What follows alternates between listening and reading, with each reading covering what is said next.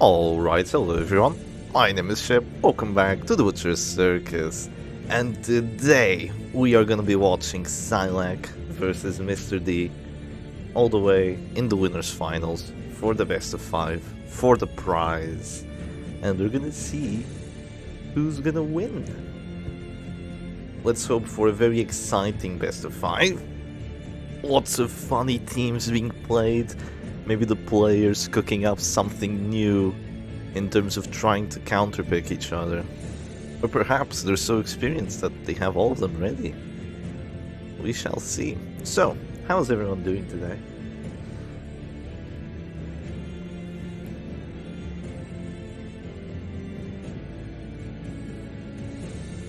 Okay, Syac, I'm ready. Feel free to start the stream whenever you two are ready. So let's have a quick look at the tournament brackets. So yeah, as you can see, Syac versus Mr. D all the way in the winners finals. We still have a bit of a problem in the losers bracket. There's still quite a few people that need to play. We'll look over their matches too, but before you actually get to the losers finals and then to the grand finals, so it's still going to be quite a stretch, which is nice. But let's look at Mr. D and Syac, see where they came from, see where they're heading, and see what they can do. Ahoy Shepherd, nice to see you here, my fellow Shepherd compatriot. So yeah, Syac started off in the round 1, as did Mr. D, so pretty cool to see them both all the way in the winners finals.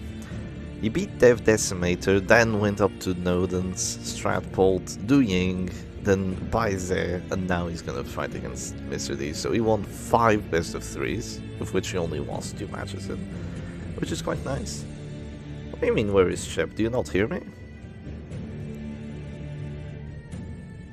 You can hear me. I know you can hear me.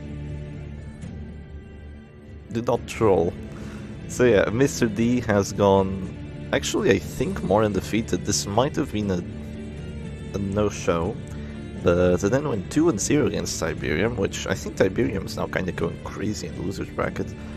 But yeah, went 2-0 against Tiberium, then this was another no-show, and then went 2-0 against Stormy, 2-1 against David, and now he's in the best of 5. So 2 no-shows, which is actually quite fortunate. Yeah. Quite fortunate. You hear someone with a bad sleep schedule. Okay, then you definitely hear Shepherd. Get on here. Are they starting is the question. They might be. They might be starting already. Let's have a quick look. Also, I think the music might be too loud. I might be wrong. Oh, no, they are just getting ready to start. I remember that Mr. D was going to take a little water break. You know, as you do before getting into a big match like this one. So shortly we should have some very good gameplays. Hopefully. Hopefully it's not double stun into double stun. That would, you know, it could be fun too, but it would still be an improvement over Mortal Musketeer, I shall say.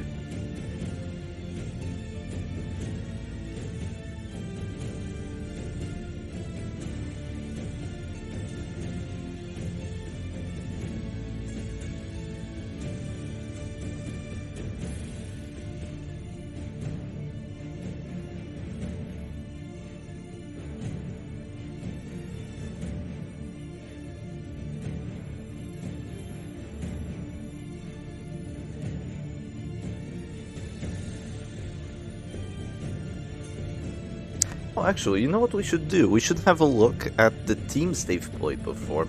I feel like that could be quite an interesting thing to see and see what they actually play now. So yeah, let's have a quick look at that. So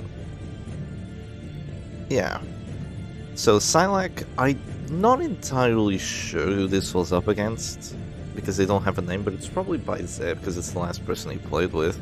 So first match he played Jester WD, so very decent, very good team, very adaptable, can go against damage, can go against stress, has the accuracy buffs like WD doesn't, can sometimes be hit or miss against mark teams like WD, so sometimes your Jester just isn't quite as impactful round 1 and 2. That's usually why you bring solo on it, so you can just go, even if you get pushed around, you can go solo and you can drop a finale on someone. That someone usually being the enemy bounty hunter. So yeah, very nice, juicy team. And then he just played Syac's prop twice. He's been playing this team a lot. It's a nice team. It is a nice team. It's been working out well for him. He lost against WD, which is the counter pick. I mean, this is the counter pick to WD, but you know, what can he do? But then he played it again, and he won against another Syac prop. Yeah, I remember that. So it was quite an interesting thing to witness. In terms of Mr. D, he lost against David. He played the Septic Tank. I do remember this. Not a very good Septic Tank, mind you. Doesn't feel like he has this team too well practiced, or maybe he was just unlucky. But we'll see. No Kalashnikovs. Yeah, I don't think there's any Kalashnikovs. You can't ban Flagellant in this tournament, or else there would be Kalashnikovs. Yeah. Oh well. Then he played Chef Stress number 4, and then he played the Tortoise. So 3 stress teams in a row, actually. This one's more DOT than stress, but yeah, 3 stress teams in a row. So something that is quite important to look at. While Syac played a damage team, then 2 stress teams. So, looking at the other matches from the 2 players, Syac played against... no, this wasn't Paisette, this was the other Chinese person, yeah. And they played Syac Prot into Syac Prot number 2. So it also worked quite well. Looks like a lot of stress teams being played by them, honestly. Yeah, it looks like mostly a lot of stress teams. I don't see the Mr. D's matches too much. I thought there should be a couple more in here. Not entirely sure they are, but we should expect some stress teams. We should definitely expect some stress teams. I'd love to see some Shep stress to try and counter all this like Prot nonsense, and also do well against the Jester WDs and all that. But we shall see what happens very shortly once they're ready. Also, is the music sound too loud, or can you guys hear me fine?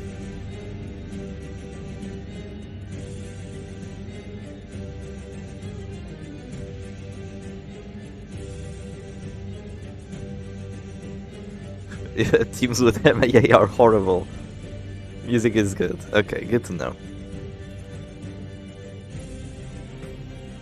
Oh, nice to see you, Father Nicholas.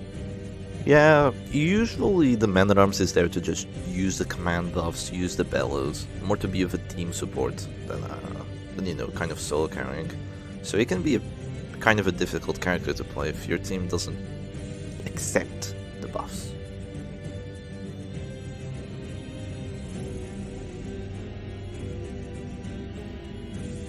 Yeah, that's true. I haven't seen Syac play something like Winter Bliss DOT in ages.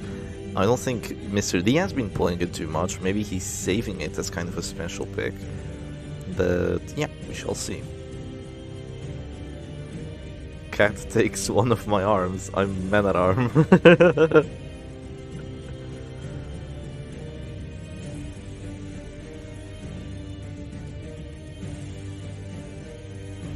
Unfortunately, we will have to watch Syac stream, which, you know, has the funny characters who are cold, just like myself. It's quite cold today. I don't know if it's cold where you are as well. It says it's 11 degrees Celsius, feels more like 5 Celsius, honestly. And that is quite cold for me. Yeah, we might have violence, agony. We're gonna have some funny things.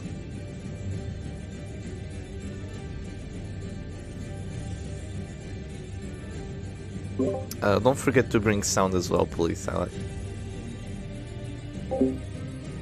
Yeah, I just told him to bring the sound. Portugal cold. Yeah, I am aware that when I say like, oh, it's 5 degrees Celsius, it's so cold. People from like Denmark, Poland, and you know anything above that are gonna be like, ha ha ha ha ha. But you know, I don't even see snow here. I've seen snow once in my life. So this is cold to me, quite cold.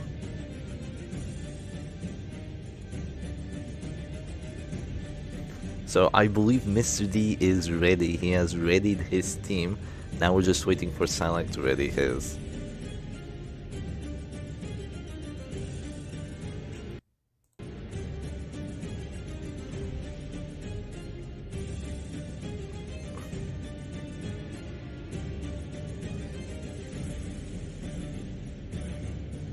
No, David, I have not. Have you? That sounds like you're talking from experience.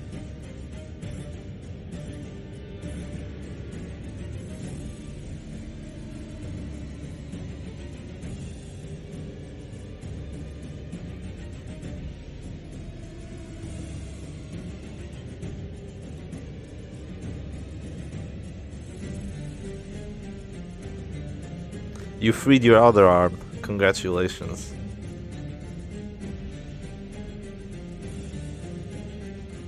I think we're gaming hard, and we're gaming hard right now too.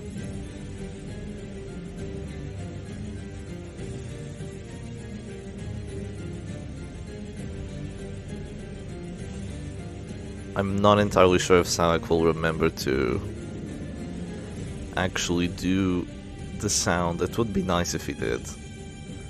But I don't want to distract him from the match. Is there sound? I don't think there is. God damn it. It's okay then, we'll have our music over it.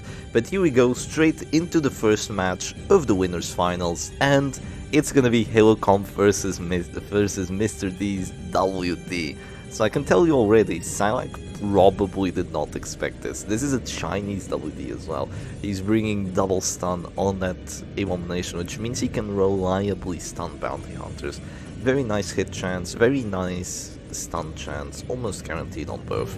Even if you go first round one. And that means Syac already can't reposition Mr. D's Arbalest, meaning this is already looking like quite a bad spot to be in. Thankfully for him though, he still has his Crusader to go for the stuns. So I do not imagine that Syac was expecting WD, because Mr. D does not play WD. He's going out of his usual meta picks to go for this team, probably just to counterpick Syac. And it appears to have worked. This is a good matchup for WD, as long as, you know, you don't let the Jester stack up too hard. If he does stack up too hard, then it's going to be a bit tricky. So thankfully we do have sound now, so we can enjoy that instead, and we can enjoy all the French characters and all that. So the Arbalest is getting pulled here, and she's just going to flare, and that gets rid of the stun on the bounty hunter. So maybe a bit of a pull too early with that bounty hunter, but I mean, what else can you do at that point other than just to go for another stun or something of the likes? So here's a problem: if the stun whiffs, oh, this is bad. Oh, this is bad. Yeah, we did have the Shroud Dust, so I apologize for getting rid of the Shroud Dust, but this is really quite bad. Because at this point, the Bounty Hunter still has his turn, the Crusader still has his turn, and Syac's Crusader is going to be able to actually do something the next round. Of course he doesn't go first, so he's probably still being stunned. But stun missed right there, and also decent flare to get rid of a stun previously. Yeah, it does not look good. Also some decent damage going down to that abomination already. Syac's Bounty Hunter has taken some damage, but no one-shots, so he's really not feeling too bad at the moment. I think at this point there was maybe a play in going for a stun on the Arbalest rather than stunning the Crusader. In a scenario like that, would you stun the Arbalist or the Crusader. It's a bit tricky, because if you get stunned by the Crusader, you have the flare, but of course he's not going to immediately stun you, so he's probably just going to wait around a bit until you use up your turns, and he's just going to keep that action there. But yeah, unfortunately, Mr. D has 2 stuns, so he's still able to get that stun priority, which is exactly what he wants. But there's another Dirk Snap, and it's already kinda starting to hurt on that Abomination. He's down to 14 HP, which is finaleable at this point. Not super finaleable, mind you. He's gonna take 11 to 20 damage from that Chester's Finale, so if it rolls 11, 12, 13 or 14, it won't get the kill. If it rolls 15, 16, 17, 18, 19 or 20, it will get the kill, so it's a 60% chance, not counting the crit. Which is a decent chance. I mean, if you want to win the match and if you feel like that's your final window, having a 60%, not too terrible.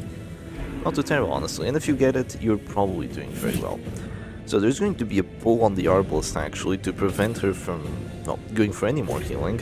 Maybe that should have been done previously. Maybe a pull on the Arbalist followed by a nice little shot on the Bounty Hunter, but if that happened, there would have probably been a flare from the Arbalist. So, you know, whatever you do, you're not killing the Bounty Hunter this turn specifically, at the very least. So Syac's team has been completely repositioned to just not be in that good of a spot, and now both characters are going to pass, but Mr. D will get to go first, and he's probably going to stun Syac's Arbalist just to not let her play. He could try to go for a double stun on the Crusader, but it would be quite risky. I personally wouldn't go for it, but you know, it's not a terrible move. He goes for it. It's a 70% chance of getting it. Does he get it? Yes, he does. Quite risky, but it pays off.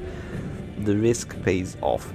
The caltrops have been dropped by Syac, which isn't ideal. You kind of want to be spending a turn dropping caltrops here. It would be much better to get a finish him off, but if you have your Bounty Hunter in position 4 there, then I guess the caltrops is fine, just to do a bit more damage to that Abomination. Not that much more, but just a bit more. He's gonna go for yet another Manacles on that Crusader. Does he get the stun? He does not. That's actually massive, because now there might be a stunning blow coming down on that Abomination. If it brings him to 0, he's in a really rough spot. It's 7 to 9 damage, might bring him to 0. But Syac just decides to play it safe and goes for the self-accusation instead to bring the Abomination down to 0. Sadly, he's not going to get the kill this turn, unless Mr. D makes a trade here. He could try going for a shot on the Bounty Hunter and then just kill the Bounty Hunter with like a Campader or something. He could try doing that, but I think it's a much safer move to just heal here, try to go for some finish him action and see what you can do after that. But yeah, this does feel a bit uphill for WD now, because he's going to have to dedicate pretty much every single turn to preventing that Chester from getting his finale off, which, not that wonderful of a thing to do. This Bounty Hunter is probably just going to move forward twice, but it looks okay. The Arbalist is still in position 3, she can't be stunned, but then you have your Crusader in position 4, which is really not where you want your Crusader. You want your Crusader in positions 1 and 2, to use those zealous's, to use those stunning blows. So, he's just going to be pretty much on Rally to the Flame duty, which isn't an amazing thing to be on, because you're playing against Chester. Against any other team, yeah, sure, being on Rally to the Flame duty against a damage team is not the worst thing in the world. But not when you have to deal with a finale, because it's not enough. Those preemptive heals will not be enough. So he actually decides to go for a Dirk Stab on the Bounty Hunter there, instead of wasting, well, quote-unquote wasting damage on the Abomination. I'm not sure. I would have gone for the Dirk Stab on the A-bomb. Better hit chance, pretty decent chance of knocking him down to 0, making Mr. D have to choose, but he decides against it. There's going to be a stun onto that Chester. Does it land? Yes, it does land, thankfully for him. There will very likely just be a flare from Syac here, at least that's what I imagine, and this flare will be kind of difficult to play against, I should say. quite difficult to play against, because you can't go for another stun. That's literally impossible. You've run out. You only have one stun at the moment on this WD team, and to hit that Jester means going through 40 dodge. So getting rid of a stun on him and just gambling on whether or not he's hit again, it's fine. Now, of course, what's probably gonna happen instead of that is the Bounty Hunter is gonna get pulled, or someone else gets pulled, or there's gonna be a Holy Lance first. That chances are, if you don't go for the pull immediately, or if you don't go for a crazy bola move, then this Abomination is probably going to die. Even with a crazy bola move, this Abomination is probably still going to die. So we shall see what happens at this point. There is going to be a sniper shot onto the enemy Bounty Hunter, so it looks like it will have to be a trade of characters for Mr. D. He's pretty much accepted the fate of his Abomination, but honestly, trading an Abomination for a Jester's Finale and a Bounty Hunter's life? Yeah, it's not bad. It's not bad whatsoever. It is not bad whatsoever, because then you still have 3 characters while your enemy only has, you know, kind of 2.5. Yeah.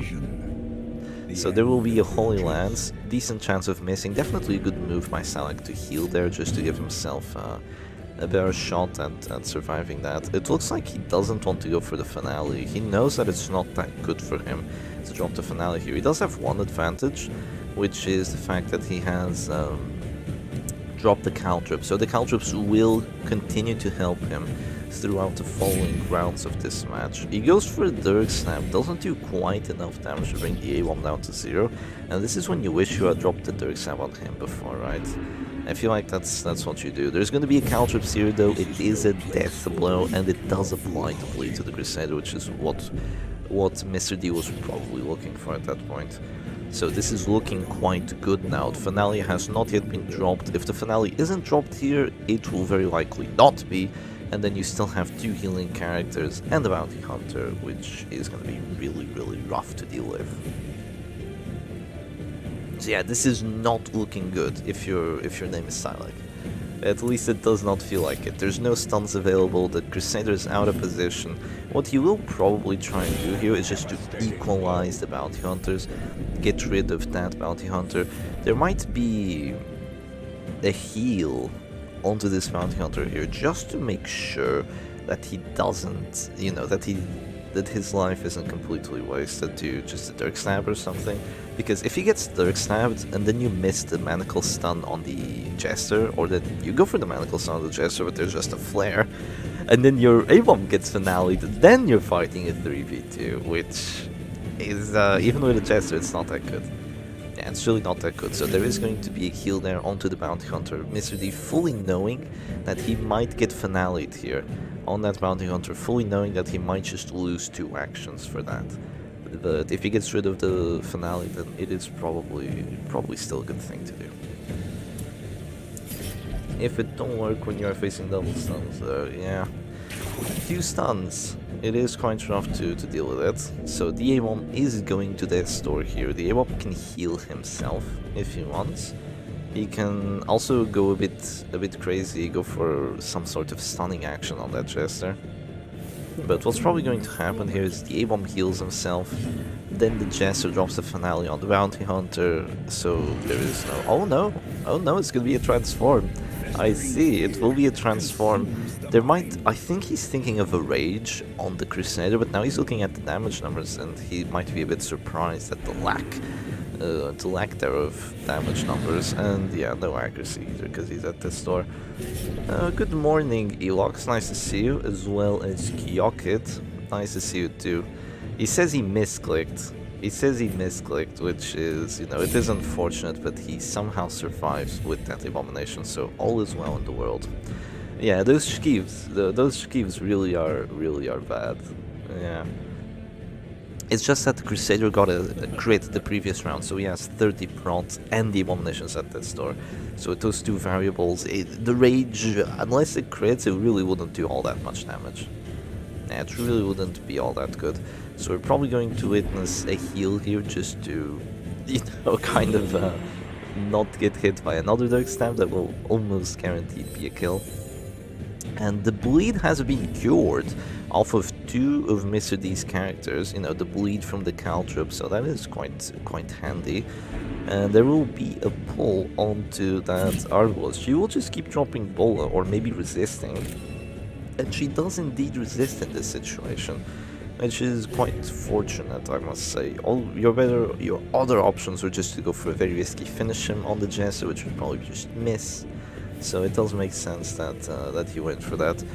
If this Jester managed to drop a finale on the Crusader, it would be incredibly juicy, but that is very likely not going to happen. It's 15 to 28 damage. Yeah, he wants to go for those, but unfortunately, the chances just aren't too good. So the finale is finally dropped onto that Abomination, so it is now a 3v3, but Mr. D gets to go first. And getting to go first, quite surprised, he doesn't go for the stun because then there would just be a flare. So he's gonna go for the sniper shot and gonna give up stun priority.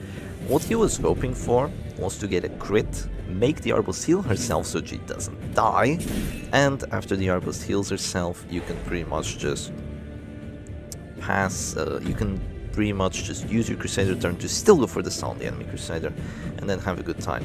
Now unfortunately here, he goes for the Bounty Hunter turn first, which means that the Arbalest will just heal herself. If the Arbalest had healed herself preemptively, or if she had moved back, then you could have gone for your Bounty Hunter turn and she would be at death's door, so I feel like maybe a bit of a hasty decision from Mr. D there. So now she can get to just drop the heal freely and you know, just enjoy herself. If she couldn't have dropped that heal beforehand. If she had dropped that heal, then she would be at death's door at the start of next round. Finish him is translated to Kudaka. Well, honestly, Kudaka is a great name. So Syac is gonna go for the double stun. He's gonna go for the 70%. Does he get it, is the question. Does he get the 70%? Yes, he does. The 70% goes through. So what could happen here, and what is very likely going to happen, is that the Bounty Hunter is just gonna go for a finish him, the Arbalest will heal it, and then Mr. D's Arbalest will go for a shot, so basically that Arbalest will be at death's door quite soon. And that Arbalest being at death's door means that, you know, you kill her, and your Crusader is probably tanky enough to just survive before you get put down to 0. So the reason... oh, that's unfortunate, but it's fine, because... oh, there is no caltrops. It is not fine. That is not fine whatsoever, actually. Oh, that is really bad. That means the Arbalest actually still gets to shoot. That is really unfortunate. That 5% prot on the Arbalest actually saved her there, because you do 7 to 13 damage on that Bounty Hunter, or rather 7 to 14. So it's really unfortunate that you rolled for 6. That was really the one thing that couldn't happen. It was a roll for 6, and it's exactly what happened. So, you know, such is the way of the Butcher's Circus. Why not click the Crusader first? Well, it probably would have led to the exact same situation. He just didn't want to wait until the Arbalest was in position 4 before doing something. Thankfully, the Dark Snap doesn't roll for quite enough to kill this Bounty Hunter, so the problem is somewhat saved here. We are somewhat saved if we are Mr. D. So there's going to be yet another double stun. Does it go through is the question. No, there's finally a resistance. He finally survives that double stun, meaning that he can finally get his own stuns through or do something of the likes. So there's going to be a pull on that Arbalest. It is for sure going to do 1 damage here, and it pulls her to position 2, where she really doesn't want to be. Also marks her, so the sniper shot's a very decent chance of getting the death blow. Before that happens, of course, this Crusader will be dropped to 0 from that Bola. The Bounty Hunter will also be put to position 1, which is honestly not ideal, because now he can be stunned as well, and he can be zealous. So really not the greatest thing for Mr. D here, to have that Bola RNG kind of just screw him over a fair bit. Because that's totally fair and balanced, that the Arbalest has 50% move res, and she can go Bola easily, and do damage, push enemy characters back, push herself back to position. All of it is just really quite balanced. The Crusader decides to heal himself, and the Arbalest is probably gonna go for the death blow here, because you kind of don't want to let the enemy Arbalest live. I'm not sure if this Jester will still be dazed. If the Jester is still dazed, this would be really, really good. Because then you don't get immediately deathblowed by the Dirk Stab. Even then, Dirk Stab is not a fantastic deathblow chance. It's only a 60, so we have seen it fail this match already. And yes, that Jester is still dazed. So I wonder, will there be a shot or will there be a heal? Will there be a shot onto the enemy Arbalist, or will there be a heal onto Mr. D's Bounty Hunter? That is the question. There will be a shot. It's a 55 to get the kill. Agony. Agony as it does not go through. But Syac still has a choice to make. He can go for a risky kill. He can go for a risky stun. He can go for a self-heal. Lots of things he can do to just try and stay alive here with this Arbalist. Maybe go for a trade, maybe go for a self-heal. If she self-heals, there's gonna be a sniper shot. But then, that Abomination, that Bounty Hunter is at death's door, so there would probably just be a stun on him and everything would be quote-unquote fine. Definitely, probably not a double bullet there, because then you will not get the death roll because it's a 25, and then you just lose your Arbalist, so, you know, not the greatest of decisions. There's gonna be a stun onto that Crusader as well. Make sure he doesn't get to act, because him acting at this point would be really quite an unfortunate turn of events. And Mr. D could just go for the riskiest move of the century here. He could go for a sniper shot on the enemy Arbalist, pray that his Bounty Hunter survives, and then go for the finish him. He can do that. Should he? No, he probably shouldn't.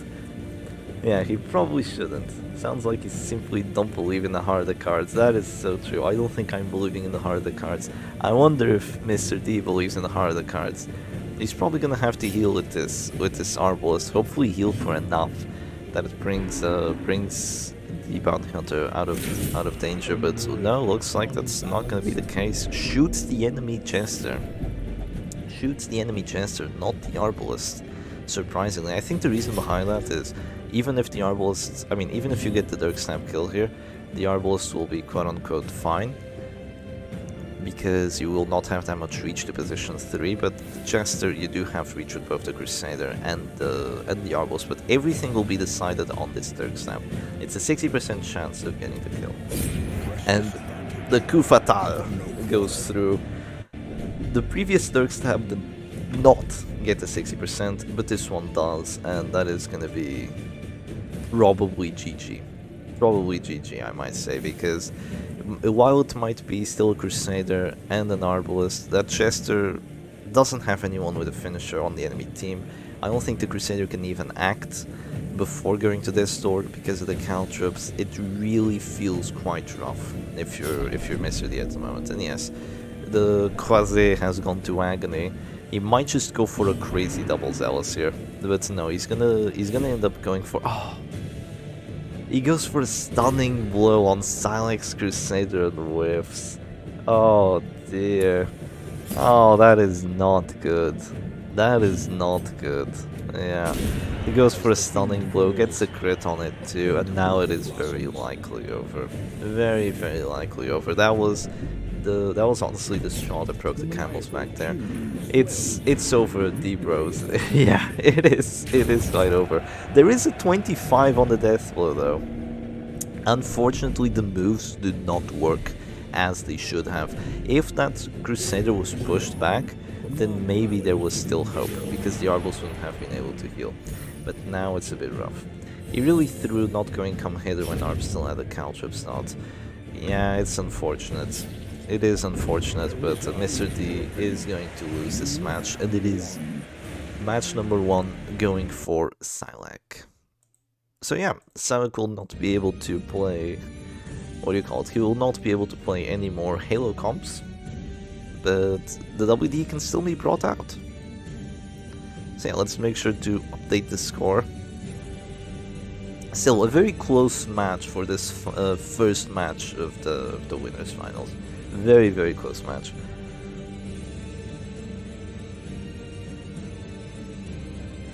Usually you'd expect WD to win that one, but fate would not have it that way.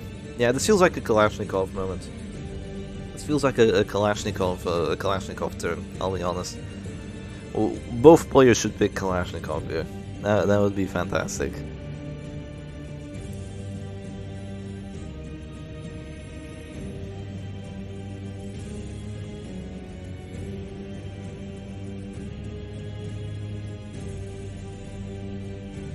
And now Syac goes WD. Oh, that would be hilarious. That would be hilarious, wouldn't it?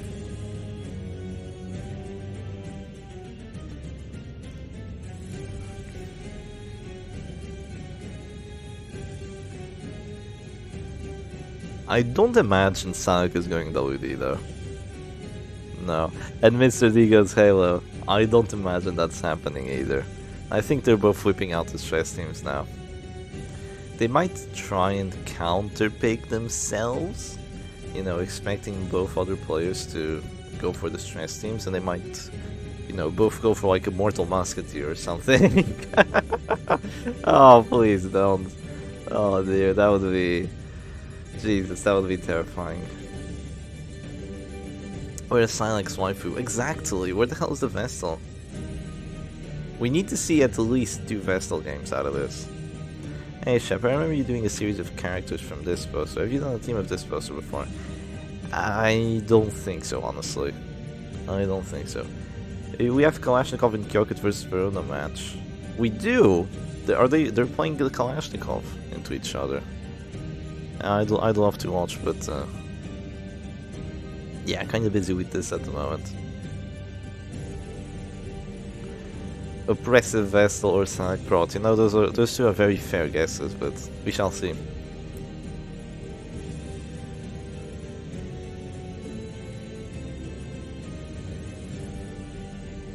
Hello again, Michael. Nice to see you. You missed the very first match of this best of 5. It was a Halo comp versus a WD. It was very, very close, but one Mark team triumphed over the other. Those matchups are either going to be super fast or they're going to be, you know, super slow.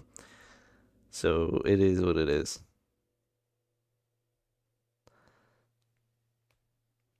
Or rather, super fast or super close. You know, super fast and decisive or super close and not that decisive.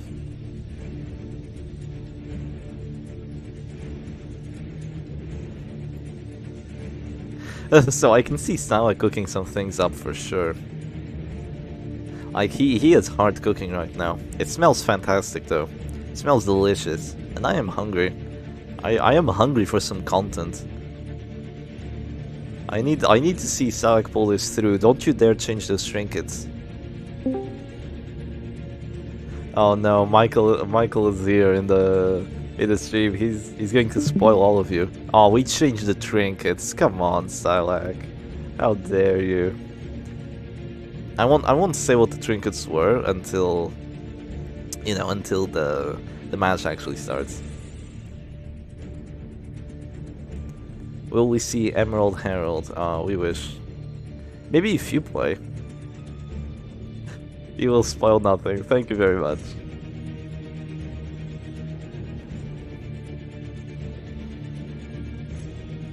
He's Gordon Ramsay in the character select screen, exactly. Where's the bloody finisher?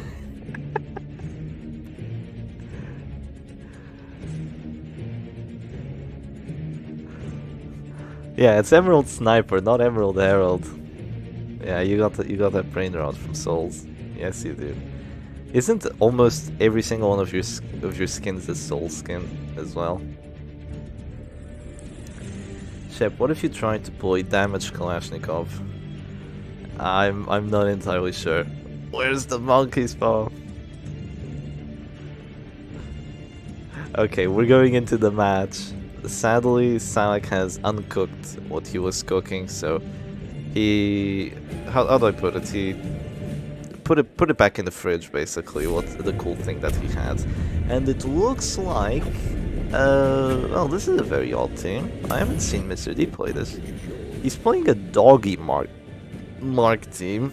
I would expect him to play the Mr. D special. He does have one team like that, which is called the Underdog team. It has Houndmaster Mark, but it also has a Flagellant. But this team has no Flagellant, it has Crusader. So it's it's different. It is quite different. So it is gonna have those stuns and all that, and it is gonna be played into Septic Tank. So Septic Tank might be able to just, you know, weasel its way to victory here by being this broken ass team with lots of dodge and you know, lots of other stuff. Yeah, Septic Tank is quite a good team to use if you're gonna go against damage, because you have those AoEs and you can pretty much just spam them and win the match that way.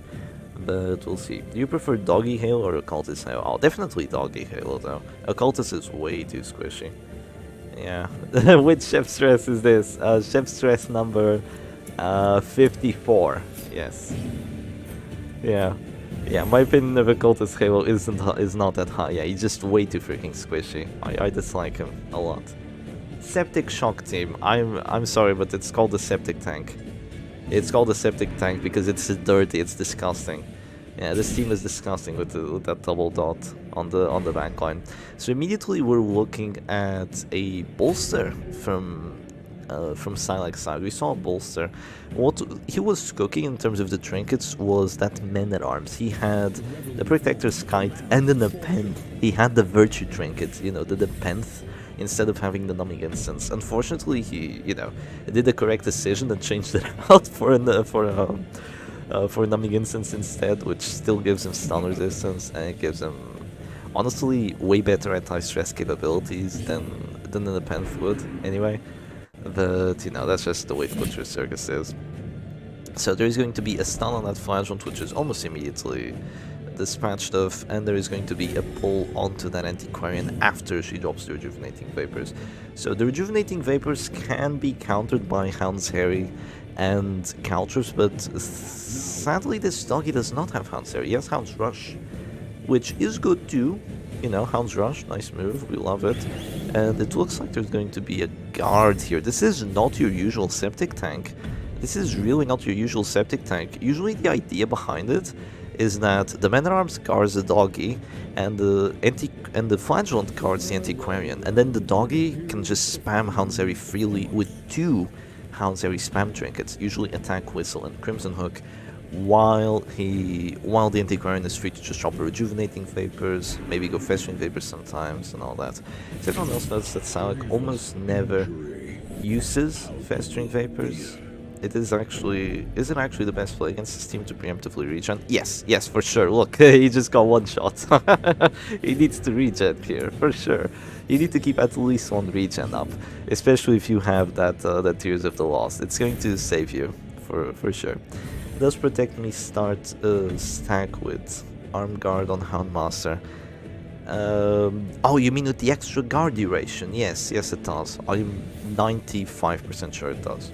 94. 95 is guaranteed. Yeah, I'm 94% sure it does. And you know, the buffs will also stack, obviously. The buffs for the dodge and all that. And the prot. It is quite decent, but you kind of don't want to be using them in that way, honestly, because then there's a Rain of Sorrows and both of them get hit regardless. So you usually want to guard the Antiquarian with the Flagellant. It's really just a nice strategy that you can employ when you feel like your Antiquarian is going to be in danger. You can just drop the guard onto a Flagellant, which wants to get hit anyway. Kalashnikov tried his best, but WD always wins in the end. Oh, unfortunate. Yeah, Tears of the Lost finisher, it is kind of goated. Sadly, the Festering Vapors won't be all that good, but the regen is going to be massive. And this is something that you really don't want to play into, having, like, WD. But this isn't even WD, this is like Doggy D. The Doggy D. Yeah, instead of having an Abomination, you just bring a Doggy. So you have another character to mark, you have the anti-prot, but it's not really the prot you have to worry about in this situation. It's that dodge from those characters and the region as well. You don't have any DOD to counter it, unfortunately. I feel like a Hound's Harry would have been a cool move, but you know, no Harry's allowed. So here comes the command buffs for that doggy, for that Flagellant to keep spamming those aggressive moves. And after Syac is able to quote-unquote stabilize the best he can, then the AoE spam will begin. And shortly after the AoE spam will begin, the match will be over. Kalashnikov again, but Shep Stress this time. What do you think, Shep, of this matchup? It's a guaranteed win for Shep Stress, unfortunately. Kalashnikov does not stand a chance. It is a horrible matchup, like a guaranteed lose, pretty much. It's unfunny how bad that matchup is. Flagellant really is all that broken. Yeah, it really does not go all that well. Especially if he has Reign of Sorrows. Yeah, if he has Reign of Sorrows, it's completely over before it even begins. There's no point even continuing playing. That's kind of why I don't play Kalashnikov. There's just some matchups which are way too bad. Like, way too bad. But yeah, in terms of how this match is going, looks like Syac is trying to protect his men-at-arms through the doggy guards, and unfortunately Mr. D kind of doesn't have an answer.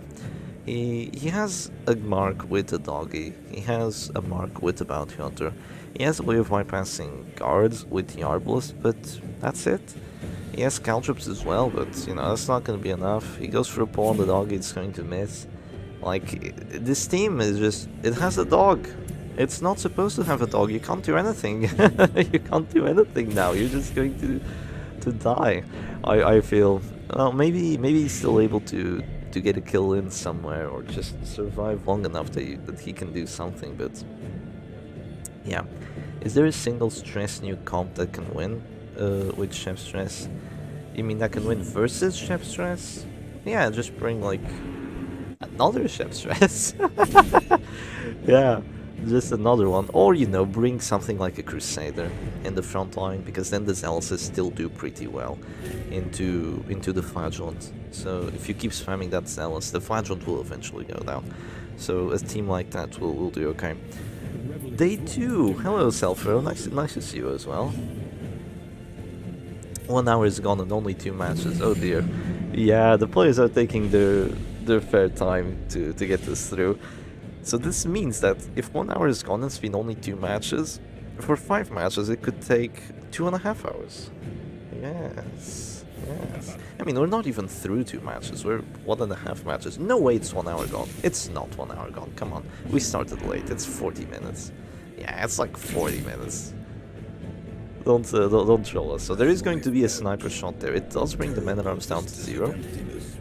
There is a caltrops available. There's 0 prot on the men-at-arms. Zero prot on the men-at-arms. Actually, he might have prot. There is a known bug with, how do you call it? With the guard from the... I mean, not the guard, but the debuff from the doggy. If you apply the debuff and then there's a guard or an extra amount of protection being added, you will, even if it shows 0%, you will still have prot. You will have enough prot not to die to something like a caltrops, but we'll see. Here comes the caltrops. It does do damage, so it looks like there was no... what do you call it? No extra protect me or any guards of the sorts, and but the men-at-arms does live. So it was a 50-50, he does live, which means this is actually going to be quite strong, because if he did get a kill there, honestly things would be pretty fine here for Mr. D.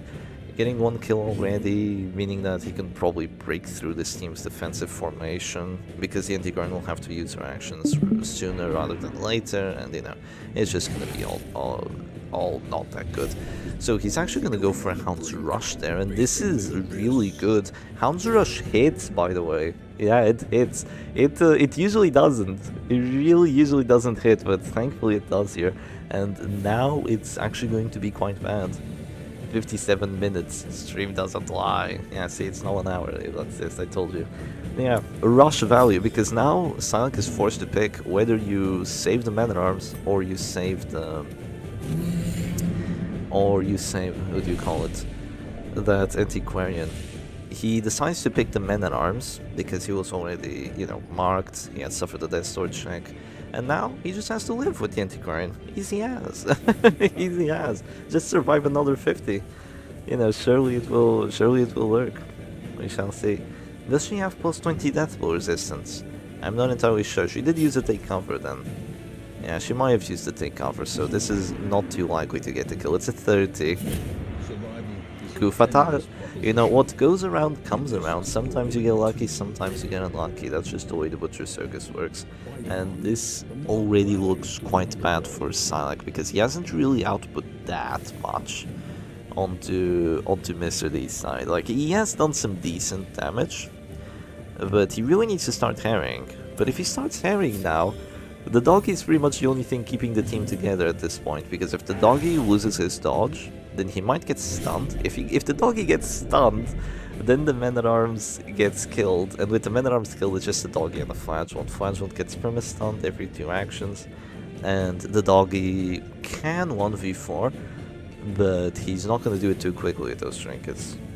So yeah, not saying anything, but Kyoket is losing, so you would be mad at him. How the hell is he losing that?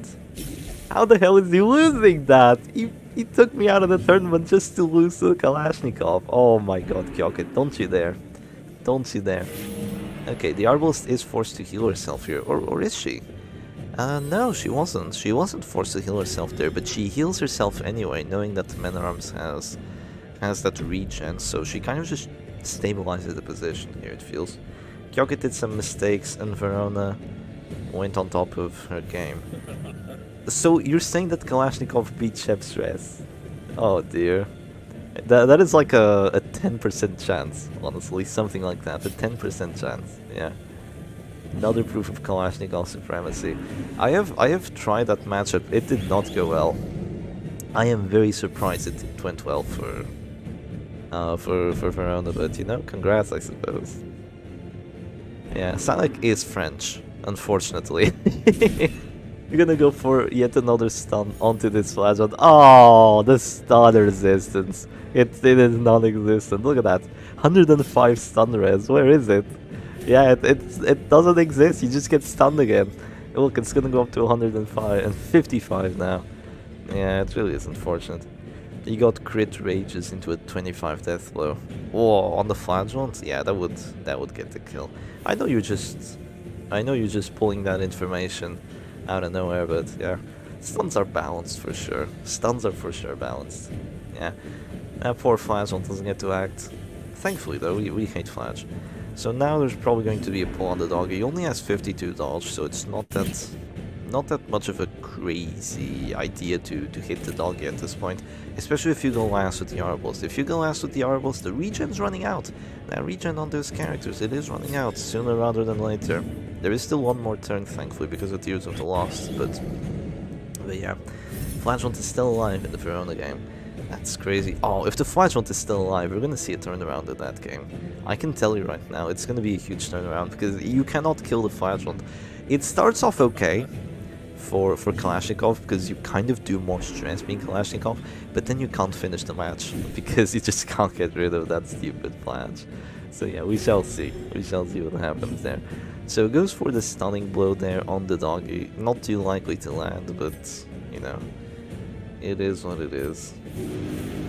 There's gonna be a command buff here instead of a bellow, probably because he wants that Rain of Sorrows to hit the doggy. Why did Mr. D bring Smite? He kinda needs it, honestly. Not having Zealous at this point is not terrible. It's a Flagellant 1v4. He can do it! He's gonna do it! I'm telling you, he will not lose. He will not lose. He's gonna go crazy with it. Yeah. That Flagellant will go ham. He will 1v4 that. Would be very cool to watch it actually, but we're stuck on this. So this is cool. This is cool too. So the doggy keeps guarding because there's nothing else better for him to do. I mean, it's fine to just keep guarding with the doggy. It's perfectly fine because now you have 82 dodge. Like, the Flagellant isn't gonna hit you, and the Flagellant could hit the Arbalist, but it's not gonna stress her, and she just heals herself. So, I mean, there's really not too much that Syac can do here apart from like punishing the bounty hunter. But then then Mr. D heals that, and if the doggy stops guarding, then his dodge goes away, and then he dies. So it really is difficult. Yeah, it really is difficult at this point. He's gonna go for the Rain of Sorrows. Ah, yes. Thank you, Ring Mommy. You know, I don't know what I did, but Ring Mommy seems to really hate me recently. Whatever I say, the exact reverse opposite happens. Like, it is wild. It is wild. Here I am saying that Reign of Swords is gonna miss one character. It's not gonna do much to the other character because there's bleed resistance on there. She's gonna take like 0 stress. But, you know, it just be what it be. And look, this doggy, he didn't even let go of the guard and he's also getting stunned. He didn't even let go of the dodge debuffs and he's also getting stunned. You can predict whatever you want. The Butcher Circus will have its way with you. It will have its way. Hyokut's flash is at the store. Don't worry, he's gonna exsanguinate, get all his HP back. He's gonna win, I'm telling you. 1v4, it's easy. It is incredibly easy to win that. You shall see. So there's going to be an assault canin, or assault cana, I think. Assault cana. Yeah, I'm not entirely sure. I spent a lot of yesterday's matches just saying the names in French. That was pretty funny. Maybe I should do it again. Yeah, it is easy. I did so the Man-at-Arms. Yeah, we shall see. So this Man-at-Arms is gonna go for yet another command buff, and at this point you kind of just have to realize that, okay, I have one move left. The defense has failed. I have only one move left, and that is to kill. I will go to Agony here with the Amdiaren, and I will not care too much. As long as he eats up a couple more turns, it's perfectly okay. He's gonna eat a sniper shot here, and now it is a 2v4. So what's gonna happen is Syac wants to spam Harry. He spams Harry, and he spams Reign of Sorrows. He kills the enemy backline, and then he wins the 2v2 because he has a flagellant and because he has a dodge doggy. Or he might go guard on that flagellant, make it so the flagellant is pretty much never being stunned, and make it so the doggy pretty much is never being hit. And it looks like that is what he goes for. He's still at 72 dodge, which is hittable, but yeah. He killed MAA. Sergy has 2 characters at this store. He killed MAA. I'm telling you, it's gonna be a comeback. Like, you can't kill the flagellant. You literally cannot kill him. Verona is gonna, yeah. Verona is really not gonna enjoy herself looking at that. Yeah. Flagellant A1 1v1. It's a 1v1 now. Oh god, wasn't it a 1v4 just a couple seconds ago? Oh dear, this feels like a broken telephone sort of situation. Y'all are giving me too much information. I feel like some of it is wrong. Okay, well, this flagellant just keeps hitting. I suppose he has 2 command buffs, so it makes sense. But that Matrechien is gonna drop to this store. He's gonna go Flicked, and then he goes Ailleurs, which is a very good thing to get. That's Fearful. He goes Fearful, which is an extra 10 dodge, meaning that, you know, you can stay alive for a bit longer, which is exactly what you want here. There might be a guard into... no, it's just going to be L'Échat de Plaie, I think. I can't say that. Crit punish into pass. Oh, I told you. Is it really a 1v4? Like, why would you doubt me? I told you that is a guaranteed win for Chef Stress. Game in French, ancestor in English. Yeah, it'd be what it be. Is there even an ancestor in French? So this Crusader keeps trying to go for that stunning blow. It's gonna hit eventually. It's gonna hit eventually. It's not hitting at the moment, but at one point it will. Thankfully the Caltrops is slowly taking the way. Unfortunately, the Caltrops is slowly ticking away at the same time. Oh, that's an interesting move. That is an interesting move, but I'm not sure if that's a good one, because the Bounty Hunter is also a very important target. So, putting the Bounty Hunter into harm's way is, you know, it's an idea. That is it the winning idea? I don't know. Look at these command buffs, though. These command buffs are nasty. They just keep hitting. They just keep hitting that freaking doggy. So one of them has finally run out. Kyokit won. Yeah, it's Verover. Verover bros in shambles. Like, what did I say? What did I say? Look, Kyokit, watch this back. Watch this match back, and you will see that I never doubted you for a second. I never doubted you for a second. Yeah. Yeah, see, I told y'all, it's literally impossible to win that matchup. You have to pass like 5 turns to lose that matchup with Chef Stress vs Kalashnikov, even if it was 1v4. Oh, Verona is gone. Was that the final match then? Oh, that's unfortunate. RIP Verona. RIP Verona. And you will play versus the winner. Well, good luck, David. Wow, between Sergy and Kyokit, I do not envy you. I do not envy you, honestly. But yeah, it seems that this Arbalist is trying to be defensive, healing that doggy. The doggy is trying to protect the Arbalist. The Bounty Hunter is taking some DOT here, but he should be okay for the most part so far. The doggy keeps guarding. 92 dodge on that dog. Oh man.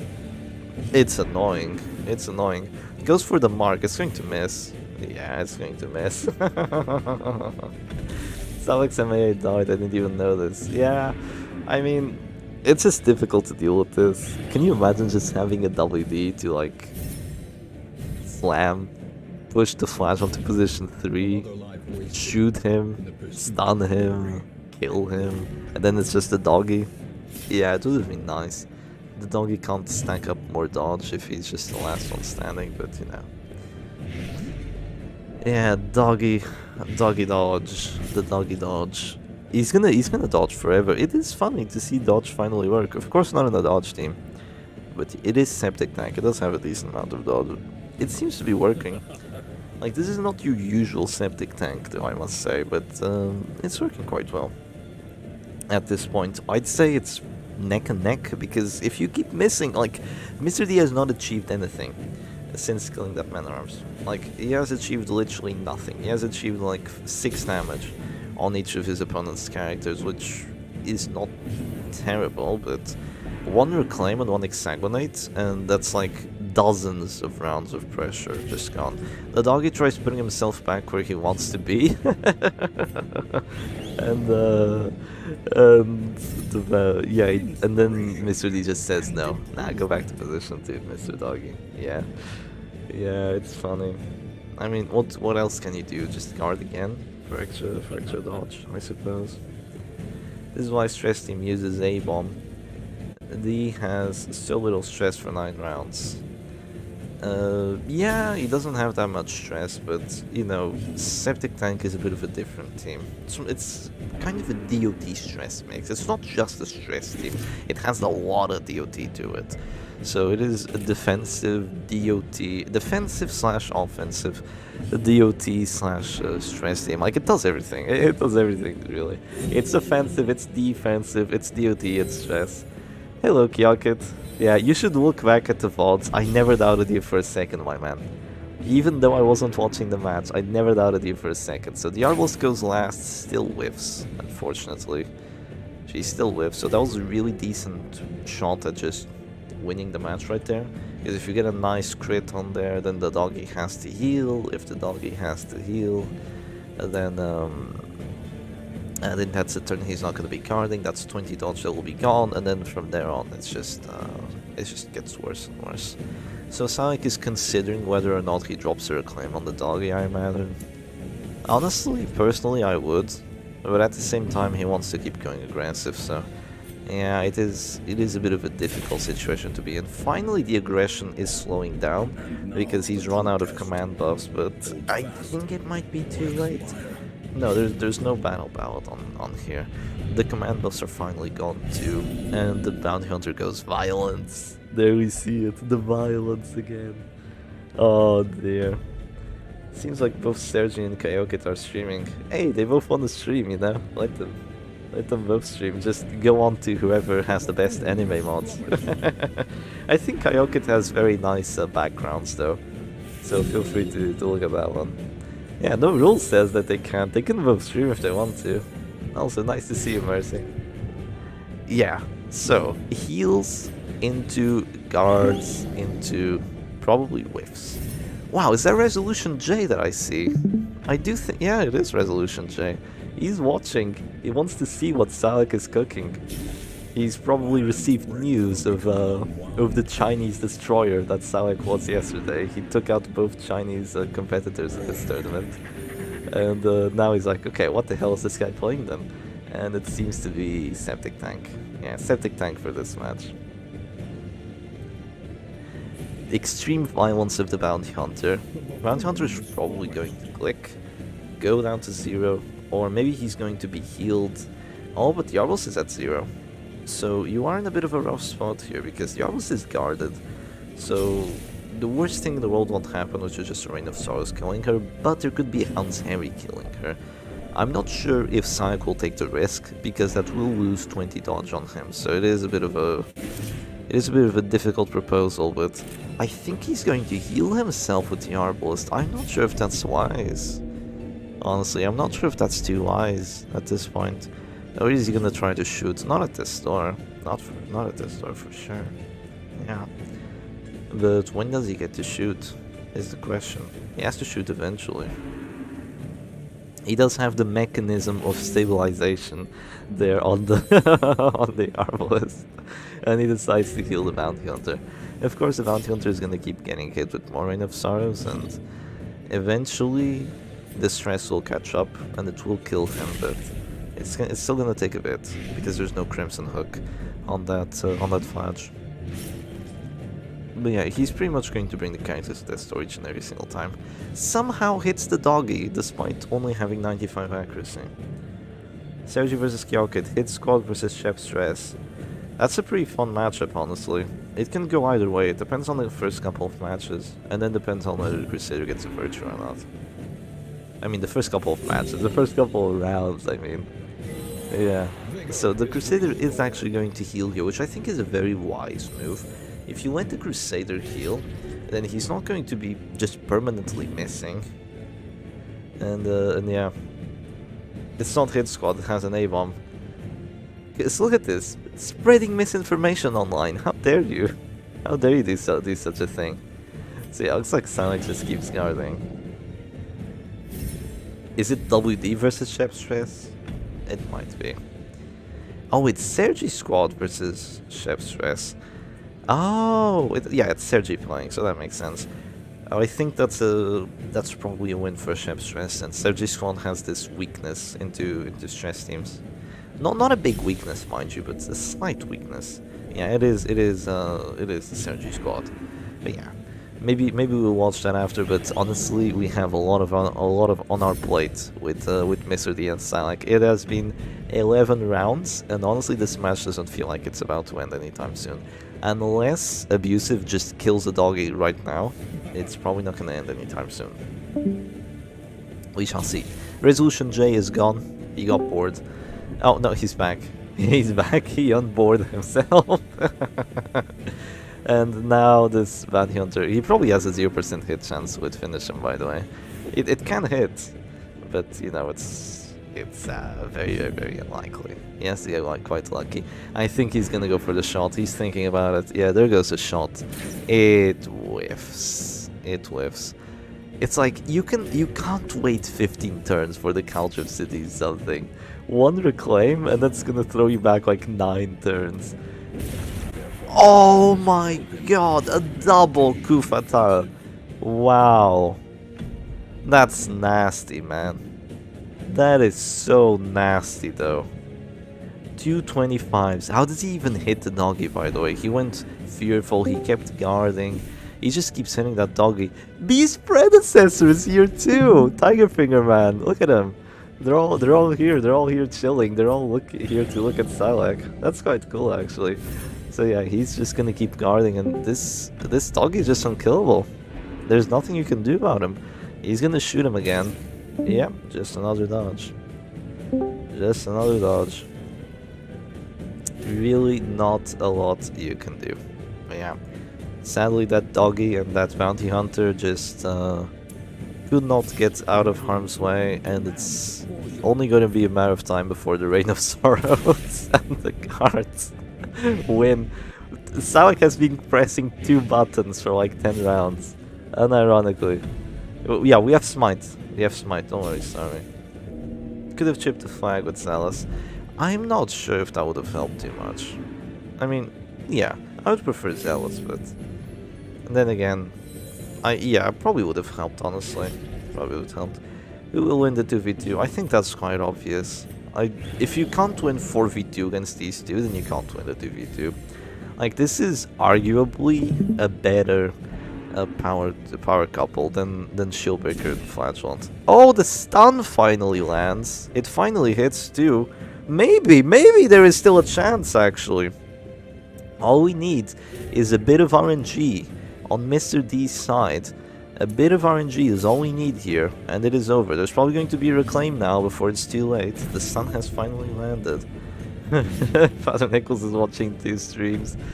Darkest Dungeon overdose. Butcher Circus overdose. The scores haven't changed. Yeah, we're still in the same match. We're still in the same match. Oh, you're in this stream and you're in my stream. How's the Discord one faster? Can't believe it. I have good stream quality. How dare you?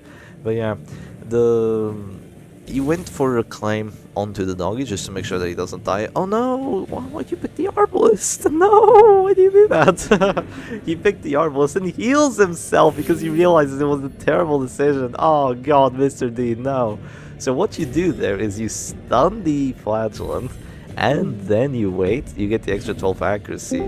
Wait for the... Oh, it looks like it's gonna be something else. It looks like he was trying to go for the double stun, but there's just a dodge.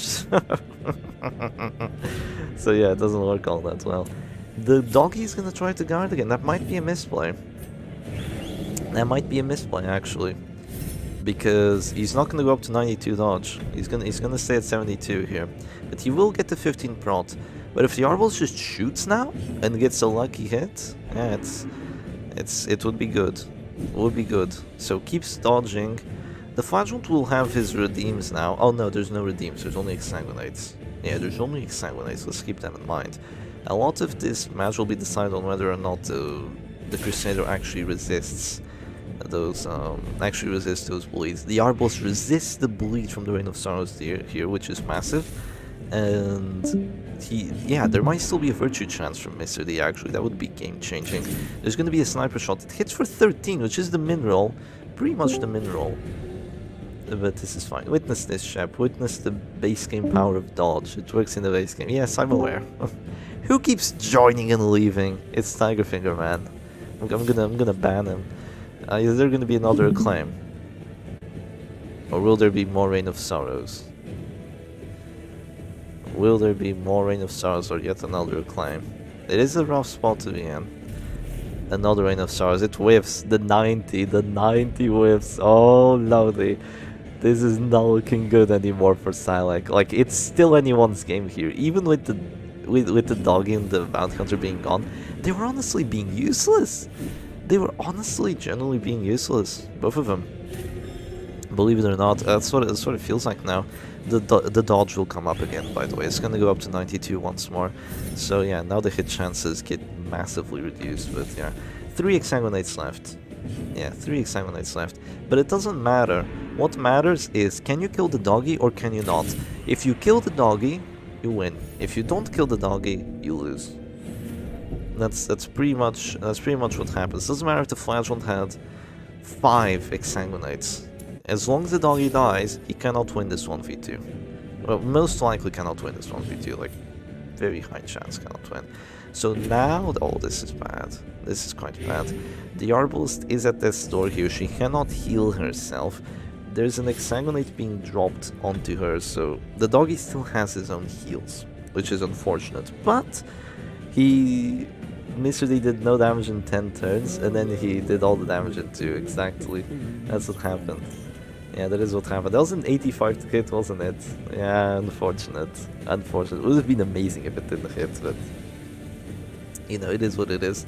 I feel like at this point you stun the doggy, and then try to shoot him, and you know, try to win that way, but does it land? Oh, it must be so frustrating not to bring accuracy buffs. It must be so frustrating. The doggy is dropping in 2 turns. I wonder if he even goes Hanseri here, or if he just keeps guarding and waits for the Flagellant to do his thing. Personally, 92 dodge is working. You know, 92 dodge is working. Arbos being a soldier most of her life, only to come into the circus one day and see this damn dog dodging her precise shots like it's nothing. Exactly. There's gonna be a ball that hits the flash but does not hit the dog. One thing that could be very, very good here is if the Flagellant... Imagine you hit both there and the Flagellant got knocked back, so that means no lick wounds. And then the doggy like fails a death blow or something and you just win. That would be amazing. But, you know, unfortunately, that's kind of in our dreams only. There's going to be a Hanseri here, most likely. Maybe a Hanseri. Maybe not. No, Syac, don't do it. Keep dodging. Yeah, he doesn't know what to go for too well. At the same time, he's also just eating up more and more time of the bar, making this match go on literally forever. But you know, it is what it is. I'm not sure if I agree with that move. I'm not sure if I agree with that move. At the same time, you know, it's probably better than going for an 8% hit chance. But there's just gonna be another acclaim here. Maybe you can drain out the Flagellant's HP? I think it's a bit late for that, honestly. This is why you need Zealous. If you had Zealous, you could have been doing this from round 9. Yeah, earlier even, like round 7 maybe. Oh, that's good. Nice knockback. Yeah, very nice knockback. It is an interesting match for sure. Are we gonna see Caltrip's bleed run out? We might. There's another 10 turns. And maybe he got a crit on it, or maybe he didn't drop it too early. Yeah, there's another 10 turns. Oh, he finally goes Hanzeri. He's finally going Hanzeri. This could be the mistake. This could be the mistake that cost him his game. 72 dodge on the doggy. He still has regen. Is there going to be a stun? Or is there going to be a heal? There's going to be a heal. The Arbalist could go Aranoid. Get some dodge value. And the minus damage probably won't matter. Sergy went for miss stun into surrender. Classic. So the Flagellant will now... Oh my god! Exsanguinates the Crusader and whiffs. Whiffs the Exsanguinate on the Crusader. A 90 hit chance. Or rather an 85 hit chance. The Arbalist goes violent. That's minus hits. That's minus accuracy. But she should have a guaranteed hit chance against the Flagellant at the very least. She has 2 shots of killing him.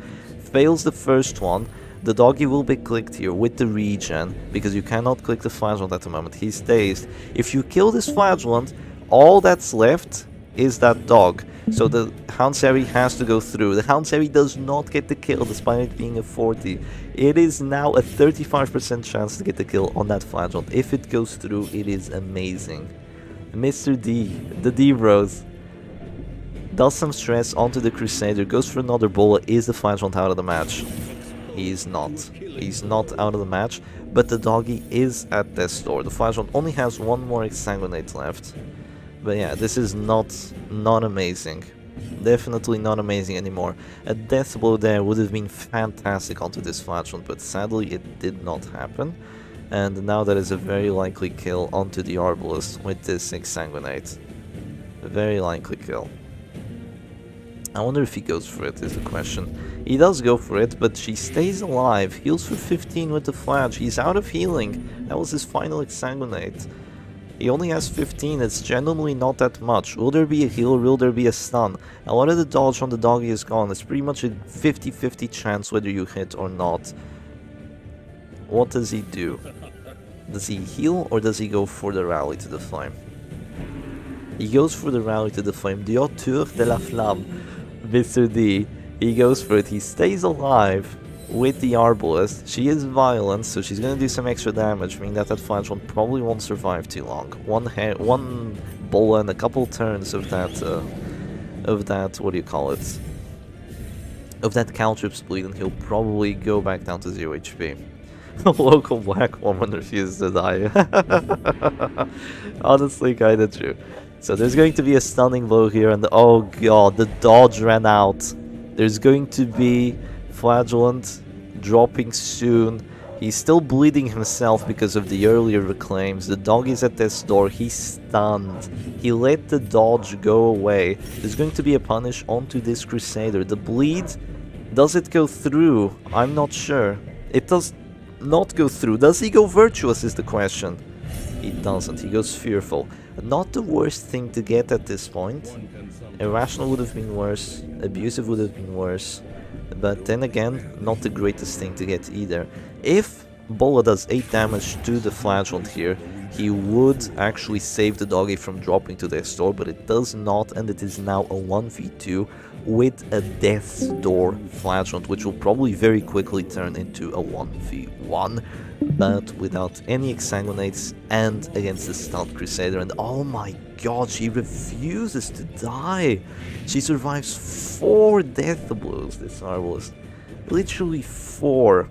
Yeah, the amount of luck at the end of the match really was something else, wasn't it? It goes for the bola. gets the death blow, and Mr. D somehow takes match number 2, 22 rounds in. Holy moly, what an exciting end to that match. 22 rounds in, he manages to still get the W, and it is 1-1 on this winners finals. Okay, amazing. Let's get some music up and going again. Let's let the players make the decisions. Maybe take a teeny tiny break from such an exciting match as that one was, you know? It was so exciting, the entire Chinese community came here. Yeah, Mr. D is saying, give me 5-minute break after this one. he's already requesting his break. You know, I would as well. I would as well.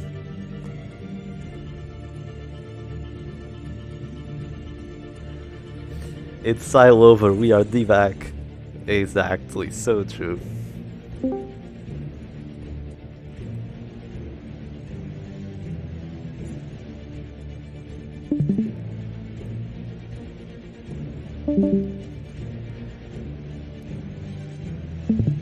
So yeah, that is gonna be Halo Comp gone for Syac. Right, yes, Halo Comp gone for Syac, and this weird doggy team gone for Mr. D.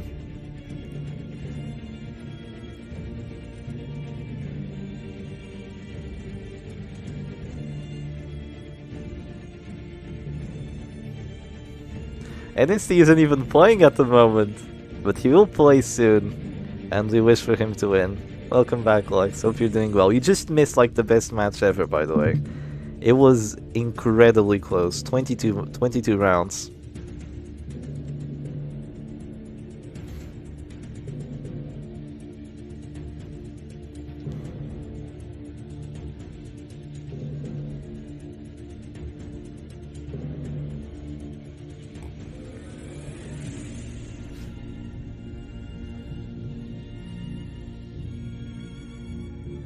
The Arbos lost so much blood, the enemy team drowned. Yeah, that's pretty much what happened. Even with that double Reign of Sorrow's death blow, if you remember. That was wild. The double Reign of Sorrow's death blow got rid of both. You know, Lux, if you want me to, I can DM you when it's NST's turn. I can DM you if you want. It's still gonna be a little bit though. Especially because we're streaming the winners finals. And it seems to be quite a close one, so it's gonna last forever.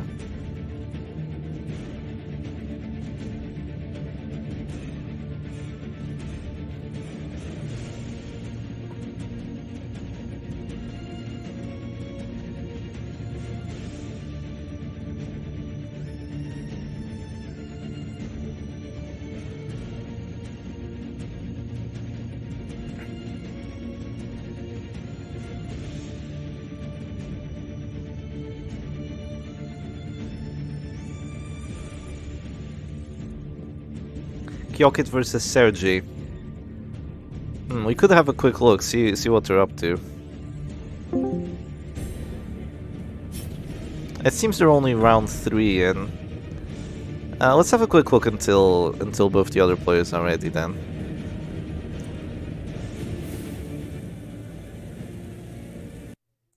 Just have a quick look at the match, see what they're up to. So I think it is 1-0 for Kyokit at the moment. And wow, the stream quality looks solid. There is a very interesting background, I must say. I have no idea what that background is. It looks like some very dystopian something.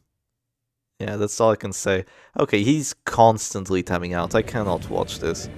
He's constantly tabbing out, and he's the kind of person that has the sound disappear while he tabs out. Okay, much better. I'll live with this.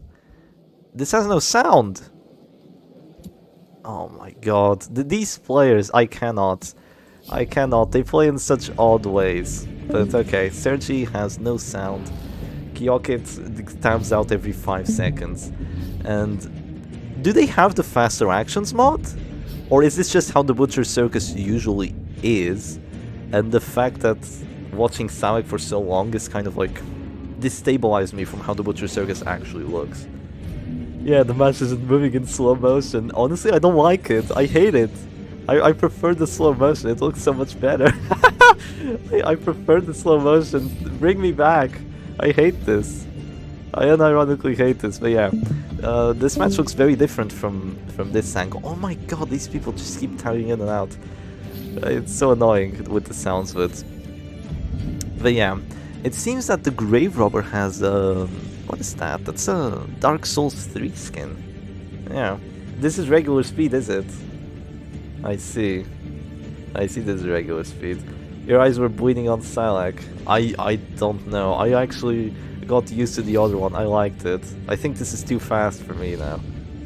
It's 0-1 for Kyokit. Yes, yeah, the Abyss Watcher. Yeah. The Dark Souls brain rot. I immediately knew. But it seems to be WD versus... I don't know the name of this team, but it seems to be a very, very aggressive DOT team. Not really though, that Grave Robber doesn't have a lot of DOT. It seems to be a very aggressive damage DOT mix team. Yeah, I played a lot of Dark Souls 3, I played through it. I didn't play as much of it as I played Dark Souls 1 and 2, but I still played like 300 hours probably. Yeah, probably something like that. Back in the good old days. So there's just going to be more Harrys here, and WD has gotten the kill. I think Sergy's trying to look for a better finale than the targets he has at the moment. So yeah. You play it on... you watch on 1.5 to make up times. Imagine how you feel. Yeah, it is a bit too slow, isn't it? It might have been a bit too slow. I'm gonna go back and see how the other players are doing. They might have started their match already. Have they? Yes, they have. They have started their match. So let's have a quick look, see how that's going. And here we are back into Syac versus Mr. D. So this is match number 3 of this winners finals. It seems to be Oppressive Vestal versus Syac's Prot. Wow. Weird Syac's Prot, I must say. Mr. D usually doesn't play this team, but he probably just copy-pasted the 4 characters, but copy-paste them in a way that they are not using the things Syac would use. So the Flash one has numbing instance, meaning that, you know, he's pretty much gonna get perma-stunned regardless. Or is he? There's a 5% chance he resists this one. No, he doesn't, unfortunately. He gets Etucht. He gets Etucht, so there's numbing instance on the Flash one. There's Punish, no Rain of Sorrows, which I don't think in this matchup would have been the... maybe it would have been more useful than Punish, but I'm not entirely sure. This doesn't really feel like the best matchup for Oppressive Vessel, I'll be honest, because this is there has been a Block of Light. Really, the only way Syac can like get some crazy pressure going is through Adder's. He needs to get some Adder's going, he needs to get some punctures going on that Grave Robber, and try to win the match through that TOT before his Crusader is down, because the Crusader will go down. There's going to be 1 Panic Darts, 2 Panic Darts, 3 Panic Darts. Crusader will die very, very quickly to both Zealouses and Bellows and Punishes and the Panic Darts. He's probably going to get focused out of this match. And then you just have a Shieldbreaker, which, I mean, is just an annoying character to deal with. You have a Hireman who does 0 damage because of all your prots. And you have a Vestal which keeps stunning and stunning and stunning, but I mean, she's just trading actions and you have 1 more action than she does. So this is probably what Mr. D is going for. And oh my god, the 90% to get the blight, or to get the infection, and Syac fails it. This is going horribly already. It seems that Mr. D has a different plan in store. He's gonna go for Panic Darts on the Vestal, which is fine, mind you. I would prefer to see Panic Darts on the Crusader. I would like to see this Crusader taken out of the equation. It doesn't matter if he goes Virtuous, he's gonna die to the DOT, he's gonna die to the stress. It doesn't really matter if he goes any virtue apart from Courageous, or maybe Vigorous. I would prefer to see that, but you know, he's gonna go for the hits on the Vestal as well, which is still just as fine, right? They both have, wait, they both have them in the wrong order. Who, the Crusaders? Yeah, the Crusaders are both in the wrong order. It looks terrible. It looks absolutely terrible, I must say. He's going to pierce the Crusader! That's very surprising. I don't imagine that to be a good move whatsoever. Don't imagine that to be a good move. But no, he decides not to do that. No Holy Blade on Crusader. Which one? The Mr. D's one? Or Syac's one? Also, Kyoka, it's nice to see you again. Did you win? Or did you lose against Sergy? Yeah, why would you go Sacred Blade on there? You're playing a Stress Crusader. Don't go Generalist. Go full in on whatever you want to do. If you're playing in a stress team like this, you need Pit Fighter's Helm, you need Glorious Standard, you need Rate of Execution, you don't need Sacred Blade. I mean, it can work, right? It can work. You can bring the Sacred Blade and go Stunning Blow and Zealous together. Probably spam Zealous, but at the end of the match you can use a couple Stunning Blows. But if you're playing like a stress team, like a proper stress team, like this one, I don't think that's too wise. I'd much rather just give him the tankiness and make him pretty much unkillable from anything apart from like Panic Darts, Biles, and stuff like that. So yeah, Syac's Crusader does have the Sacred Blade on his one, obviously, because it's a totally fair and balanced trinket. Skellig is playing Darkest Dungeon too. He could be playing today with us in the tournament, but he was quite busy, so unfortunately he couldn't. The Highwayman, or rather the Bandit, look, it's Bandit in French. The Bandit goes for the Wicked Slice and it does a quarter, no actually a fifth, literally a fifth of the Crusader's health bar with that. There might be Reclaim dropped here. I would drop the Reclaim. I would drop the Reclaim at this point in time because your Crusader will probably get Adder's Kissed, he'll probably get hit with a couple more stuns, you'll probably won't get to act again with your Flagellant for a bit because, you know, there's gonna be a Dazzling Light coming. It's a 75 to get it. It's a 75 to get it. Honestly, that's not that rare Wicked value. Wicked is quite a good move, honestly. Quite a good move, especially after you've dropped a Vendetta, but in this sort of situation it's terrible. When you have to deal with this much prot, it completely ruins its damage. But, you know, a fifth of the Crusader's HP is better than 0, I suppose. So yeah, the Stunning Blow, or rather the Dazzling Light from the Vestal, sadly does not do the stun onto that little Flagellant. There's gonna be a Soutien from the Man-at-Arms. I still find it hilarious how that ability is called. The tiny bit of dodge looks like it doesn't matter all that much in the anti-stress, but it could. It could. 0-2 for Kyokit, so Sergy is out of the tournament. Kyokit eliminated Shepard, myself. Kyokit eliminated Sergy. Kyokit eliminated Verona. He's on a winning spree. He's gonna win the freaking tournament, I tell you. I put my faith in him. I played this is the kind of person I duo with on Lethal Company. He's my buddy. He's my buddy, guys. Yeah, I have full trust in him. Unless he goes against Stormy, in which case I have full trust in Stormy. No, I don't know. I don't know if I want to win that. Oh god, that hurts! Oh my god, that hurts so much! Jesus, Vestal Afflicted, Vestal Selfish, Vestal dropping to death's door in 2 rounds. Crit 14 Panic Darts! And the Shieldbreaker turn has already been used for an Adder's Kiss, which is handy. No double stun trinkets on the Crusader, goes for the 50-50, doesn't get it. This is why you have to bring 2 stun trinkets. Now you can't get double stuns anymore. You can stun a person once, but you can't stun them anymore. This is why I feel like it's fine on an Abomination to only have 1 stun trinket, but not on a Crusader. At least not in a team where you're not going to Zealous, per se. If in a team where you need him to stun, go double stun. He can't stun position 3, he can't go for a weaker stun resistance character, he can't just transform and give himself a whole new array of moves. You only have 1 stun trinket and you're suffering from it. You are suffering from it because now that Crusader is gonna... Oh, this would normally work. The Flagellant uses up his turn. This would normally work so well. Flagellant uses up his turn, you're free to just go ahead and drop a nice little Wicked Slice on him, crit him down to death's door, just go crazy, but sadly it is not that day. The Zealous is gonna come down. Wow, hits the Shieldbreaker for a lot! That's like 40% of her health bar. Holy moly, takes a good chunk of her stress too. There's gonna be another stun coming down onto the Flagellant. This time it does work, and I must say this looks a bit dicey for Mr. D.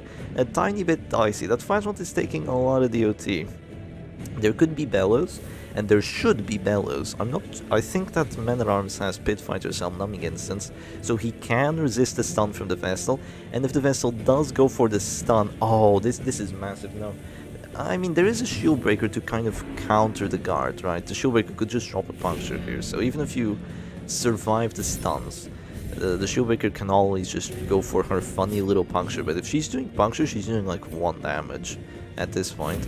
Okay, 2 damage, fine, she did a little more than 1. 2 damage at this point, and that means that the Grave Robber just freely sits in position 4 and freely spams Panic Darts to whoever she wants. And it's gonna be Panic Darts onto the Vessel, and oh my god, the crit.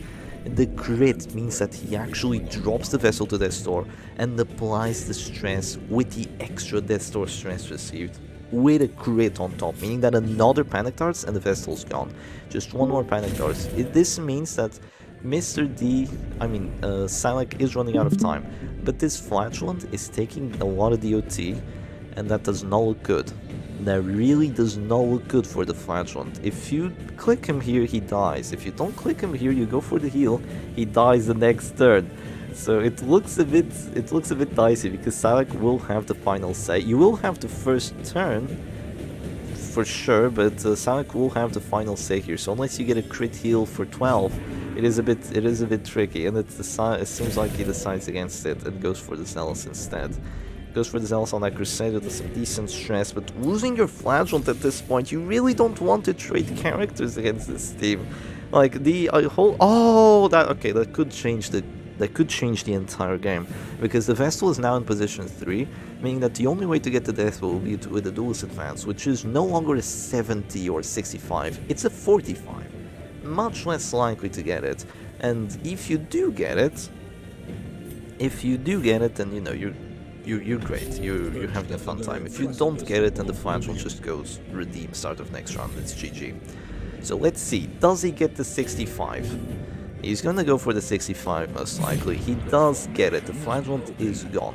So honestly, maybe a bit of a throw from Mr. D. Maybe 1 reclaimed too much. Maybe kind of forgot that the Flagellant was not that tanky, with only 30 prot on him. So this situation doesn't look as good as it could.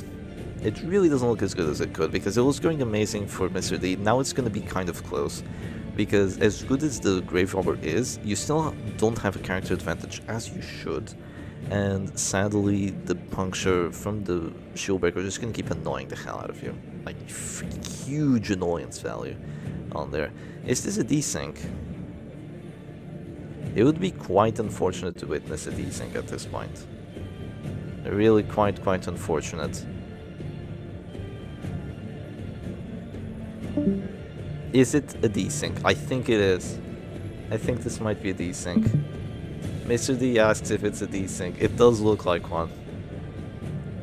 Yeah, it does appear to be one.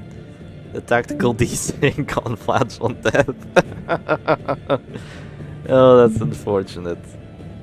That is unfortunate. 1 more crit from the Pillager of Tombs.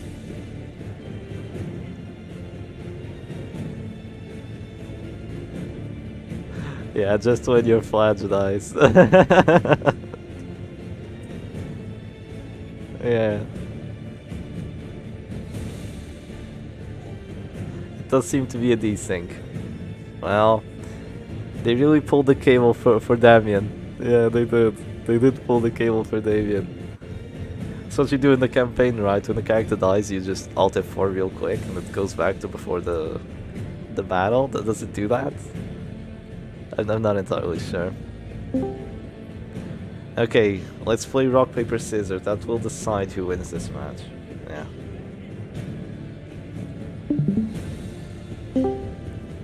Yes, it does. Yes, it does, Father Nicholas. That's how it works.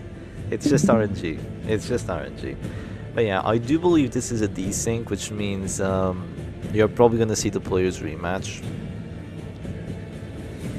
Now, unfortunately, we don't want to see the players rematch, because it's going to be quite... I think... Oh, Mr. D thinks he has an advantage in this position. Alex says, I don't think so. Oh, Syac says, I don't think so. Uh-oh. Oh, the desyncs. We love it, don't we? Yeah, Syac says I don't think so. Well, we're probably just gonna have to do a rematch.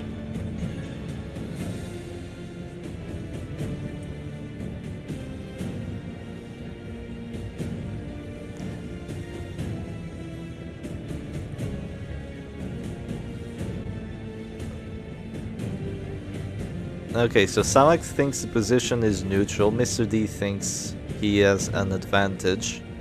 I will say, I think Mr. D would win this, but it is way too early to decide, because lots of things can happen with this shield breaker. Adder's Kiss can go down, the Hireman's fine, there can still be a virtue from this Crusader. This shield breaker this Grave Robber is gonna get annoyed, so what I think we should do is very likely just go for a rematch and have the players put in the same position. So let's have a quick look, see what they say to this.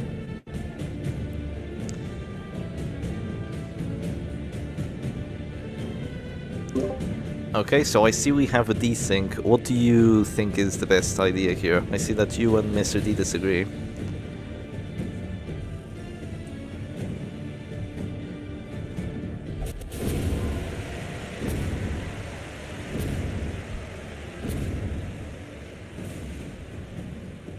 A cacophony of bloodthirsty delight. Praise well earned.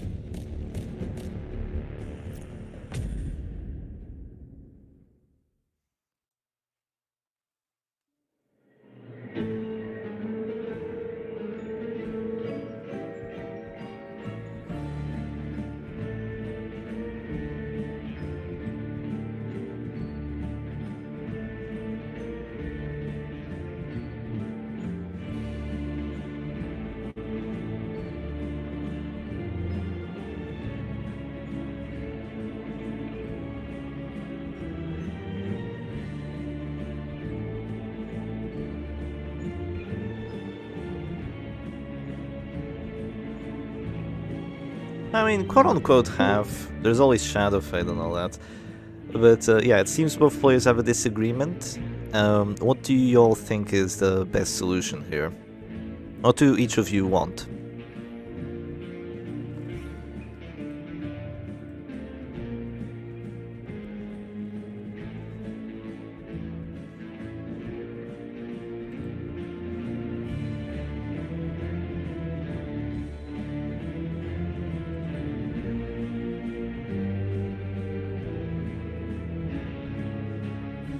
So Syac says he's okay with a rematch.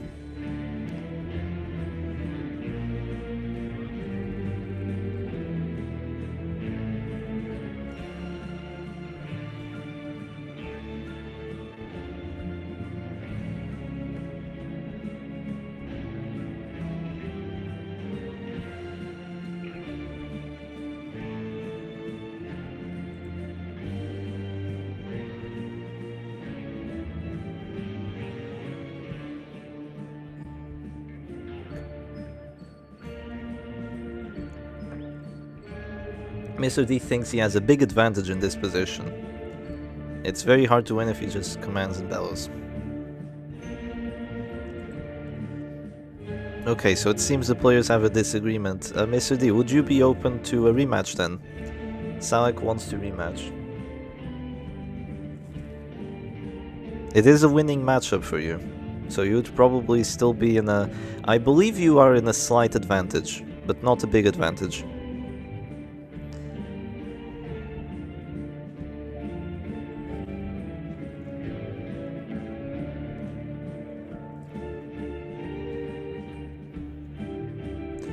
There is also a possibility of putting the position exactly the same as it was, or very close to the same as it was, if either of you would like that.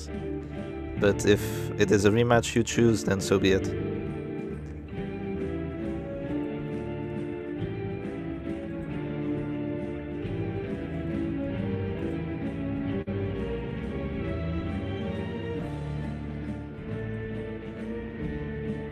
Okay then.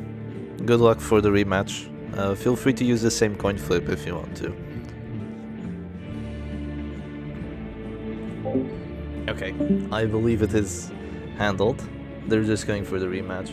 We could have tried manipulating the RNG and like just go for specific moves to make it so they end up in the same position before the desync happened. But thankfully both players don't feel like that's necessary. So we're just gonna go for a rematch. And, you know, prolong this winner's finals even further. It isn't a planned disconnect. I highly doubt it. I believe he was winning. Slightly winning. I don't think he would disconnect there. It also doesn't look like a disconnect because he was still online and the desync happened. Like, that is impossible to recreate. Because he was online and sending messages. And he was like moving around with his cursor through the enemy characters. So yeah, it seems that they're just going to get the same coin flip and a rematch. So let's just wait until they're ready with that. And go back into watching this exciting match between Oppressive Vestal and Mr. D's Syac Prot.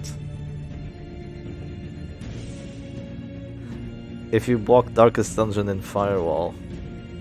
Oh, so you do know how to use the desync, huh? It seems you have reported yourself. If his dad worked for Red Hook, exactly. No, he doesn't know, Banned!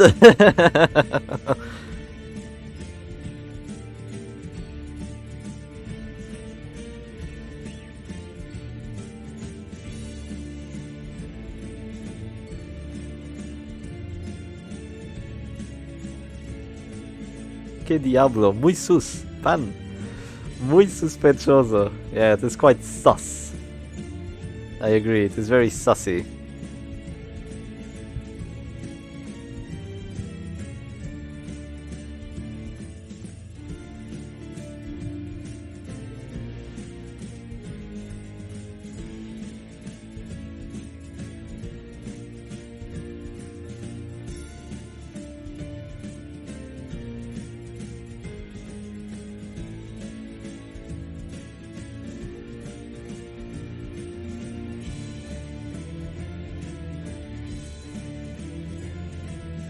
I think Mr. D's went first that match. I kind of got into it a bit late, but the group of people from Portugal is Portuguese. Is singular a Portuguese?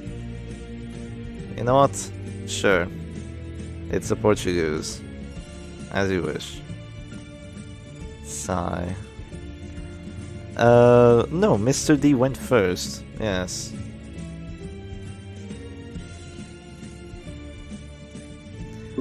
Mr. D went first, so it would be nice if he went first as well.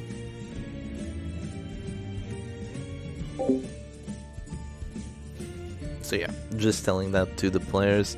Mr. D does not go first here.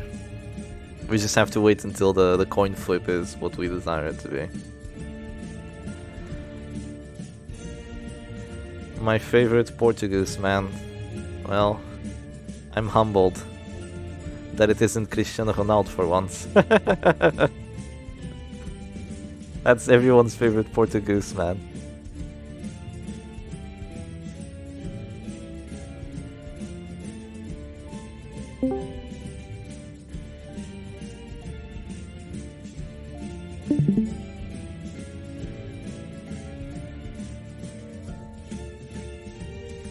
Shep, look at my meal and setup. Look at my meal, so nice. Oh god. Yeah, gamers, look at this.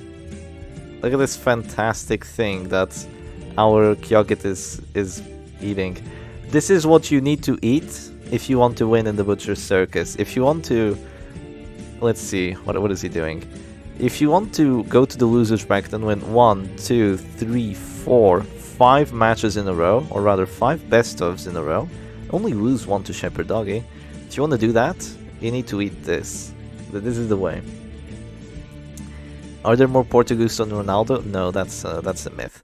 But yeah, back into the match we go. So it seems that Mr. D goes first here, and he goes for the Bulwark of Light once more. So now Mr. D should be more familiar with the matchup as well. I'm quite certain he doesn't play this team too much. He's still gonna get debuffed on that Grave Robber. He still went for the Bulwark of Light first, and it seems that everything will just kind of repeat itself most likely. The Grave Robber is probably going to keep spamming those Panic Darts onto the Vestal. Maybe a couple less crits, maybe a couple less Adder's Kiss Blights from the Shieldbreaker, or maybe a couple more, honestly, because the round 1 Adder's Kiss failed on that Shieldbreaker. I quite remember it. It's kind of really unfortunate, honestly, from Syac. This one could whiff entirely, as we all know. It's a 92% hit chance, but unfortunately it crits, which is, yeah, it is quite a big difference. Failing a Blight and getting a crit, it's pretty much an entire life bar worth of difference. And there's going to be a Panic Darts onto that Vestal, which is also a crit, so not all is bad in the world, I suppose. Not all is bad in the world. Of course, Reclaim will help to counter that Adder's Kiss, and also we must take into account that even though it's doing 35 points of Blight on that Crusader, it's over 7 turns. So it's gonna take freaking forever for that to actually go through, so it's not something we have to, you know, just be extremely worried about if we're Mr. D. It is slowly gonna take away, but it's not going to just outright kill you all that quickly. But it is still something that's quite worthwhile dropping a Reclave onto if round 1, I do believe, which is gonna pretty much counter half of it. Bread with corn. I believe it was bread with corn, yes. You need to eat bread with corn in the most accursed way of eating it like a sandwich. Yeah, it seems that's what it takes to let Ring Mommy win. To make Ring Mommy let you win 5 matches in a row. So it seems that there's going to be some Bellows here instead of any bolsters or command buffs, and the Bellows are heavily going to hinder Syac's team here, and I mean heavily. Damage from the Crusader is heavily reduced, damage from the Highwayman heavily reduced, damage from the Shieldbreaker not so heavily reduced, because she can still puncture, which is annoying, and she can still Adder's Kiss, which is, you know, just as annoying. So she's free to do this. Corn without cheese. Corn with cheese? Corn with cheese? Who even has that? Such weird culinary customs. So the Crusader is now going for the Zealots instead of trying to wait and go for the double stun, because, I mean, that's just what you have to do. If you only have one stun trinket, you kind of can't risk it all that much for those biscuits. You're better off just dropping the Zealots and still enjoying yourself. And it feels like this is going a fair bit better for Syac, I'll have to say, because that front line is slowly being chipped down. It's being chipped down with stuns, it's being chipped down with bleeds, self-inflicted bleeds, chipped down with zealouses, stress, blights, and in the meantime, the Grave Robber just has to keep spamming those Panic Darts, and the Man-at-Arms just keeps having to spam those Bellows. And we'll see if that is actually enough for Mr. D to still win this match, because all he needs, really, is one good redeem. If he's capable of getting one good redeem off, Syac basically cannot win, because despite of all this pressure he's put into that front line, he will just be able to freely just press a button and kind of nullify all of it. So here Syac is kind of in a weird spot. He wants to go for the puncture, at the same time he also kind of doesn't, because then there's a Shadow Fade, but he definitely go for the puncture. He was kind of maybe thinking about going for the puncture after the Grave Robber acts. Maybe that's what he was thinking of, but he's just going to Shadow Fade, probably drop another crit Panic Darts onto that Vestal and just see where he goes from there. Question, Shep, if there was one skill switch in a rematch, would that be a disqualification? Not a disqualification, it would be just a cause to restart. Yeah, just a cause to restart again. Of course, if it is discovered after the match is still valid. Yeah, the match is still valid, but if it is not, it's just a rematch, so they just rematch again. Yeah. Not like, oh, you picked one different ability somehow. It sounds a bit silly that you would pick a different ability, It sounds like it would be quite intentional to just try and skip it past your opponent. Maybe your opponent doesn't notice that you changed out your snuff for numbing incense against the stress team. But yeah, I don't think that's really something that you can justify, like just killing a match over. Syac and Desync said they just restarted match. Yep, so it's gonna last even more forever. Yeah, even more forever. So there's going to be a guard onto that flagellant. There's just going to be a stun, which whiffs. Honestly, I'm not entirely sure if this is the move, but because I think bellows are really good at dealing with the oppressive vessel. Like the bellows just can hinder it so much. But yeah, it seems there's going to be a guard, probably guard into reclaims, into redeems. And if it makes the shield breaker have to spend a turn on going puncture on the flagellant, it's a win. And before Syac gets a tactical desync on his Vestal Death and says he has an advantage. Hey, that's what Mr. D did. He got a tactical desync on his flagellant and said he had a big advantage, right? Yeah, but no, it happens, you know, these things happen. Thankfully not a lot of them, just one so far in this winners finals, even though it has been going on for quite a long time. The more you play, the bigger the chances of getting a desync. If you notice, desyncs only really happen in these longer matches, not in like WD versus Halo. Yeah, oh, and there's another crit panic darts right after the... Look at this, history does repeat itself.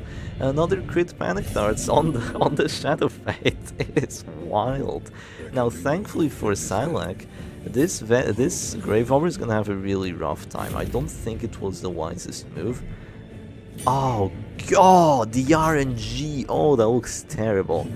Oh, that is bad, actually. That is straight up bad.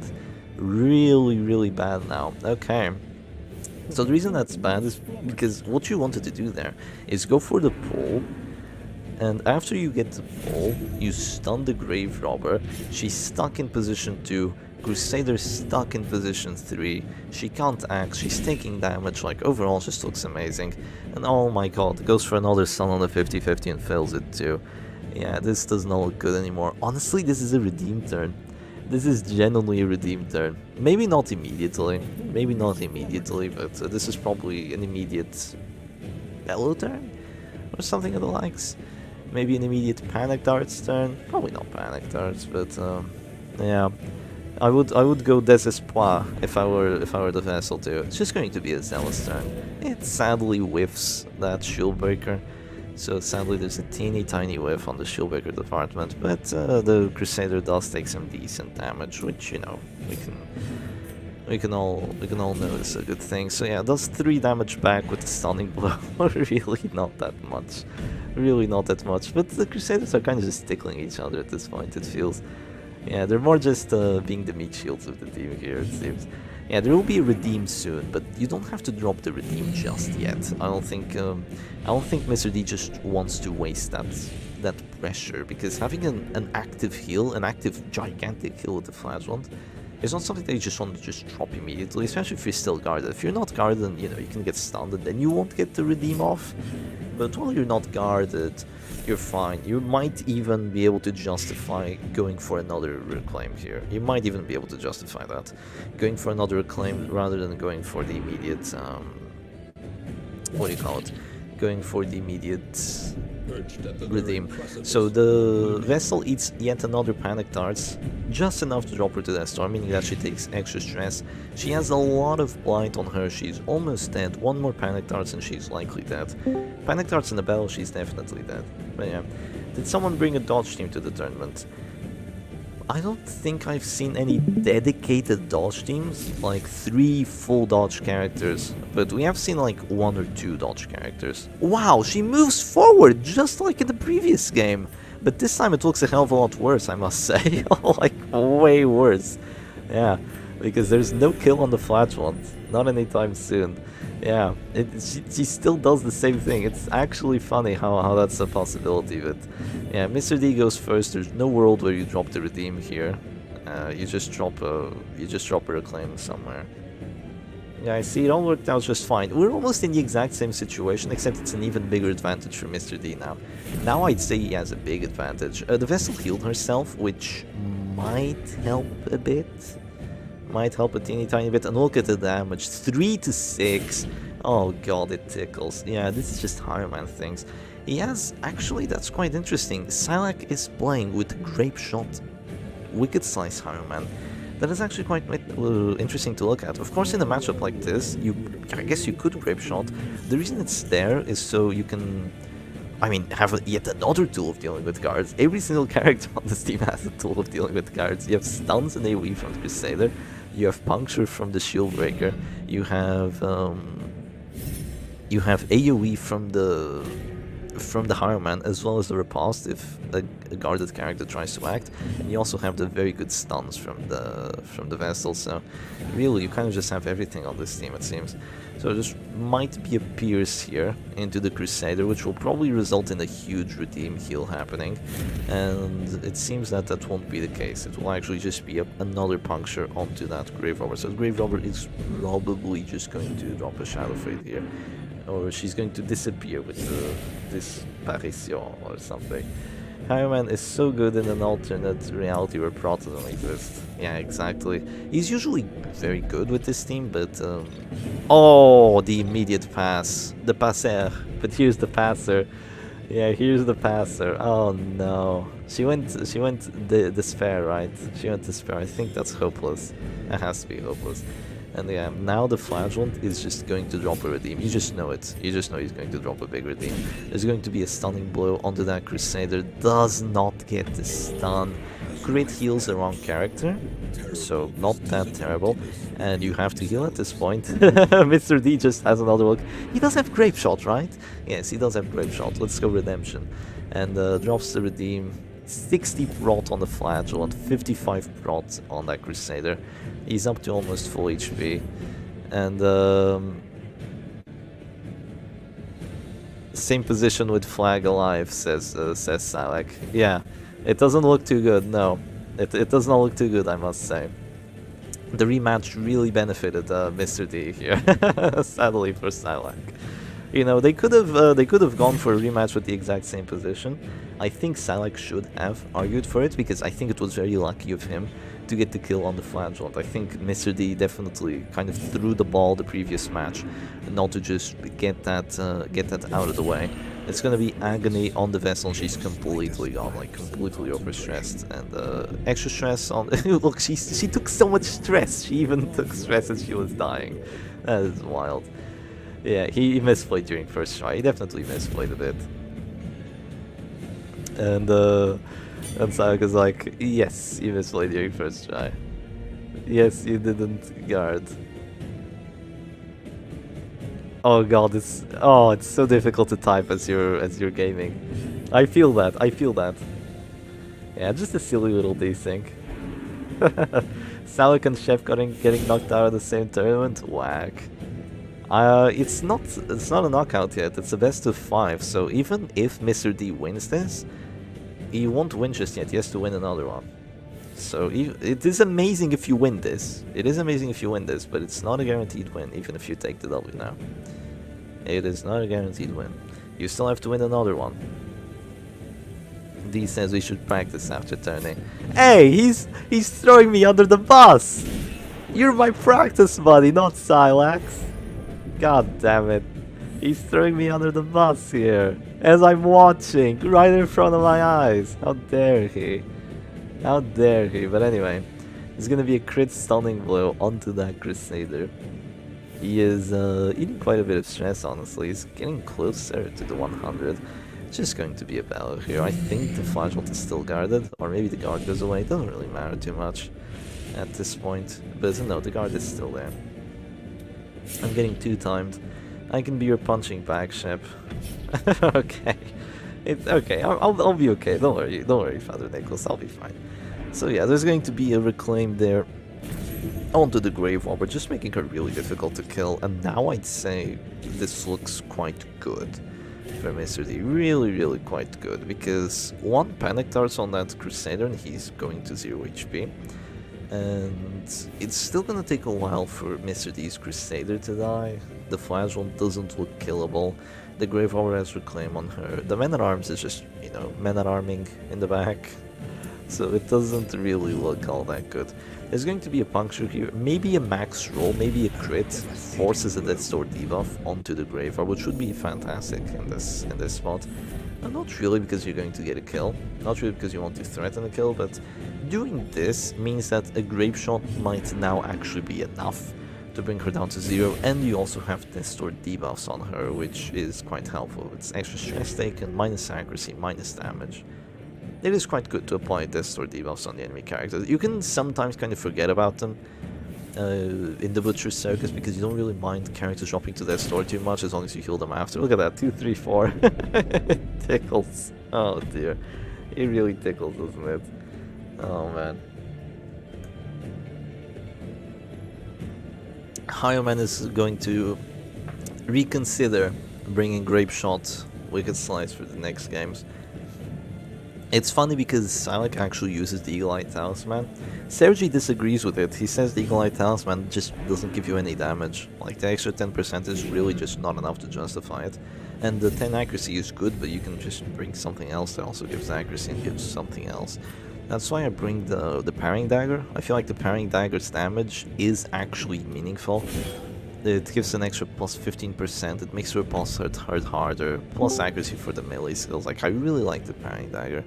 But in this situation it would do just as terribly unless you had Open Vein. The Parrying Dagger does give you 30% bleed skill chance, so Open Vein is very good with it, but unfortunately you can't bring like more than 4 abilities on your Highland, so... If you could, it would be really nice to have all of his abilities, honestly. Apart from Pistol Shot, all of his abilities are quite useful. It is interesting. He is not that bad of a character. So the Flagellum drops yet another Reclaim on the Grave Robber, I think, as well. This Crusader doesn't look to be having too much fun, but honestly, he's just going to eat another Redeem. And yeah, remember what I said about those Adder's Kiss Blights just not being enough round 1? Even though it was always his HP on, like, it's round 8 and he's still here. Sure, he's been having a rough time. Sure, there have been a lot of Reclaims and a lot of Redeems, but that's all the Flagellum has to do. He just has to drop Reclaims and drop Redeems and he's going to be perfectly okay. It's really all he has to do. Just drop those heals, make sure the characters stay alive for as long as possible, and with that, let your other characters kind of be the stars of the team. And just be the unsung hero with the Flagellum, be the healer. Tactical round 8 Sutien, yeah, it seems. Skrake is playing Baldur's Gate 3. She's kissing his adder until the battle heals. Oh god. So it's going to be a Grave Shot Blast that is actually going to get an Affliction on the Crusader, as well as getting a lot of stress on the Grave Robber, and also putting her down to 0. It's actually a really decent outcome out of that Grave Shot. Did get a miss, but the Crusader goes Selfish, which really isn't too good. Kyokit won so many Butcher Circus matches, he's playing Ultra Kill now. He is on a rampage, he's on such a rampage, he even changed games, and now he's going to shoot things up in that game. That is whack. That is actually whack.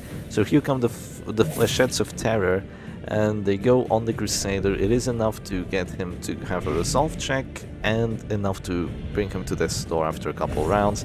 He goes Vigor, which I have to believe is Vigorous. Yes, I do have to believe that is Vigorous, which is absolutely massive, actually. That is completely massive. That might turn the tides. Hello, Skrake. Hope you're having fun in Baldur's Gate. I can tell you who's not having fun now, Mr. D. Dealing with a Vigorous is not good. Like, Vigorous is a really nice virtue.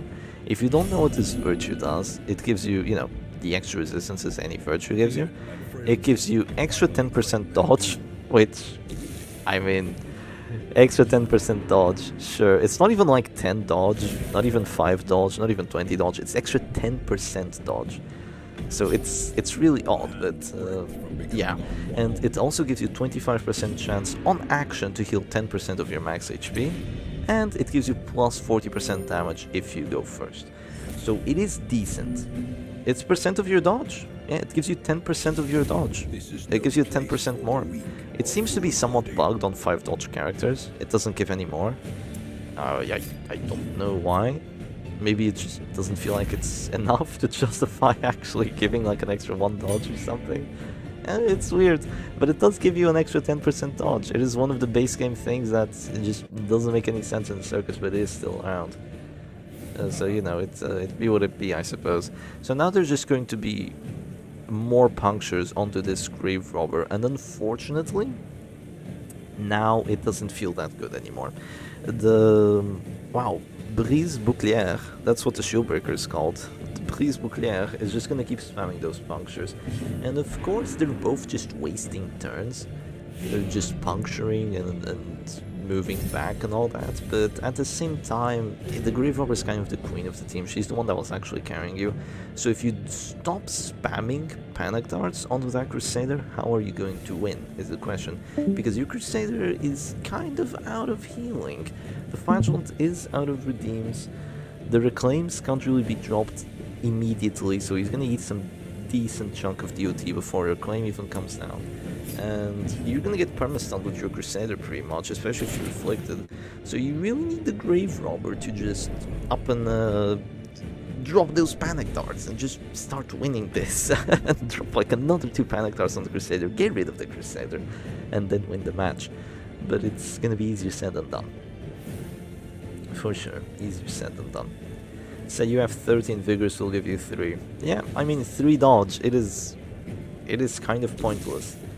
Really, I guess if you have like, let's say like 55 dodge, or like 50 dodge, it gives you another 5. And I mean, sure, I guess, it's not too bad. Wasn't the Crusader dropping to Death Star anyway? That's confusing. Maybe he wasn't, maybe he was at like 5 HP. Oh, there's the Vigorous. Heals himself out of this door with the Vigorous right on cue.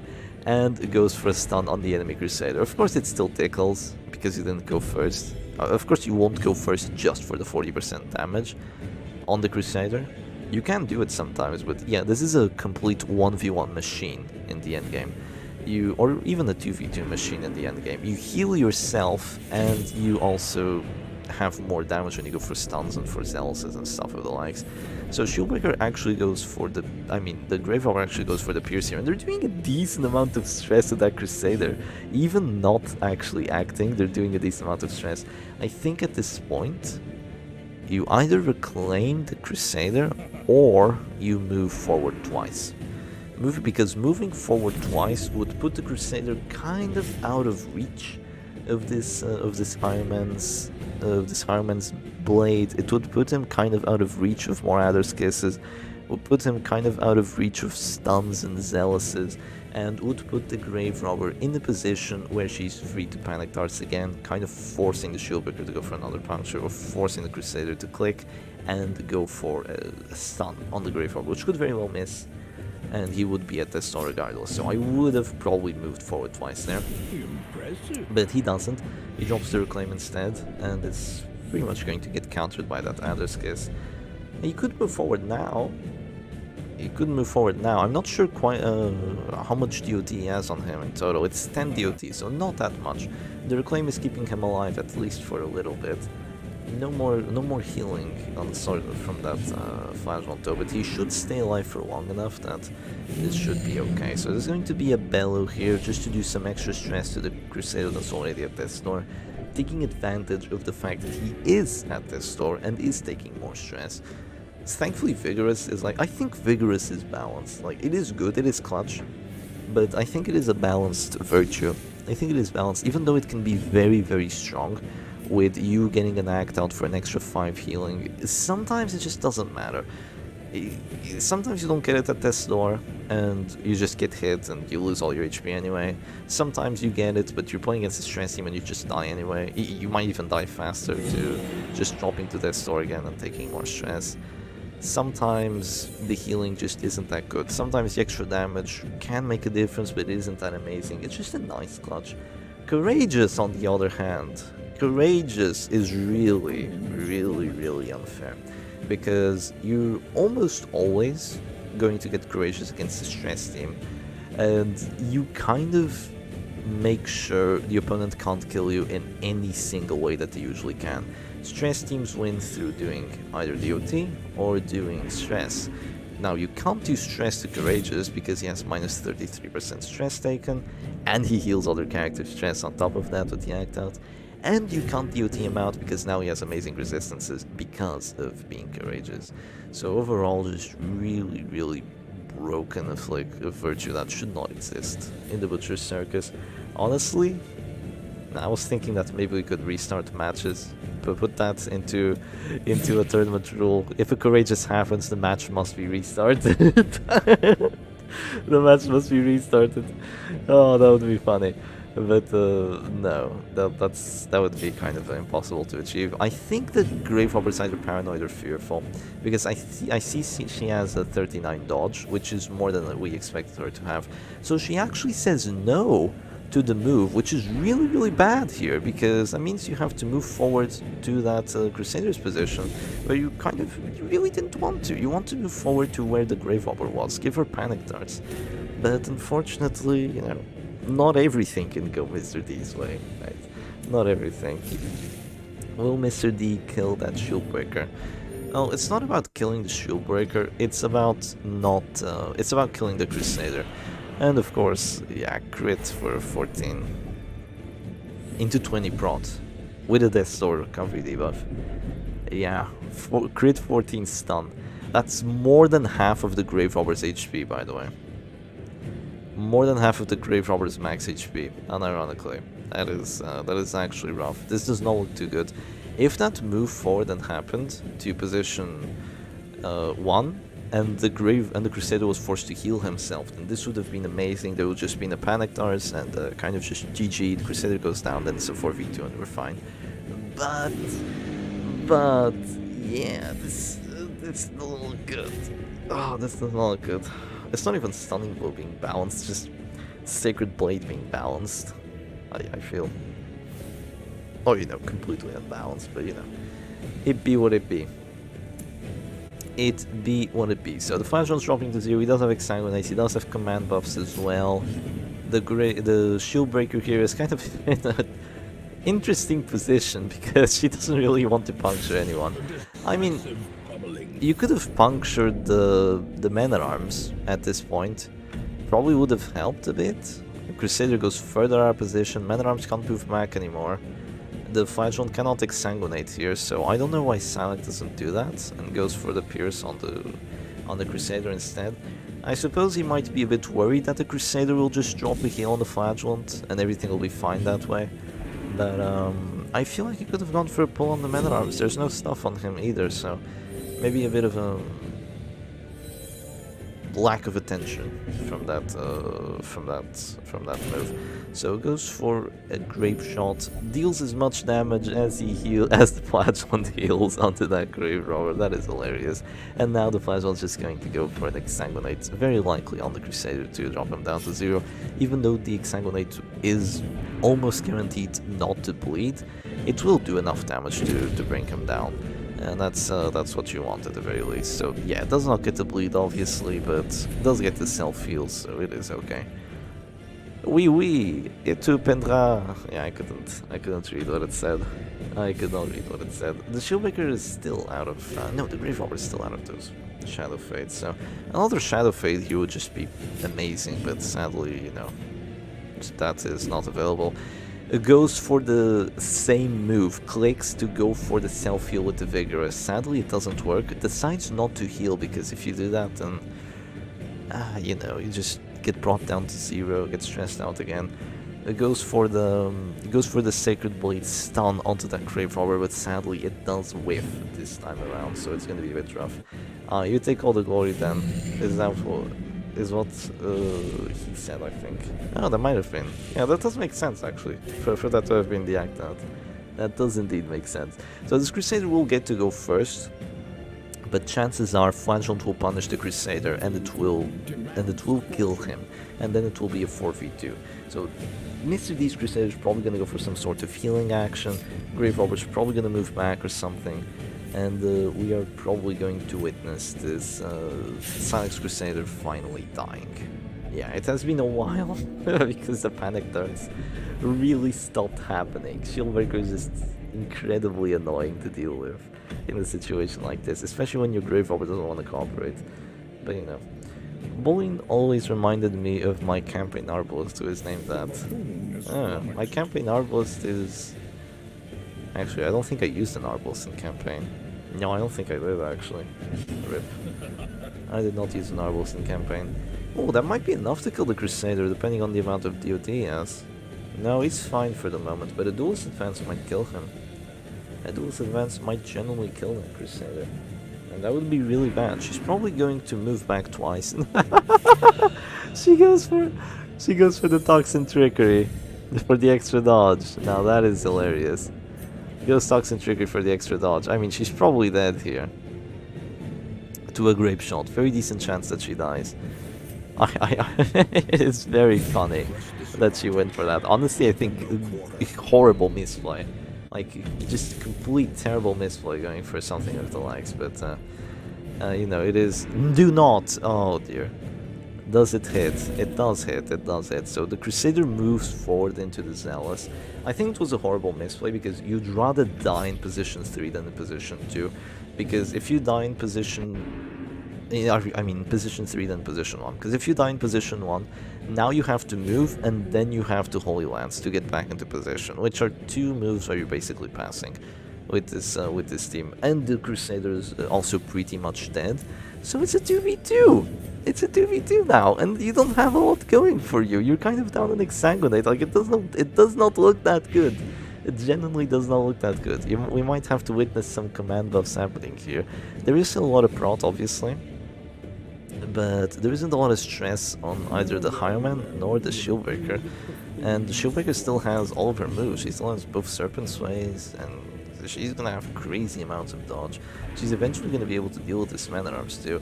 He drops a defender onto this Crusader, just trying to keep him alive to the absolute most possible he can. He's probably going to dedicate 3 entire actions onto keeping this Crusader alive, which, fair enough. He's a very important character, and it does make sense that you want to keep him alive. Maybe Syac could have just guaranteed the kill, and could have gone for the kill on that Crusader by just going for a Pierce. Maybe that would have been a superior move, just to guarantee that he's only a 2v2 and not a 2v3 situation. But he passes. What? Why does he pass? I don't get it. Why does he pass instead of Grape Shot? I'm so horribly confused. I genuinely don't understand.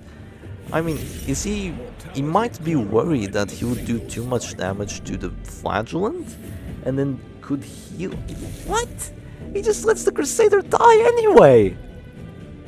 Oh, with the guards, and still lets the Crusader die. I don't understand. What are they doing? Why? It didn't save the Crusader, unfortunately. It didn't save the Crusader. Exsanguinate into a past gives this Crusader value. I genuinely don't understand what's going on here. There's going to be a Serpent Sway and a throwing for content. I mean, I am confused. Okay, I think we might just be at the point that we're 2.5 hours into it, and they've moved on from 2D chess to 3D chess, and now they're in 4D chess, and they're playing like in realms that we don't even comprehend. They're so far above us that we just have no idea what's going on anymore. It feels like it might just be that. Yeah, it feels like it might just be that at this point. There's probably going to be a Duelist Advance, and this is actually really smart Duelist Advance at this point. Maybe Syac predicted this. Ooh. Maybe Syac predicted the exact turn outcomes to put himself in this situation, because this is really bad actually for this Flagellant of Mr. D. He should have dropped the Exsanguinate while he could on that Crusader corpse, because now he can't drop it anymore. He either goes into the Shieldbreaker with 65 dodge, which is a whiff, or he goes into the Exsanguinate on the Higher Man, which can kill him, but it doesn't. Wow. Crit punish the Shieldbreaker, crit Exsanguinate the Bandit. Survive the death blow. Heal yourself for 24. Holy moly, that could have decided, that would have decided the match. If that, yeah, most likely, if that Flagellant had died there, that would have probably been GG. I would say it was very likely for that to have been GG on the spot, but because that didn't happen, then probably not. Now we have a bit of a situation here. I don't believe Mr. D's Man at Arms has Retribution. So without Retribution, that means you can't really take advantage of the fact that the higher man is kind of at 0 HP. So there's going to be a defender just to make sure that there's no adders gets dropped, and instead there has to be a puncture being dropped. Or you could just Kiss the Man at Arms, but I don't think that's a very good idea. I think the Flagellant has to be killed here. And after you kill the Flagellant, then you can focus on the Man at Arms. Oh, dearie me. Oh, that's as bad as it gets, isn't it? That is as bad as it gets. The Man at Arms resists a 95% blight. Holy, that is bad. There's going to be a punish on that Shieldbreaker. Does it hit? Ooh, a Shkiv. A Shkiv, the classic Shkiv, we know. We love those Shkivs, don't we? There might be a puncture this time around. Yeah, there goes a puncture onto that flat before he does anything else. So there's probably going to be a command buff. Hello Mugalwa, nice to see you. You came in just in time to watch another extremely close match between Syac and Mr. D. Yeah, yet another one. They've just been going back and forth with these unbelievably close matches. So there's going to be a command buff to make sure that the Flagellant does hit. I think he has 2 command buffs at this point, so he might genuinely feel okay with actually going for what do you call it, an Exsanguinate onto that Shieldbreaker. But we shall see. Yeah, Puncture does enough damage now. The Flagellant is dropping to 0 HP, unfortunately for Mr. D. He could try and wait it out, but yeah, he could try and wait out the debuff he has on him because it will go away the next round, but he decides against it. Goes for the Exsanguinate, oh dear. Goes for the Exsanguinate on the Shieldbreaker, gets a crit on it, dude. She even goes, whoa. She even goes, whoa, and she's gonna get afflicted. What affliction does she get? She gets Despair, which I think is Hopeless. She gets Hopeless, which is minus damage if you go first. It's minus 5 dodge. It can do some passing actions, like not a fantastic thing to get. It would have been better to get something like Paranoid at this point, maybe even Fearful. Maybe even Fearful would have been superior. So the Bandit is now at this door. 1 Bellow and he will be afflicted as well, but if he gets a nice roll here, this could be bad. He does indeed get a nice roll. There are no more Exsanguinates remaining. This is probably going to be a Bellow turn, but there might also be an Exsanguinate turn. But honestly, if I had to bet, I'd say Mr. D might be losing here, because that Shieldbreaker just has to drop 2 Adder's Kisses, and then it will not feel too good. Also, his Man at Arms, I believe, does not have Eerie Eye. I believe he has Pit Fighter's Helm and Numbing Incense, so this is really not what he's set up to do. He's gonna go for the puncture because it's the guaranteed hit chance. Oh, there's the kill. The 35 gets the kill, heals the Man at Arms, and now it's just gonna be Bellow spam. You have to get but you have to get a lot of freaking Bellows through. You have to get like 8 Bellows through to win this, because you don't have Retribution. Yeah, you have to get like 8 Bellows through, and there's gonna be Adder's Kisses, and that's not good.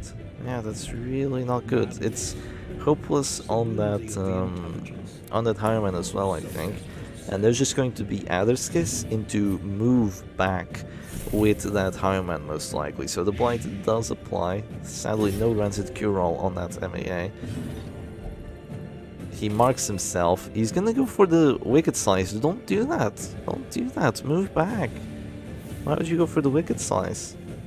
This is crazy, but I actually believe that Syac will win this. I genuinely believe that Syac will win this. It does look like a Syac win, but it will take a fair few Bellows and it will take a few act-outs. But Syac does seem to be on the driver's seat here. It seems like he will win. So he's gonna drop another bellow. It's just gonna be the exact same thing every single time. He's just gonna keep dropping bellows. There's no point in dropping command buffs to give yourself more accuracy to hit the bellows. You just need to go for the bellows. Hoping that the last character standing buff is enough. And yeah, he did move back there to give himself the possibility of going for more other cases. He can whiff. He can whiff those other cases, but thankfully for him it isn't happening. And it's crazy how he has 50 prot on that man-at-arms, and if it were any other characters, he would probably just win this easily, but yeah, unfortunately it's not any other characters, it's the Bandit and the Shield Breaker, so it's really not looking too good for him. I don't know, Shep, self-marks can turn this around. I know, right, the self-marks could really make this quite a terrifying experience for Syac. But yeah, I don't think it's enough stress. I genuinely don't think it's enough stress. He has like 2 more turns, you say. Yeah, it does not look good at this point. Hopeless is gonna do like 0 damage here with Pierce. Oh, there go the self-marks. They're going to turn the tides. I mean, he keeps getting crits. That's a good stress heal as well. If he keeps getting those crits. The man-at-arms is almost dead. He's dead in 2 turns here for sure. If that hits for 4, he's dead in 1. But no, he's going down. And yeah, this looks really bad. This looks really, really bad for Mr. D. He's gonna keep bellowing. But I think it's just too little too late. No, Chef, it's not Shield Breaker, it's the Buckle Bruiser. Is that really what it's called? Buckle Bruiser? You have to be kidding me. No way it's called Buckle Bruiser. Is it really? Does Brise Bouclière really mean Buckle Bruiser? I'm gonna have to translate that and see if that's true. So moves forward, there's going to be a 60% and wow. Takes the W and Syac wins. Crazy. You're joking. Okay. Good. It does sound like it. Brise Bouclière does sound kind of like Buckle Bruiser. Yeah. And it's GG. Only 21 rounds and Syac actually takes the W this match. So very hard fought match, even fought it almost twice. Yeah, almost even fought it twice, and that's gonna be 2-1 for Syac. So Syac is on game point to go to the grand finals. He only has to win 1 more match, while Mr. D has to win 2. So this does not look too ideal for Mr. D, but at the same time, you know, winning 2 matches is not the craziest thing in the world. Against Syac it is, but we'll see. Syac had the better position before the desync. I think that's not really what happened. I think what happened was that Virtue just slowed the game down way too much. It slowed the game down way too much for who do you put it? For Mr. D. It just made it. That's why I thought that Mr. D didn't have a good advantage, or rather a big advantage, because the Virtue could always happen, and the Virtue could turn the tides of the match, and the Virtue did turn the tides of the match. The Virtue was one of the variables that could make something happen there, and it did do just that, because it meant that the Crusader like healed himself out of that storm twice, gave himself no passes, no act outs, made him just freely go for stunning blows onto that Grave Robber. Made it so he was really difficult to kill overall. It just took forever to get rid of him, and by the time you were rid of him, then you had to deal with the Shieldbreaker and with the freaking Iron Man. You were down 2 characters, and then the Grave Robber just stayed in position 1 and popped the Toxin Trickery instead of moving back. Kind of like lost 2 turns on that as well. Just really unfortunate turn of events.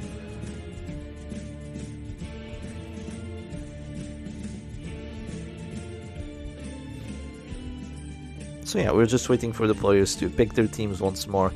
So now Syac can't play Halo. Syac can't play Oppressive Vestal. And yeah, Syac can't play Halo and Oppressive Vestal, while Mr. D can't play the funny doggy team. So I think there was a desync in someone else's game. So I might have to have a quick look at what's up. Oh yeah, it seems there was a desync in someone else's game. Oh dear.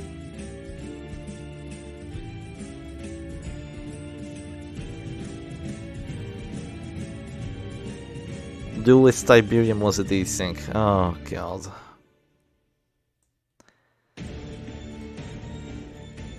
Okay, let's have a quick look at the image we have then. So this seems to be the position that they were in. So Duelist on the left side, Tiberium on the right side. So it seems to be like kind of like a WD into Reign of Sorrows. Oh, this looks doomed. This looks doomed. Yeah, this looks doomed. Look at those health bars. Like, even if you don't have Punish, like, you just reclaim the Crusader spam Zealous, even if you get stunned once or twice. Then you just bellow the hell out the Wazoo. And you just bellow out the Wazoo and just beat this team. Like, they're on the brink of collapse here with this amount of stress, especially with those afflictions. Like, this is just a win for right side. If Flash still has 3 big heals left, oh no, it's Jover, guys. It's Jover Duelist, bros. I'm gonna tell them, big advantage right side. Yeah, it's a big advantage on the right side. Give my input. Oh no, you can see the staff channel. Oh no, that was never meant to happen. It's alright, nothing was leaked.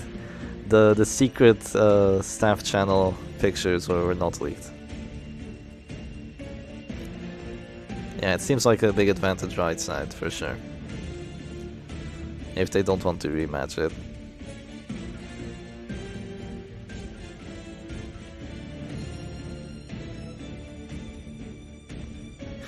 The Duelist is arguing that he has a chance to stun MAA every other turn.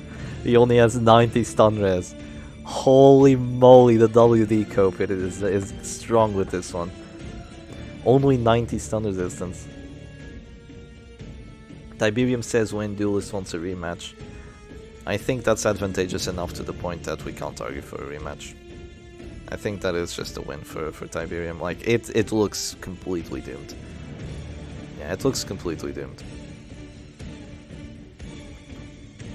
I think you just have to accept the loss there.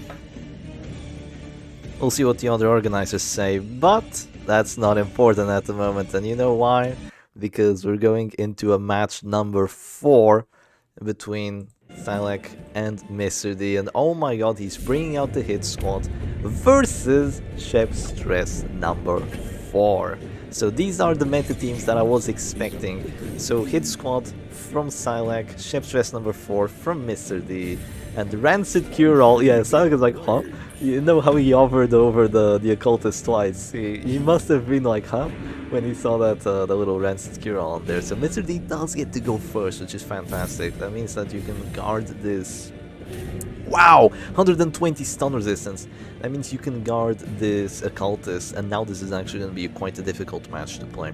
So what's going to happen this match, what I would go for immediately, and I mean immediately, is, you know, first you stun the Abomination, delay him a little bit.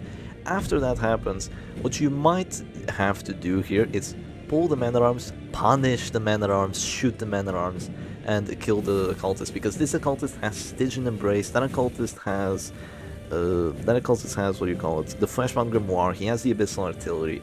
He's going to shred Syac's backline, and it's fine because he has a Crusader and a Flashbound, and they can 2v3, 2v4. But at the same time, losing both your Bounty Hunter and your Arbalist is really not that good, and how much do you have to show for it? If you kill the 2 frontline characters for it, then I mean, sure, you're perfectly fine, but that's probably not going to happen, but we shall see. It might happen. That Abomination doesn't seem to be having a very good time, honestly. Maybe there was a move in transforming him first, and maybe pushing the Crusader out of position, just so there wouldn't be any unlucky stuns, because the horror from the transformation is something else. But yeah, it seems that he's really not enjoying himself. There might be a Stygian Embrace sometime soon, but for now it's gonna be... There is Reclaim on this Flashhunt. Wow, Flashhunt has the Pit Fighter's Helm. Honestly, highly disagree. Highly disagree with the Pit Fighter's Helm pick. It gets the punish onto the enemy Crusader. That is surprising. But I highly disagree with the Pit Fighter's Helm pick. That's just going to be a one-shot. Oh, it isn't. I expected it to be a one-shot. Mr. D does get to go first, so he will start off round number 2. If there's a finish him here, he will start off round number 2 with a Stygian Embrace, and he will just continue here with an Abyssal Artillery. I'd have to say that's most likely what's going to happen. Either that, or he goes for a pull onto the Bounty Hunter. Both moves are fantastic. I suppose that one works as well. Not exactly what I would do because, I mean, it's not really how you play against Hit Squad because it just has a lot of damage in its other tools. But I do suppose that is good too. I feel like just Abyssal Artillery or a pull on the Bounty Hunter here and just make it so the Crusader can't stun you anymore might have been superior. But, you know, this works too. Just put the Idols out of position. Lux is on the edge of his seat for the previous match. Yeah, that was kind of a nail biter, wasn't it? Yeah, he's biting his nails. But it looks like the Bounty Hunter will just move forward. And okay, this looks terrible actually. That pull really did a number on Syac. I feel like it was somewhat unnecessary to go for a move forward twice there. I feel like you could have just dropped the caltrops. Maybe drop the caltrops. The Abomination will go down to 0. Perhaps he's going down to 0 on his own already. Now, perhaps just a pull on the Man at Arms to make it so you can start punishing him because he doesn't have Rancid Cure Roll, so you can just punish the hell out of him. Yeah, 2 hours and 46 minutes in, and Syac and Mr. D are still fighting. Hey, that's just how it be. They really want to win. Both players really want to win. This one is just lasting forever. Oh, it's just enough to bring the Abomination down to 0. Okay. It's just enough to bring him down. Of course, the Reclaim really wouldn't have helped there, because then there's just another punish, and, you know, punish into punish. Punish into Reclaim, punish wins. So, there might just be a punish on there to force the Abomination to act, but then you just might just drop a Decision Embrace, which it will be countered by the bleeds to some extent. It is odd. Which Chef Stress is the hottest one? It's number 4. It's this one. Yeah, Chef Stress number 4. And he's playing it a bit weirdly because the Abomination was in position 2 and not in position 3, but yeah. This is another rematch. I thought it was just sparring. No, they're not sparring. They're still in the winners finals. They're still in the winners finals. If Syac wins this, he moves on to the grand finals and he guarantees himself a second place prize. Yeah. If he wins this. Of course, Mr. D is already guaranteed 3rd place, so that's good as well. So he's going to transform actually, and he's going to push the Bounty Hunter. So kind of a desperate play there, honestly, to do this. That just means it's going to be a kill on that Abomination. I don't think he has enough to show for it, honestly. I don't think he has enough to show for that Abomination dying. If he transformed twice, then yeah, it would be nice, but he only transformed once, which really isn't enough. Wanna add your Chef Stress number 4 to the list? I think, I mean, isn't it already there? I imagine it's already there. But here comes the Bellows. And it's also not mine. That's just a way of numbering it. I only made the first Chef Stress. All the other Chef Stresses are just, you know, because it's easy to number. And it's basically just replacing the position for character. It's always the same. Flagellant, Man at Arms, Abomination. But yeah, the 15% move resistance on that Bounty Hunter, but honestly, there would still be like a caltrip, stuff of the like, so yeah. And might be written down as Syac Stress. Yeah, and it's probably written down as Syac Stress, honestly. Most likely. It's not on the list, only number 1 and number 2. Okay, I see. That's fine. So there's going to be a sniper shot there onto the Flagellant. And he's going down a fair bit. He has Pit Fighter's Helm. I think that, honestly, in this situation, Gladiator's Helm is better. That's what Yar uses. So if anyone knows Yar here, he's a famous Markator, and he goes Gladiator's Helm on his Flagellant just to make him incredibly tanky. He has 20 prot and he has 41 max HP. Which 20 prot against an Arbus is useless, but he's usually in position 1. So it's perfectly okay that way, and he just gets stunned and he doesn't care because he doesn't take any damage from it. And then he gets stunned again, then he resists it, and now it's his turn to play. Yeah, now it's his turn to play. So he's going to guard that Occultist once more, so just a lot of guards being put on here. Kyokit was done with the Butcher's Circus, and then he went to Ultra Kill, just probably shred his way through everything, and now he's going to play Plants vs Zombies. It is whack. It is whack. Does Syac's comp has a name, or is just WD with a flag? This is called the Hit Squad. Yeah, this is called the Hit Squad. It does have a name. The WD with a flag, it's not a very accurate way of putting it because they play entirely differently, but yeah, it is kind of it. Yeah. It is kind of like that. So, anyway, the Flagellant is at this door. Oh, you're gonna play Kyokit soon. Well, good luck, David. You're gonna need it. You're gonna need it, I can tell. So there's going to be a Stygian Embrace finally being used. No DOT on the Flagellant either, so that's quite nice. And I mean, I just wish there had been like an Abyss Artillery being dropped earlier. There's going to be a flare here which will get rid of that stealth, but it's still a good move because it, you know, it still healed the Flagellant up a bit. Now, unfortunately, healing the Flagellant up a bit makes it so he doesn't have the 5 accuracy buff anymore, but yeah, he's still gonna have to go for the heal here, unfortunately, because of how the opponent just has way more turns than he does, so he can't wait it out a bit or anything of the likes. He's not gonna stay at 1 HP and just live. That's not happening. So there's going to be a finish him here. Does 9 damage. Could have been way more, honestly. Could have been way more damage there. The 30 prot generally not doing as much as we thought it would be doing. Syac's playing the fake squad. Yeah, it's the fake squad. Honestly, I don't really care about the character positioning. If it's the same 4 characters, it's the same name pretty much. Yeah, it's pretty much the same name. It's mostly about how it's played that differs, and both the fake squad and the hit squad are played in the exact same way. The only difference is the Flagellant and the Crusader are placed in somewhat different places. Though honestly, I would say they're played the exact same way, but I don't think Syac really played the way his squad usually would be played here, probably with pulling the man-at-arms and just trying to punish him, but honestly, the A1 was so squishy at that point, it also makes sense to just try and break your way through this front line, because the front line, even with the Stygian Embrace, it's just not tanky enough. Yeah. Yeah, it is quite impactful. It is quite impactful. Swapping the Crusader and the Flagellant. It depends. Wasn't the name the improved hit squad? I'm not sure if it's improved. Might be, it can be improved, can be a downgrade as well. It depends. It depends on the trinkets and all that, but there's going to be a stun on the Flagellant there. He's stunned, he's being bled down to 0. He's really not having a good time. So, yeah, I feel like this does not look good. And how is the difference between World Domination and Darkest Mark? Well, World Domination is just better. Putting the A-bomb in second is just dumb. Yeah, World Domination is just a better way of putting those 4 characters together.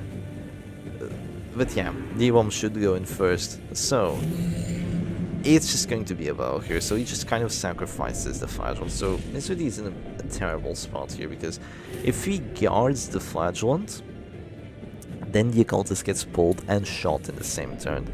And probably dead as well, to just a punish or something of the likes. If he doesn't guard the Flagellant, then he gets shot and finished. He doesn't even need to get shot, he's probably bleeding down to 0 at this point. So there's just going to be a heal into a finish him, into maybe a punish on the corpse, to just get those characters to move forward. And I'll have to say, this already just looks like GG. Unfortunately, this does look like GG. That is a good team that Mr. D is playing, but it did not work out too well. I feel like this is going to be the most decisive of all these. And it's so decisive to the point that Syac is even trying to min-max it. He's not even going for the 95% kill, he's going for the 20 on the kill to then maybe use a pull already to just try and speed it up a bit. It is wild. It is wild. Yeah. It does have the bat. It does have the bat. It did help. It got all the bleeds, so you can't say it helped.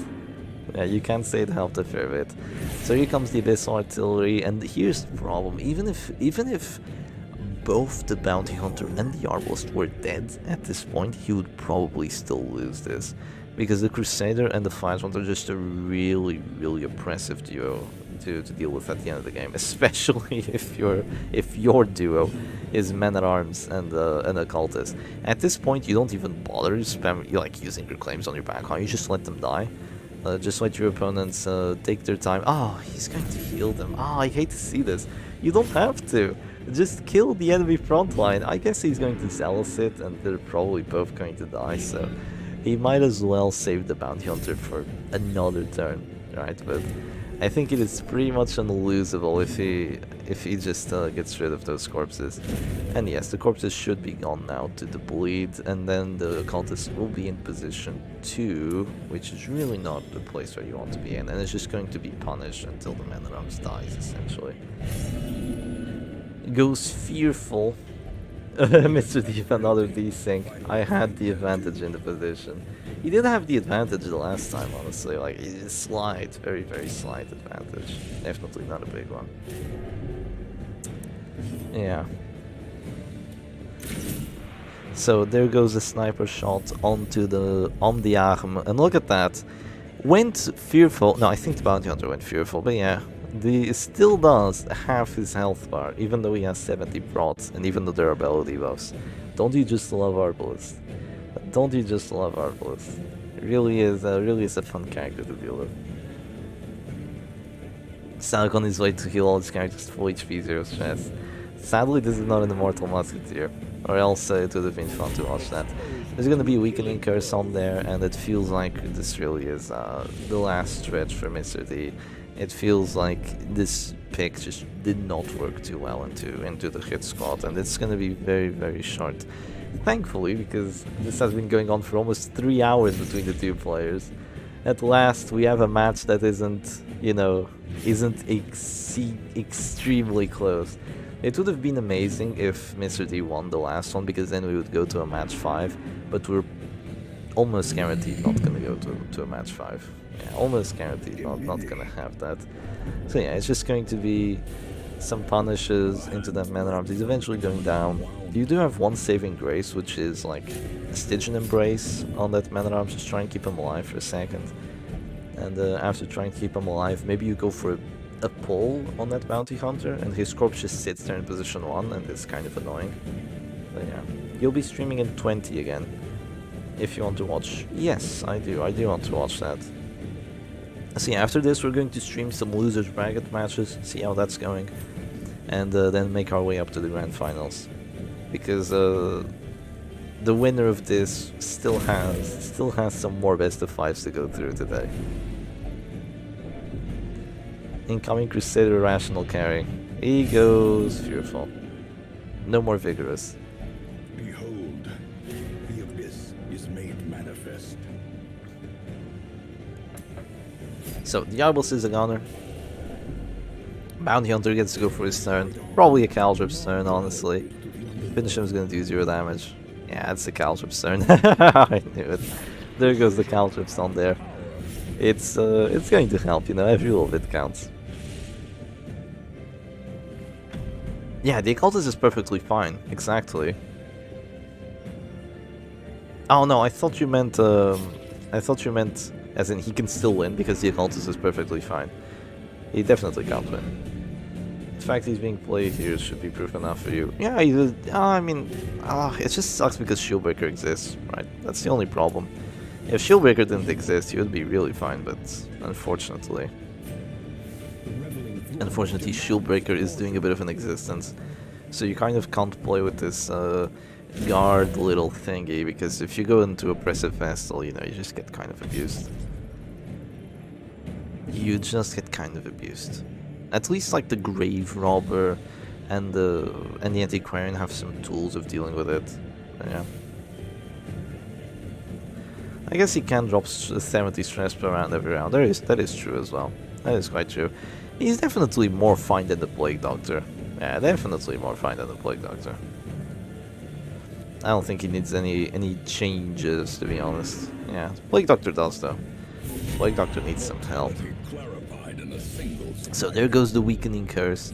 He's probably gonna have a heart attack on that Bounty Hunter now. Alright, see you around, Shepard. Bye bye. Hope you had a fun time. Kyokit still hasn't walked in the team. Oh, we might come in time to watch it then.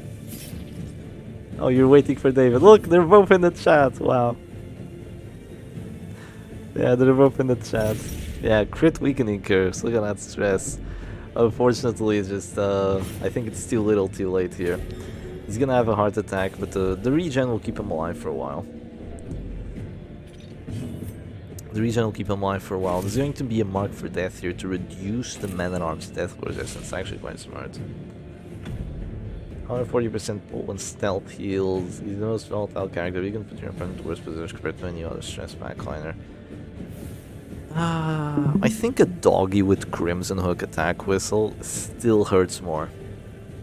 I think he still hurts more than the occultist.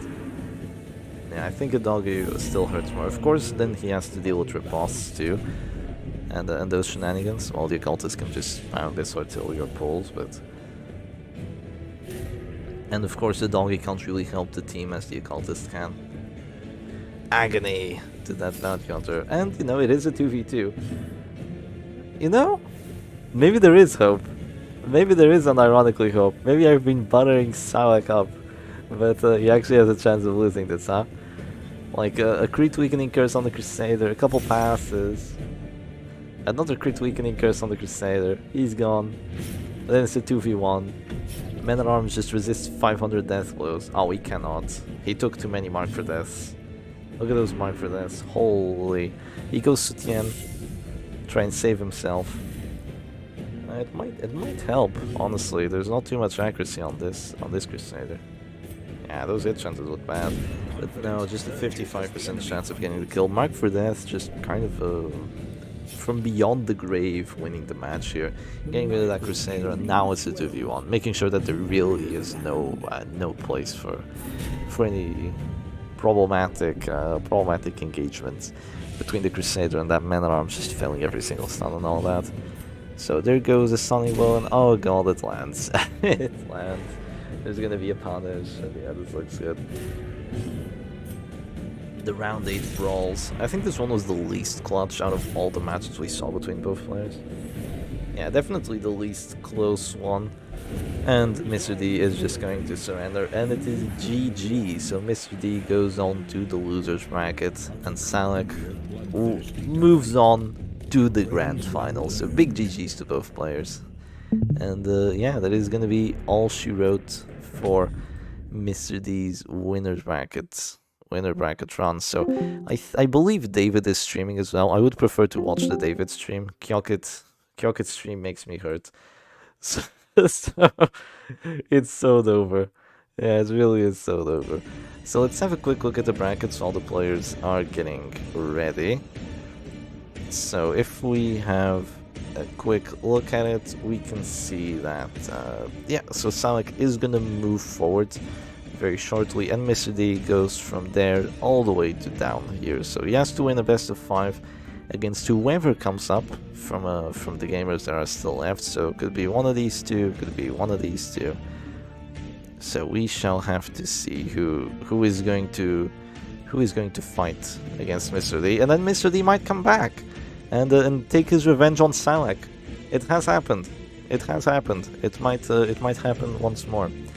I don't think anyone has ever lost a winners finals and then come back and win. I think people have come back, but not come back and win. So it would be pretty cool to see that happen. But after a 3-hour-long best of 5, let's see if this best of 3 is, you know, maybe not quite as long, but still just as exciting. So let's just wait until the players are ready. And I believe they're almost ready to play as well. I think they're 0-0 too.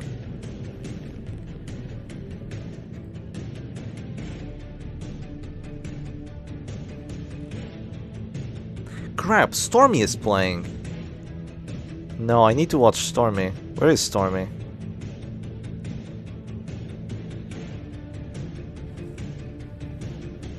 I would like to watch David versus Kyokit too, though. Oh, this is difficult. You're not playing just yet? Okay, they're playing now. Yeah, they're playing now. Okay, we're fine then. David versus Kyokit. Best of 3, and it is 0-0. Alright then. Here we go. So it is gonna be the two gamers. We do have sound. Yes, we do have sound. Fantastic. And oh god, here come the skins. So that seems to be an occultist in the backline. It's Gwendolyn. So it seems to be... Oh, this looks bad. I think it's Kalashnikov versus Chef Stress. So we heard about this as we were watching the best of 5 between Syac and Yeah, as we were watching the best of 5 between Syac and Kyokit. No, between Syac and Mr. D. We heard about Kyokit playing Chef Stress into Verona's Kalashnikov, and we remember that the Kalashnikov was like doing really well, and then the Flash one just 1v4'd. So we might see that happen again. So, let's hope that this goes well. That this goes well for David. It's already not going to be a very fun time, but maybe you can 4v1 the Flash one. You know, that's kind of the goal here. If this Man-at-Arms has Retribution, as he should, that is the one way you can win against Flagellants, by the way. If the Man-at-Arms has Retribution, then maybe it's playable. Yeah, maybe it is playable. We have a cute occultist in the back. Yeah, it's Gwendolyn. That Dark Souls brain rot. So the Flagellant is pushed all the way to position 3, so that is great for David here. And he's probably just gonna start spamming those Harrys. Yeah, here come the Harrys. Not fantastic hit chances, but hits most of them and gets one crit as well. Gets a crit on the Flagellant, which I guess is fine. You kind of want to kill the other characters first, because the Flagellant's gonna take freaking forever to kill. So eliminating characters is like the one way that you can win this. Maybe you can win this. So the Houndstary, every single Houndstary hits from Kyokit's side. Kyokit is insanely lucky when it comes to the Harrys. And wow, this is a crazy bellow Man-at-Arms. Yes, Carnival Mask and Yuri Eye. He's here to bellow. He doesn't even care if he gets hit. He's here to bellow. He's not gonna drop command buffs. He's not gonna do anything else. He's gonna bellow and he's gonna win this way. So it's probably going to be yet another pull, this time onto the Man-at-Arms, just to prevent this Abomination from dropping the... Oh man, unlucky. Just preventing the Abomination from dropping the Beast Smile, but unfortunately it just whiffs, or rather it just doesn't get the pull. 95% chance, by the way. 95% chance and fails. We really love RNG against Kyokit, don't we? He has some crazy luck, I kid you not. Like, and the thing is, I was playing against Kyokit, he was having some terrible RNG. He was having some terrible RNG during practice, like absolutely atrocious. And then we got to the best of 3 in the actual tournament. I was having the atrocious RNG, like wow, it's just so bad, it's just so freaking bad. It really could not have gone any worse than that. And now we get to Kyokit versus David, and yeah, the very first match, it does not look that fantastic for David, but, you know, it really sucks that the Man-at-Arms didn't get pulled. Oh, it really sucks that the Man-at-Arms didn't get pulled, but maybe there is hope. Maybe there is hope. Kyokit's lived by Chef Stress, he will die by Chef Stress. Nah, he's gonna win the tournament by Chef Stress. Honestly, I kid you not, if he makes it all the way to the Grand Finals, Syac is gonna have a bit of a deja vu, because he's played the Grand Finals against me, and I was spamming Chef Stress and WD just like Kyokit is in the very first tournament. That was my strategy for the entire freaking tournament. I played WD and I played Chef Stress. The teams just are complete like opposites. They're complete polar opposites in what they counter and how they play as. So that basically meant you had a coin flip each and every time you played into one, but both of them still do well into every single other matchup, so it kind of just worked perfectly until Syac managed to figure out a way of beating both teams in one. He managed to figure that out, and in the Grand Finals it was really difficult for me, but you know, it be what it be. Who put Kyokit into losers? It was this, I think it was Tiberium Conk actually. Yeah, I think it was Tiberium Conk. He's going to play against Stormy soon, I believe. And yeah, Tiberium Conk is now... No, actually maybe it wasn't. Was it? I can't remember honestly. We'll check after this. Who put him into the losers bracket. Or maybe it was Mr. D. Oh, I really cannot remember. We'll have a look. Man, it seems that in terms of the stress numbers, David is winning here. The Kalashnikov is kind of having the advantage, but don't be fooled. Even though it looks like he has the advantage, he needs to at least double it if he still wants to beat the Flagellant at the end of the game. Because Gauntlet of Absolution really is that broken. It was Du Ying that put Kyokit into the losers bracket. Oh, it was, wasn't it? Yeah, it was Du Ying. Yeah, good job. I remember that, yeah. David is missing some crucial abilities. He's really missing that command. I don't think so. I don't think so. He's going to miss a Harry or two, but he's just gonna get some crazy bellows off, and he's gonna do very nice stress with them having a carnival mask, honestly. He was thinking of going for the rage on that Flagellant, and honestly I respect the idea. He didn't go for it, but I do respect it. He's going to go irrational here, so he was de-transformed already, but next time he clicks he will be able to use his second transformation, and that's really gonna put the hurt on Chef Stress here. Yeah, it's really gonna put the hurt on it. So here comes the Bellow. It's gonna keep doing some stress. That should be 2 afflictions now. So this doesn't look good. This doesn't look all that good. Abusive Man-at-Arms and Fearful Doggy. Oh, the poor little doggy. Goes Fearful.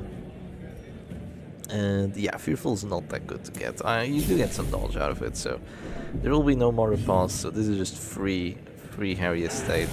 Hits everyone with it. That's fine. We chill with this, but honestly, I think Chef Stress is just too well built at this point. Like, it does not look good. It does not look good. The character's health bars looks fine. The character's strength bars don't look that bad. The Flagellant has used 1 redeem and he has eaten some decent stress, but it still doesn't look like the worst thing in the world. I disagree with that move. I feel like there could have been another pull onto the Man-at-Arms, and that would have made it so if the Flagellant wants to act, he's gonna have to put the Abomination into position 4. I feel like that would have been wiser. He just went for the Abyss Artillery, which will probably make the Flagellant go Afflicted eventually, but yeah, I feel like it would have been okay just not doing that. Now he's going to go for the pull, so I suppose he can still do it. I suppose he can still do it here. And yeah, that Man-at-Arms is already eating. He's already eaten 2 Demon Spools and 1 of his Artillery. So he has half stress taken, I believe, with the bolster and the numbing instance, but yeah, he's definitely still gonna be eating some stress. Here come the command buffs. A1 says no, which is really good. And I think the Flagellant still hasn't acted, honestly. I think the Flagellant still hasn't gone for a single Raid of Sorrows or anything of the like, so this has really been going reasonably well for David, but I think he's finally gonna get to act. Here come the Bellows. Here comes the stress. 8, 14, 13. It's good, it's good. Carnival Mask kind of counters the bolster because you do more stress than the bolster reduces. So you still get plus stress on your Bellows than minus. It's not really that huge, but it could make a difference. The amount of stress that you do with it. Yeah. Kalashnikov just doesn't have tools against Flag. Yeah, it does not. It does not. So I go Repulse on the Man-at-Arms, because then at least you still have a bit of a chance at the end of the game. Because if they try and hit into the Man-at-Arms with Punish, then they can still die to the death blows. So at the very least, you still got that. And you're not gonna guard anyway in Kalashnikov, so just sacrifice the guard and go Riposte. You could even maybe justify going for Riposte Man-at-Arms with Shield Spike and Insignia of Rank. You can still Bellow. You're just gonna be lacking on Trinket for the Bellows. Just to have that decent matchup against something like Chef Stress, and it is quite decent. If the doggy goes Hound there, he gets hit by a big riposte, so it's good. Unfortunately, David's doggy is gone, but there's gonna be a second transformation, probably a Rage onto that Abomination, I'd say. A Rage into an Abyss Artillery, and that backline is dead. Yeah, that's probably what's gonna happen. Damage Jimmy and Kalashnikov, my beloved.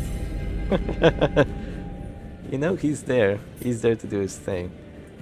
It could be also a slam on the Flagellant, gets a crit on it, and does get the push too. The Flagellant is dropping to 0 HP, and he will actually have to use that redeem here. So he's almost afflicted. The Flagellant is gonna go afflicted here. Yeah, he is definitely gonna go afflicted this match. I think he just ate like one Abyss Artillery too many. And there's probably gonna be yet another Abyss Artillery very, very soon. Or maybe, yeah, probably another Abyss Artillery soon. Most likely that's what's gonna happen. Is there gonna be a Bellow before it? Is there gonna be... What does the opponent want to do? Or rather, what does David want to do? Rage the Flagellant again. Honestly, that could have worked. That could have worked. Raging the Flagellant, going Abyss Artillery. That could have worked, but I'm not sure what the affliction on David's Abomination is. Maybe he doesn't do enough damage with the rage. Maybe the 20% doesn't go through, but yeah, that might have been a move. That might have been a move. There we go with the Rapturous. That is a throw, or no, actually he's dazed. Yeah, Rapturous is a virtue. Rapturous is a buff. Trust, guys. Rapturous is a buff. He goes for the stun on the Abomination. He's just gonna pass his turn right now. That's okay, who cares? Who cares if the Abomination passes one turn? It's fine, it's perfectly fine. So he just passes it, keeping the cultist's turn for a bit, I see. I feel like the doggy is just dead to an Abyssal Artillery here, because the stress from the Abyssal Artillery itself will make him have a heart attack, and then the horror will kill him. So I feel like that might just get rid of the doggy, and also do some very juicy stress to the occultist. Unfortunately, Gwendolyn goes fearful, so there might be a pass. Thankfully, no immediate pass. He's going to pull, really. I don't know, Chief. I don't know. He's gonna go for a pull. I guess it will put the Abomination out of position, but yeah, there is a heart attack on that doggy. He's pretty much dead. He's pretty much doomed. Goes for the Act Out Hounds there. He gets a crit on, I believe, the occultist. Yeah, he got a crit on the occultist. It's freaking Kyoket. He has such luck with the Hound Series. It's crazy. I wish I had the Hound Series luck that he does. It is actually wild, the Hound Series that he pulls through. And there might just be an Abyssal Artillery here. It would be pretty much a double kill. I mean, kind of unnecessary at this point, honestly. It might just be a Bellow. A Bellow is probably a double kill on that backline too. What really counts here is just staying alive and somehow killing that flange on three Exsanguinates. That's really what must be done.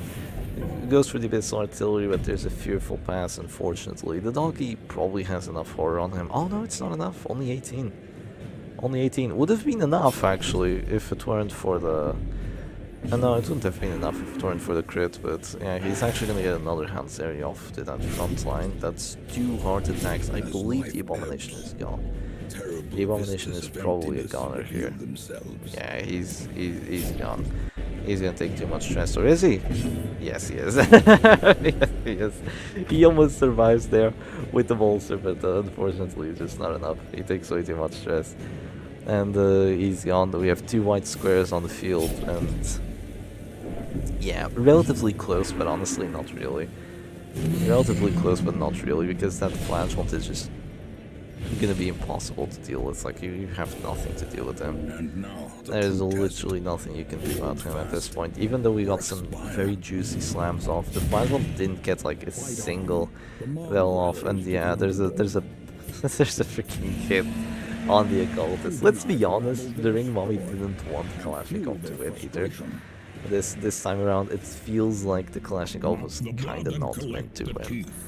So yeah, a bit unfortunate, but it is gonna be 1 win for Kyoket, and David is one loss away from going out of the losers bracket into outside the tournament.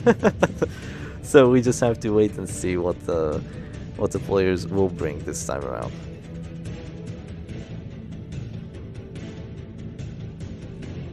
I have a feeling Kyoket peaked, because there was the unlock, but oh well. Peaked! Oh. He peaked, but if you're streaming, then you can request him to... not sure if you're still in the stream, but if you're streaming, then you can request him to lock in his team. And then he can, you know...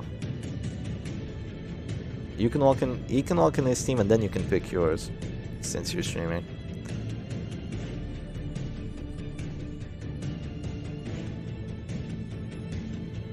But he was gonna play Shep Stress anyway, most likely.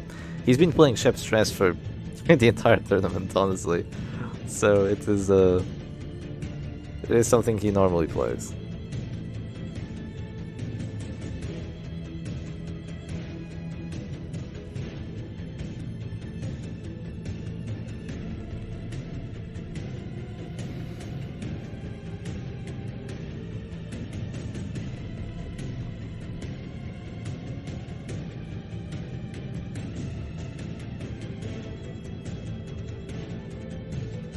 They're both streaming, could just hover over the opponent's team, so it could go either way, although doubted either would pick. I mean, you kind of have to get into the voice call to see what the opponent is playing, and I don't think there was anyone getting 20 voice calls, so I highly doubt it.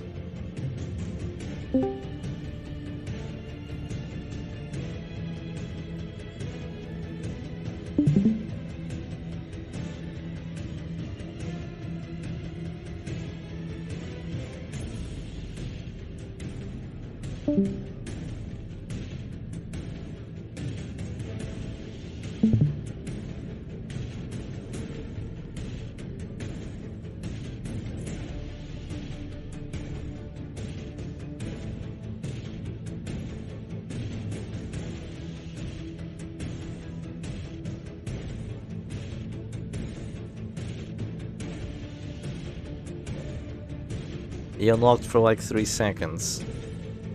Well, that's not supposed to happen.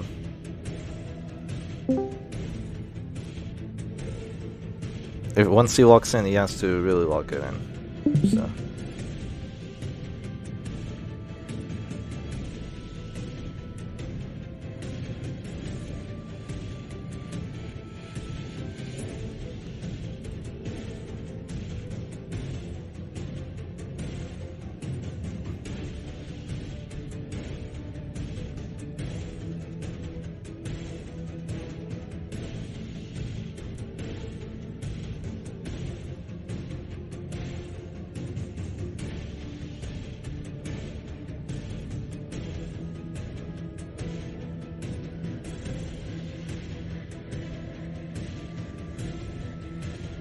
He changed his Goliath team for Chef Stress.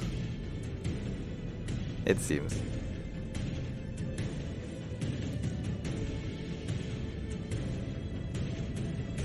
How dare you play Goliath like I do? Don't you know that's throwing?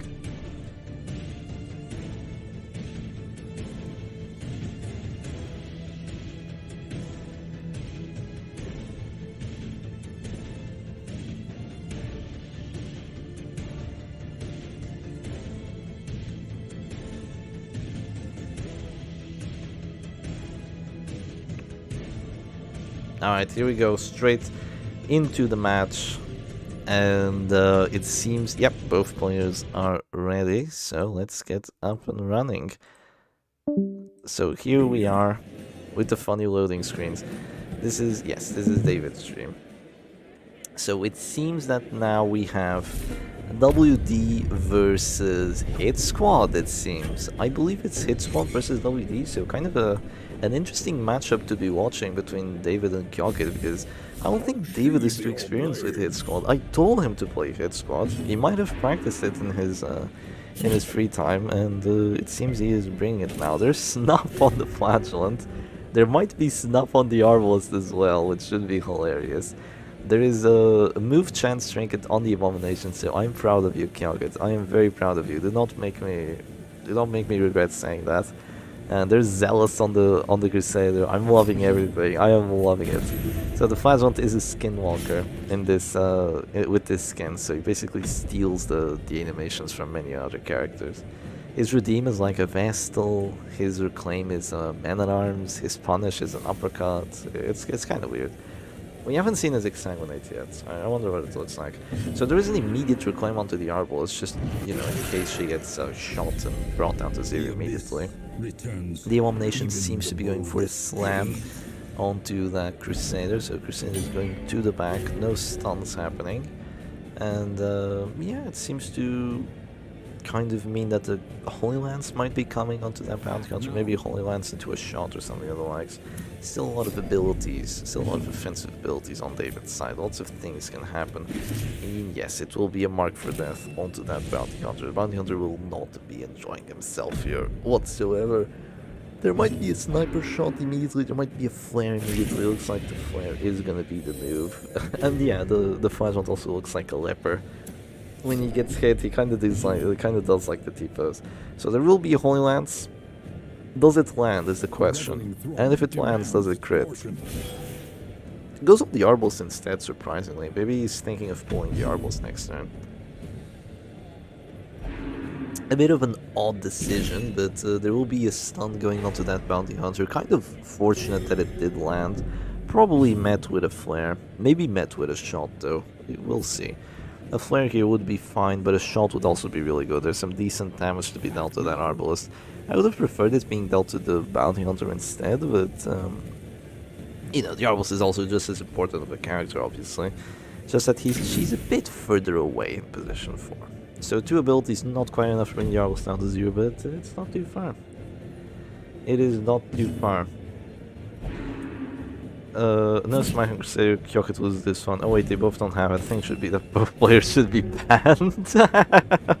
You know, I agree. No smite gamers, like this is critical misplaying.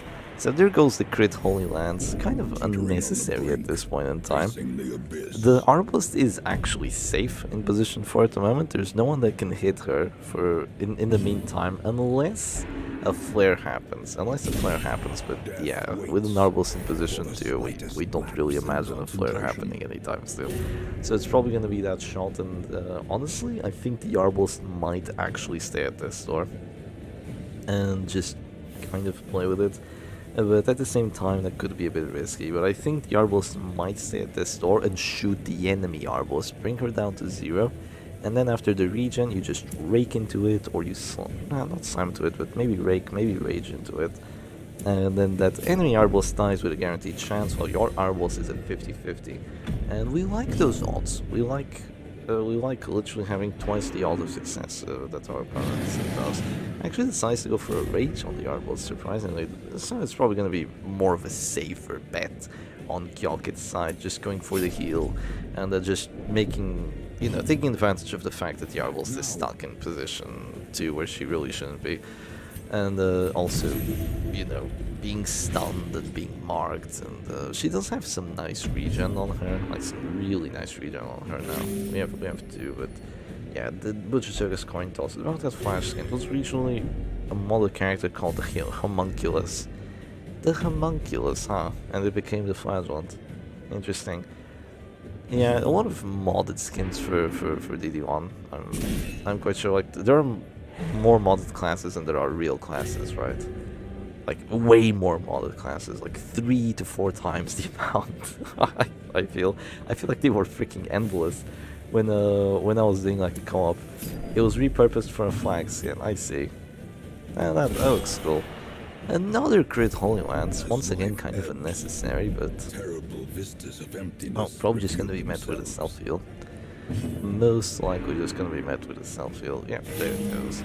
And I feel like going for the 100% kill shot versus the, what do you call it, versus the 50% chance of dying on your own, like, might have been a bit better than this, because now you're getting pulled, and now you're out of position, you're gonna get punished.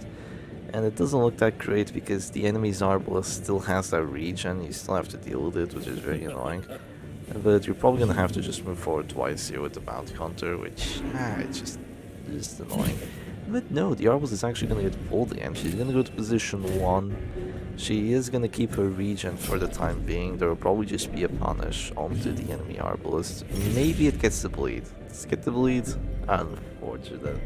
Unfortunate. That's why you bring the spiked bat. Spiked bat would have gotten that bleed there, and the Arbalest would be going down to 0, so it would have been amazing at this point, but sadly that's not the case. That's going to be a rage, kind of wasted, honestly, but I don't think... Whoa! Crit heal for 24, Jesus, Flagelant's balance. Yeah, crit heal for 24 onto that Arbalest, oh my goodness. Yeah, that really helped, huh? There's a crit Holy Lance back now to the Bounty Hunter, just both Crusaders going crazy. Yeah, both Crusaders. Snuff Flag Gaming, honestly, it looks odd because it kind of failed the bleed there on the Arbalest, but it is good as well because this means that WD has not been able to just justify going for a stall on the Flagellant when it's just pretty much a 50-50. So that's why WD hasn't been going for it. So there's a double bullet here, no pulls though, so that's actually quite good. And this might be the turnaround that Kyokut was waiting for. He might be able to just shoot the Bounty Hunter now And after the Crusader heals, and the Crusader wasting his turn, then you stun the Crusader. Crusader doesn't have his turn for a while. Or maybe you stun the Arbalist, but overall doesn't really look all that bad for Kyokit at this point. The only problem that you have here is the fact that the Flagellant is soon getting his big heals, and of course he might drop a big redeem somewhere, which would be really unfortunate, but it is what it is. He will eventually have to drop that big heal. And he has 5 of them too, and 3 of them are offensive. Yeah, and probably bring your Abomination to this store with just 1 of them. So it would be really, really unfortunate to have that happen, but unfortunately that's just kind of what you have to subject yourself to when you play against hit squad with a damage team like this and you don't win in like the first round or 2 rounds. That Flagellant will just keep spamming those reclaims. So now that Bounty Hunter's in a weird spot, he might just move forward 1 position, but he ends up deciding on the Caltrops. It's actually good. It causes the Bounty Hunter to be going down to this door. He's gonna drop. He says misclick. Why? Why misclick? It's fine. It's genuinely fine. You drop the Caltrops, now the Bounty Hunter is going down to this door. It looks okay. Yeah, it looks okay. It's perfectly fine. Surely it's fine, yeah. So there's going to be actually a redeem onto that Bounty Hunter, so he doesn't even drop to this door, but the entire team is bleeding. Kyokit might be listening to this stream. I advise against it. It's technically not illegal to listen to this stream. But, technically not illegal, but we haven't made a rule against it, I don't think. But I highly advise against it because I imagine it to be very, very distracting, especially since, I'm not the one that's actually playing the game. So a lot of the things I say might be correct, but they might also be wrong.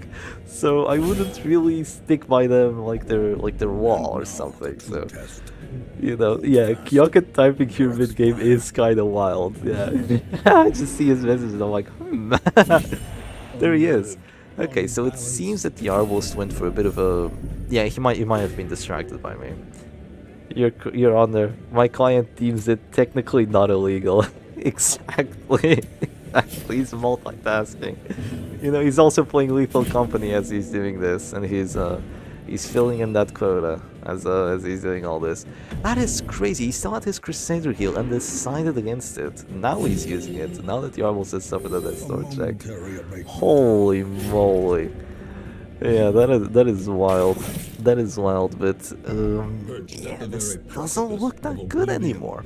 This doesn't look that good anymore. The Arbalist is at this door, the Flagell still has his turn. You probably need a Transform Rage here onto that enemy Arbalist, and then just pray that you're the one that gets the draw first.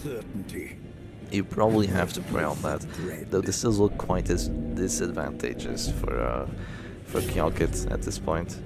Duelist is now playing TF2. I think Duelist is still in the run. He was swatting Duelist away. He was literally swatting Duelist away to look at the death blow and the hit chances. Oh, that's hilarious. I can't imagine still playing Steam with like games on Steam and like having those pop-ups show up over there. They're genuinely so annoying.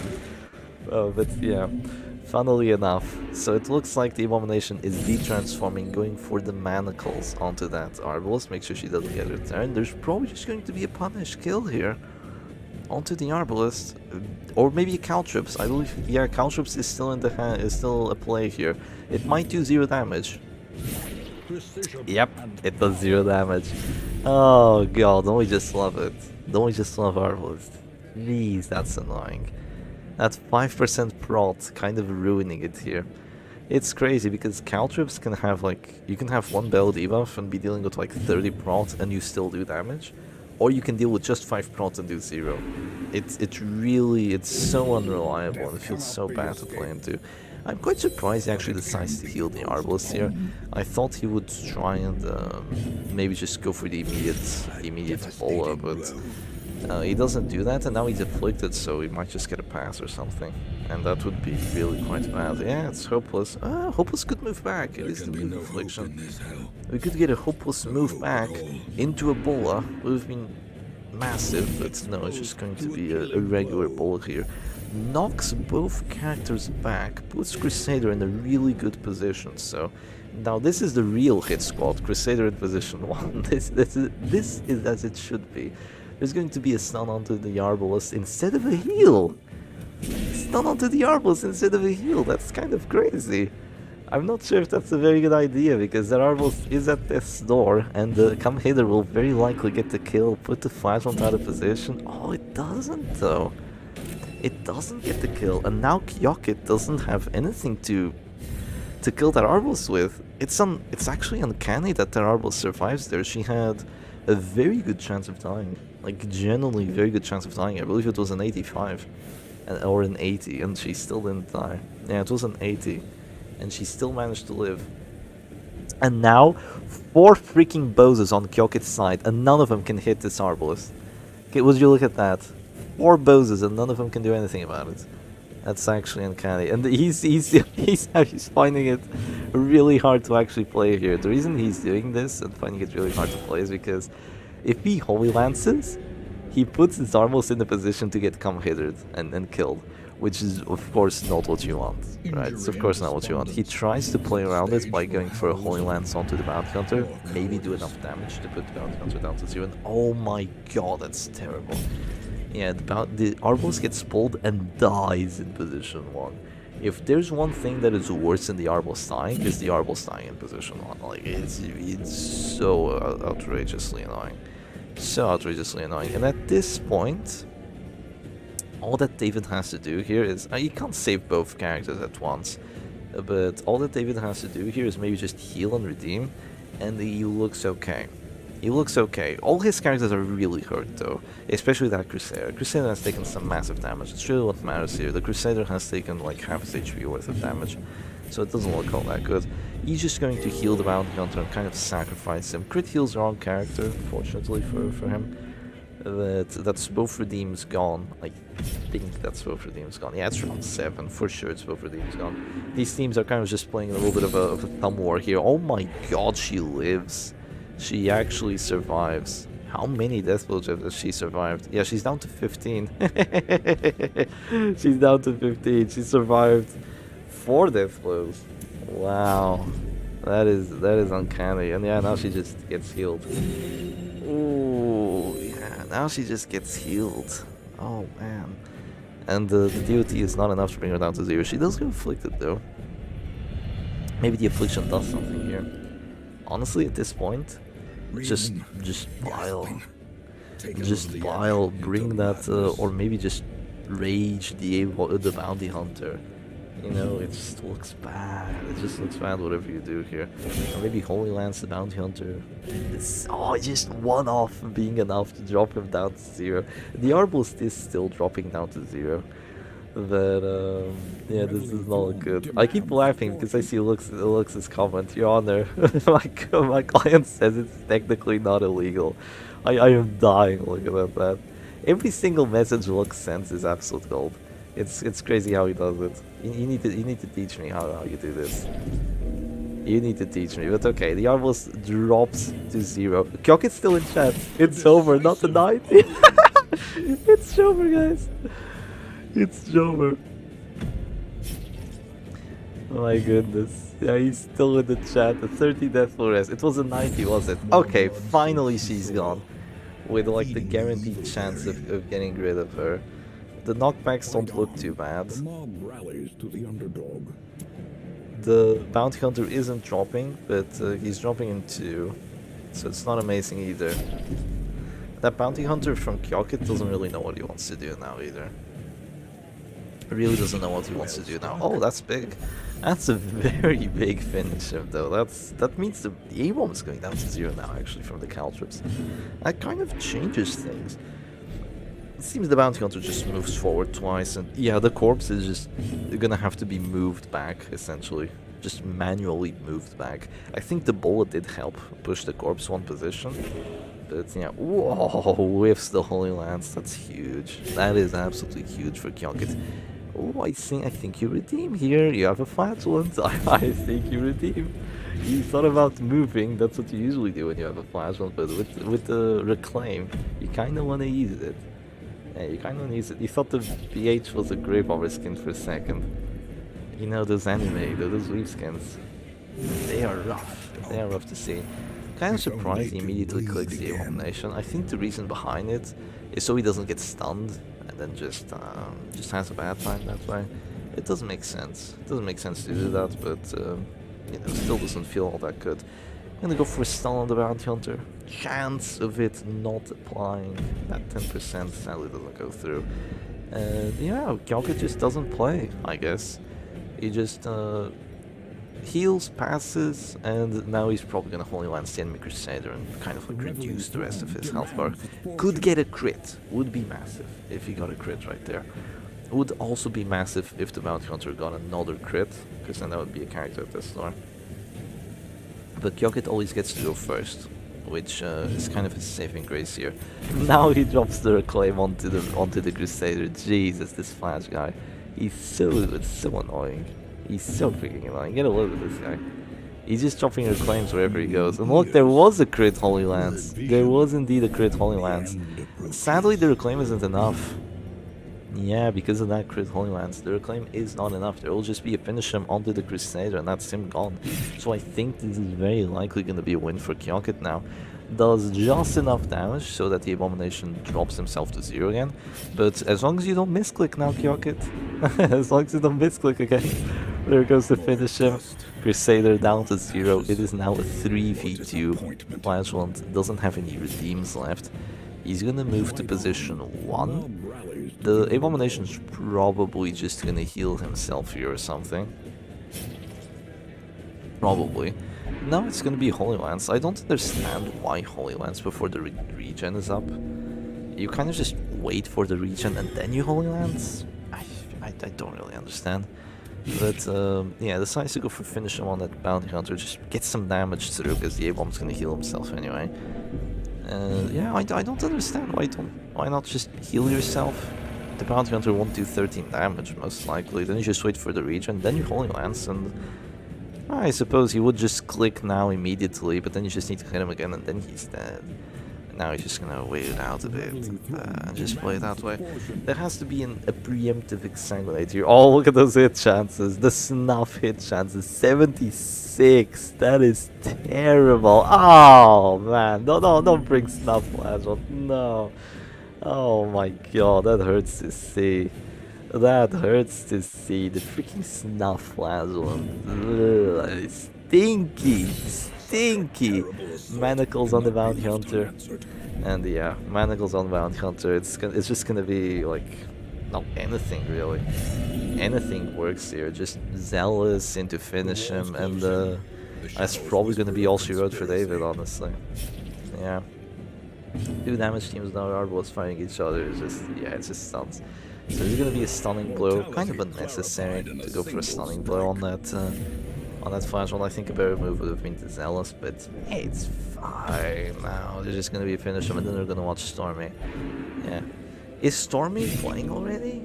I'm not sure. He said he was gonna play soon, but I ended up having to watch this best of 3. The 5%. Did he? Oh, he got the 5%, did he? Ah, it doesn't matter. You're fine. He resisted the 5%. Oh, Stormy's about to play. Oh, that's amazing.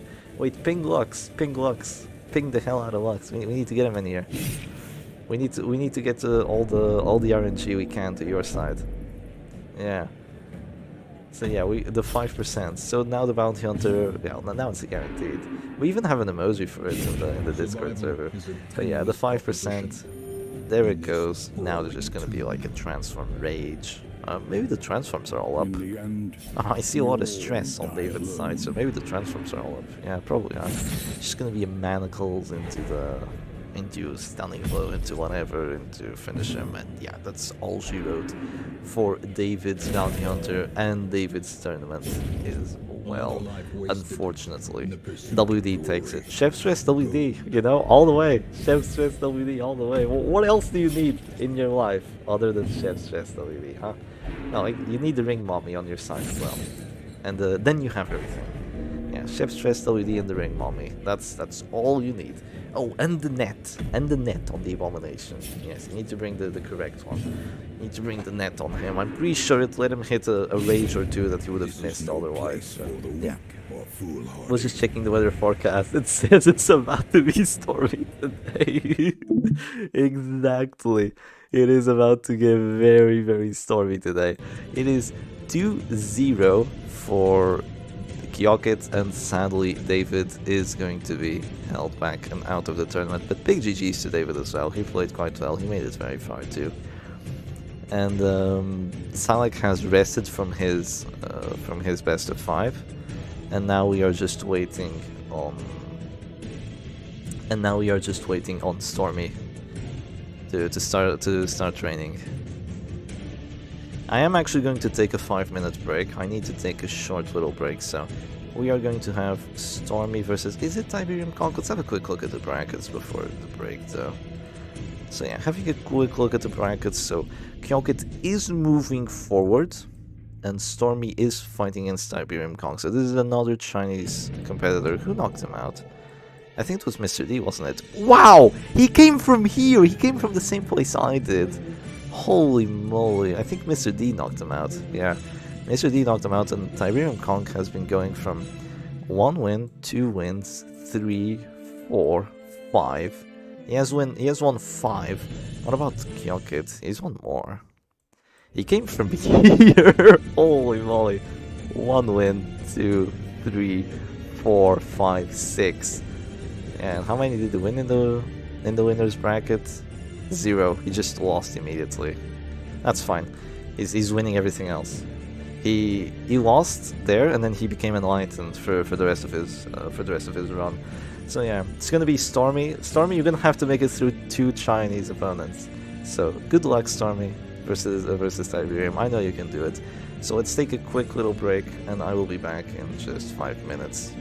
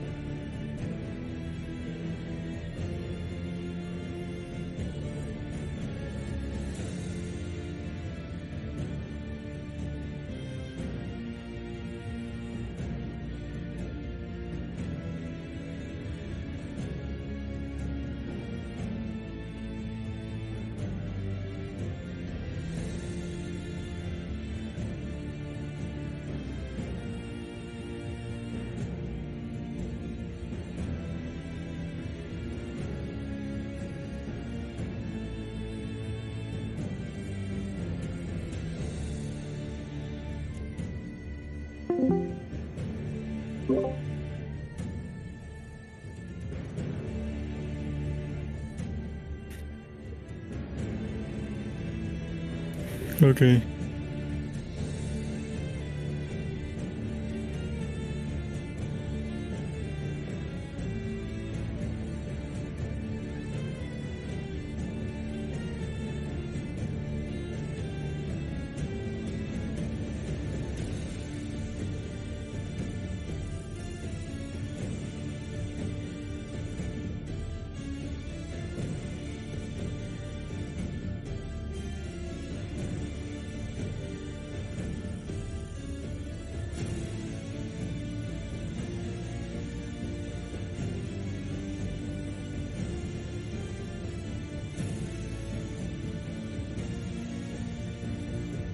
Alright, we're back.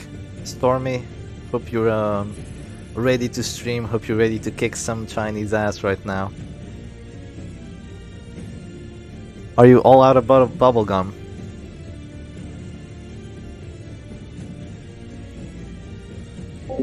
You know, the classic silence. I'm talking to them in the Discord server. It's always gonna be silence. Like I don't. Oh. Okay. He just I says do okay. be ready, sort of. Okay, he's almost ready. He's almost ready. I need him to be fully ready. I need you to be fully ready, Stormy. I know you can do it. Copium?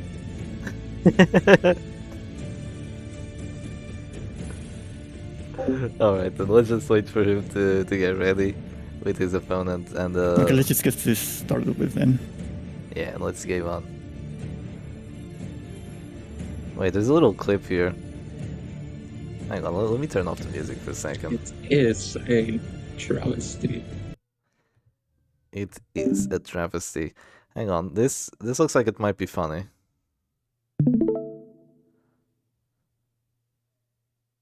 Wait, there's no sound. I muted it. This store, he's gonna drop caltrips. Wait, there's no sound. Good. I muted it. The bounty hunter to this store, he's gonna drop. Going down to this store, he's Wait, there's no gonna sound. Oh Jesus, what is going on? Oh right, I have my own stream on here. Okay. Caltrips. It's Oh, it's good now. It's good now. It causes the bounty hunter to be going down to this. Oh wow, store, it's you he's gonna guys. Drop. He says misclick. Why? Why misclick? It's fine. It's genuinely fine. You drop the caltrips. Now the bounty hunter is going down to this store. He It said looks misclick. okay. Yeah, he It's said okay. misclick. It's perfectly fine. This is what he said to Surely it's misclick. fine, yeah. So there's going to be actually. Yeah, that was review to funny. hunter, so he tells Yeah, you shouldn't really be on the stream, TVH. You shouldn't really be on the stream as I'm commentating, but oh well.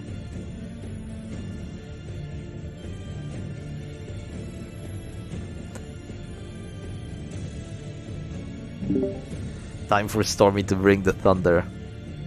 Yes, sir. Oh, he's going live. He's getting ready. Wait, they're playing already? They didn't even say anything. Oh my god, I do. Oh my god, okay. Let's have a quick look then, see what these bozos are up to.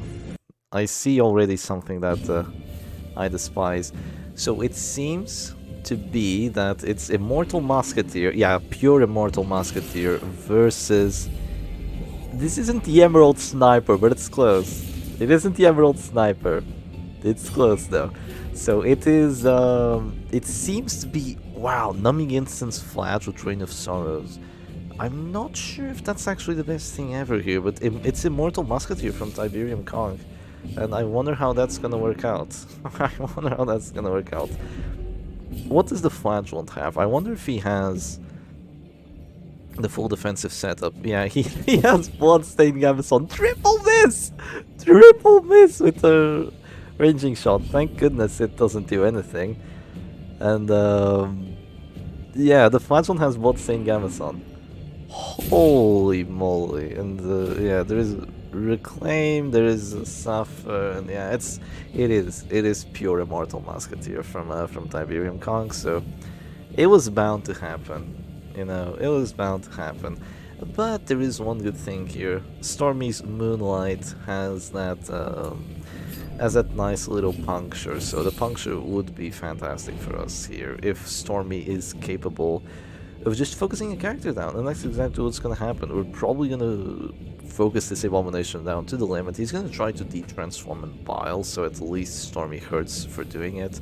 But it seems that Stormy also has the very defensive team, which reclaims from the Flagellant, also has the anti-stress from the Musketeer, so yeah, it's really gonna take a while. This Flagellant is gonna keep spamming that Rain of Sorrows just to try and probably do something to that backline, kind of diverge their attention from the Abomination at all times, but yeah, well, it is what it is. Really wanted to see the whole tournament, but I have a 12-hour car travel tomorrow. Good night, everyone. Have a good night, YouTube Mountain Chicken, and safe driving as well. Thank you for the time you spent here already. Hope you enjoyed it. Yeah, Stormy is probably furious right now. I'm not sure if he's furious, but you know, he's probably a bit annoyed that he has to play against freaking Immortal Musketeer. Very first match. Like, this is definitely a mental play from Tiberium Kong. Like, your opponent just wants to play, and you bring out the Immortal Musketeer immediately. That is not fun. That is really not fun. There might be a Bile here just to make the enemy Abomination Bile into the Bile. Still applies the Blight somehow, thankfully enough, and it doesn't look too bad, but it doesn't look too good either. That's kind of the problem here. Basically, zero stress has been dealt. Some DOT has been dealt, but it's overall very widespread. And I think this is an Immortal Musketeer match with these things. Yeah, which is the most fun you can have. An Immortal Musketeer match with these things. Oh, 3 rounds into it, and it's already over. Holy, this is gonna take on the entire rest of the stream. Yeah, this is gonna be the entire rest of the stream. So this is how Tiberium Kong is making his way through the losers bracket. He's boring everyone to death. Holy moly. Okay, it should be fine though. It should be fine. It's a desync. It is for sure a desync. We might have to go into a little proxy situation here. I really don't want to proxy. Yesterday did not go well. Stormy is quite clear in terms of which moves he wants to do, so it should be much better. But I would really not like to proxy at this point. But if we have to, but yeah, this is for sure desync. This is just a rematch, obviously. Like nothing has happened the entire match. Pretty much nothing has happened the entire match. So yeah, I'm just going to put the image over it for a minute and just see. Why can you talk in what? Oh. No, it doesn't matter at the moment. Yeah, it is for sure desync. So we might have to have them rematch with the same coin flip. Father Nicholas, yes, that is my name. Yeah, just a desync, right, Stormy? Yeah, pretty much. Fun. I know, right?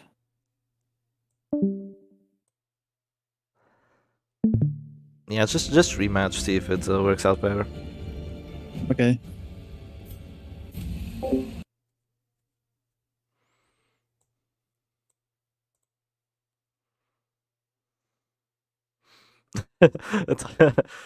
we should have a look at this. This is quite funny to watch. So yeah, cool. I love these things. Let's rematch then. Always.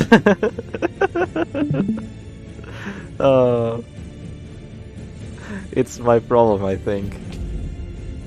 Yeah, this guy desyncs a lot, I can tell. We've had some problems with him already with these things, so he's a repeat offender. You just have to wait until they set it up with the same coin flip. With Immortal Musketeer.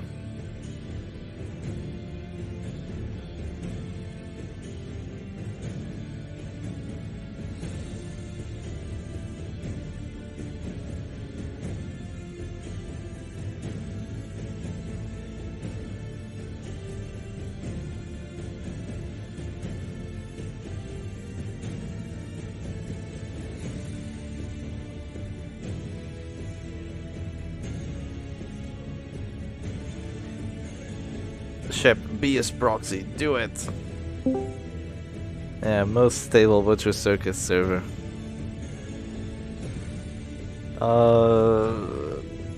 If probably I could probably if no one wants, so I can't speak. Yeah, proxy is when we basically I play for Stormy and someone with the same language as Tiberium plays for Tiberium, and usually the two players that are doing this have a better connection than the original players, but it's the original players that give out the orders through voice chat as to what should happen in the match.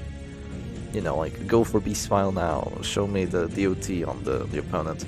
Okay, it seems they're going into it again. They got the same coin flip immediately. So let's have a quick look, see what they're going up to. It seems that this time it's going a lot worse for Stormy. I saw that the puncture failed. The puncture did not have that pull on that abomination, so this is already not going quite as well. But honestly, just very minute things. Like, nothing is going to be, oh, there's a crit for his entire health bar. that's not the kind of difference that is going to happen in a matchup like this. Red Hook too busy adding barefoot skins to every hero DD2 to fix Circus servers. Really now? I mean, we have A-Bomb already. And Flange? Is Flange barefoot? I'm not entirely sure. Who are the barefoot heroes in Darkest Dungeon 1? There's A-Bomb, there's Flagellant, I think. A-Bomb for sure. Bounty Hunter has boots. Iron Man has boots. Both of them most of them have boots, honestly. Probably because they're easier to draw, I feel. Did Flagellant always have a bloodstained Gambeson? Yes, he did. I wish Vessel was barefoot. Hey yo! Hey yo! Antiquarian has shoes? I don't know what she has. But okay, there's going to be a pull on the Immortal Musketeer, and it fails, unfortunately. I feel like Syac, not Syac, Stormy probably shouldn't dedicate himself to spamming pulls on the Musketeer, because each of them is just a 20% chance. And even if they do work, she just moves back and takes basically no damage. I mean, who cares? It's just a turn she spends moving back, and it doesn't really matter. He should probably try to go for some Adder's Kisses on this Man at Arms. Maybe try to make something work like that. Why did Chef say I wish Vestal was barefoot? Oh my god, no! You did not, you bastard. You deleted your message. I see how it is. I see how it is. Sneaky bugger. But yeah. It's just gonna be, yeah, it's round 3 already. It's round 3 already, and this is what has happened. Another pull fail on that abomination. Jesus, that's unfortunate. Honestly, I'd say Stormy probably has a better matchup because there's a shield breaker, and Stormy also has some defense in the form of reclaims and the Musketeer, because it's Immortal Musketeer versus Immortal Musketeer, honestly. But yeah, I'm sad I missed Tiberium's matches versus Duelist. Those matchups look crazy. I haven't seen those matchups, but I believe you. It goes for the Reign of Sorrows. Misses the abomination, doesn't get the bleed on the Musketeer. Oh dear me. Yeah, it's round 3. Oh no, okay. Almost a desync, but no, we're good. Here comes the Velo, and yeah. Could you imagine doing this through proxy? Like for like an hour straight, just proxying, like, oh, go for this move, go for this move, go for this move. It's gonna be like 150 moves. Yeah, maybe more. Generally, maybe more. It was Winter Bliss versus whatever you'd call Chef Stress with Arb for match number 1. Tiberium winning with Stress Arbalist. Yeah, that team kind of wins there, honestly, because the Arbalist just heals too much DOT. We saw that. We saw Stomachfoot play that into Tiberium Conk.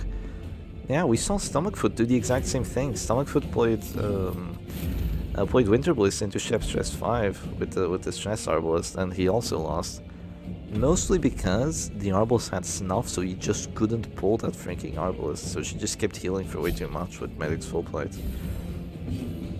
And it was just kind of difficult to break through. And I think the Flagellant in that team also goes Reign of Sorrows, so the back line from the Winter Blaze just gets completely demolished.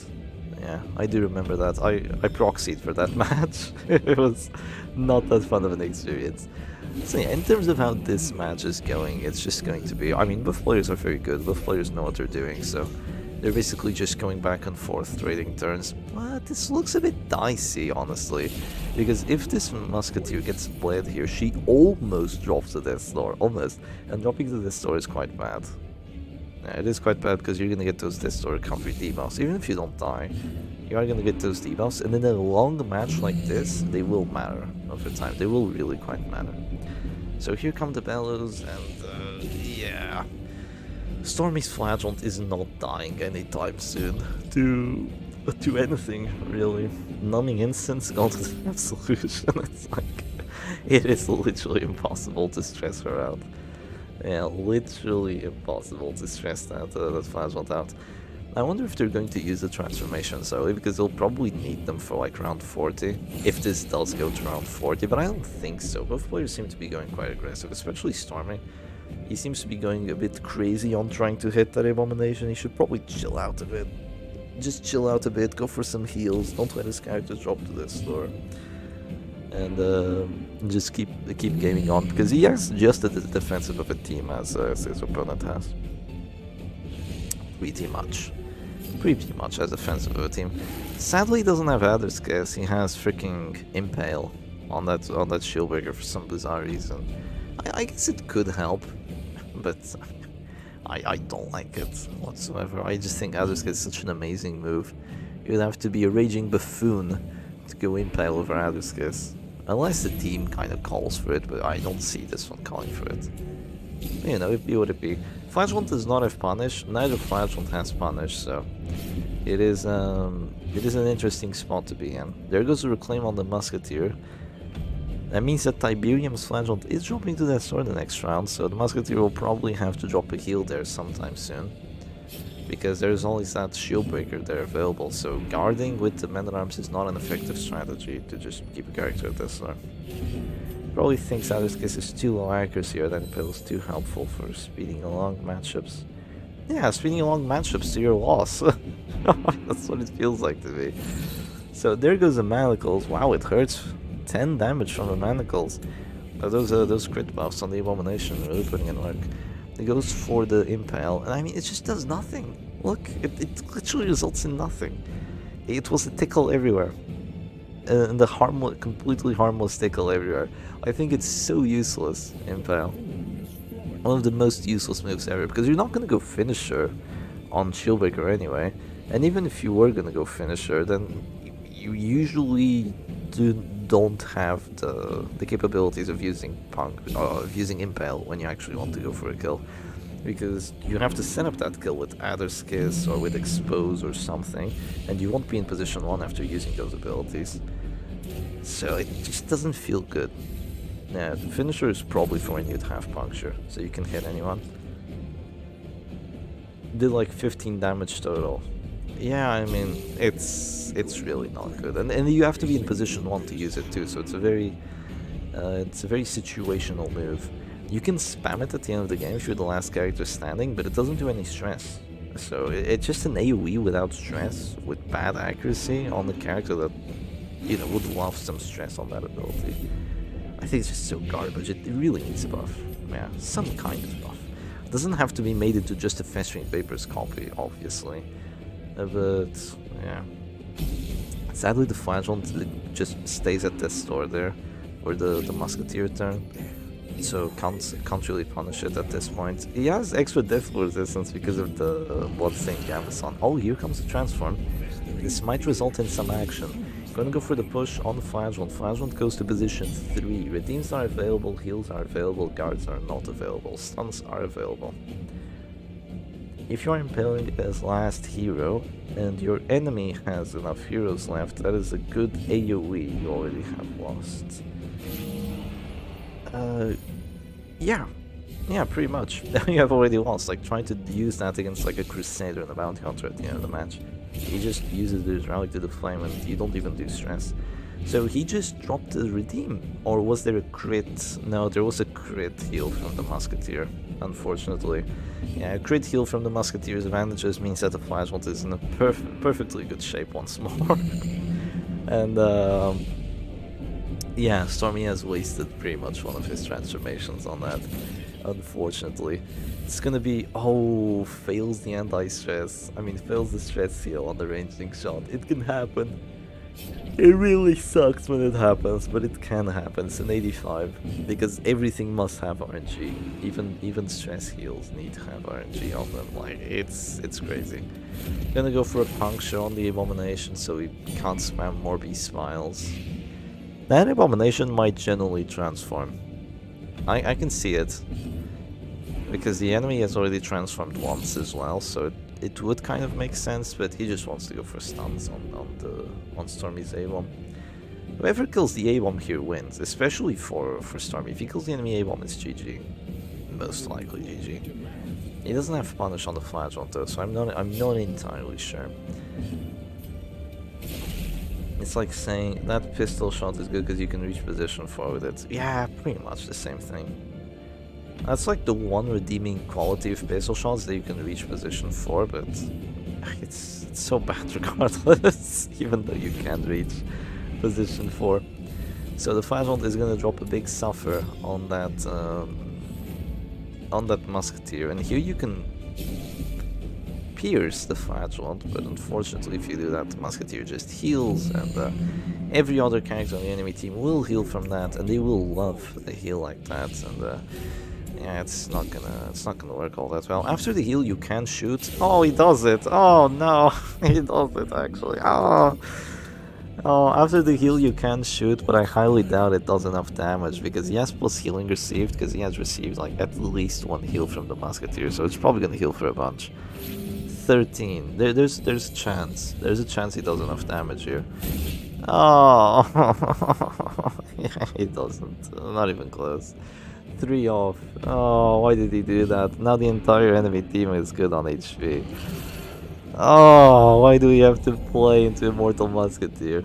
Now it's gonna be a transform rage. The Abomination is, yeah, the Abomination is pretty much afflicted here. I think the Abomination is pretty much afflicted. So the Flagellant goes down to this star. He is forced to use one of the big heals here already, I imagine, from doing that. Drops the Redeem, also the Abomination. Abomination is fine again, but low roll means the match goes another 12 rounds. Exactly. There would have been a chance for a death blow there at the Flagellant, and if it had worked, which was a 16%, it would have been amazing. Oh, heal for 44. Jesus. It's interesting that he actually goes for the Exsanguinate there. It's mostly because the enemy has already used one of their turns, and or I mean one of the Flagellant turns. So if you drop an Exsanguinate there, you can force a Flagellant to just keep using more heals. And since you have more HP than the enemy Flagellant does, you won't have to use the more heals that they do. So you can kind of have the heal advantage even though you already dropped the heal, and you can capitalize on it basically.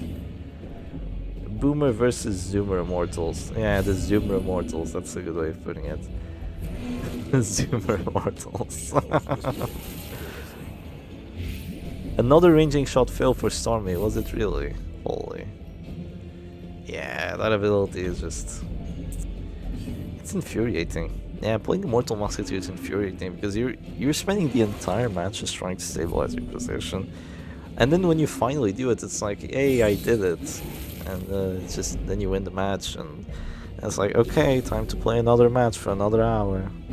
And then you go into a novice in the ladder, and you're like, oh god, I want to win, I don't want to surrender, but if I don't play this, if I don't surrender here, it's going to take me literally 30 minutes of doing nothing to win this match. It's literally what it feels like to play the Immortals. It's such unfun gameplay. Yeah, it's quite unfun.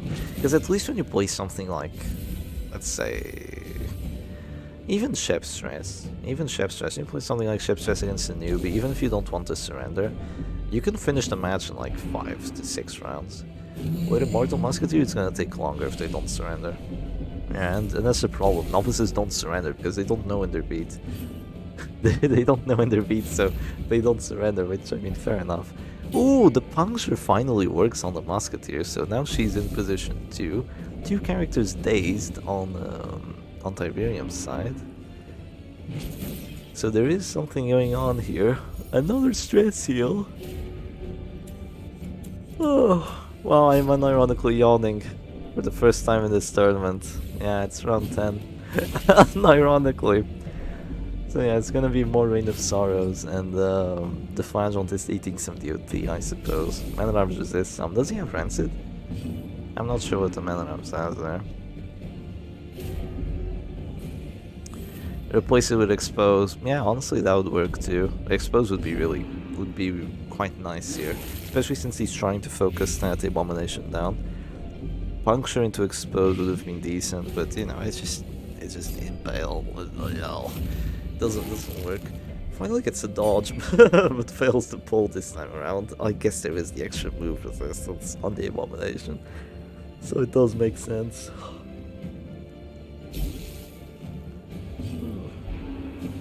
There goes the Reclaim, so he's gonna stay alive regardless of what you do, and last one's dropping down to 0. Afflicted the Abomination already. Gonna eat a Repulse for it, and yeah, gets rid of the A-Bomb turn, gets rid of the Repulse. Musketeer is still there, just chilling. It's gonna be a Bellow, just do slow, steady amounts of stress, and that's gonna be another Affliction, honestly. This doesn't look good. Yeah, this really doesn't look good. There's Selfish, which isn't too bad. But yeah, this looks quite terrible for Stormy. At this point, he's gonna try and stress heal. Finally it works. But it might be too little too late. Stormy slowly but surely losing this. Yeah, yeah, we can tell. He's definitely losing this one. At least so far. He doesn't have to go for that. He can just move forward. Oh no, I suppose there is Buckshot. So he has to kind of go for a forced heal on there. Thankfully it does land because of all the ranging shot buffs. So he does land it, and the Abomination is eating some decent bleeds over there, but doesn't really have to worry about it too much. He's just going to have a Suffer being dropped, he's just going to have a Reclaim being dropped, and then things with the likes. So yeah, there goes another Puncture. Abomination now in position 1. It doesn't have enough DOT to get afflicted. There might be another Transform Rage here. No, just some Manacles. I thought it would get exciting for a second, but just the crit Manacles, guys. Yeah, just the crit Manacles, it's okay. 12 rounds into it already. What more can you ask of the Immortal Musketeer? I mean, you go into a match with this team, you kind of just know that this is what's gonna happen. And you mustn't really like it. At least I feel like that. You mustn't really like playing Immortal Musketeer. I suppose some people quite enjoy playing Immortal Musketeer, but I don't know. I don't feel like someone would actually like playing like this. Like playing to just survive to the very limits to every single match. I suppose it could be fun like once or twice, but I wouldn't find myself doing this for an entire afternoon. I feel like I would be bored out of my mind. Especially because it's PvP. If it was PvE, if it was something like PvE, some kind of PvE challenge, maybe it's some sort of challenge saying, oh, the Flagellant is gone. Yeah, now it's over. Maybe if it was some sort of challenge thing, maybe they're challenging themselves to just play this, and then maybe that's how it is. And yeah, it's just going to be a surrender from Stormy. And honestly, I agree. Like this does not look winnable anymore. Had a bit of a shot at winning when the Flagellant almost dropped the Death Door and almost got the Death Bow onto that Flagellant, but unfortunately, you know, so many pulls failed onto the Immortal Musketeer, so that's just going to be one win for Tiberium, and we're gonna see how Stormy handles this best of 3 going forward. So yeah, let's get some music up and running. Wait and see what Stormy is going to bring next. What he's gonna cook.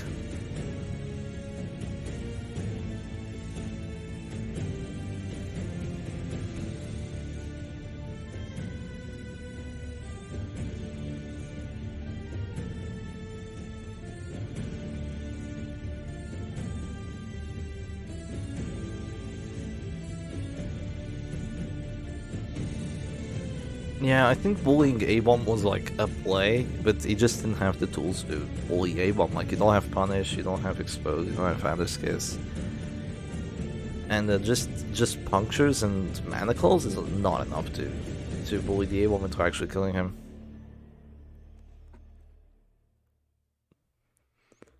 Oh, we're going straight into match number 2.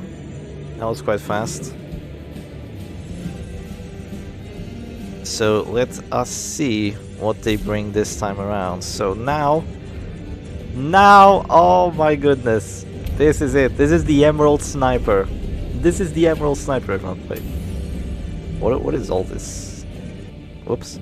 Yeah, this is the Emerald Sniper. This is the team we've been waiting for.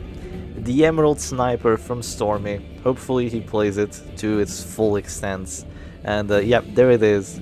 The taste of grandeur onto that Abomination. And I think he's in for a fun time. So he's playing against Chef Stress number 5. A very aggressive variant of Chef Stress number 5 with the Reign of Sorrows on the Flash Round, which I agree with.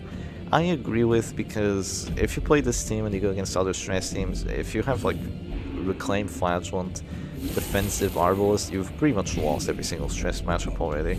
So you kind of need that Reign of Sorrows with the Crimson Hook to just be aggressive and just win. So the Man-at-Arms has Rancid Curel, he has Ulcer Guard, Command, and Bellow as you do.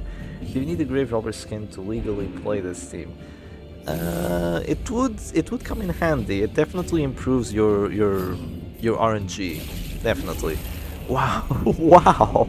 Okay, that's a juicy crit. Was that 13 HP points with 13 points of damage from the A-Bomb? Okay, do not hit into him anymore. Can you imagine picking Flagellant for End Crown of Thorns so you don't miss and you still miss? Yeah, that's crazy. It is crazy. Yeah, you do need to bring it. Oh, is that the real shuffle? So nice to see you, man. Yeah, we actually have Grave Robber here. We're playing with Audrey, so you came in just at the right time. We have, like, probably the biggest Grave Robber enjoyer in the Butcher's Circus. He's called Not Stormy today. He's an absolute Giga Chad.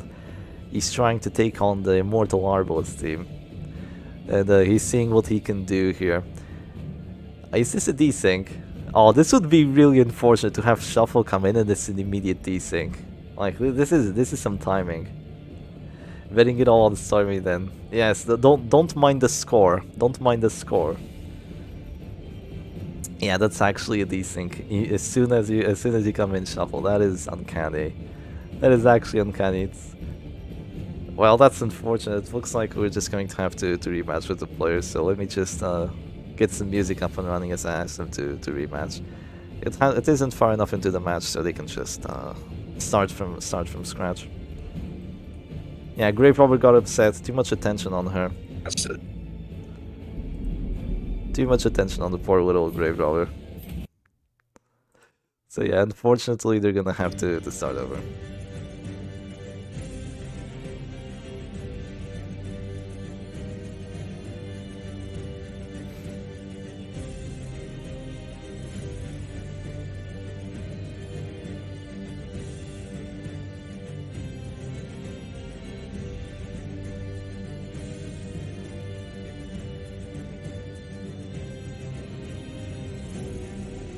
We're gonna get some opening rage crits.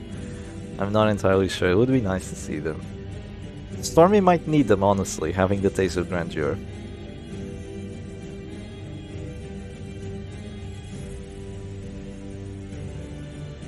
It is quite an interesting matchup. I feel like this is gonna be kind of a backline demolition team for both sides, with the Reign of Sorrows from the Flagellant and the Panic Darts and all.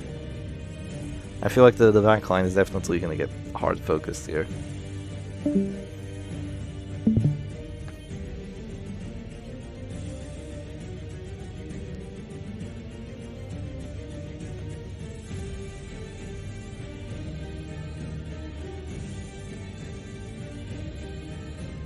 There was a desync before. It desynced at round 3, the match before this one. Yeah. And now it's desyncing again because, you know, Butcher Circus. This is the most stable thing we got. It's mostly because the players live very far away. Like they live in pretty much opposite sides of the planet, so these things can happen.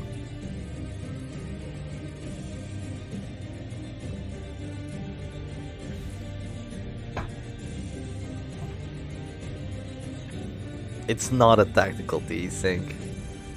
Those are impossible to simulate. We've tried to make sure that people wouldn't tactically desync. Yo, nice to see you, Bruno Carter. I haven't seen you in a while. Okay, I think this is the correct coin flip. So here we go, right back into the match. So let us see how Stormy is going to cook up Chef's Stress number 5. So he's going to transform immediately again. And he is gonna go, wow, you called it, Mugoblin. Holy moly, okay, you called it. That rage, that taste of grandeur, immediate crit rage on the Abomination. Okay, that might be a match deciding moment.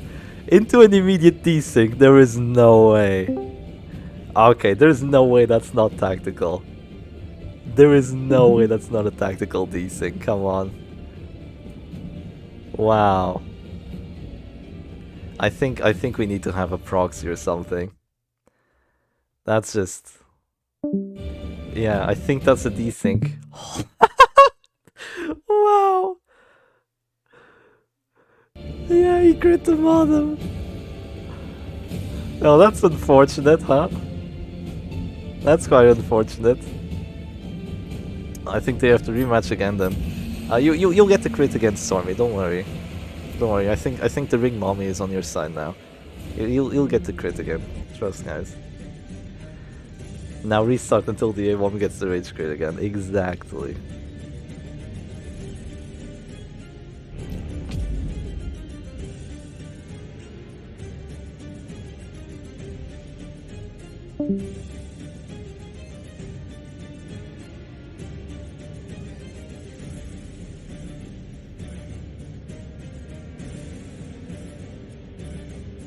Wait, Shuffle and Lux know each other? That's nice.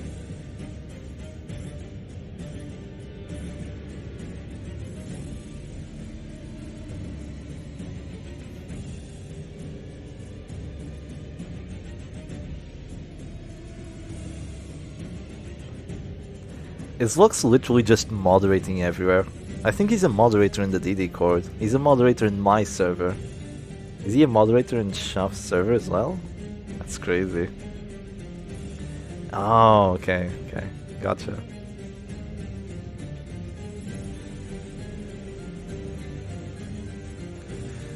Your Honor, it is not a crime to spill orange juice on the modem. Kinda real.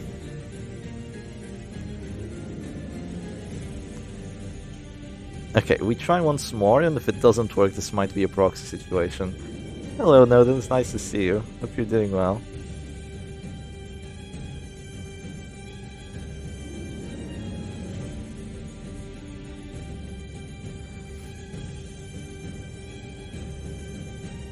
I love the circus, but it's stressful for me to play. I like watching others chefs suffer instead.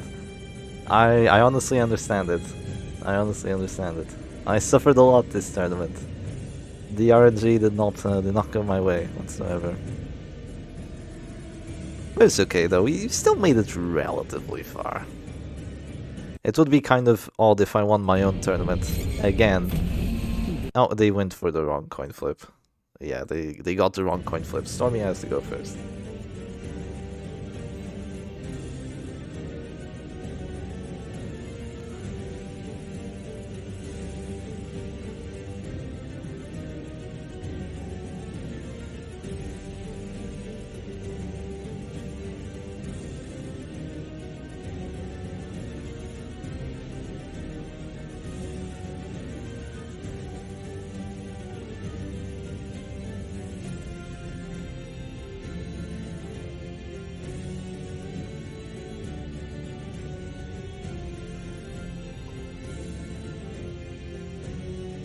Okay, here we go. Stormy is going first this time around.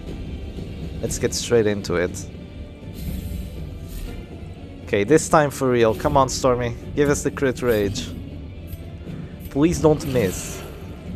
How many matches are left? We are currently in, I believe, the quarterfinals of the losers bracket, so Stormy is gonna have to go through Tiberium Conk, then he's gonna have to go through another Chinese opponent, and then I believe he's going to play versus Kyokit, and whoever wins that is going to play against the person that just lost in the winners finals.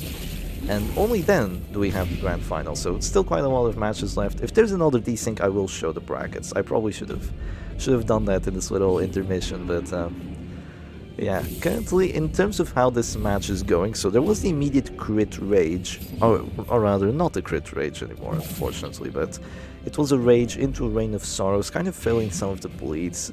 I think Tiberium Conk is just going to play this rather defensively.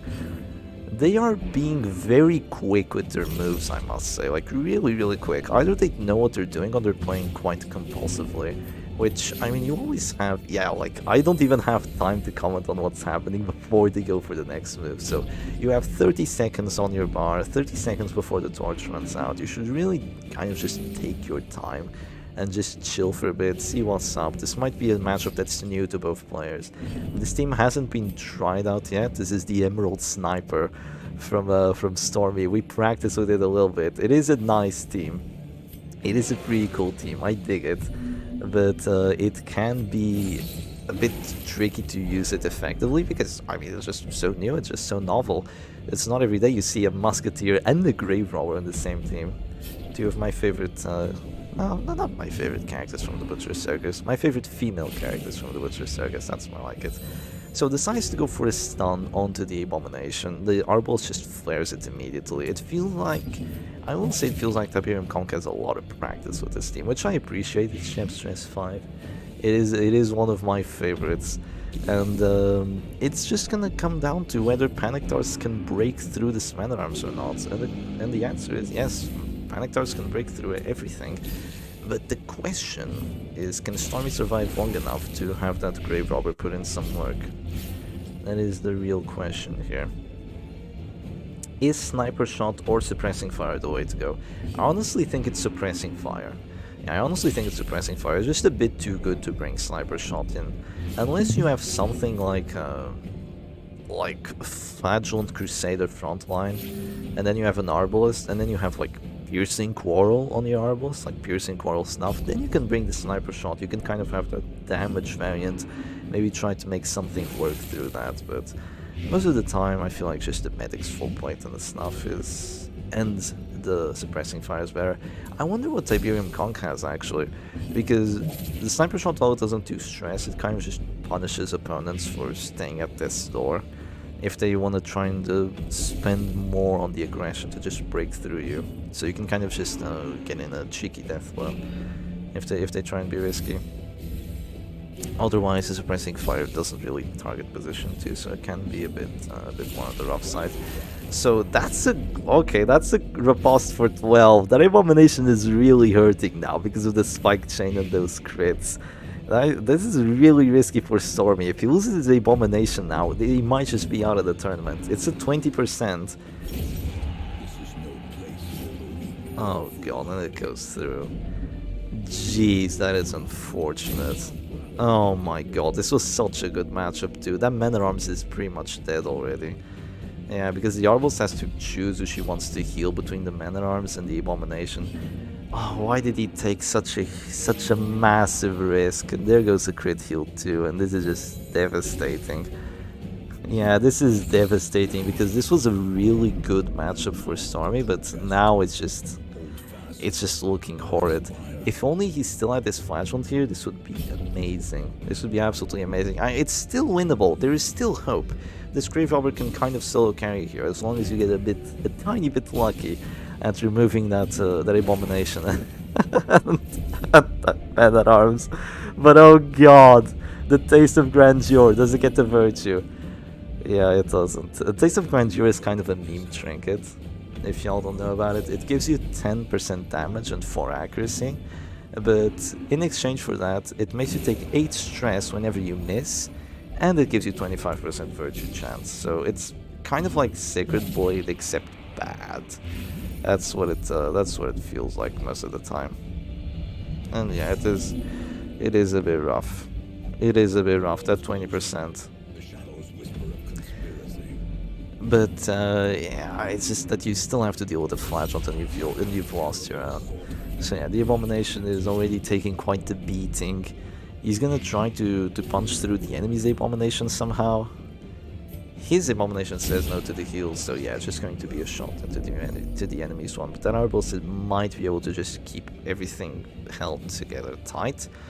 And by the time those corpses run out, the Grave Robber and the Musketeer really cannot play in positions 1 and 2, so it's going to be quite rough. The thing is about Sacred Blade is that its stats aside from its Virtue Chance are already cracked. Grandeur has nothing to offer other than Virtue Chance. Yeah, exactly. 10% accuracy, I mean, 10% damage on 4 accuracy are nice, but they're not usually the stats that the Abomination needs. And even then, even if it did need them, they're not that good. You need at least like 8 accuracy to make a trinket good. 8 accuracy and like 15 damage maybe. Plus 15% damage plus 8 accuracy. That would be a bit broken. But honestly, yeah, I could see that happening. Maybe just a bit too overstat. The trinket just needs a change. Doesn't make too much sense as is, I feel. Could be a bit more of a core trinket. He says no to the heal again. What affliction did he get? Is that hopeless? Jesus. He says no to the heal twice. Why are they going so fast? I know, right? Why are they going so fast? Stormy is losing because of it. It really hurts to watch. Because he was doing so well. He was in the driver's seat. The enemy Abomination was dying. The enemy Man-at-Arms was dying. He was fine. His Flagellant was, you know, had all of his healing available, but he just got hit with a riposte for 12 because he didn't really consider the crit buffs on the Abomination. That's the thing. The Abomination's riposte ability, the Beast Spile, has a multiplicative debuff, which means that, you know, you might deal 15 damage, but it says minus 80% on it, so you do like 2 damage. But the riposte has an additive debuff, so while it does say minus 80% damage, if you have like a damage buff for plus 20, then a damage buff for plus 25 from like the transform, a damage buff for plus 20 from the trinket, you're already at pretty much what your base damage is, so you're going to be riposting for like 10. On an ability that also does blight and does stress, so it's crazy strong. Desync in 3 minutes, got win before then. Yeah. Thankfully, he got the win before he got another desync, right? Yeah, desync until win, it feels. You know, it's just the way the Witcher Circus is. Isn't a bug, but an oversight? I don't think it's a bug. No, it's not a bug. I just explained how it worked. It's an additive debuff that it does. So instead of being like the abilities themselves, in which, you know, you do all the damage oh, he says no to the heal again. You do all the damage calculations before the debuff at the end applies, so like the minus 90 or the minus 80%. You do all the math before that, so you have like 15 damage, and then you do that, and you do like 3. But this additive one, you do the math with that. So they kind of just counter each other. Your damage buffs plus the damage debuff on riposte counter each other, and you basically do your base damage, which is a lot on the Abomination. It's 9 to 17. It's okay, Storm. You did well. You did well. You still on to me. That's right. Let's have a quick look at the brackets then. See how this is going. So yeah, it seems, yeah, Stormy is unfortunately going to be held back in loser stage 6. He did quite a run. He won twice. No, he won once in the losers bracket, and he made it all the way to Mr. D. Yeah, he did pretty well. Tiberium Kong is going to move forward and play against Spy Z. This is actually going to be kind of difficult to stream because they're both Chinese. They might be streaming it on their website. I'm going to have to ask them. But they're going to play together. Whoever wins there is going to play versus Kyokit, who has been on a warpath since losing a long time ago. He beat me too, so you know, it is what it is. He now carries the torch. And whoever wins that's going to play against Mr. D. And then maybe if Mr. D wins, he's going to get his revenge on Syac. We shall see. I have to see if the players will be able to stream or not at the moment.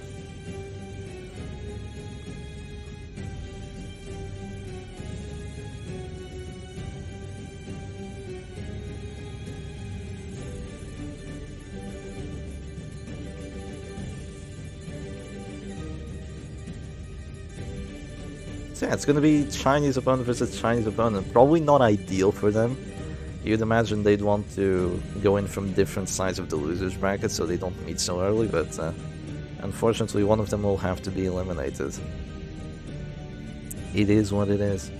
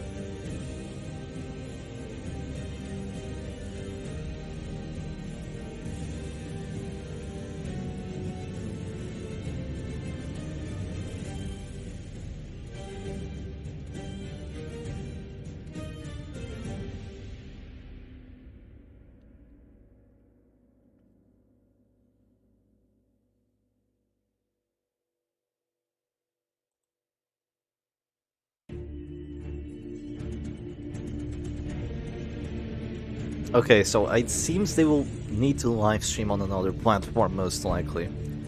Probably on Bilibili. So I have been on there. I imagine there's going to be some anime skins, so prepare yourselves.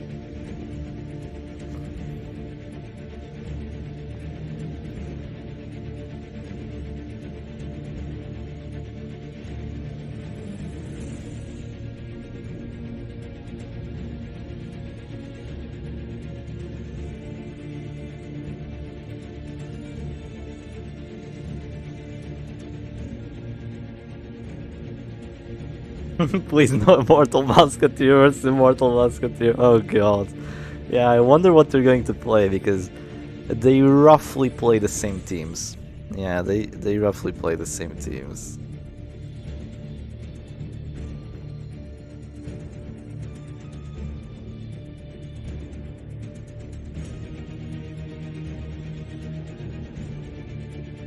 I want to be here for 2 hours. Can we get Immortals? Ah, no, I really hope not. Oh god. We're never gonna finish this tournament if it's Immortal Musketeer versus Immortal Musketeer. Imagine, round 20 they desync. Oh god, and the match isn't decided yet. I highly doubt it. They're both from China, so they shouldn't have these things. It's usually in something from, like, you know, Europe and China, or Europe and Australia, US and China. Round 20 desync, everyone is full HP, zero stress. Oh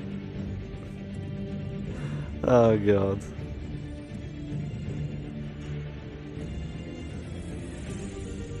I do have an account on the website they're asking me to go to, but I can't remember everything.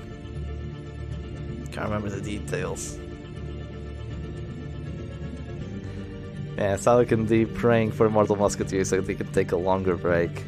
I don't know, a break too long and you kind of feel like you get knocked out of the vibe, you know? Because either you're in the zone or you're not in the zone, it feels, for the Butcher Circus. You kind of need a break, obviously, but if you spend too long waiting, you kind of get knocked out of that mood to just win. So it can be a bit rough.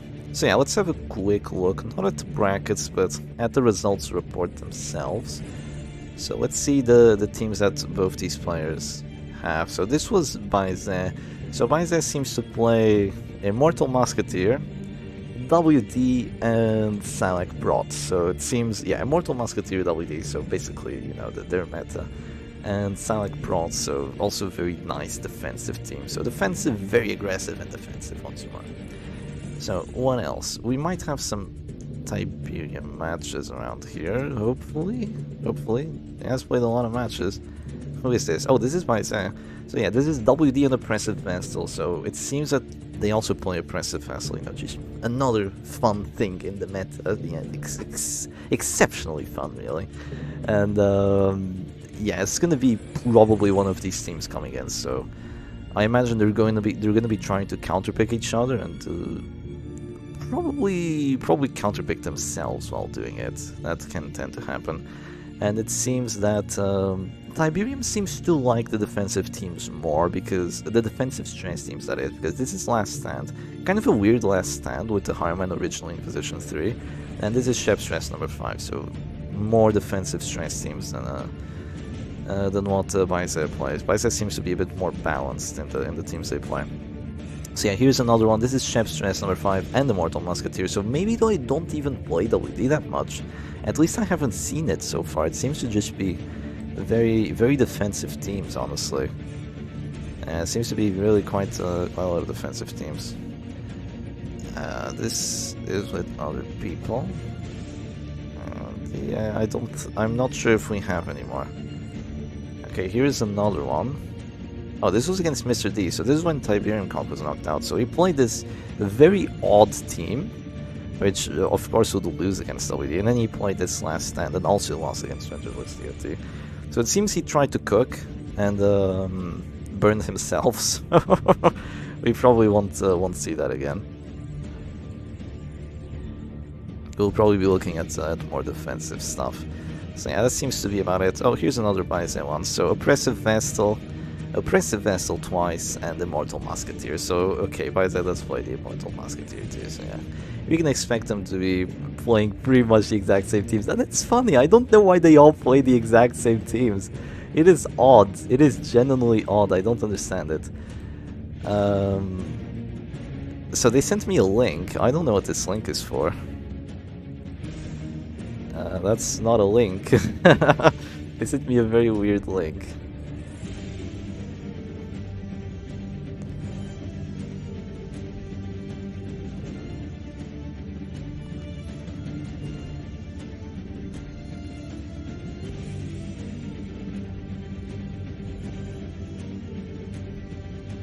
Their link was basically a string of numbers. Let's see if that leads to any stream. No.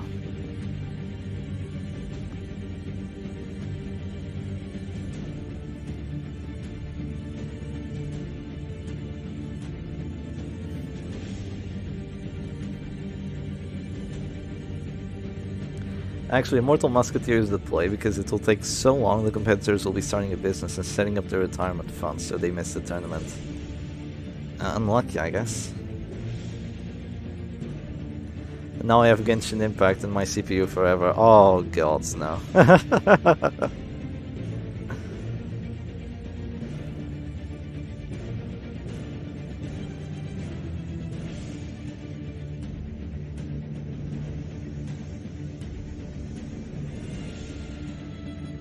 Okay, that appears to be the number of the live broadcast room. Oh, God. Oh.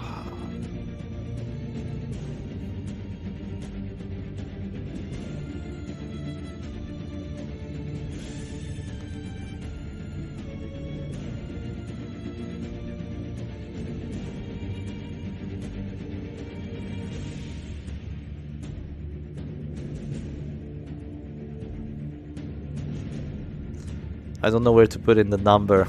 The numbers, Mason, what do they mean? I legit don't know where to put in the number. Okay, maybe this is it. This might be it. No. Okay, I'm going to show this to y'all, so maybe y'all can give me a hand, because I have no idea how to use this. So I'm on this funny little website. I'm trying to use this link that they gave me, which is the number of the broadcast room, and I can't find anything. Yeah, this is not good. I'm gonna have to ask them how to do that.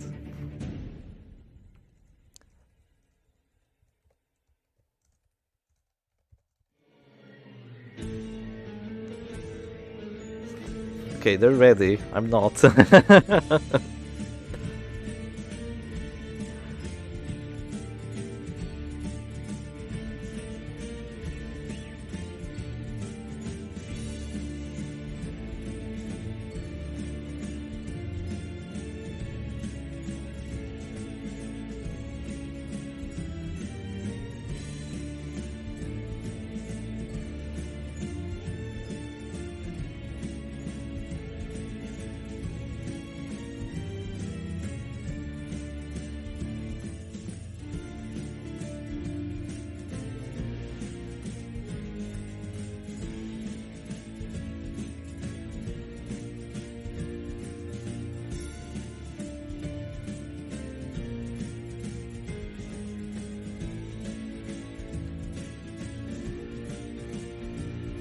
They're telling me to search.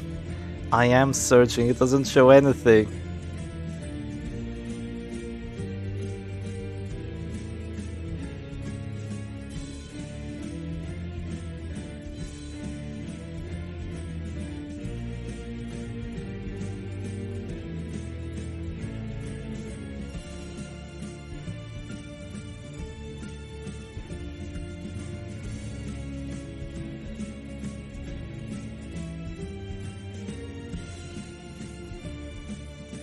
Maybe I need to edit the link.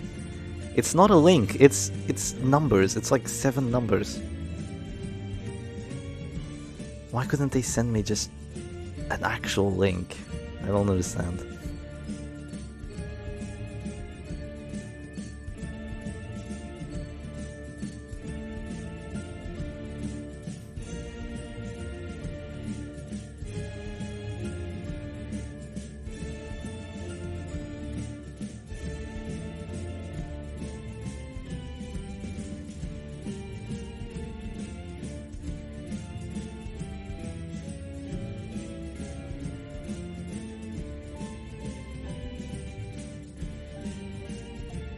Well, I'm trying to figure it out. Hopefully they're not playing already. That would be unfortunate.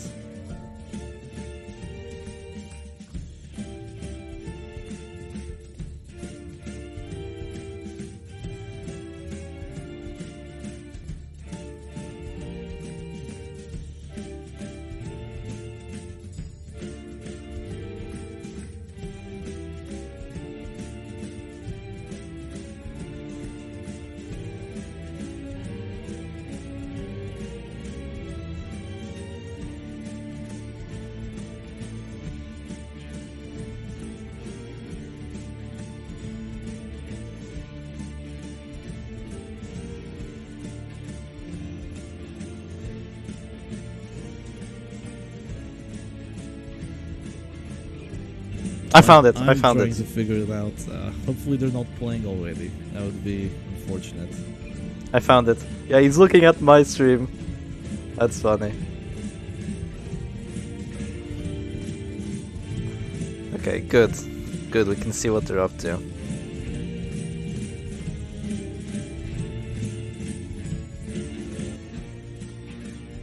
Alright, very well.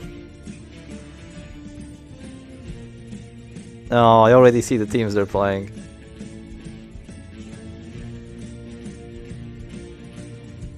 I was on the wrong Bilibili website. You ashamed all of Portugal in front of China. No, I got it on my own. I got it on my own. It took a little bit, but I did get it on my own. Wow, they've been streaming for 3.5 hours themselves. I found it. I found it. To figure it out. They're listening to my stream. Oh, that's hilarious. He's looking at my stream. That's funny. Okay, good. Good, we can see what they're up to. I don't think I can watch like this. I can't listen to my own voice. Why are they still listening to me? Maybe they'll turn me off as they start the match. Probably. So yeah, I believe they're ready.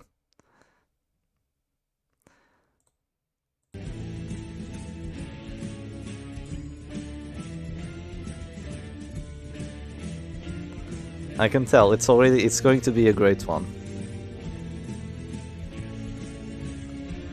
I really hope they turn my stream off though. Or else this is going to be a bit of a disaster. They're listening to my stream.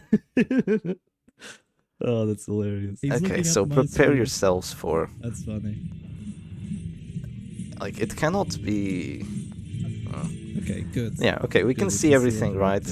I don't know where the full screen is. I don't think I can. Okay, I think this is the full I can't screen. listen to my own voice. Why are they still listening to me? This looks like the full screen. Unfortunately, this is a bit scuffed today. Maybe they'll turn me off as they start the match. Probably. And we're listening to myself So, yeah, twice. I believe they're ready. Yeah, we're listening to myself twice. They've probably turned me off, right? Yeah, hopefully. But I don't hear the... I can tell. It's already... It's no, going to be I can't hear this. We have to... Okay, we're gonna turn on some music.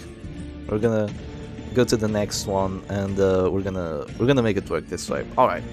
straight into the match we go, straight into this best of 3. So it seems that it's going to be... Okay, they counterpick the hell out of each other.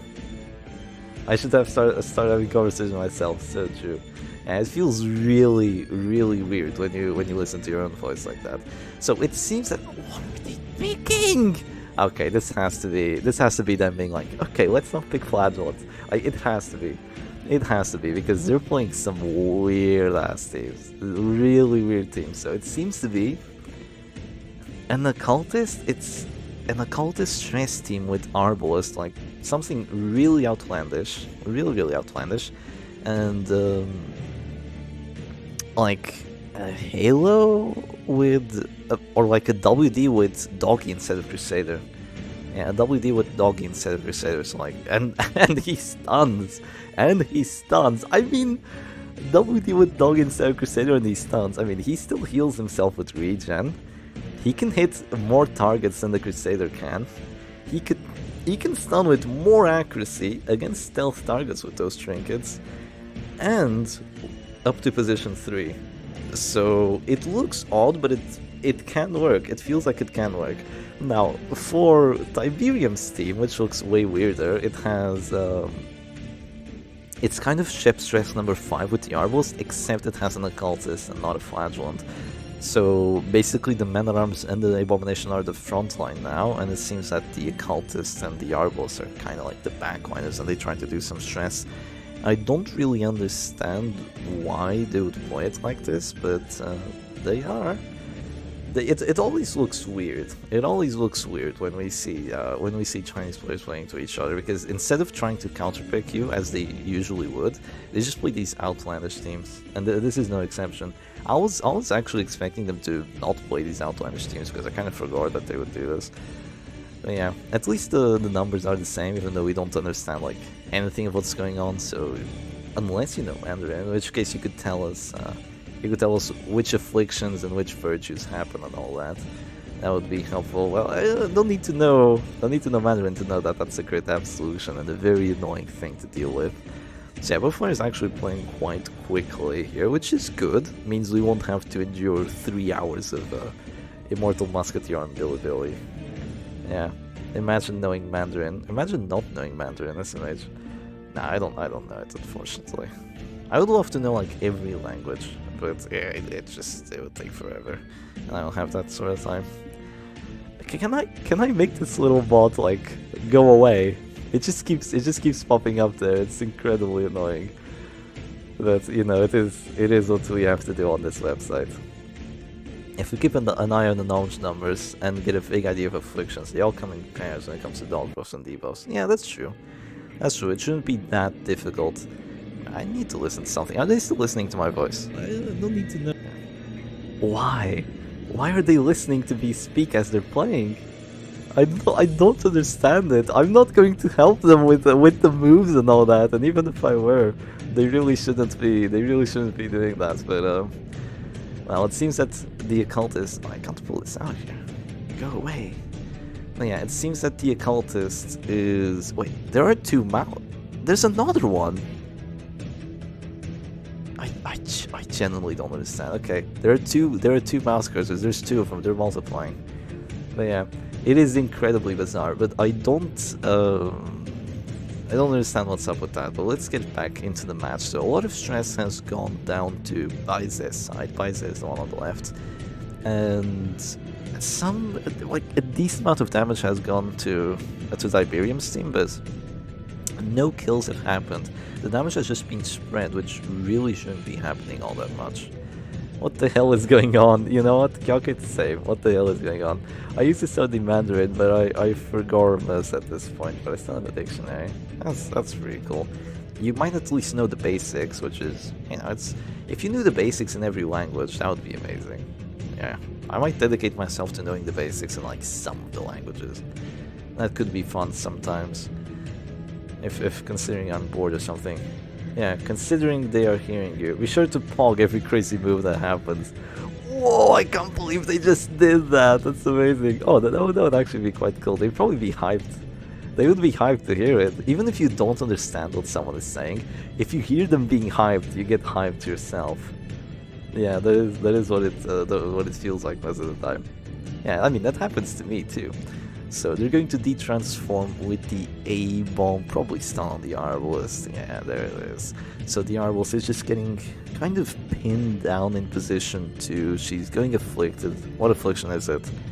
Okay, she got dodge from it. She got 10 dodge, so it's either paranoid or fearful. Both are really bad on the Arbalist. So that's a bad thing. If you don't know a word, there is no way to know how to say it. Unlike English, where you could pronounce word even if you don't know the meaning. Oh, so if you don't know a word, you don't know how to say it. Damn, that's crazy. So but how? Don't you just learn an alphabet and or rather not an alphabet, but you know the letters, the numbers, Mason. What do they mean? Don't you just learn the things and then after that you can kind of read them? Like this one reads as, I don't know, a B. This one reads as an A. I'm not sure. I'm talking out of my ass here. I have no idea. There's no alphabet. Yeah, there's no alphabet. I miss Syac slow-mo. Honestly, same. Actual like decent frames. They're not great frames, mind you, but they're decent frames. Does Paranoid give minus accuracy? No, it doesn't. I don't think so. I don't think she has minus accuracy. Though I didn't check. If anything, she has plus accuracy because it's a Tiller. You need to memorize. Oh dear. Yeah, that does not sound fun, honestly. Touch the bot. What do you mean touch the bot? I'm not touching the bot. Also, this is... Oh wait, it goes away, but you can see there in this part, it says PvP. So that's probably like something they put there. Oh, heal for 0! Oh my god, heal for 0, guys! Wow! I'm hyping this up so they feel excited, and it actually results in a kill. Oh my god, the man at arms is gone. There is actually hope for Baise. But no, there is actually hope for Baise. Yeah, they flare away the stun. And wow, look at that. They're going for the moves even more aggressively than they were before. I think I actually got them all spiced up now to win this match.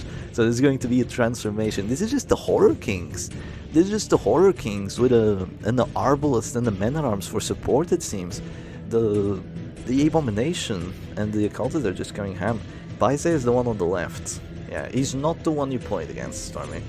Yeah, he's the person that is facing Tiberium. Yeah, Tiberium's the one on the right. Yeah. I think they must have made some kind of deal not to play Flagellant. Or I don't know. I'm not entirely sure. Bai is white? Not white, but he's just... He's the pieces that goes first. Yeah, the first character on the left. Sure thing, David. Sure thing. Picking chess players. SMH. But anyway, that team does not look healthy on Tiberium's side. Let's be honest, it does not look healthy whatsoever. The Occultist has taken a beating. The Arbalist is at half HP somehow.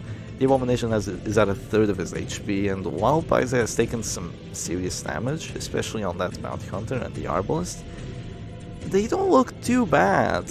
Like, it's not like it's on the brink of collapse. All it takes is a good sniper shot or a good Hound Seri. Those characters go down to 0, the Bounty Hunter goes finish him, and it's pretty much GG. Yeah, as in the word means white. Wait, the word means white? Which word means white? Really? Okay, I see how it is. You're probably lying to us. Also, where is the robot? I want to click it now. I'm gonna take Yoket's advice. It's probably terrible advice, but I'm going to click it, even if that installs Genshin Impact on my computer. Yeah, where is the robot when you need it? So the town in chaos is over. And the A-bomb is going to de-transform. I think he's already used both transformations. It's round 7, so it's safe to assume that. Literally, it starts clicking on the robot. Oh man, that would not be ideal, no. Can that even happen? Like, you just click something, it immediately doxes you? There's no way that happens, come on. Surely that won't happen.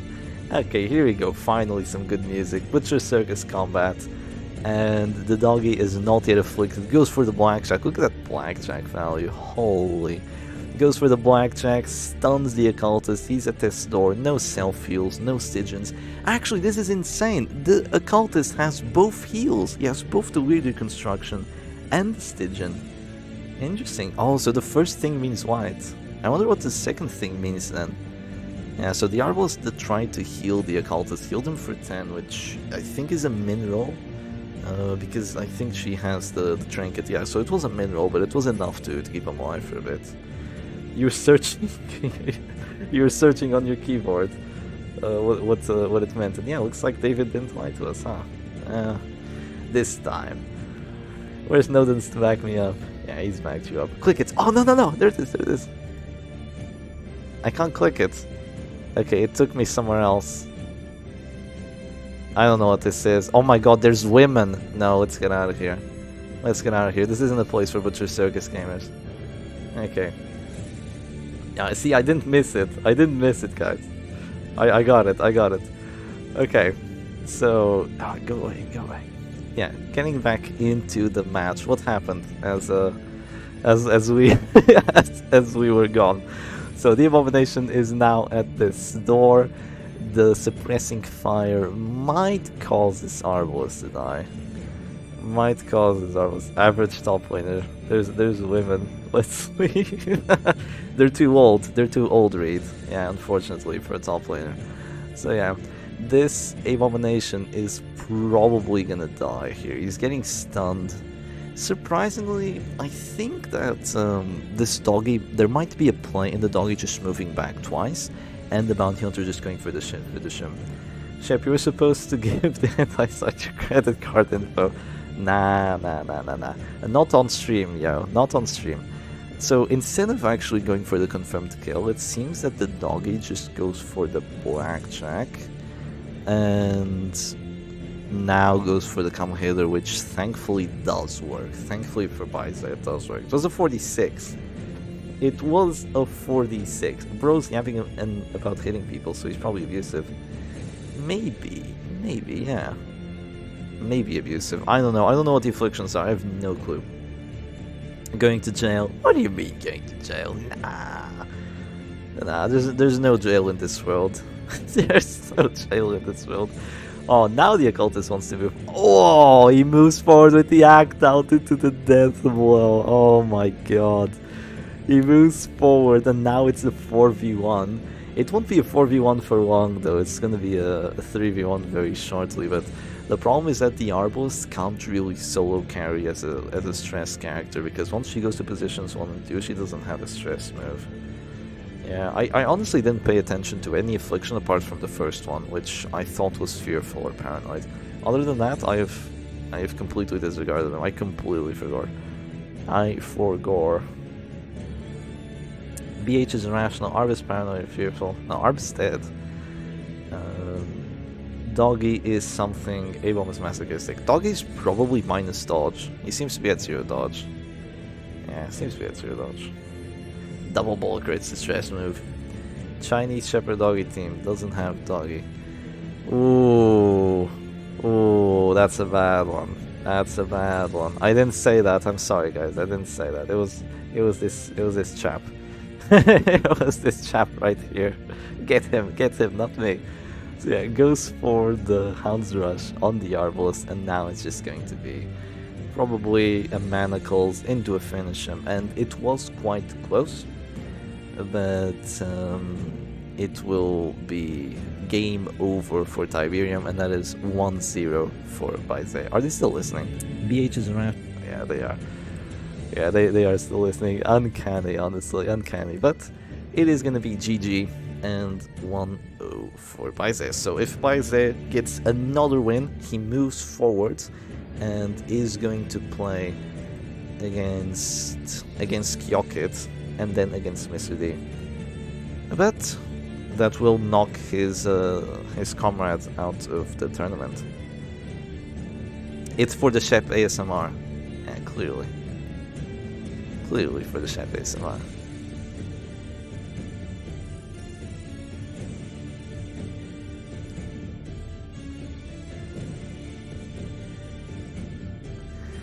Wow, this is I've just been doxxed.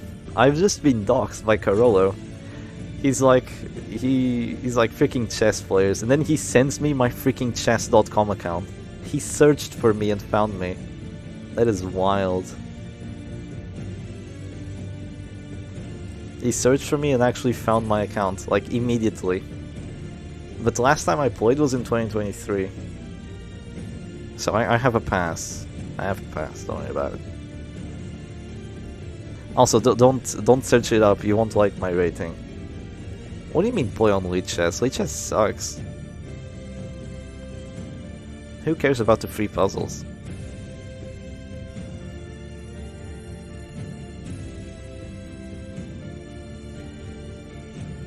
...2023 is literally 22 days ago. Oh, don't mention it. He wants to show your low elo to the world.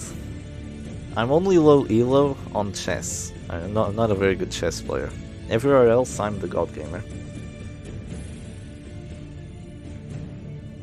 I don't know, Lit Chess just looks weird.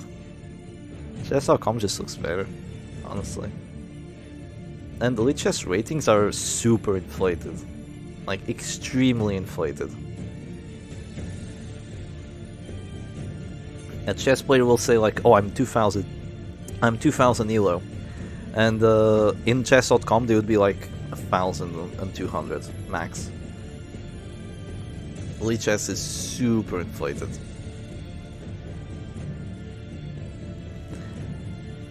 You can customize your background on chess.com as well.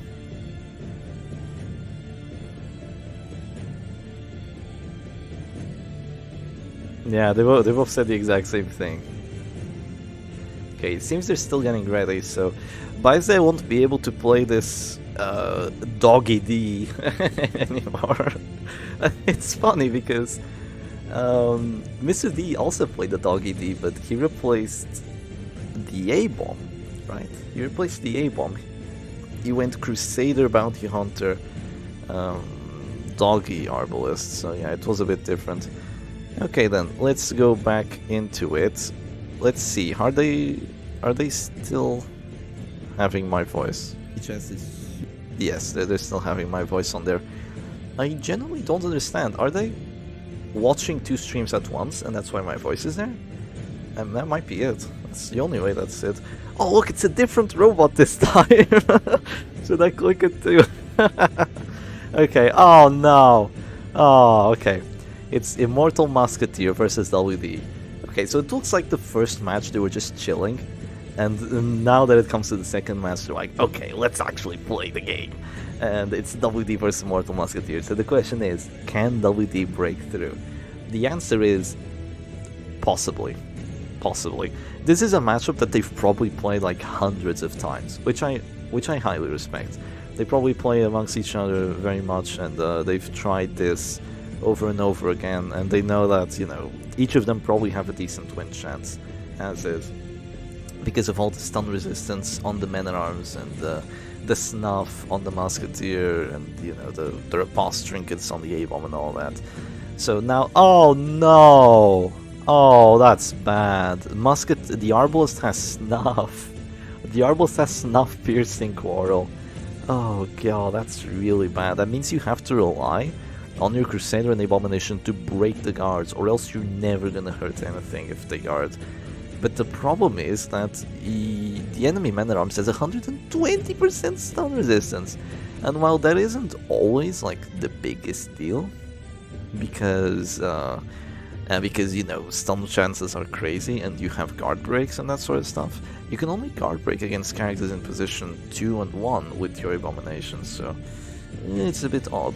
But I must say, Piercing Quarrel is also very useful to deal with the prot, and you're still gonna deal a ton of damage even without marks. So you do have that going for you. So it gets a crit, it gets the Holy Lance, now the Abomination's forced to heal himself, so that's one heal out of the Abomination already for practically nothing used by the WD team. But at the same time, the enemy's team is somewhat stabilizing, because the Abomination is now at half HP. They're gonna try to keep going aggressive, and I highly respect this. They're just gonna keep going ham, they're gonna go for a slam on the flash one, put him to the back. I don't understand why. because he doesn't really mind being anywhere. I guess the Musketeer goes to position 2, so you can then break her guard, but the Abomination is now in a steadier position, so what's probably gonna happen is that the Flagellum just stays there and goes Reclaim on the A-bomb, but I'm not entirely sure. This team, they're playing on different levels. They're actually playing on different levels. Yeah. If Farm gets pulled turn 1, just Holy Lance as a mage. So true. Yeah, just Holy Lance. You're perfectly fine. You'll resist it anyway. And yeah, the Flagellum does stay in position 4 just to drop that Reclaim. This is for sure a stun on the Abomination. See, I'm learning how they play. Sorry lads, I don't think I will have the time to witness a match with Downers Immortal team. It shouldn't last that long. If it lasts that long, it's probably going to be a win for WD. No, it'll probably a win for the Immortal Musketeer. But we will see how this goes. Yes, we will see. No rage because there's a redeem. I mean, there's a reclaim on there. I suppose that maybe it could have worked. But redeem is also available, so it is a bit odd. Is this a preemptive redeem? That's a very odd turn to click the flagellum in. Wow, they drop a redeem here. That's a very early redeem. Okay, one redeem down. That's very early, honestly, too early. I guess one Abomination Transform is down already as well. The Crusader here is kind of forced to just go for the 20% stun. Honestly, he could have Zealous. He could have Zealous, maybe do some stress, maybe get some of that going. I mean, of course, stress isn't going to win the match. And if he did get that stun there, it would have been very helpful. Like, definitely very helpful, because then he can focus the Musketeer down quite easily with his 2 most important turns still left. Oh, I'm not sure if I agree with this. He's gonna try to shoot the Man-at-Arms. I mean, he does have the armor prot. I mean, he does have the prot piercing, but the Man-at-Arms sees it and just guards again. So now he has 70 prot, so even if you crit, you're gonna tickle. Yeah, see, that's what happens. Even if you crit, you just completely tickle. I think maybe marking the Abomination would have been better. Mark, crit, 1 shot, and then even though he has regen, like he regens for 6, you just hit him again, and then you got him next round, but yeah, unfortunately that didn't happen. Position for A-bomb, but you won't eat the finishing. Oh, that sounds like an idea. You can regen out of sniper shot. Yeah, I would have marked the A-bomb there, but you know, they're playing without the stabilizing tiller, so they have to make decisions knowing that they have to kill this Man-at-Arms. And to kill this Man-at-Arms, the easiest way to do it, well, you have 2 ways of doing it. Way number 1, be Smile. Way number 2, just shooting at him. Unfortunately, if you shoot at him, you're not going to do too much damage, and the Musketeer just heals it. If you bile at him, you can do 0 damage, then you're going to bite him, but then the Musketeer just heals it regardless. So you're kind of screwed because of this Man-at-Arms. He's really going to make this difficult for Baez's side to actually still try and win. So I would have to bet that this is not going to go too well for him. He might still be able to make something happen, obviously, but we shall see. We shall see how it goes. So the Man-at-Arms is now just going to go for the bellows. I don't think that gets rid of the prot buff yet. Or no, the prot buff is probably gone. One of them. So he's probably down to 40 again. But the bellows will kind of make up for it. And the stress is very, very slowly stacking up. Yeah, quite slowly stacking up. Hello, Awesome Pork. Nice to see you. Yeah, he goes for the bola. He goes for the bola there to kind of just reposition the Arbalest. Put her back where she should be. He dropped the caltrips now, didn't he? Did he fill the bleed? Yeah, he filled the bleed on the Musketeer, didn't he? Oh, that sucks. Wow, that absolutely sucks. Well, I mean, the Flagellum's probably just gonna eat it anyway. Is he gonna eat it there? No, your claims first. Your claims first for that regen, but he's eventually just gonna eat up all the DOTs onto him, and he's not gonna mind because he's gonna be guarded. Yeah, he's gonna be guarded at this door. And once both the Abomination transforms are gone, there's no way of dealing with it. I'm continually confused by caltrips being played just to add random dots and not try to bypass guard. It's weird. I feel like it would have been better off to just try to reposition the characters there, even moving back to give the Crusader a stun. I suppose in this situation, who do you really want to stun, but it's still a weird move. So the Man-at-Arms finally goes down to 0. Syac is playing Darkest Dungeon again. Oh, whoa, he's gonna do something. The Man-at-Arms regens. There's still a Musketeer turn, so even if you shoot him, which you don't have the shot anymore, but even if you were to shoot him, he'd be okay. Oh, I don't know. I don't feel sleepy, but Immortal Musketeer makes me sleepy. I don't get it. Even though this match has been quite exciting, it makes me a bit sleepy. They probably notice. We're probably gonna listen to me yawning. Caltrips being played just to add random dots and not try to play best card. Okay, this is kind of behind. This is a fair bit behind, so probably like 30 seconds or something on the delay. Yeah, there's 60 prot now on the Man-at-Arms. He's gonna be healed for 15. He has plus healing received because that's what the Musketeer heal does. So the longer this goes on, the worse it becomes for WD. But eventually, it will find a way to break through, and that's what it needs. He can now Rage in Holy Lands. I'm not so sure Rage is gonna do any more than 4 damage into 70 prot. Not gonna lie. Oh, the crit! Oh my god, applies a stun. Look at that. Who cares about double stun resistance trinkets? Literally second try gets the stun. Crazy. Just get lucky, bro. Yeah, just get lucky. Now the Flagellant is probably gonna move forward, or... No, the Flagellant's not gonna move forward. It's gonna be the transform stun on the Avon. As soon as the Man-at-Arms is stunned, the danger is Musketeer can be hit. Especially Musketeer can be stunned. That is exactly what you don't want. Because these Abominations love going for stuns on the position 3 character. So it's just going to be an immediate flare because Baize is trying to dig that Flagellant out of position 4. And kind of pressure that Musketeer, just letting her know that if you stay there, you're going to get stunned. And if you're going to get stunned, you're not going to do what you want to do. And I'm basically just going to win that way. Unfortunately for him though, Buckshot gets a double push, which, I mean, I guess it could have been worse, because now you have Beast Smile capabilities, if you do want to use them.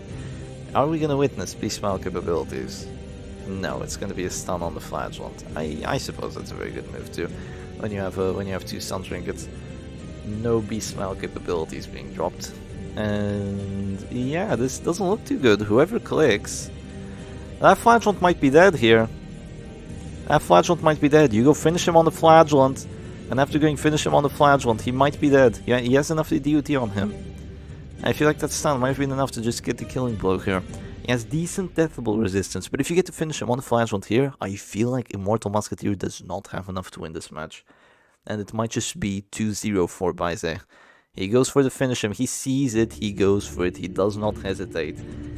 91% chance of getting the death blow, gets the death blow, and it is as of now 4v3. That is huge. That is absolutely huge. It is now almost impossible for the Immortal Musketeer team to win because this team sucks if you lose a character. It absolutely sucks. The Flagellant is the character to lose because he's kind of there as like the sacrificial pawn, so to just heal your characters until he's dry as bones. But he didn't heal his characters until he was dry as bones this time. He only dropped 1 redeem, dropped a couple of reclaims, and then he was gone. He was gone quite quickly. Rescinding my statements about Caltrips TVH. Yeah, you know, it's odd. It's weird because I've played this matchup and I won against, I believe, Tigerfinger Man, because I got a Caltrips death blow through the guard. So it's, you know, it just sometimes it works, sometimes it doesn't. That really just is how it be. That is how it be. And yeah, the Abomination will transform, but he doesn't have Riches Cloak. The Man-at-Arms will bellow, but he doesn't have Pitfighter's Helm, he doesn't have Eerie Eye. Oh, fails 2 of the debuffs. Jesus, that's nasty. Thing is, WD is made on purpose to not have dodge and not have debuff resistance, so Bellows can deal with it. Because the game designers, like, they did some questionable decisions, but they also had a lot of thought put into this, like a ton of thought put into the Butcher Circus for sure, because the game is extremely well balanced. Of course, there's some stuff that is terrible, but I'm still here, like 3 years later, and I'm still enjoying it. I'm still like finding new stuff about it, and it just feels fun. But yeah, and most teams can still be made to work some way or another. Same thing with most characters, but one of those things that they thought about is, well, we probably don't want to let damage teams be too strong.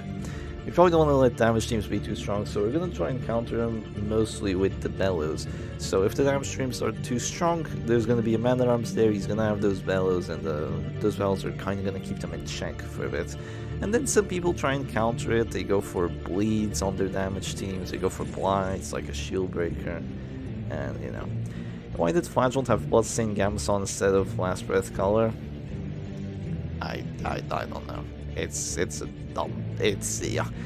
I genuinely don't understand it. Like, I don't think it makes sense. Because technically you get better heals on yourself that way. Because you have more max HP. But you will also get just as good heals on yourself if you have the Last Breath Color. And the other characters will heal you better. You'll get dodge at this door, which is 20. Like, it's no joke. 20 dodge is a lot. You can dodge lunges and finish him on occasion. And you get 12 death resistance, which is triple of what Gamson gives you. So you get some HP, but yeah, I don't know. 32 on tanky, I mean, yeah, I believe he was down to 40% stun resistance already, so... once he's down to 40% stun resistance with this setup, like, he's really not that tanky. He looks tanky, but he isn't. And it turns out, you don't need stabilizing tiller after all. You really don't need it, just keep changing targets until you kill one. You should have ran Last Breath Color and Cliff Life for 30 dodge at this store. Yeah, sure that would have helped against finish him.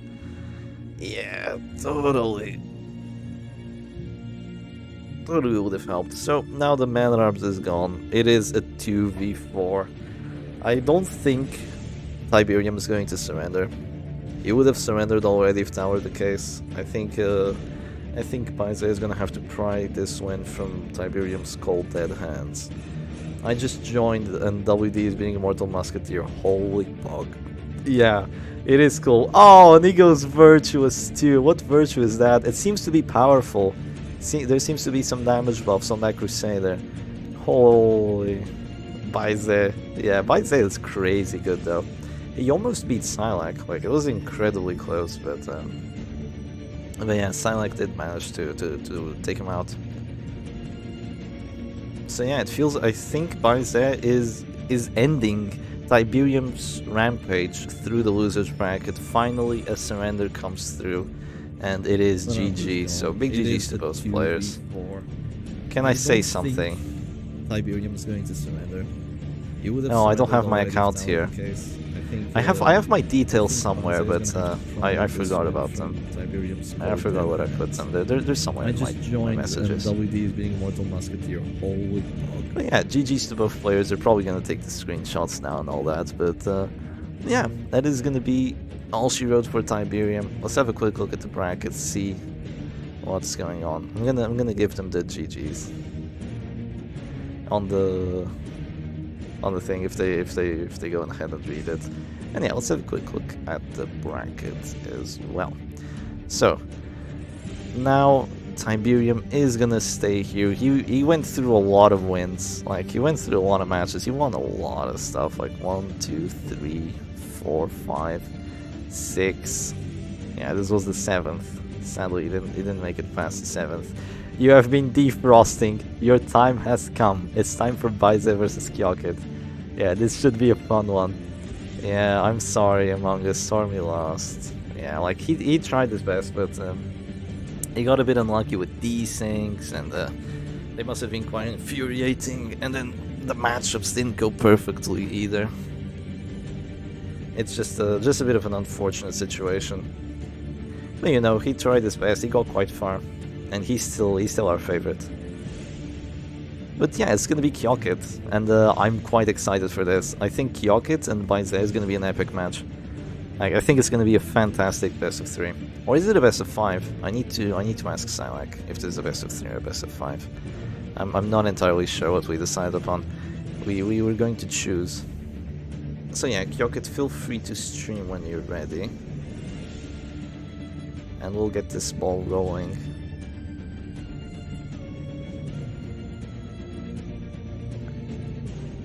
It's a best of 10, guys.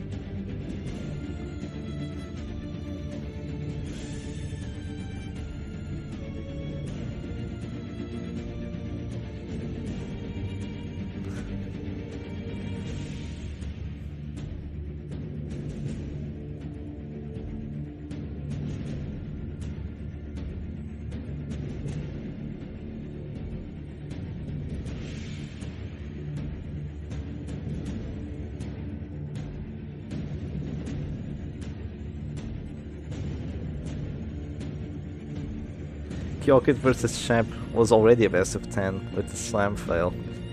Oh, not the slam fail. No. How did I not surrender immediately? It's uncanny.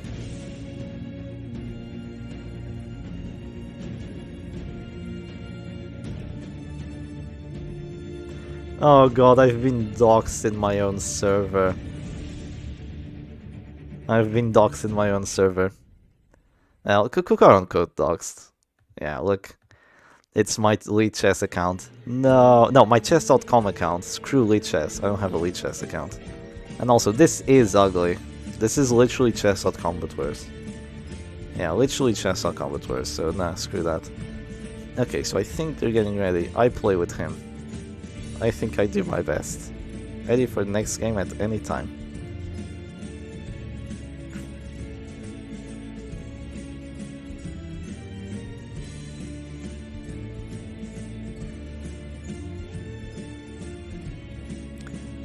Who won chat? It was Baize. It was Baize that won. Baize took it. I have to ask Syac though.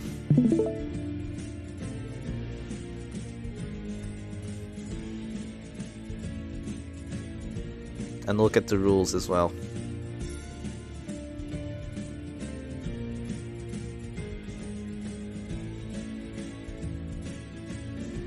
I generally cannot remember if this match is a best of 3 or a best of 5. I believe it is a best of 3, only the losers finals is a best of 5. But the loser semifinals might also be a best of 5.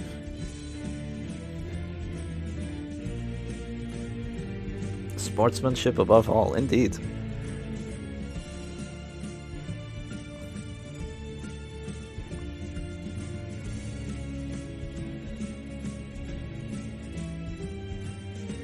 Winners finals and losers finals are best of 5, and grand finals are 1 or 2 best of 5s. Okay, so it says that the losers finals are best of 5.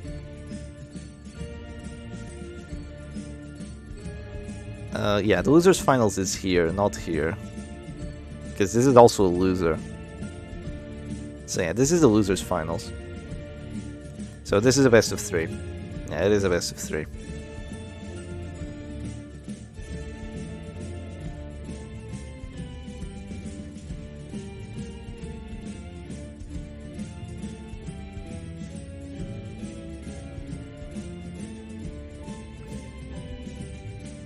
I'm gonna commit arson, but at least maintain sportsmanship about it. Hey, that's all that matters.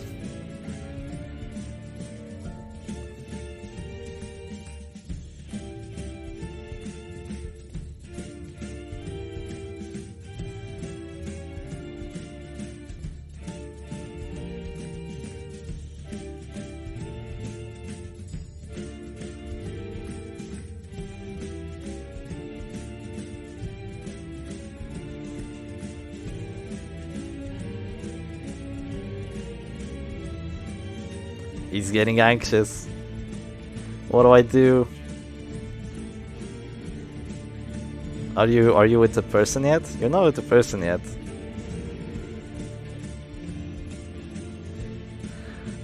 You kinda got to your RNG, not gonna lie. Just do whatever you did when you played against me, and you'll be fine. And I mean picking the teams as well. You picked the teams really well.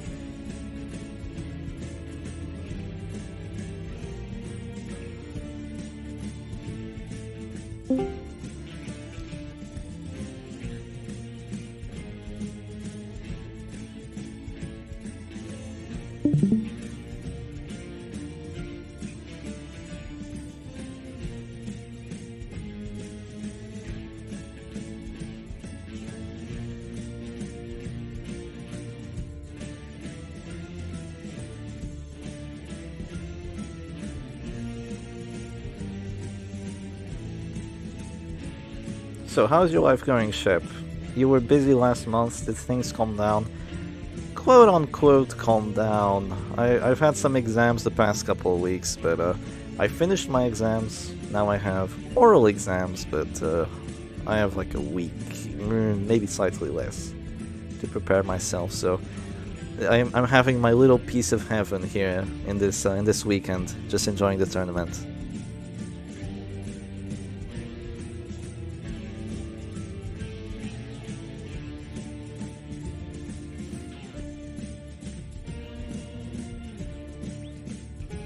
Make sure to stream snipe. Exactly. Okay, I'm going to tell them.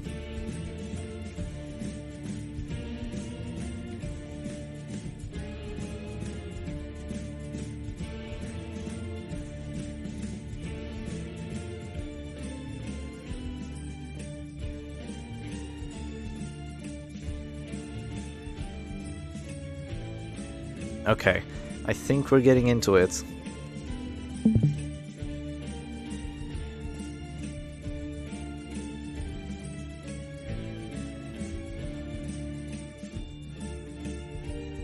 I could mention certain. No, come on, man. No, I'm not doing that.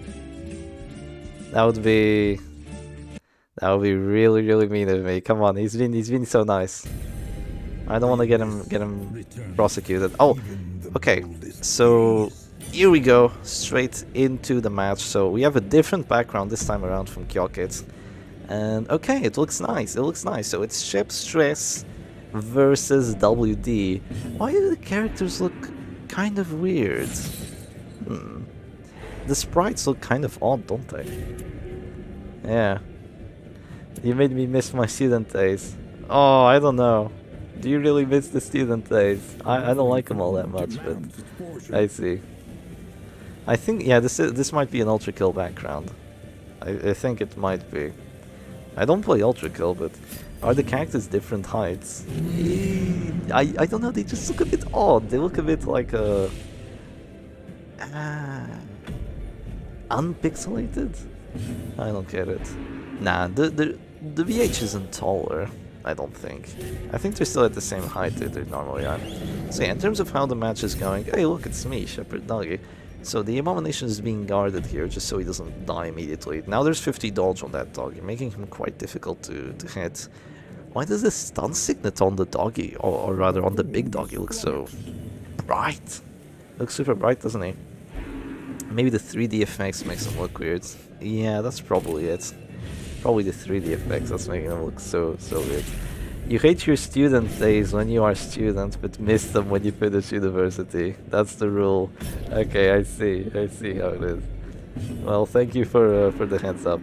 So the Man-at-Arms is he's getting hit pretty hard. So this is why Chef Stress kind of isn't all that good into WD, because you can do a lot of stress, but unfortunately the Flagellant can't really help the team at all. He just goes for a couple Rain of Sorrows, but it's usually too slow to actually help the rest of your team stay alive. It doesn't help if you get hit with a crit every single round either. But yeah, it doesn't really help all that much. But this is just going to be kind of a sacrifice the Man-at-Arms situation into hopefully the Flagellant doesn't die immediately, into hopefully the doggy gets like 50 dodges and just keeps spamming Hanzeri. Really unfortunate that there's a crit on that finisher, because now the doggy can be hit with what do you call it? the doggy can be hit with those manacle stuns, but he does get a nice crit on it, so there's already some decent stress going on to WD. So the Crusader is gonna have a resolve check. He goes abusive, which could be really nice for Kyokit here. He might stun someone else. No immediate act out. It is also a damage buff, but it is also an accuracy debuff. So yeah, Baize just wiping the floor. Yeah. I'm not entirely sure. Like, this could still go quite poorly. Kyokit has done some decent amount of damage to Baize's side, but it's just a lot of crits and unlucky hit chances, really. Not exceedingly lucky, but somewhat lucky, and a whole lot of crits for sure. Yeah, this is not looking too well. So it seems that he's choosing between stunning the A-bomb and going for the bile. Chooses to stun the A-bomb on a 75% chance. Unfortunately, it doesn't work. So yeah, this looks to be a tiny bit rough at the moment. Yeah, tiny bit rough right now. Hopefully Kyokit doesn't like tab out too many times. It's like the stream pausing feels so weird. It does feel quite weird, but the A-bomb is now going to transform. He's going to slam. Oh, just enough damage too because of the crit buff. Look at all the crits on Baize's side. Crit. It's wild. It's completely wild. There's no more guard on that abomination. He's pretty much dead now. Goes for the Rain of Sorrows, fails the bleed on the Crusader despite the Crimson Hook and the Affliction. And he's going to drop the Hound's area here, most likely, but unfortunately, you know, this is just Chef's Stress getting kind of deconstructed slowly. You can... Yeah, he still gets 2 crits on it. Kind of wasted on the Arbalest there, to be honest, but... he's got 3 Afflictions going. Unfortunately, he doesn't have like a Crusader. If he had a Crusader in position 1, this would just be amazing, because the Crusader could have just been spamming Zealous. The enemy frontline would be basically dead at this point. And you might be saying, oh, but they would have been stunning the Crusader. Well, but if they're stunning the Crusader, they're not killing the rest of your characters. So, regardless, the Crusader would have been really cool here, but such is the way with Circus. WD is not good. I mean, Chef's Stress is not good at all in TWD. It's just a tiny bit too slow and doesn't have enough on the defense. So this doggy is now at 30 dodge and 0 HP. He might go for a final Hound's area instead of healing, which is a bit crazy, but he does decide to go for it. So it's soon going to be a 1v4 with this Flagellant, and unfortunately I don't think it's gonna do that well. So he goes Masochistic with the Bounty Hunter. Nah, Chef's Stress is really good, it's just a matchup problem. Some matchups really don't work at all for this team, and some matchups work really well for it.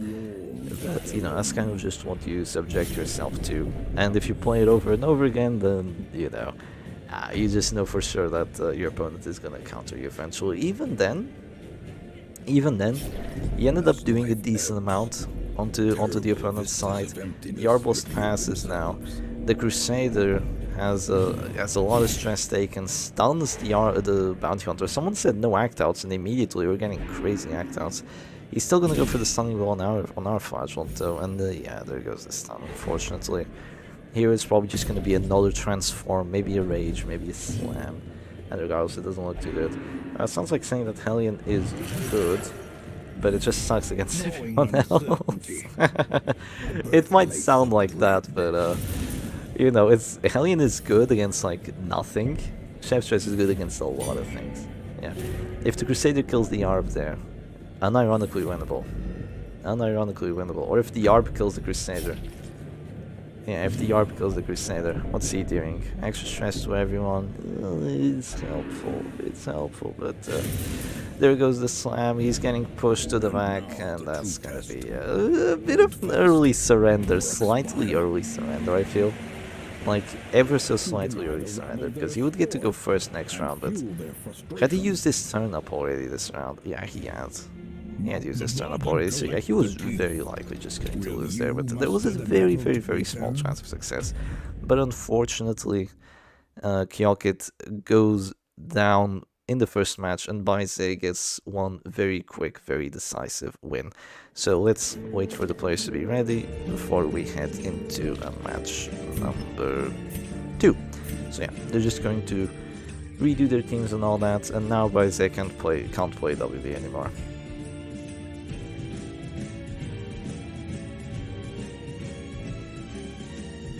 Kyokit, you should wait before your opponent presses ready before actually picking your stuff. Okay, now you can go.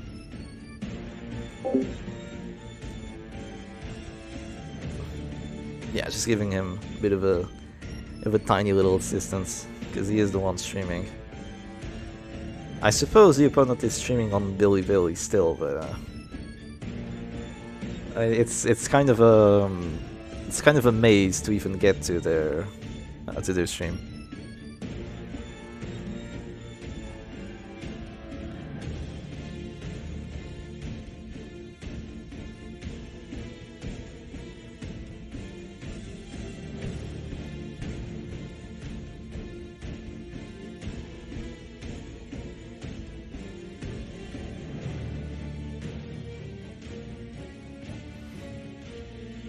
That's true, even counter picks against WD can still lose. We've seen that happen. Even WD counter picks can still lose. Alright, here we go straight into match number 2. Oh, and that's actually quite cool. Look at Kyokit's banner. It's the one that hasn't been added yet. Once the season ends, the Darkest players are gonna get this banner. So, you know, hopefully we get it in any reasonable amount of time. So it looks like... Ooh, this doesn't look good. Okay, thankfully Kyokit goes first, but it's gonna be Shep's Dress number 4 with the Occultist against Oppressive Vestal, which the problem here being that Oppressive Vestal kind of has that shield breaker, which is just going to press the funny little puncture button. And pressing the puncture button means that Occultist is really not gonna enjoy his life today. He's gonna go to position 2, then to position 1, and then he's gonna stay there. So there's gonna be an immediate stun onto that man-at-arms, of course, after the what do you call it? After the slam fails, and now it's just going to be stun into stun, and yeah, this is probably why Baise or Tiberium plays with Chef's Dress 5 instead of Chef's Dress 4. Because with 5, then the Shieldbreaker doesn't puncture you, you can flare away 2 stuns. Or rather, you won't be in a position to flare away 2 stuns because the opponent is smart and won't give you that ability. But at the very least, you can dissuade the opponent from just stunning you twice like this, and you can make them like go for some sort of other move at that point. So yeah, it's not unwinnable, but it's kind of hard for Kyokit here for sure. So here comes the puncture, so he's gonna get pushed around, he's gonna get knocked around, and already it's gonna be a bit difficult for him. So it's kind of unfortunate that he can't stealth himself. That would be nice, but even if he could stealth himself, of course the Higher Man kind of ignores stealth with the Vendetta buff. So we could have that come into effect here as well. Does he have Clasp of the Beast on the Abomination? I'm not entirely sure if he does or not. I am muted, right? Yes, I am. So there goes the Holy Lance on the Occultist, a bit of a laggy one. Oh no, we're kind of behind on the sounds now. Because of him like turning on and off. We have to do this. Okay, we're back to being well, right? Okay, I think, yes, I think it's fine. I think it might be like slightly delayed. But yeah, the Occultist is basically dead already, unfortunately. And Kyokit does have something to show for it, but not that much. Not that much to show for it, unfortunately. He's going to eat a Duelist Advanced crit with that Occultist and stay alive, but the Vestal's coming right after with a stun. And that stun will prevent him from healing himself. Sadly, the Flagellant is full-on aggression with that Rain of Sorrows, so he couldn't even drop a Reclaim to try and save himself. The Occultist somehow lives, but there's no hope in guarding here because, you know, Shieldbreaker exists, so... Yeah, it's not looking too good. It's not looking too good, but at the same time, it's also not the end of the world. You can still get some stuns up and going. You have one transformation done, You have the Flagellant, you have the Man-at-Arms to spam those bellows. I don't believe... The Man-at-Arms does have the numbing instance, so he might get some stun resistances here, and that might be a game changer. Yeah, he does have the Clasp of the Beast. Clasp Gang for life.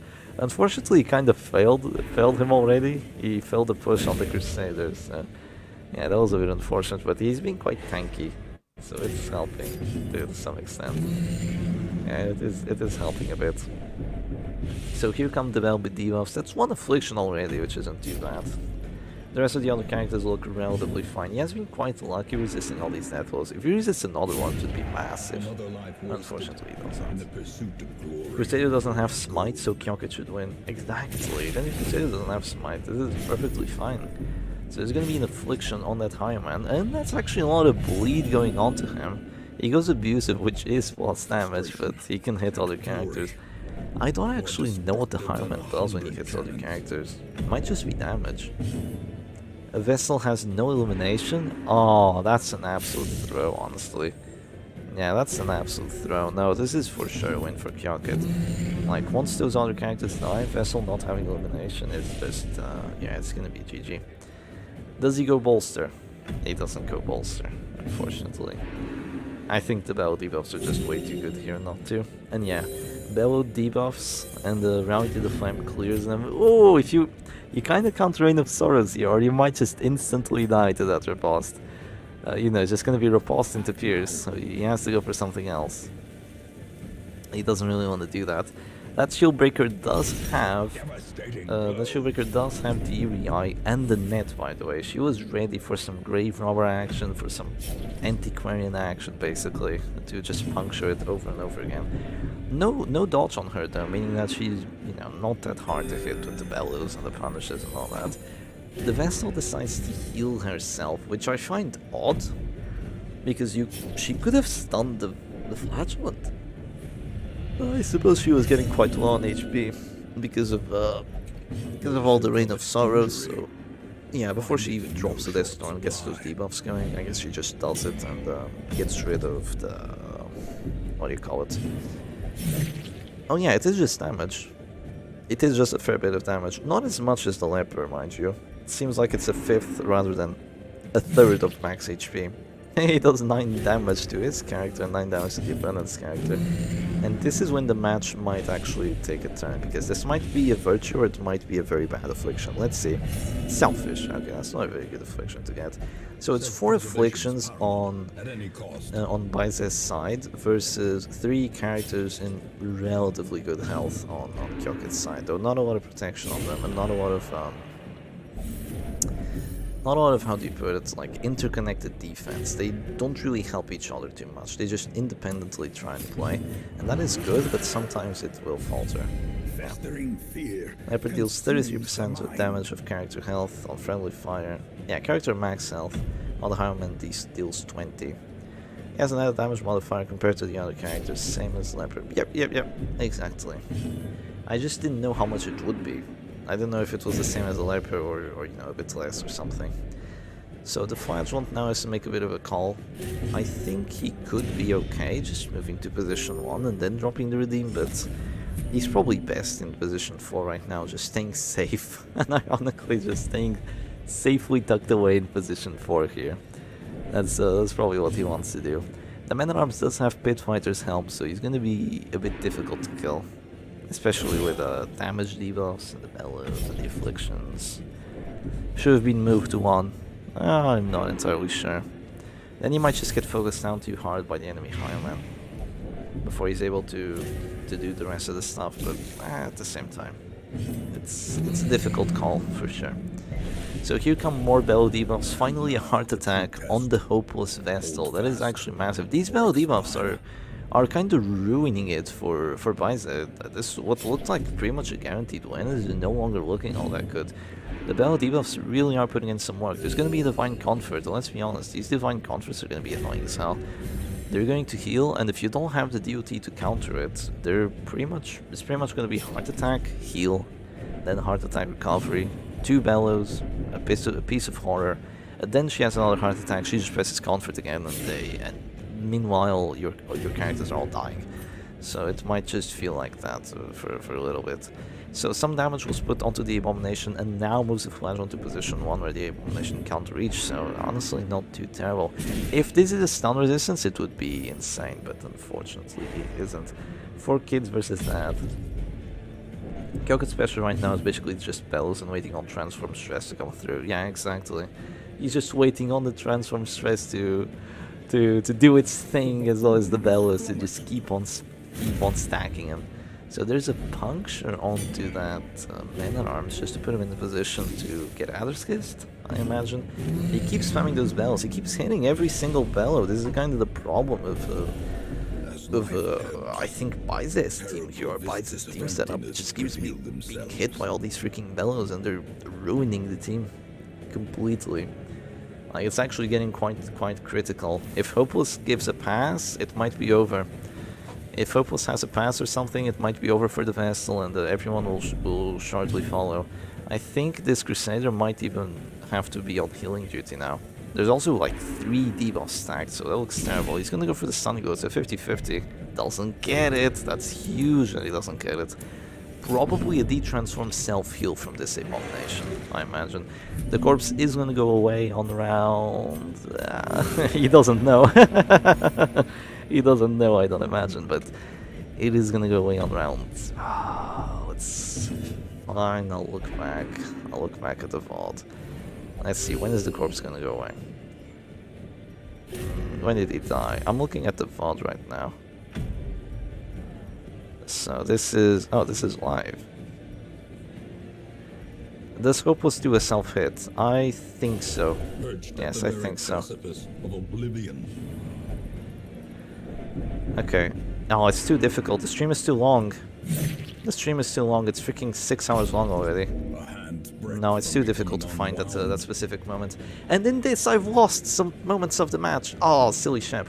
But okay, it seems like the stress has stacked up to being really a lot. Punctures the corpse! It's going away, you bozo! Oh, always count the corpse turns. Always, always, always count the corpse turns.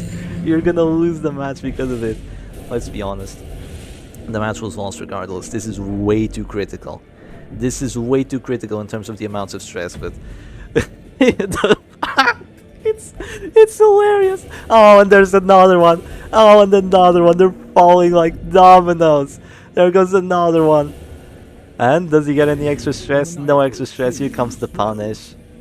There goes the bleed. And Chef Stress number 4 takes the W on match number 2. It was over already, obviously. Like, the amount of stress that transpired was out of this world.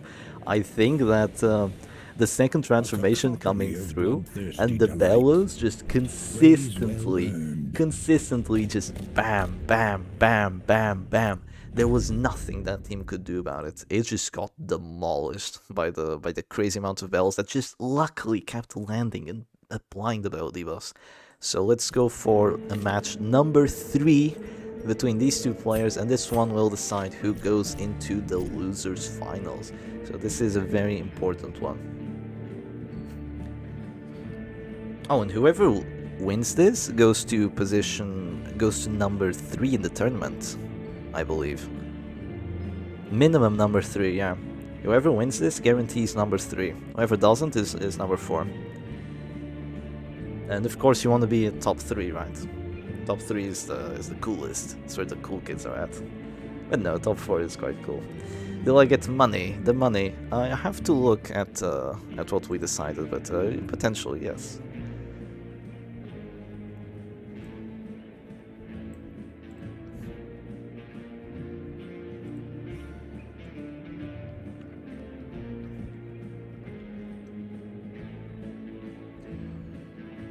That failed stun instead of heal the Vestal was a game changer. Yeah, there was a failed stun that kind of just made the match a GG. At Numbing Instant Spitfighter's Helm, it went crazy. So this means that there can be no Chef Stress for Kyokut and no WD for Baize. Oh, we're going into it. We are going into it, gamers. And I must say, I like what was cooked. Familiarity breeds contempt. It and smells does quite not good. forgive failure. It smells quite good. Alright, let's do this. Is it Immortal Musketeer? It's not, it's the same team, and this time it's the actual Shep's dress. So it's kind of what happened the previous match again, except this time we have a doggy and not an occultist, which is good and is bad. You know, there's some positive advantages to it and some negative advantages. They're immediately stunning the Abomination before he gets to transform, because they know just how terrifying those transforms are. And I can bet you they might not even go for the puncture now on the doggy. They might just go crazy and just Adder's Kiss this Man at Arms. The Man at Arms doesn't even go bellow. He goes command buff. He has Inspiring Cry. Oh damn, he does have Inspiring Cry. Crazy. Whoa! Whiffs! Whiffs! Oh my god. Here goes the command buff Harry. No crits. No crits, but everyone bleeds. Everyone is hit. No crits is really unfortunate. I was hoping for a triple crit. Ah, the Kyokit triple crit. Who went first? Unfortunately, it was not Kyokit. Meaning that by the start of next turn, Bicep will be able to duelist advance before the... Oh, fails a bleed. We'll be able to duelist advance before the doggy gets another Harry. That's what you get for not bringing Smite. Exactly. Pierces? Oh, she was in position 2. That's right, she was in position 2, so a bit more difficult to get this up and running. There's gonna be a duelist advance onto the Abomination. 16 damage, it kinda hurts. It kind of hurts, let's be honest. Yeah, it does hurt quite a bit. It's going to be a push here on the... Whoa! Push on the Shieldbreaker for the crit 21! Oh my god, that hurt! Crit 21! She's gonna have to drop a Serpent Sway soon, or else she's gonna die. That's huge! You would not slam here. Just transform and chill out. Honestly, I don't know. Holy Lance and dying sounds a bit worse than that. Don't guard, please. Okay. He goes for the bellow. He goes for the bellows, and those debuffs are being applied on everyone but the higher man, which is the one that you have to actually debuff.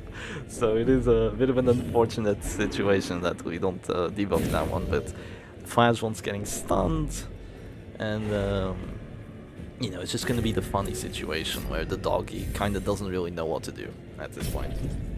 Yeah. The doggy kinda doesn't know what to do here. There's gonna be a Pierce onto that Abomination. Only does 8 damage because Pierce sucks. And... oh, he's thinking about it. Honest... oh, I don't know if I would harry there. I probably would. I probably would harry there. I probably would have harried there. Oh, I don't know. They should have harried. They should have harried. Oh, that move was useless. Oh, I don't know. They should have harried. They're going to drop a bellow now. Like, you're gonna have to harry eventually. Though, keep in mind that if this Higher Man goes duelist advance now, the Abomination might survive. And if he doesn't go duelist advance, then the riposte goes away. So, he goes Wicked Slice. Riposte is gone now, right? Or is it not? In the pursuit of glory. No, the riposte stays. Unfortunate. So yeah, Abomination died with only 1 transform. So that's not too good for Kyokit here. That is actually not all that good, because the A1 stayed alive quite late the previous match. That's what you get for not bringing Class of the Beast, right? Yeah. Unfortunate. Oh, here comes the Inspiring Cry. All down. Inspiring Cry is gonna be the game changer here. Here goes the Houndsary with a crit riposte for 11. It tickles. Oh, this is what I'm talking about. This is the Kyokit way, the stress way. Look at all the DOT. Here goes for the Divine Grace on the Shieldbreaker. That's gonna help, but it's not gonna save her. She's still gonna go afflicted to yet another bellow. If it lands, of course. It does land. It lands on everyone. Applies debuffs on everyone. How is this man doing this? If it were me, I would miss 2 of them. I would apply 1 debuff. I don't get it. It's crazy, but it's so cool. I'm loving it. He keeps applying the bellow debuffs on literally everyone. They're almost all afflicted. The only reason that the vessel isn't afflicted is because of the Inspiring Cry. Now, the dog is in position 2 where he doesn't really want to be, but he's basically just going to have to be a meat shield for now. Oh, there could be a virtue here. Selfish. Ooh, selfish. Thank goodness that there isn't a Virtue there. A Virtue would have... Ooh, that would have been rough. Oh, but the vessel can still go Virtuous. Oh, no. Oh, no, no, no. Oh, that doesn't sound good whatsoever. Doesn't try to stress heal the higher man there. Could have prevented an affliction. Goes hopeless, which isn't too good for Kyoket here. Something like paranoid or fearful would have been way better, but he's gonna go for the wicked slice. That is probably gonna do enough damage. Yes, it does do enough damage. And he is just gonna go for the self-heal here. He is gonna have regen, so he's probably just gonna chill here and stay alive for a fair bit with the doggy. Yeah, the doggy is probably just gonna chill. He's just gonna regen a couple rounds, maybe even drop a blackjack on someone. He has that blackjack. He goes Holy Lance, but honestly it doesn't matter all that much because there's no world where the vessel doesn't self-heal here. Unless she goes Vigorous, and with Vigorous she heals herself, but she doesn't, she goes Fearful. Yeah, she goes Fearful. Imagine her going Vigorous there. Oh boy. He might justify a Hound's Airy here, but I wouldn't. Oh no, there's no riposte. He justifies a Hound's Airy for sure. Does he hit? Double crit! Not a triple crit, but double crit. Look at all the stress. Look at the Kyoket RNG. No command buff. Double crit. Oh my god. Oh, it's huge. It is huge. It is absolutely huge. Yeah. How? Just how? The Flagellant gets stunned, even though there's only one stun trinket, he still gets stunned. Here comes another battle debuff. One miss on the Vestal, but applies the debuff on the most important character, which is the Higher Man. Lots of stress coming through. If only there was another transformation. If there was another transformation, this would be absolutely massive. But since there isn't, it looks a bit dicey. There's going to be a Pierce on the doggy. It does 8 damage. Sadly, it does land. If this Higher Man kills the doggy here, this could get really rough. If the Higher Man kills the doggy, this could get really rough. Yeah. Let's see, depends as well on what the vessel does. So it goes for the Wicked Slice, it's a 70, it comes with a crit, unfortunately. Unfortunately, the doggy does not survive the death blow. The vessel is fearful, she is at death's door, but she doesn't do any act out, and she's gonna go for the Divine Comfort just to stay alive. Iron Man says no, he does not want anything to do with it, and the Man at Arms is gonna keep spamming those bellows. There's only one thing he has to do. He knows what it is, it's just spam bellow.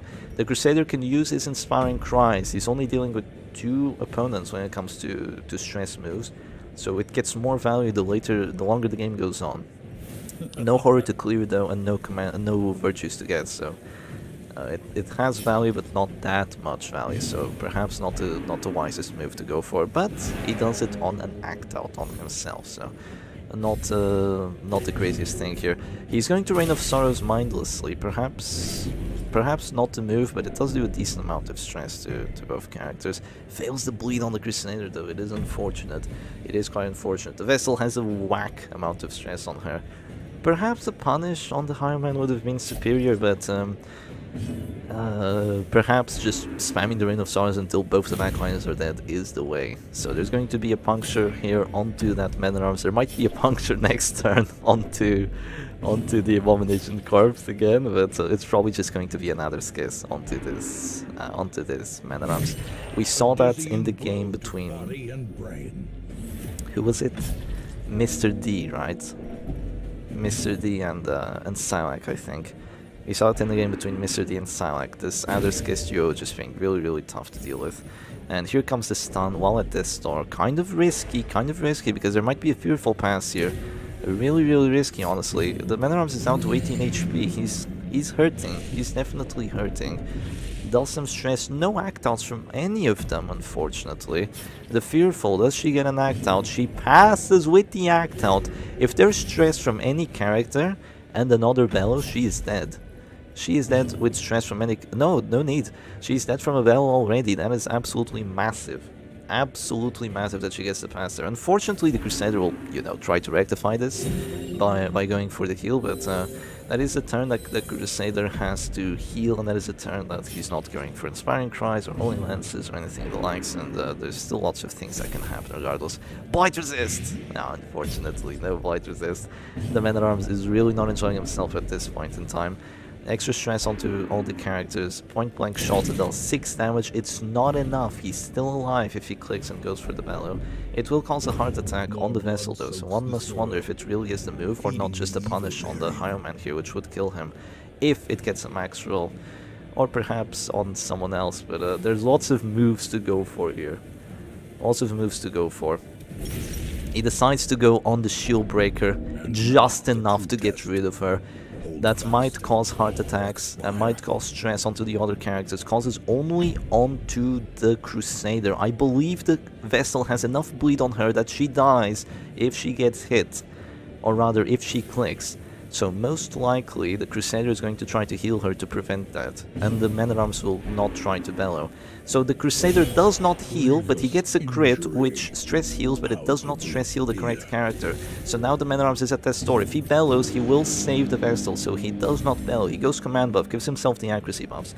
Unless the Higher Man has an act out and stresses the vessel out, or if he gets a crit, she is dead. And with the vessel dead, this could be quite good for Kyokit. It will be a 1v2, and all he has to do is go ham with the stress. All he has to do is go ham with the stress and choose which character to focus. Goes for the Higher Man, gets the heart attack on him, gets the bleed on him, but will it be enough? Will it be enough? Flagellant's got this. He's got he's got 3 exsanguinates. He's got all this healing. Out, stunning blow on the corpse.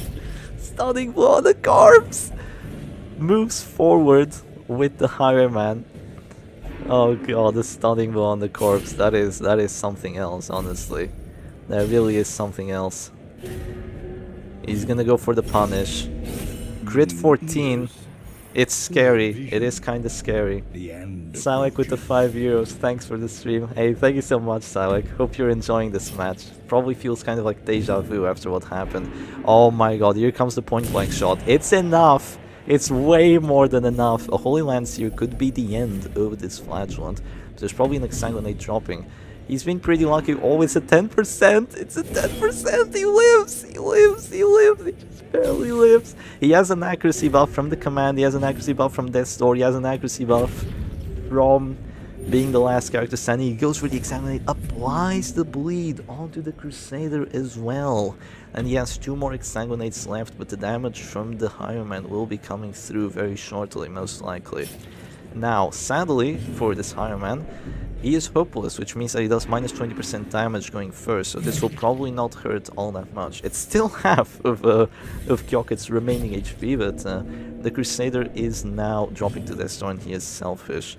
He's going for the stunning blow. Oh, this does not look good. That is almost guaranteed a stun, but it is not a stun. He survives.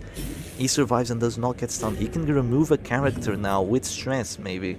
Potentially can remove a character with stress. He decides against it, just goes for the heal. Does not remove a character with stress. And goes back up to 19 HP. Was this truly the move? They are dueling in the Heart of Darkness. The Flagellant is gonna get stunned here. Does the stun go through?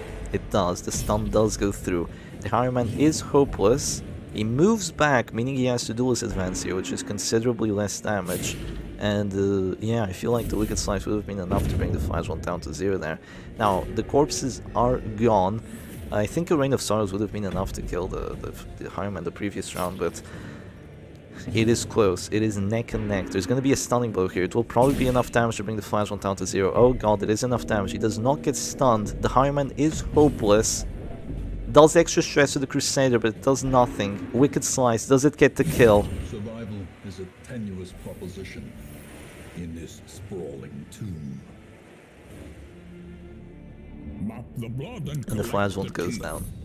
Will you muster the metal to return? Unfortunately, for Kyokit, this is where his road ends.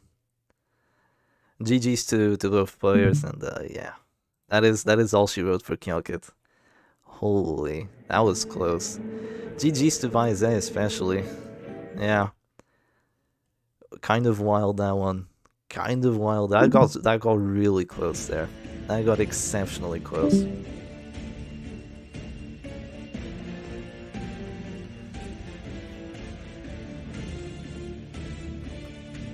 Yeah, I was saying you could have eliminated the target, not going for that second Exsanguinate.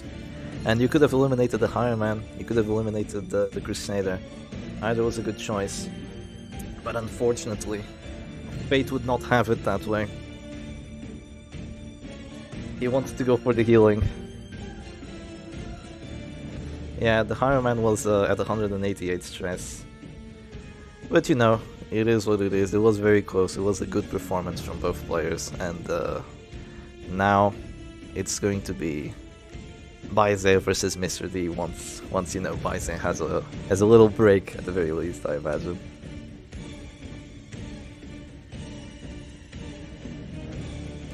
Yeah, it is Baize versus Mr. D indeed.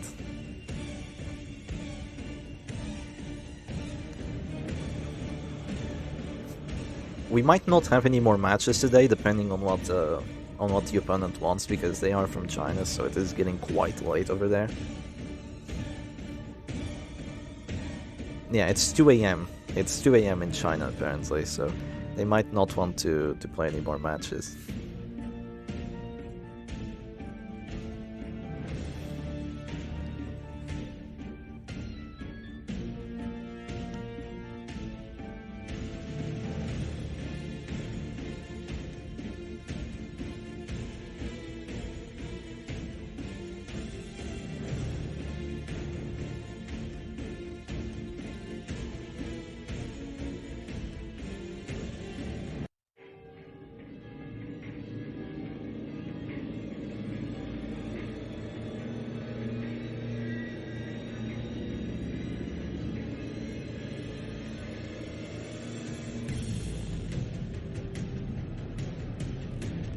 Mr. D says he will reclaim Kyokit's destiny. Might be a reference to the popular flanchant move, Reclaim.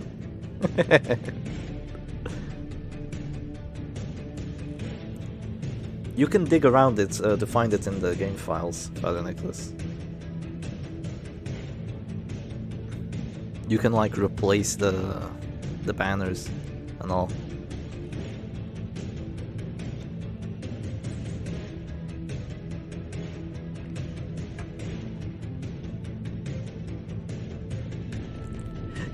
I will examine Kyokit's destiny. No, it won't be visible to other players, no.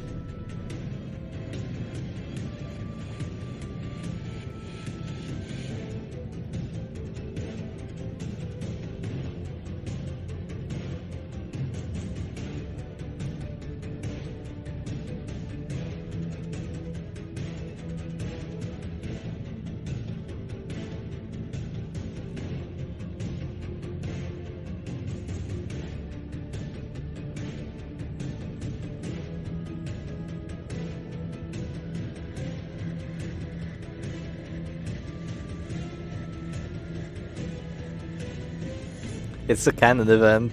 It's a canon event. Yeah. Wait, let me check the Bilibili website.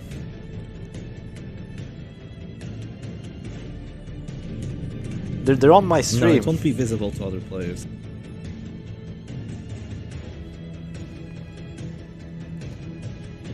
They are on my stream. I can play the next game anytime. I think he's saying is in great condition.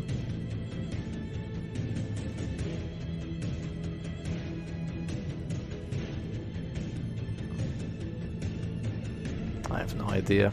Can't read any of what's in here. It's too confusing.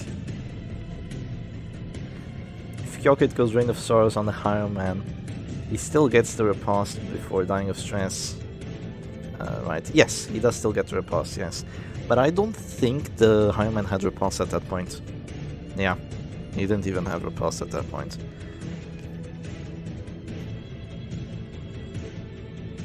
Oh, he's looking at the bracket. Or is it me looking at the bracket?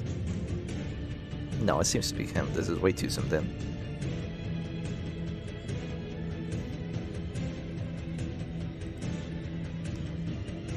Oh, yeah, he's saying I can play the next game anytime. I'm in great condition tonight. Let's go then. Okay.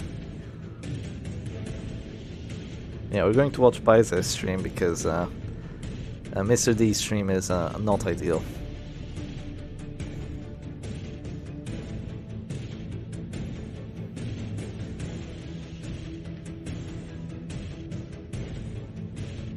It's alright, Kyokit, it's alright.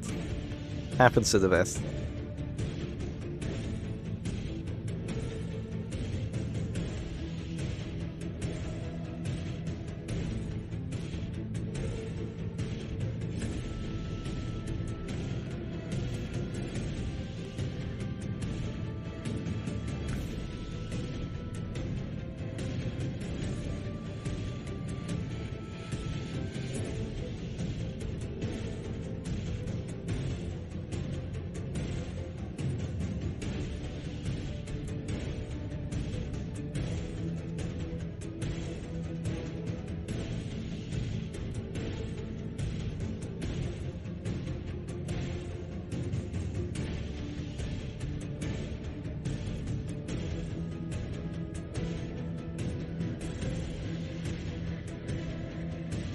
See, I think the players are just adding each other, I believe. Perhaps.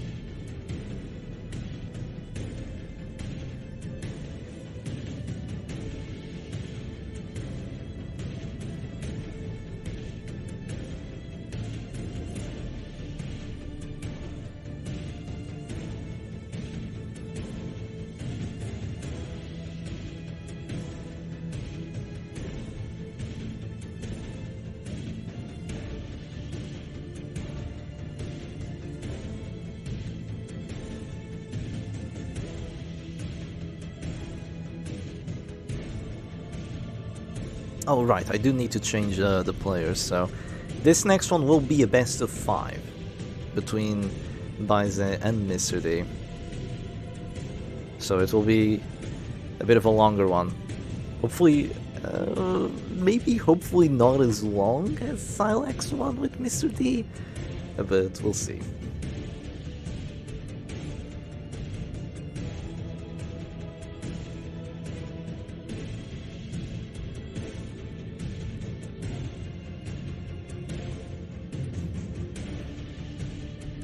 Clueless.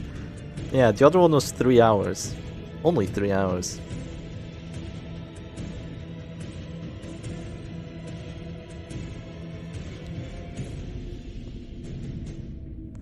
The grand finals will not be happening tonight, though.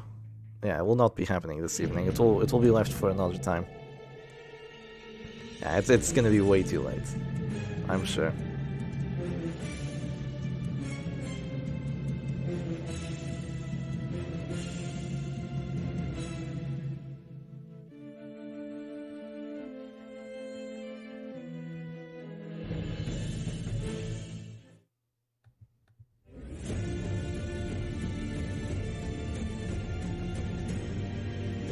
But I don't know, maybe the players are crazy and still want to play. But I doubt it.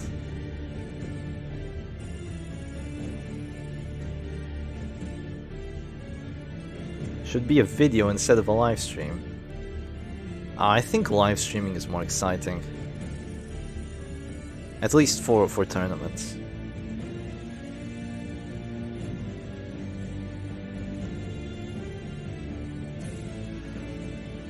I'll have fun then, Father Nicholas. Hopefully you don't run into any immortal musketeers.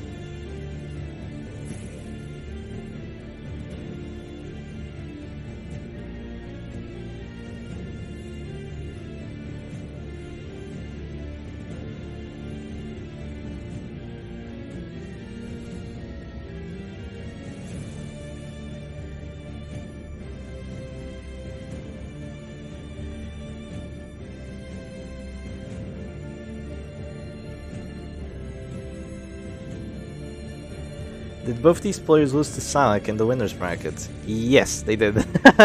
Yeah, let's have a quick look at the brackets before we continue then. Yeah, it's been a while since we had a look. So if we look at the brackets now, we can see that. Well, here's Syac, right? So he came all the way from the very top. Won once, twice, thrice, 4 times, 5 times, 6 times, and now he's at the. Now he's at the grand finals, and he took out both Baize and Mr. D, and here they are. One of them's coming back. One of them's coming back for him. You know, it's quite fun to see this. We'll see which one it is. It would be interesting if it were Baizé, because Baizé has had to go through a bit more than Mr. D to come back. Baizé would have to go through 3 best-ofs, while Mr. D only has to go through 1 to get back to the Syac.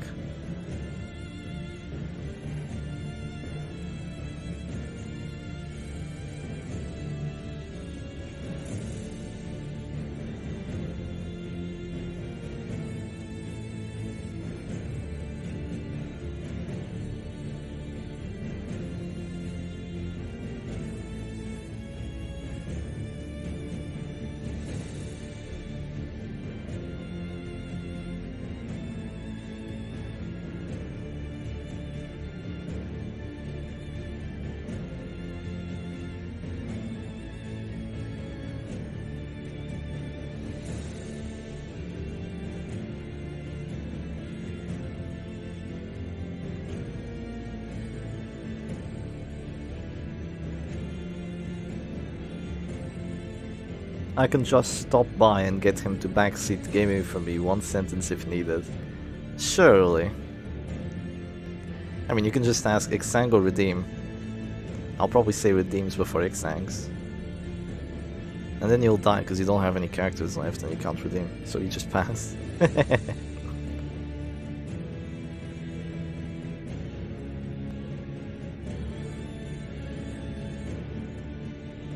He's playing WD. Oh god.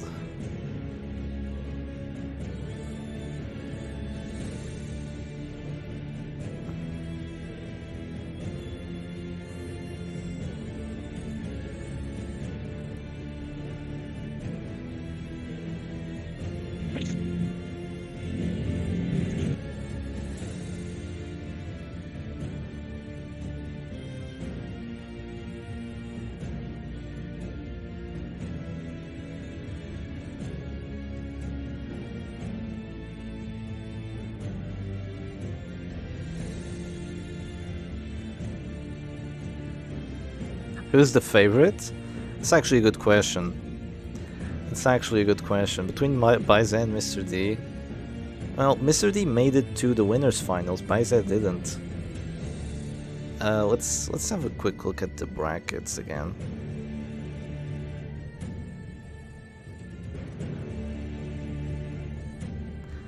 So, Baizé got 1 match out of Syac, so did Mr. D. Yeah, I'm not sure. I'm not sure. How many matches has Baizé won? He won against Sergy and Nanny 245. That's actually massive. He won against Verona. Then he went here. He won against... Oh, he hasn't won that many best ofs. Hang on. He started here. He won 1, 2, 3, 4, 5. He's won 5 best ofs. Interesting. How many did Circus win? He won 1, 2, 3, 4, 5, 6. Yeah, unfortunately, if you lose early, you get put here, and if you get put here, you just you don't make it too far. Apart from Tiberium, he got really far. 1, 2, 3, 4, 5, 6, and then at the 7th, he faltered. 135 J-Man, where is he? He's here. 135 J-Man, where did he come from? He lost to Du Ying. Interesting. Where did Du Ying lose? Oh, to Syac as well, that's crazy. Syac just eliminating everyone. Yeah, Syac literally just eliminating everyone. Who eliminated Kyokit? It was not Syac. Wait, was it? No, it was Du Ying. Okay, interesting. Then Du Ying got eliminated by Syac, so technically he eliminated Kyokit as well. Yeah, technically. Not really, obviously, but yeah.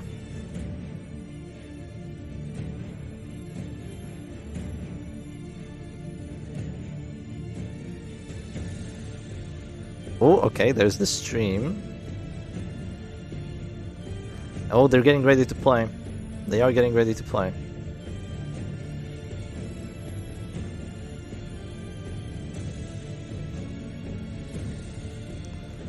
I think they're about to play. Yes, they are. They are about to play. I can't actually like how do I put it? I can't get the game sound going because if I do, I'll just listen to myself. Yeah, I'll just listen to myself, which is incredibly odd. Why does it say WTF up there? But let's see, who eliminates you in the first bracket? In the first bracket it was Dwarves, but then Dwarves ended up getting eliminated by like Sergy, I think. And then I got eliminated by Kyokit, and then Kyokit just got eliminated. So yeah, it's going to be Baize versus Mr. D on the right side, so immediately it seems to be Jester WD, quite a cool team, I like it. Mr. D has kind of a bad stream, unfortunately, so it's best if it's not him streaming. And yeah, unfortunately for Mr. D, he goes first. Unfortunately for Mr. D, he misses the puncture on the Jester, meaning that the Jester gets battle ballad, and meaning that basically Mr. D's dodge is not that good in this match. So it is going to be already kind of a rough start for Mr. D. Reminder, this team is undefeated, 13-0. He has told me. Winter Bliss DOT in his hands is 13 wins, 0 losses. He immediately went for the right play, but got unlucky not to get that pull onto the Jester, because if he gets the pull on the Jester, there's no battle ballad, and he just gets to kind of chill a little bit with the kind of like invulnerability of his characters. But with a battle ballad, then you know, the Crusader and the A-Bomb are just gonna land every freaking stun, and it's gonna be annoying as hell.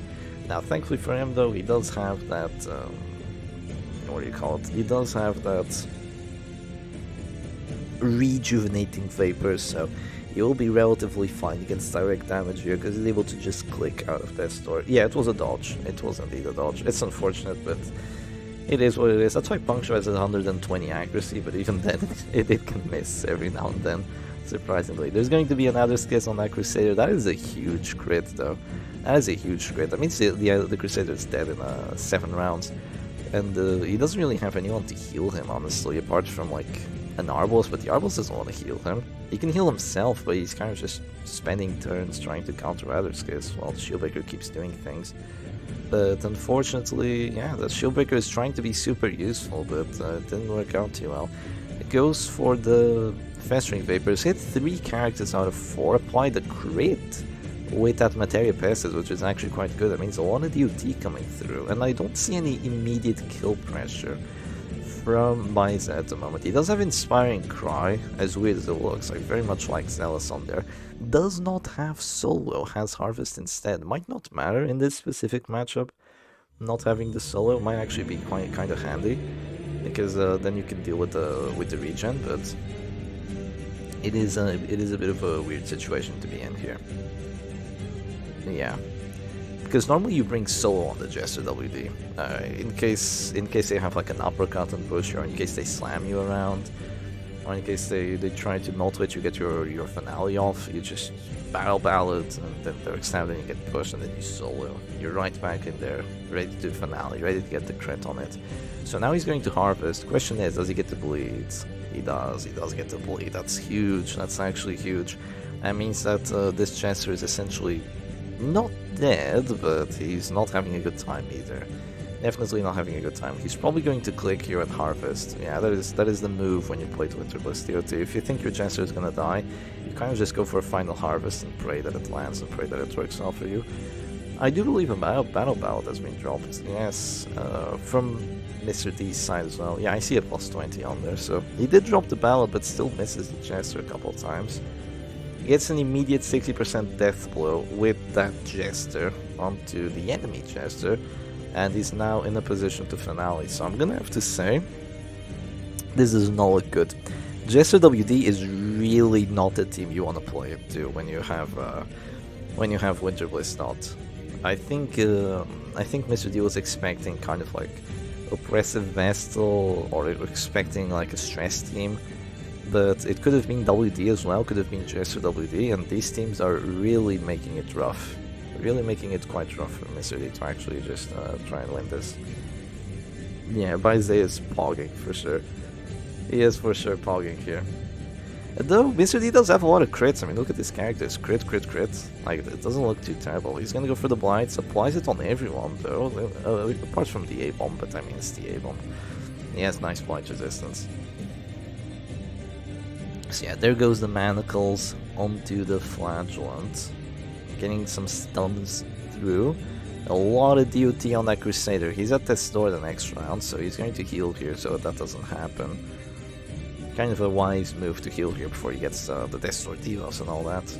Also dropping to the store means that he might go Afflicted, which is not something you really want to gamble on, honestly. Well, he'll go Afflicted sooner, I mean. So the Shield Breaker, she might try to prevent this Jester from getting the finale off. That's probably what she wants to do. The problem is that if she punctures here, I think she is going to puncture. No, she exposes actually. Interesting. Yeah, if she did puncture there, the problem would be that then she puts the flagellant in a position where you really don't want him to be. He's gonna get shot and he's gonna get raged and he's gonna get finaled for sure. Yeah, unfortunately, Rage just gets a crit regardless. And just the classic crit rage, the 17.5%, and he regens out of this store, but this is very likely just going to be a finale onto that flagellant, and yes, it seems that he's clicking the finale.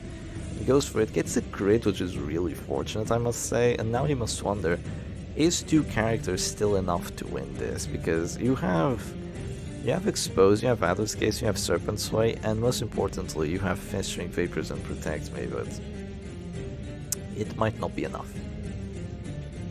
It might not be enough here. We shall see.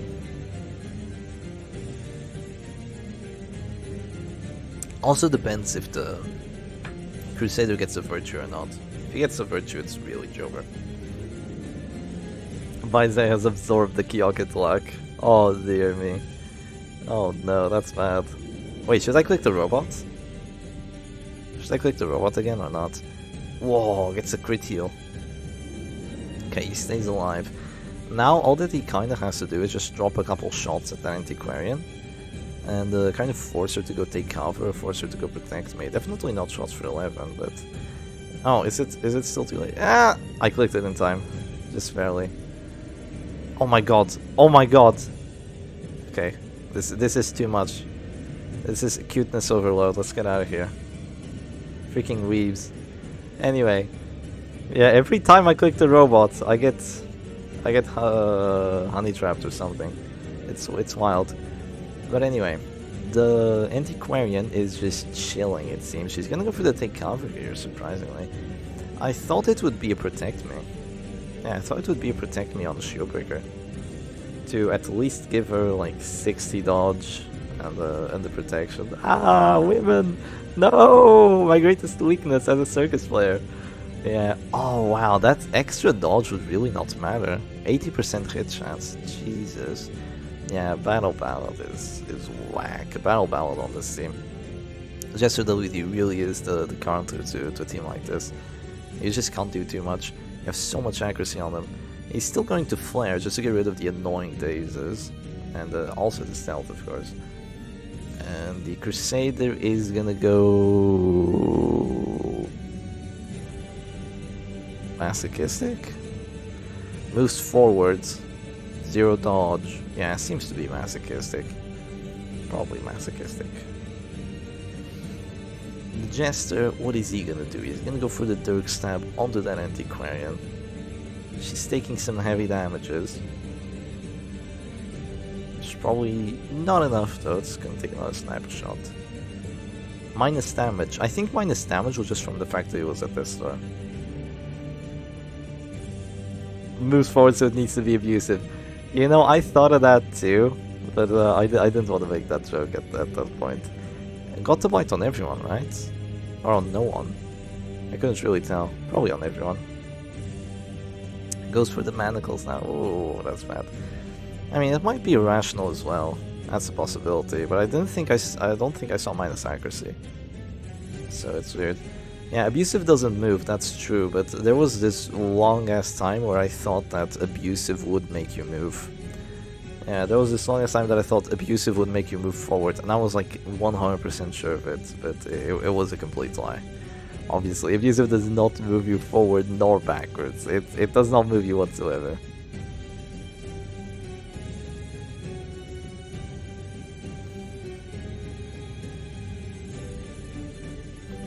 So there goes the heal on the Crusader. He's staying alive. The biggest problem here is that the Antiquarian is going to die. Surprisingly, there's going to be a harvest before the sniper shot. Huh. There's no finish on the Arbalist. Why would you do something like this? Oh, he doesn't want the Antiquarian. He wants the Shield Breaker before she sways. He wants the Shield Breaker before she sways. Like, give him a hand, he'll take your arm. Holy moly, he doesn't even care about the Antiquarian anymore. He wants to kill both of them now. I mean, you must imagine it's getting quite late for Eclipse. So he's like, oh, I gotta get these best of 3s through, man. I gotta get these best of 5s through. I want to win the tournament today, quote unquote today. He might Bile here. There he goes with the Bile. Gets a Death Sword check and one of the Aegis blocks off the Shieldbreaker. Buys out the 4D moves, exactly. Now what's gonna happen is there's gonna be a shot. Oh, okay, apparently not. Blah, blah, blah. Yeah, I thought it would be a shot onto the Shieldbreaker, because it's the highest accuracy ability.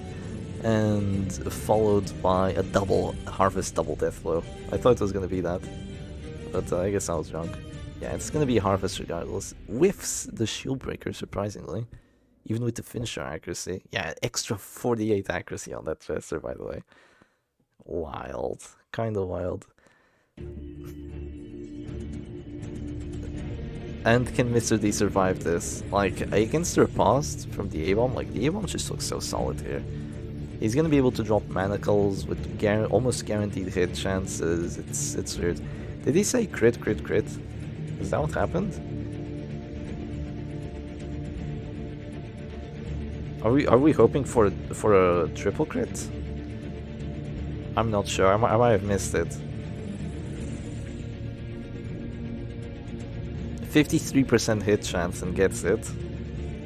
There's a flare on. I mean, there's a stealth on that Antiquarian, but there's probably just gonna be a flare. Removing it and all that.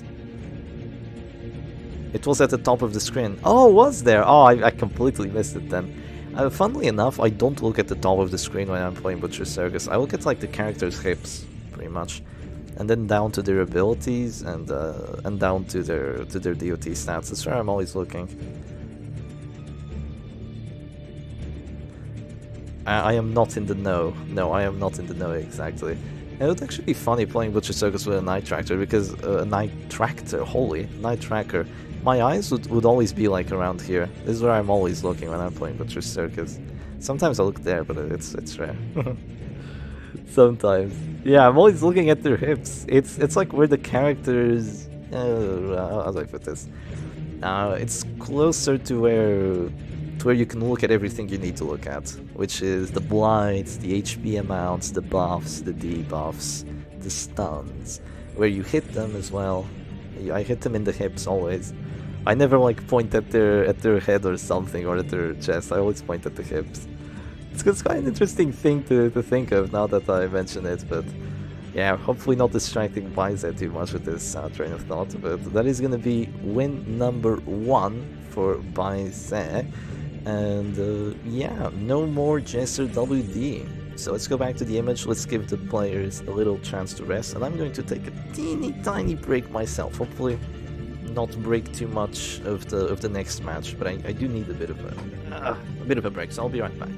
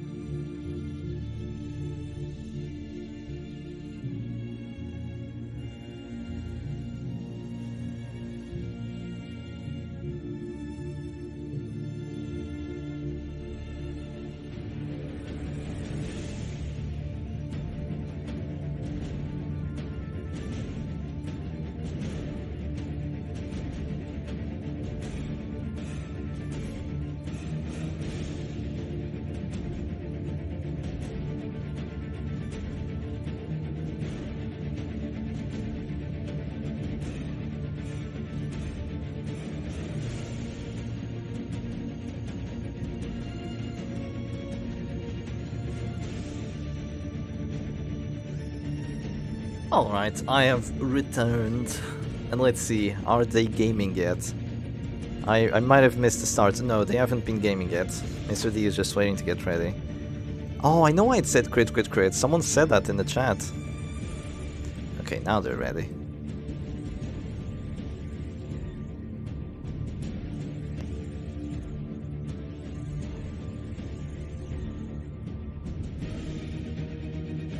Abusive only stresses teams and friendly fires as an act out.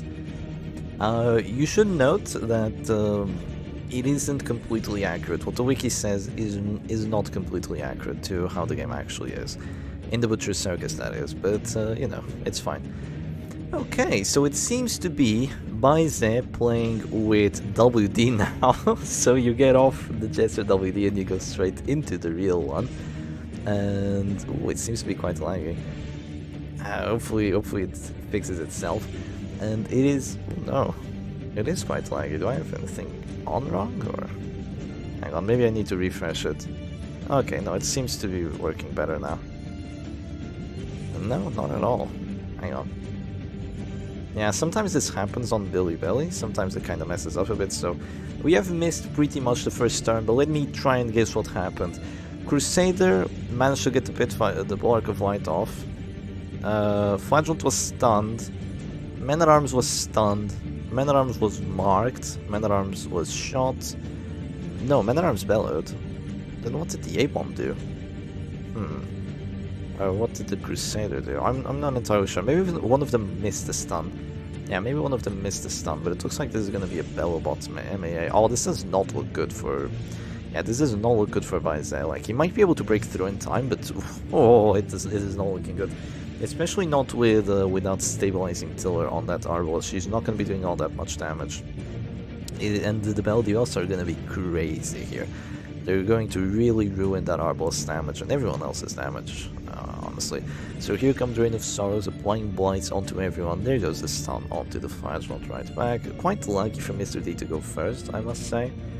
Wow, I took a huge nap and the tournament is still going. It's endless. It never ends. The tournament never ends. And they're not even playing Immortal Musketeer. It just really doesn't want to end. So, it goes Caltrips here just for the damage on everyone, which I suppose does make sense, especially with that Grave Robber. It's going to be quite difficult to get her. And Mr. D just keeps targeting that Bounty Hunter with as much as he can. Surprised that it's not the Arbalist that's being targeted. It's usually the Arbalist that gets targeted by the Panic Darts first, but it seems to be the Bounty Hunter here. We're looking at the stats. I don't know what we're looking for, but... wow, that really sucks. 8 damage. Arbalist is balanced. Oh my goodness, yeah. It is a bit difficult in a situation like this. Like, I can tell already this is not good. This looks kind of like a win for Mr. D. Kind of a very decisive win. Like, Zealouses will happen and all that, but... yeah, this is not looking good. That had to be a mid-roll, right? That had to be a mid-roll. Another Bellow here, and... oh, no Bellow. Oh, I'm not sure if I agree with this. Another Bellow here would have been huge. But no Bellow, it's gonna be a guard, which is immediately followed by a stun, as you do. And probably just Flagellant clicking. It's probably gonna be a double stun on the Crusader now. Yeah. Kind of a risk that Mr. D took, not going for his action when he had it with that Crusader. Now he's just gonna get double stunned and pretty much not gonna get to play this round. The only thing he's gonna get to do is probably drop a Shadow Fade, because I imagine a pull is coming. Or is it gonna be a finish him? It's gonna do low damage. Yeah, 4 damage. I mean, it's better than nothing. It is better than nothing. The Caltrips is ticking away too. It's gonna be another Panic Darts. That's a lot of stress. That's a lot of stress on that poor little BH. Once the BH is gone, this is gonna feel really, really good for Mr. D, because there's no more finisher. 5 damage. That 80 prot though. Yeah, maybe guarding really was the move. 80 prot is kind of impossible to deal with. You just can't do anything about it. He gets the kill into the Bounty Hunter as well with the Panic Darts. He's finally gone. No smite on both sides, but it's just a fight for Mr. D, because that prot, so he wins. Yeah, no smite on either side. It's rough. Goes for the double Sonic Crusader again, does not get it this time. That means that Zealous is coming through for free. Or perhaps not Zealous, perhaps just Man-at-Arms heal, just to make sure that he lives for a little while longer. That might be the move here as well. But overall, being down a Bounty Hunter on this team? Oh no. Hell no, it looks bad.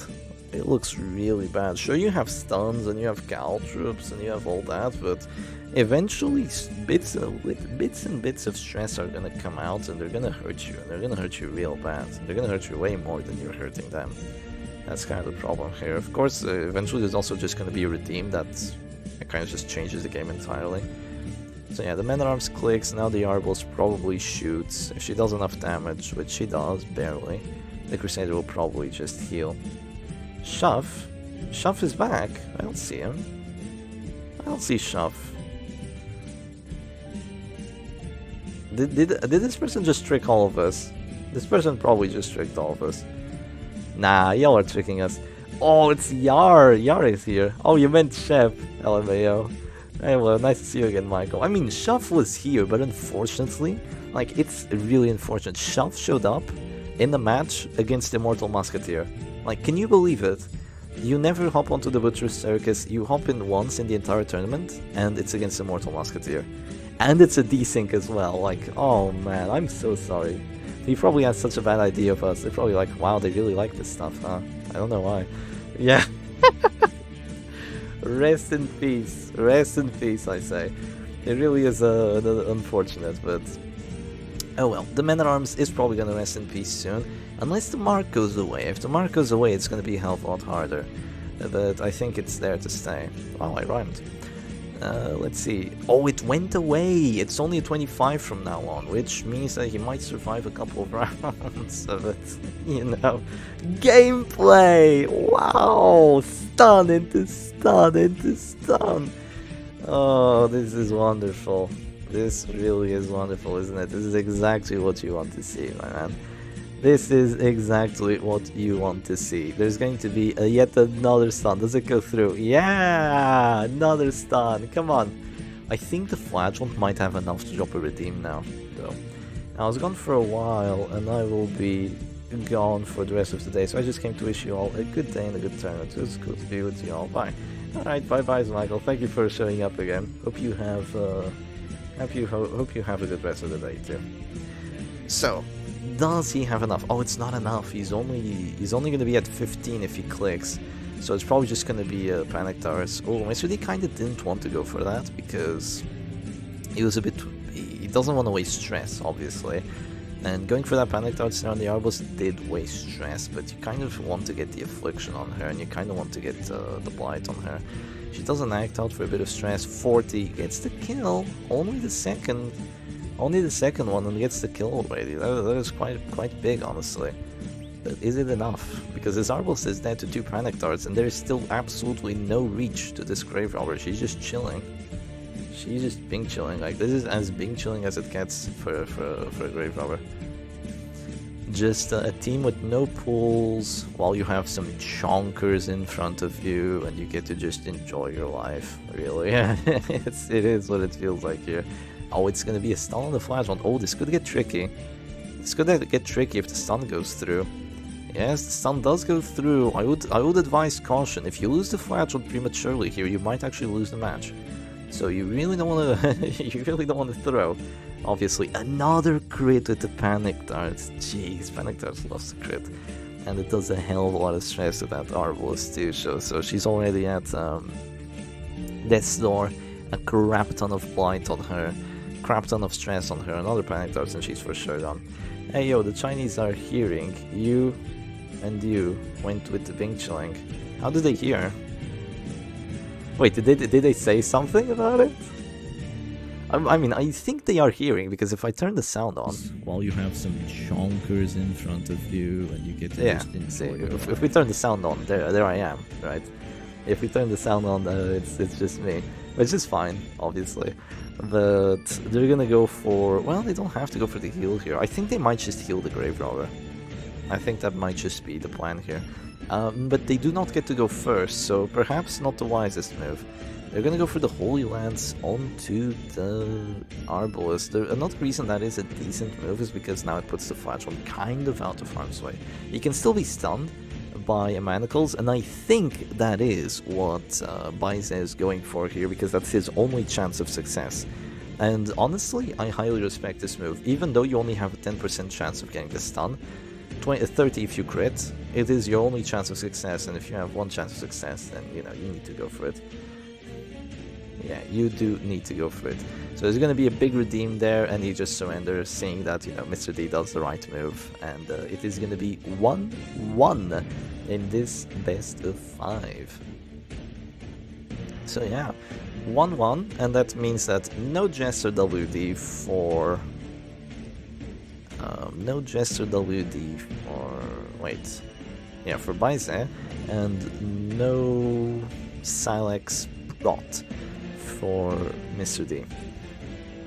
So quite a good trade-off, I feel. Jester WD is quite a nice team.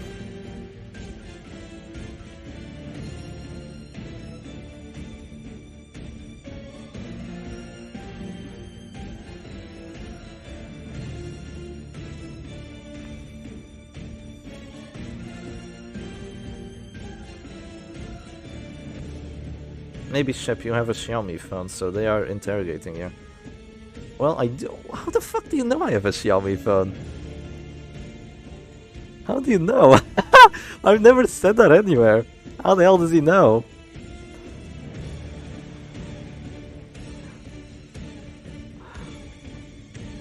Did he just guess that out of nowhere? That's crazy, though.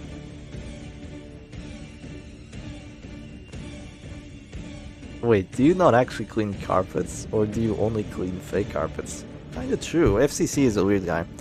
Honestly, no. Xiaomi is the bomb. Yeah, Xiaomi is great. I love it. Like, as long as you don't have their like websites installed and all that, the Xiaomi phones are great. Yeah, like they're some of the best, if not the best, honestly. Like, it sweeps all the other phones I've had before.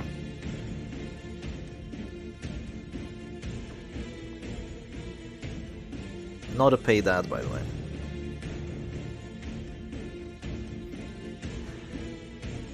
If you mention that, then the phone comes after you. Honestly, nah, that's just silly.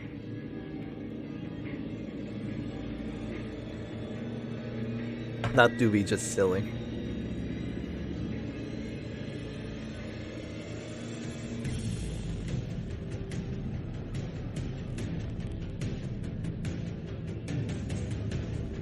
So yeah, currently the players are just getting ready. And then we'll move on to match number 3. This is a very important match, number 3. Very, very important match, because whoever wins this is on match point to go to the winners finals. I mean, no, to the grand finals. And being on match point is very good.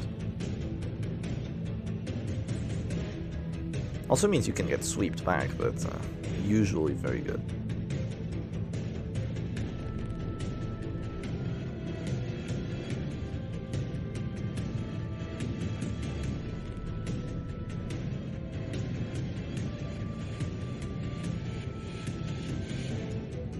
It used to get very hot.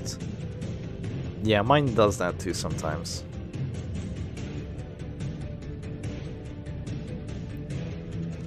It's one of the best, isn't it? Down in Chaos really is one of the best.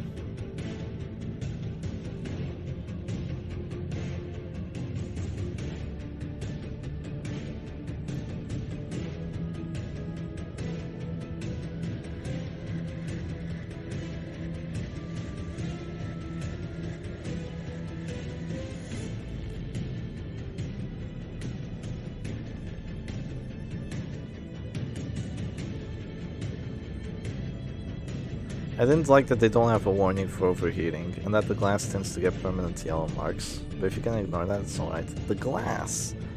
Do you mean like the thingy outside, or the glass itself? The glass itself is weird. Doesn't happen to me. But yeah, it doesn't have a heat warning. Just feel it with your hand. Sometimes I wake up, I forgot my phone on, and it's like, oh crap, it's melting. Yeah. Okay, let's see. Whoa, that's massive. Okay, let's go straight into the match. I might have missed a little bit of it, but here's what happened. So, Mr. D went in with Chef Stress, and he's playing this team again, the Doggy D. He's playing the Doggy D, and here's what happened. The Abomination went for manacles on the enemy Abomination and whiffed. You know why? Because he has 2 stun trinkets and no net. If you have net, you have a guaranteed stun chance. Without net, it's a 90. He went for the 90, whiffed, and now he's in a terrible spot.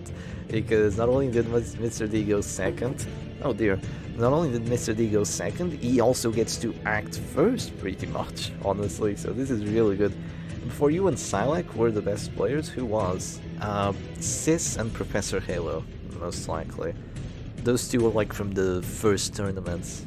Yeah, the very first tournaments, like way back in the day. Those were the winners, and the ones that would win the most. I feel like it's more fun to watch than to play. You think so? I've actually been thinking about getting to the Butcher Circus. I've been watching show about 2.5 years now, and you've never played Butcher Circus. That's crazy. Wait, this one looks really cool. This is a cool robot. Should I click it?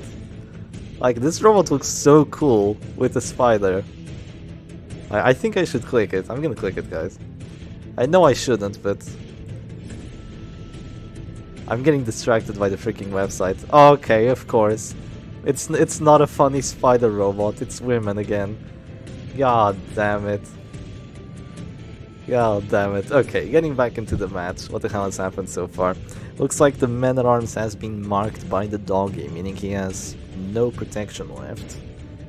Yeah, more anime jump scares. Ah, women. Now there's 2 of them. I know, right? But yeah, the doggy has marked the enemy man-at-arms, which means that he has 0 prot, because the doggy mark removes prot, removes 30% prot for 4 rounds with a 120% debuff chance base. So it's actually really, really good against stuff like man-at-arms and stuff like Crusaders, if they have a lot of prot and you want to break through. Of course, it's still not used very much because it's kind of difficult to make the doggy work in a mark team and make it work like relatively well against anything that isn't like just full prot. But he is good, and he's basically in this team like just gonna stun and mark. I guess he does well. Usually he's in position 2 and can also go Hound Rush. Like it's funny. I don't think this team is that good. I generally don't think this team is that good. I feel like the Bellows are kind of gonna ruin it. And I feel like they're devoting too much onto the Arbalest. They're kind of praying that she does all of the work when she can just get gunned down by like pulls or gunned down by just you know, AoEs or just having too much dodge on the enemy's side or something of the likes, or just panic darts or something like that. And yeah, the AoEs are really going to put in some work here. You can see that his team is already crumbling, and it doesn't have a Crusader, which is usually tanky. It just has a silly little doggy in there. And he doesn't have any dodge trinkets either, so it's not like he's going to be a tanky boy. You are whiffing 91% chances. Hey, the classic.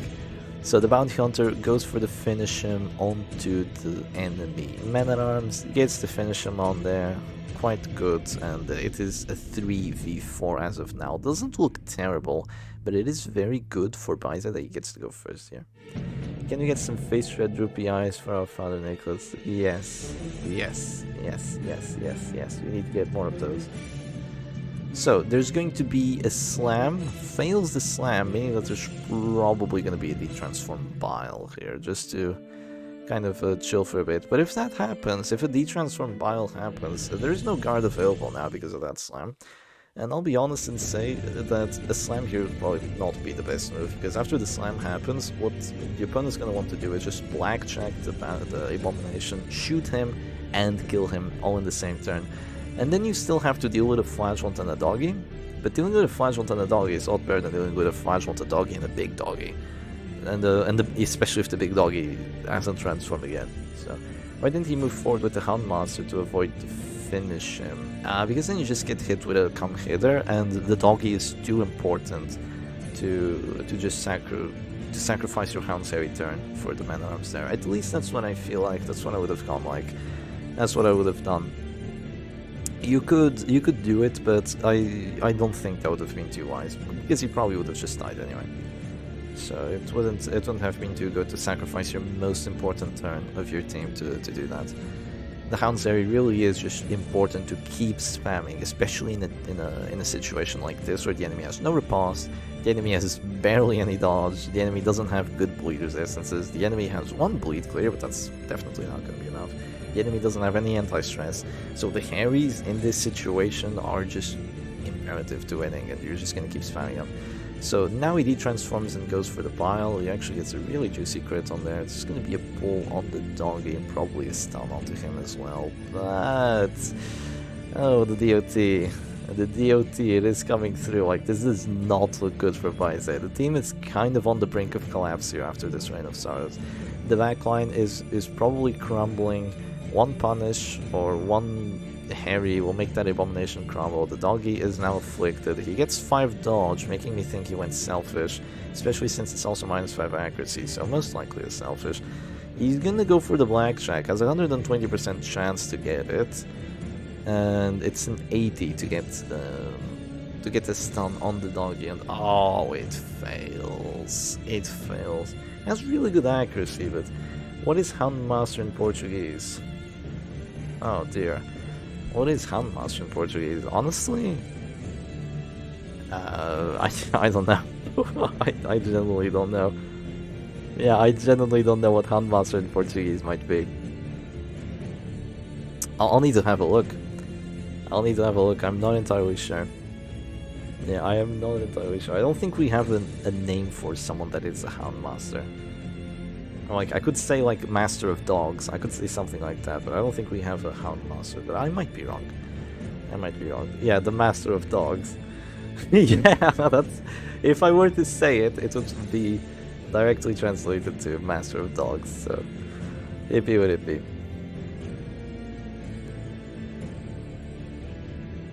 If Paise wins, that means you would have lost to the best player. You would have lost to the best player. Me? Or not me? Oh, that's true. If Paise wins, that means D lost to the best player. That's right. But I didn't lose to Paise myself. The Spanish name is Maestro Canino. Interesting. Okay, so the bounty hunter is... Oh, oh, he passes. Oh, God. The Abomination, 161 stress. Stresses the bounty hunter out. Oh, 73% hit chance, goes for it and gets it, thankfully. So crisis averted, the doggy doesn't get another Harry off. If the doggy gets another Harry off, it's completely GG. Honestly, all that Mr. D has to do here is transform and just slam the dog. Make sure a stun doesn't come through, and if the horror just gets there onto the enemy side, like, it's over. But honestly, just dropping Reign of Sorrows here is just as good. Like, anything works. Oh, apply stress to everyone else too. Oh, it is rough. It is rough. The Houndmaster is at this door now too. He's gonna go for the stun. Does he get it? Yes, he does. Quite a fortunate stun on there. But it is what you need to go for at this point in time. Question is, can Paise still win this? He has a transformation left, so technically he could just kill the Abomination this turn, somehow have the enemy Flagellant miss, have 0 act outs, push the enemy Flagellant, stun him, shoot him, he moves forward and he dies immediately. Oh no, the Arbos is dead. Oh, the A-bomb is dead. Oh, the doggy is gonna be next. Yeah, like, it could have worked. But no, it's not gonna happen. At that point, you just transform with the Abomination. Honestly, that's just a guaranteed win if you transform there. I suppose it's a guaranteed win either way, having a Flagellant. But yeah, I just don't like this team. Honestly, I don't like this team. The team that Paise was playing, but I'm sure Mr. D loved it, as that is a win for him, and that is 2-1 for Mr. D, and now he's at match point of taking his revenge back against Syac. Yeah, Fledgland could 3v1 there. Yeah, easily. I mean, those characters are so freaking hurt. He could easily 3v1. Yeah, no doubt. No doubt he could 3v1. I don't think we have any sound on the Billy Billy anymore. At least I don't have any there. Maybe I need to refresh.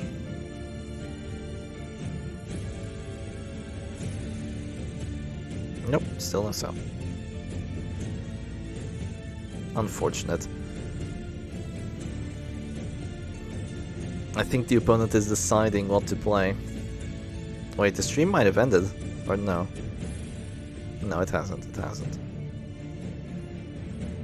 Sound reduced by 1989%. Oh, they're making wait, what? What made that sound? Had to be their computer, not mine. Surely I haven't installed Genshin Impact or something. Shep, found the name, take your guess. I don't know. Has to be their computer, not mine. Oh, they're on my stream again. Surely I haven't Hooray! installed Genshin Impact or something. Best of luck, Vize. You can do it. Pull Shep, out found the that name, take your guess. Immortal Musketeer. Make us suffer. I don't know. Has to be their computer, not mine. Oh, they're on my... Yeah. Is it really Mestre dos Cães? Wild. It's wild that it's Mestre dos Cães. Sure. I don't know. Oh, I think he's typing somewhere. Is he gonna Oh, type they're to on me? It would be funny. I did request Immortal Musketeer. I really hope he doesn't play it. Especially because Mr. D would counter it most likely, but yeah, we'll see. Mr. D would very likely counter it. Yeah, it's Mestre dos Cães. Yeah, exactly. Master of Dogs. See, as I said, probably Master of Dogs. They might have muted you due to your reaction to their women. No, come on. Come on, no way.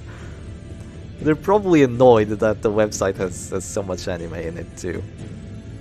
They're probably slightly annoyed because Billy Billy was initially... I was told this by one of them.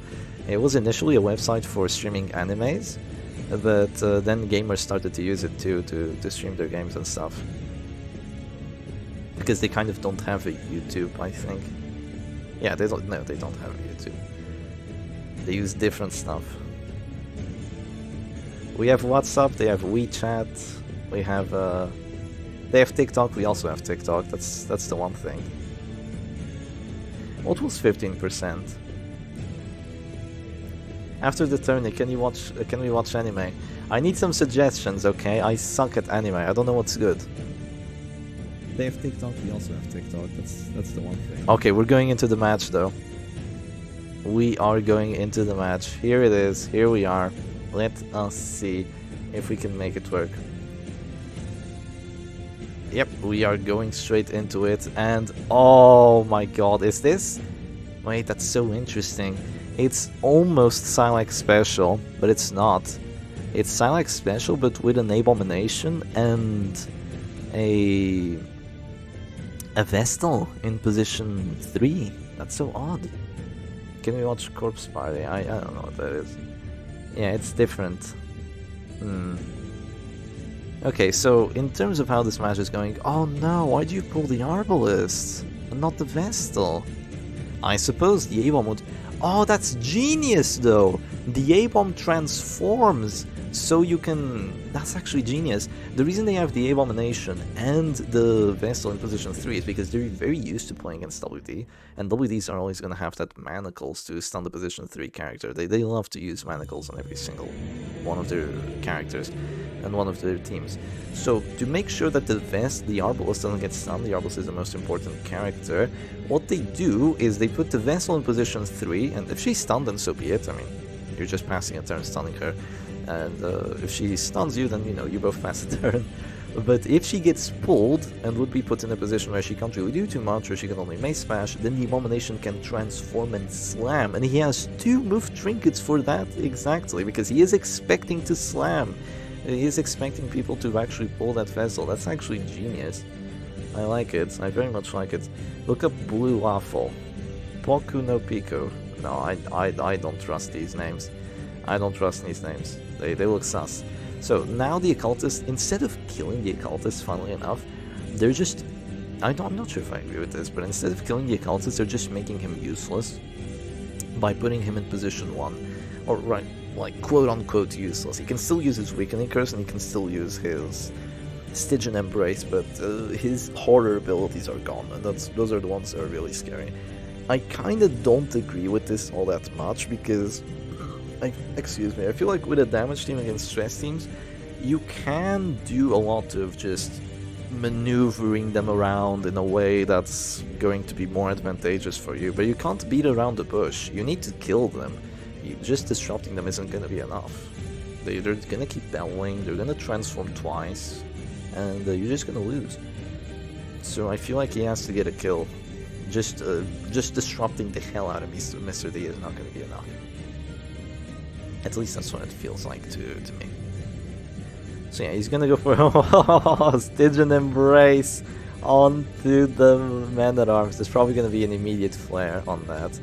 Yeah, immediate flare to get rid of the Bellow and the Stygian Embrace. But that's a fine move, honestly. You take 0 damage, and sure, they clear the Bellow debuffs, but they don't clear the horror, they don't clear the stress from the battles that have already been done.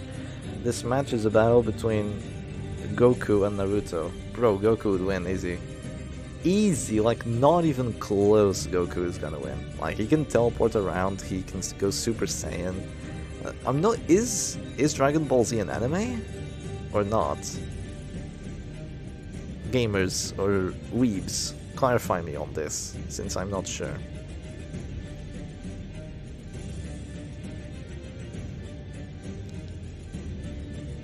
What do you mean talking like a weeb? No way Dragon Ball Z is an anime. I would never watch anime. Is it? Is it an anime? Fuck. Okay, then I watched all of Dragon Ball Z, like from start to finish. But I didn't know it was an anime. It's not built like one though, it's actually good. Yeah, trust. It's actually good. I watched all of it, because it was actually really good. DBZ is an anime. Oh, god damn it. Alright. Yeah, but I did watch it start to finish, like, all of it. It was insane. Like, all the villains, like Frieza, Cell, and the Majin Buu guy. I'm not trolling. I'm not trolling. I didn't think it was an anime. I thought it was like some, I don't know, animated comic. Animated Japanese comic. Okay. Okay, it kind of makes sense that it is an anime, but I don't see it as an anime, if that makes sense. I thought it had like some kind of different qualification. Because usually animes are a bit different. It feels like it has like too much action. I don't know. My reasoning does not make any sense whatsoever. Fine. Fine, it is. Is the shonen proto of every action anime? Yeah, the prototype. Yeah. Fine. Some Japanese animation. Yeah, sure.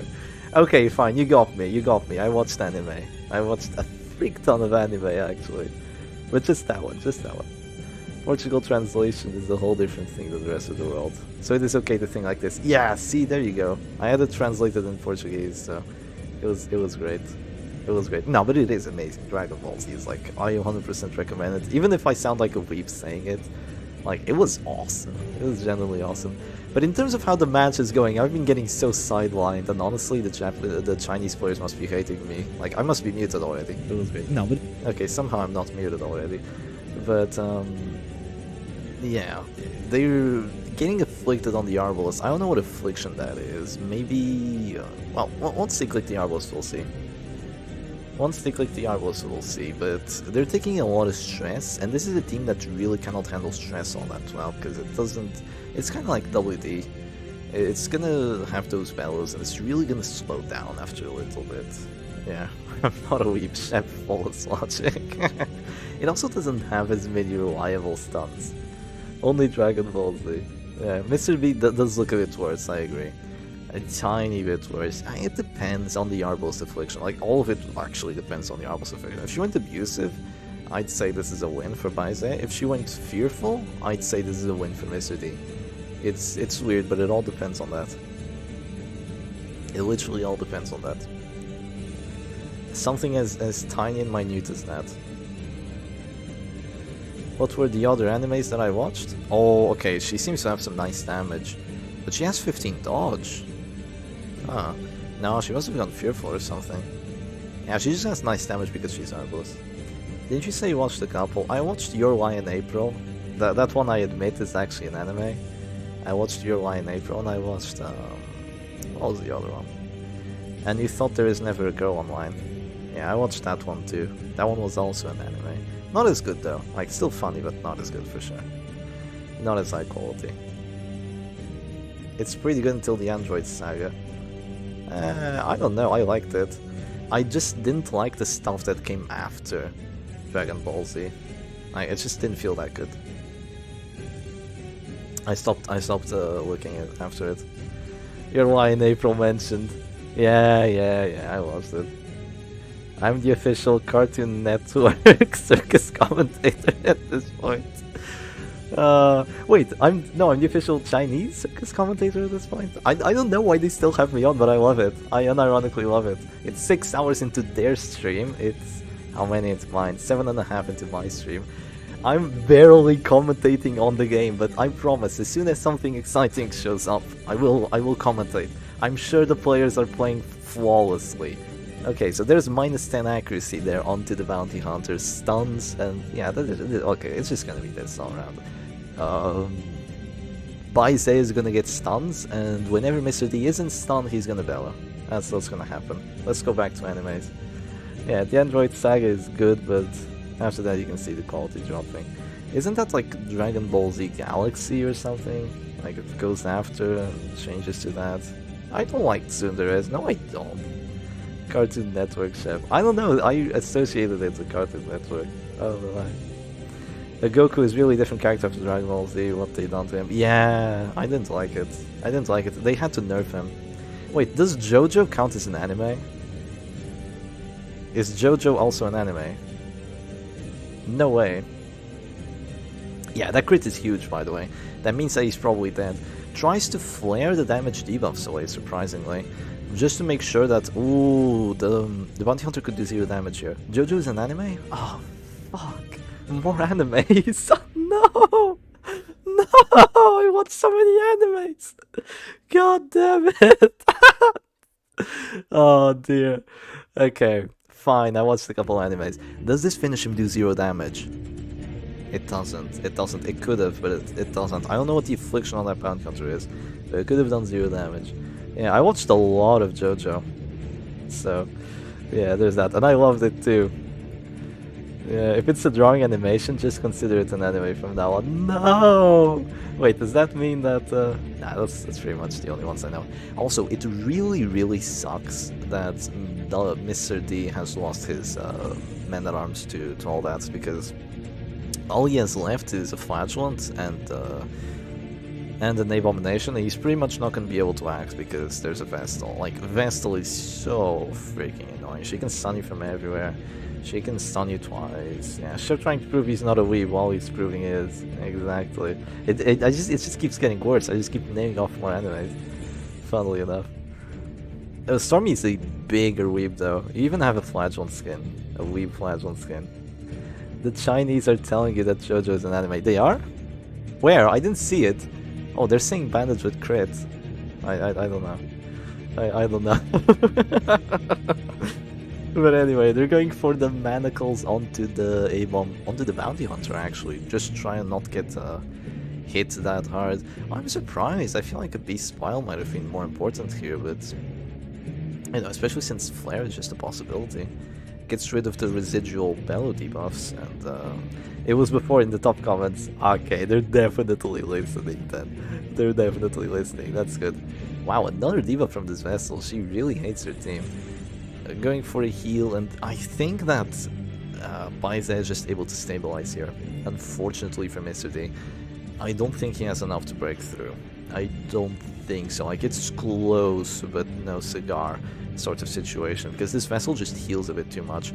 I think he's irrational. I think the bounty hunters are rational. 13 to 29 damage. Yeah, it still hurts. It still hurts like hell. Should have gone for the beast file. I mean, it would have been bad anyway, but Vestal, yeah, Vestal is for sure abusive. She has to be hitting all the other characters so much. There is no chance she is not abusive. But misses the Arbalest too. The Arbalest did go fearful. Oh, she's violent. Yeah, she's violent. Oh, I can't wait for the Syac stream.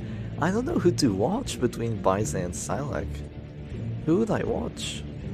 Because Baize has the cool Chinese stream going, and you know, every first one, wait, does it say the first rain there? Oh, I don't know. Every couple of seconds, there's like a funny little robot going through. But Syac has all the French memes, and that's cool as well. Watch Syac for the earthquakes. Yeah, the earthquakes. The first rain. Is that the first rain that really happened? Is it really? Jesus. Yeah, it might have been. Might have been flag 1v4. Yep, it is. Flag 1v4. He can't win. The vessel's just gonna promise on him. Click the funny robot next time. No, I keep clicking it. It's always women. It's not good. In Syac stream. Nah, there's no robot in Syac stream, unfortunately. Look at this, he pulls the men-at-arms so he can actually shoot the flagellant. Very wise. Very wise. So, yeah, it's probably just gonna be a stun into maybe a transform rage. I'm not sure if there are any rages left. Probably not. Oh, doesn't get the stun. It was a 45. There's a 0%. Yeah, no, there are no rages left. There was a 0% chance for the stun to land, unless it was a crit. If it was a crit, then there was still a chance. He's kind of worried. He doesn't want to go for the. He doesn't want to go for the shot just yet because that will activate the Exsanguinate. But then again, Exsanguinate is not a stress move, so and it will daze him as well. So you can have him dazed and stunned and kind of just go ham with the bounty hunter with your finish him. So now you just heal the bounty hunter, you stun with the Vestal. If the Vestal stun fails, you stun with the A-bomb, and then the bounty hunter just goes for finish him, just does insane levels of damage, and just completely wins the match here. What do you mean, Stormy? What is yes, champ? Alright, chat, are you getting ignored at this point? Chef's about to become a Chinese streamer. I'm replying to you guys. I'm looking at both chats. I'm also looking at them, but unfortunately I can't read what they say. Yeah, unfortunately. Baize is legally obligated to surrender if the flag has a 5% death for resistant finish. It won't be a 5 though, it will be a bit more than that. What is this? Get out of here. Yeah, it will be a bit more than that because he has the last character standing. But we get the point. We get the point. Can't read, yes. Can't read, yes. I'll face red rupee eyes to that, honestly. Oh, get up here. Okay, there goes the finish him for 14. The flagellant has his turn. He's back in position 1 as well. Oh god. What's going on here? Do you think that this is... oh god, it's infinite. Do you think that this is someone streaming another person's stream? Because this is on QQ. Yeah, it seems that they're streaming on QQ. Oh, that's crazy. That's why it's kind of laggy. So it's being streamed like 3 times. Yeah. This is actually being streamed like 3 times. It's being streamed on QQ, and someone is live streaming from QQ onto Bilibili, and I'm looking at it from YouTube. Yeah, that's actually wild. Genshin Impact finally has installed. Nice, nice. Yeah, that's funny. So now it is all over. It's just going to be a finish him, and that's going to be all she wrote for the flagellant. And that is 2-2, isn't it? That is 2-2. Yeah, it's Streamception. Sadly, like, Mr. D just couldn't play that match. He just couldn't play. He's just getting stunned. What if the entire thing is pre-recorded all along? Oh god. Oh wait, they're still going! Oh no, it's over now, it's over now. Oh wait, no, that's my stream actually. Yeah, that's my stream, funnily enough. I believe. So yeah, it is 2-2. And in terms of the teams that they can't bring, so... what teams can't Baize bring? Baize can't bring Jester WD and this A-Bomb Syac special. Do you know what the guess the game is? I don't think so, no. Truth is, the game was rigged right from the start. Yeah, that's a good Fallout New Vegas reference. Man, that game was good. And what did Mr. D win with? He won with...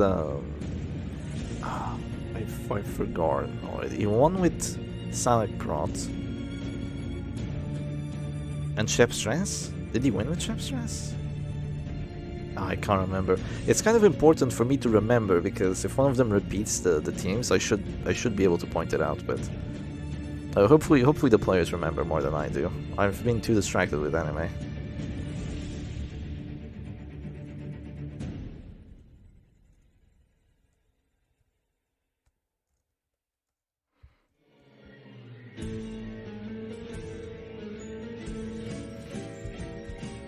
It's time to bring out the Immortal Musketeer.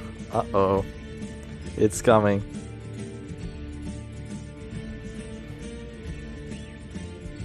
But yeah, it's the final match here. This is the final match of the day, most likely.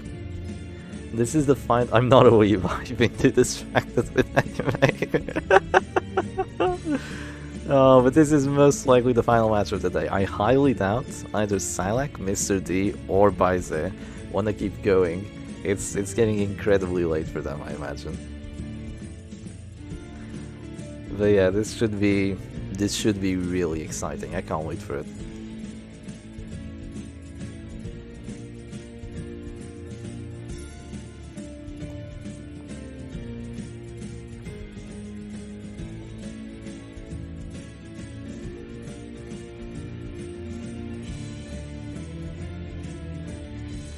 Yeah, someone in the Chinese chat is saying GG, another person is saying best of one.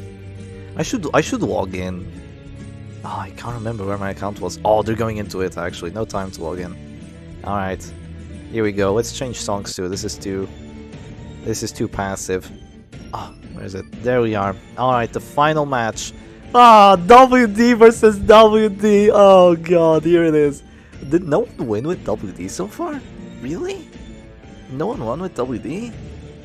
Okay, alright, here we go. WD versus WD, and Baize goes first. This really is the meta, WD versus WD. I absolutely adore it. So immediately pushes that Crusader going first. Interesting. This is more like a Darkest Mark than the WD, it seems, with the double push Abomination. Kind of just more focus on disruption than actual stunning. And yeah, interesting. I wonder how that will work. Looks like Mr. D is doing the exact same. It seems to work despite not having any push trinkets. Doesn't apply the bleed though that the other Abomination did.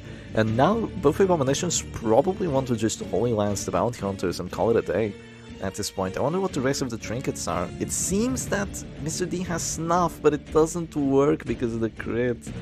Oh, that's unfortunate. When in doubt, WD it out. Yeah. Who has advantage on WD Mirror? Honestly, it can go either way. It can really go on either way. At this point, there is a slight advantage, maybe, for the person that goes second, because the Holy Lance might miss.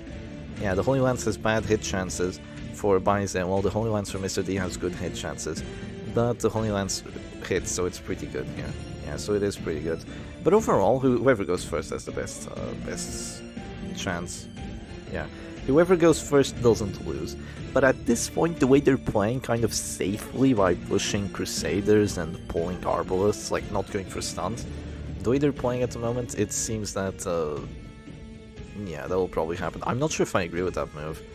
Oh, they moved back. That's odd. I wouldn't have done that if I were Baize. The thing is, you could have gone for a Bola there. Maybe knock the Arbalist back into position 2. If the Bounty Hunter goes to position 3 and then he goes to position 4 with the Holy Lance, it could have been amazing.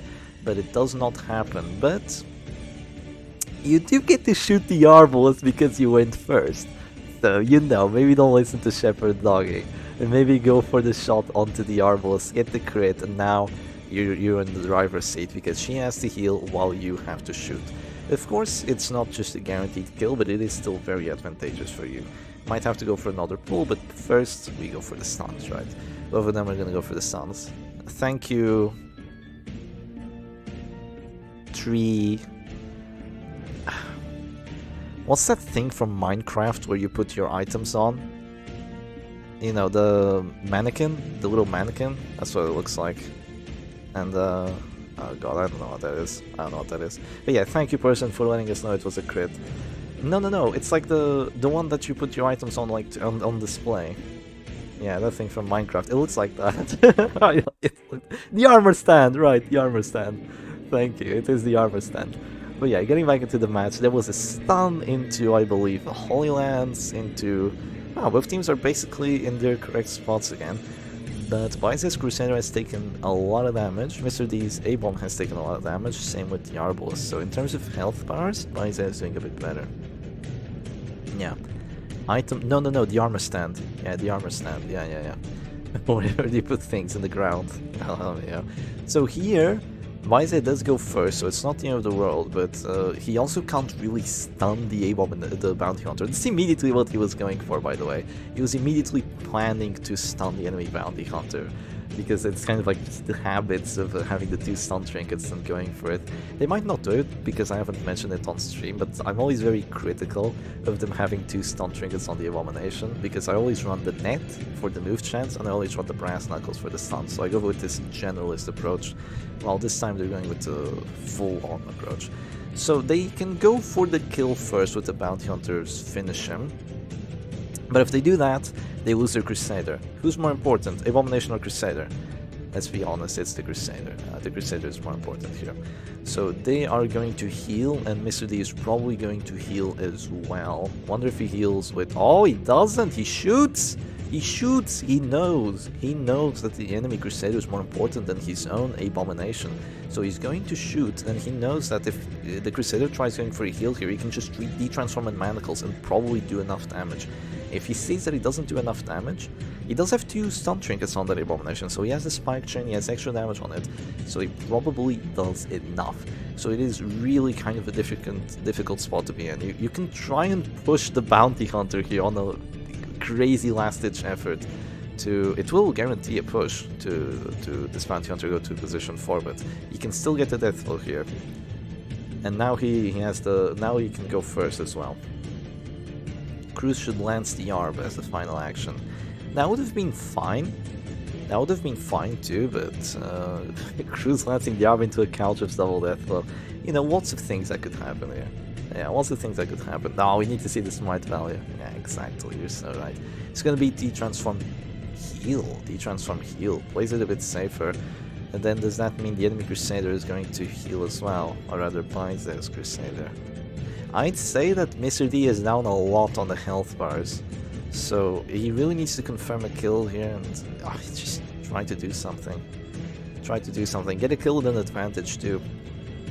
Get a kill with an advantage, but goes for the finish him onto that Abomination. Kind of crazy going for such a move before using a heal or anything of the likes. But if he survives the 50-50 now at the Crusader, he's in a really good spot. Reminder, this is the final match of this best of 5, the final match of the losers finals.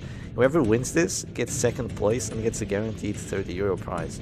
It is quite nice, it is quite juicy, and you also get the silver medal at the very least, which is great. And there's a pull, there's a crit. Move my mouse. It's on the right. I can't do anything more. This is as good as it gets. I'm sorry. It's just the Billy thing. This really is as good as it gets. It's not me. This is not me, by the way. It's someone else. It's someone else. It's the dude. Look. Yeah, this is not me. Move your mouse. I can't. There's 2 of them. It's literally not me. Whose mouse is on the screen? Yeah, it's not mine, I swear to you. But yeah, the Crusader is gone, and it is now a 3v4. But Bice has a lot of tempo here. All those characters are really low on HP, apart from the Crusader, which is kind of like neck and neck, just reaching that half point. but they are all kind of low on HP. They're gonna have to spend turns healing, they're gonna have to spend turns recovering from spending too many turns attacking. But let's see if Baise is capable of equalizing the current spot, because if he's capable of equalizing, then he still has the character HP advantage. Of course, he's down a Crusader, which is really not ideal, but we'll see. Brother, we are lost on the streaming cells. We have no control here. Yeah, it's the streaming tunnel. It never ends. I waited for the whole tournament for someone to bring Smite, and he dies round 4 stuck in the back. Yeah, it's unfortunate. He finally had Smite. So he moves forward, and now... Oh, this doesn't look good. This does not look good. He goes for the sniper shot onto the bounty hunter. This is pretty much the only chance of success here. This doesn't look good because there's still a heal, a self-heal on the Abomination. There's still the heal from the Crusader, and the Baise doesn't have any more turns. He does get to go first, but he's probably gonna get stunned here. The Arbalist is probably gonna get stunned. Either the Arbalist or the Abomination. Those are the guaranteed chances. You're ahead, you go for the safe moves. And if you're behind, you go for the crazy moves, which is exactly what I imagine Taise is doing here. So he's gonna go for the manacles onto the enemy Crusader, preventing him from getting any more heals. And that means that Crusader also won't act until Baise gets to act by the start of next round. So he won't be able, the enemy Crusader won't be able to do much for a bit. Unfortunately, you have a stun target and the dazed target on your own team, so Mr. D's WD is capable of doing some nasty things here. Let's see, he goes for the stun onto the Abomination. Interesting move, honestly. Not sure if I would have gone for that, but because he's dazed anyway, but if there's a finish on him, then it's really going to hurt, and then you're down 2 characters and without any stuns. So if that does come through before you're able to kill the bounty hunter and all that, it's gonna be rough. Thankfully, it doesn't do all that much damage. The damage on that is extremely unreliable, so it can either be great or it can be kind of bad, but unfortunately here the opponent still has the Arbalist turn, so yeah, it doesn't look good. There's like 2 heals for your 3 attacking moves, but you're always getting one of them stunned. So it's being incredibly difficult. It's a desync. No, it's not a desync. Oh, it's a desync. It's not a desync. It's a D. Okay, oh no, it's working again. I might have to refresh the website. No, it's fine. It's fine. No refreshing required. Yeah, it seems that he's on 8 HP. We have only 2 attacking actions. While Mr. D has 4. WD is just really oppressive. Mr. Desync. Mr. Desync. Oh my god. Oh, Pancrata, nice to see you too. And yeah, this looks not good. This looks not good. He's out of time. Oh no! The pass, the surrender. He knows he cannot win anymore. He really tried to weasel in any sort of pressure that he had, but it just wasn't enough anymore. So big GG's to Baise, big GG's to Mr. D, and that's gonna be 3-2. And Mr. D is gonna be moving forward to 2nd place, and Baise will get to 3rd place. Desync? It was the desync. It was a what? It was a desync? Wait. It wasn't a desync, was it? He passed. It was a desync, not a surrender. Really now? I mean, there's no way you win that anymore.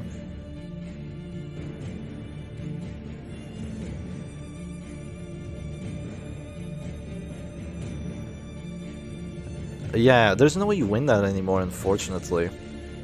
Yeah, it's not winnable. Interesting that it desynced there, but Mr. Desync, yeah. Oh, both sides did heart attack. That's right. Both sides did heart attack. Yeah, yeah, that was a bit weird. Both sides did heart attack, actually. I see. Yeah, it was a desync, but I'm pretty. Yeah, it is a win for sure. No, it is for sure a win. Like, there is no way that doesn't count as a win. But yeah. There is no way that doesn't count as a win. It was really, really quite the win. Like, if you look at the turns, there was nothing that could be done. Maybe with cleaves? Yeah, not even with cleaves, honestly. The Crusader had Rally to the Flame. And yeah. Crusader had Rally to the Flame, the Arbalest had a heal. It was just, the problem is that you have 3 attacking actions, your opponent has 2 heals. Fine, you can still get a kill. But the opponent has 2 heals and they have 2 stunners. And of course one of those stunners is healing, but one of those stunners is removing one of your attacking actions, so you have 2 attacking actions for 2 of their healers, and they are doing 3 damage to you with the Abomination, and they can just stun anyone. They can just stun anyone. All of your characters are important, so it's not like, you know, you stun this one, then you can't stun anyone else. It's just always gonna be a stun. And the bounty counter is doing damage to you for free until you eventually lose. Like, sometimes you can still win down a character, but it takes like a 1 round window, like an 8 actions window, before you can actually kill another character, because then the opponent just has too many moves and you can't win anymore. So it was for sure a loss. For sure a loss. There's nothing else to be said there. Really well played by both players, though. It's just a bit unfortunate. It is what it is. When it comes to WD versus WD, someone's always got to lose. Even though whoever goes first doesn't lose, it did not work this time around.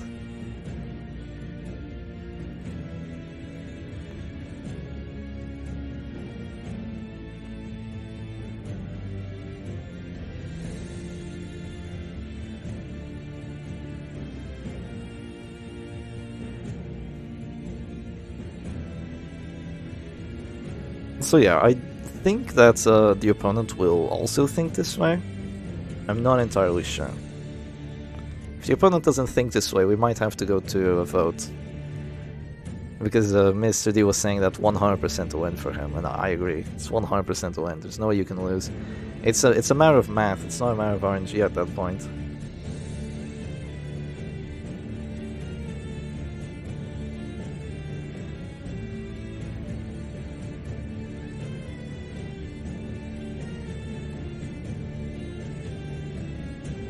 But yeah, I just need to confirm that this is actually decided. And I don't think that Syac and Mr. D want to play any further today. I mean, they've already played for 3 hours today together. Do they want to do it again so quickly? Probably not, right? Probably not. I would guess not.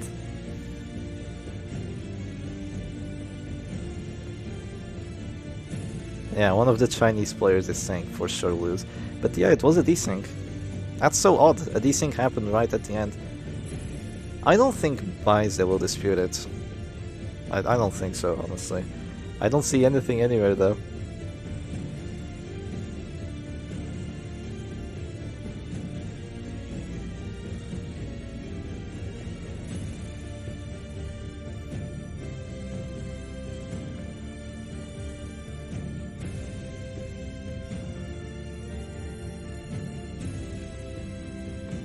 It's rare a desync where the opponent doesn't dispute. Unfortunately, it is quite rare. The reason that happens isn't because both players are delusional. The reason that happens is because when you play Butcher Circus, you have a game plan, and you look ahead and you see your game plan working. Even though your opponent will stop your game plan before it actually works, you see your game plan working. So you see, like, let's say for example you're like swinging a sword. You see your sword hit your opponent, and you think, oh yeah, look, the swing was going. It's for sure going to hit. What you don't know is that your opponent is already swinging at you from before. That's kind of like the best way I have of describing it. So you actually think your game plan is going to work, and you think you still have a winning chance. You think you're still going to win, but your opponent has already won. That's kind of what happens most of the time.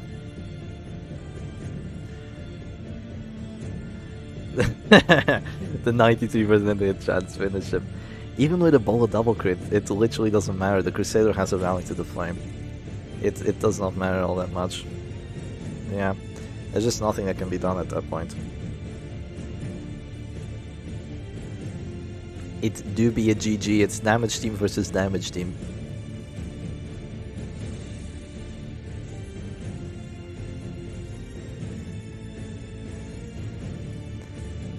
But I do need a confirmation from the players.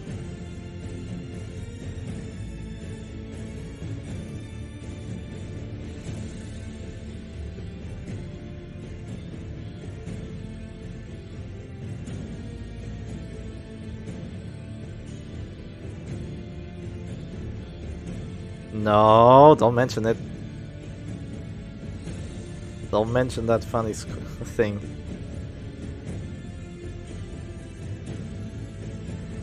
Yes, yes, yes, we're aware. They will run off in seconds.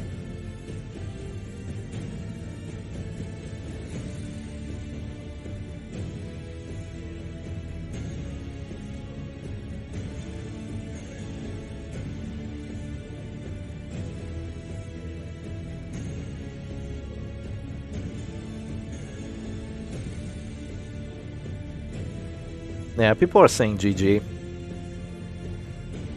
on the Chinese chat. It's probably GG then. It's sad, you know, it's sad to see Baize go, but he did so well. I think this is his first tournament. I think this is his first tournament here with us, and I think he did amazing, honestly. Like, let's watch their journey, see how it went. Yeah, let's watch their journey, see how it went.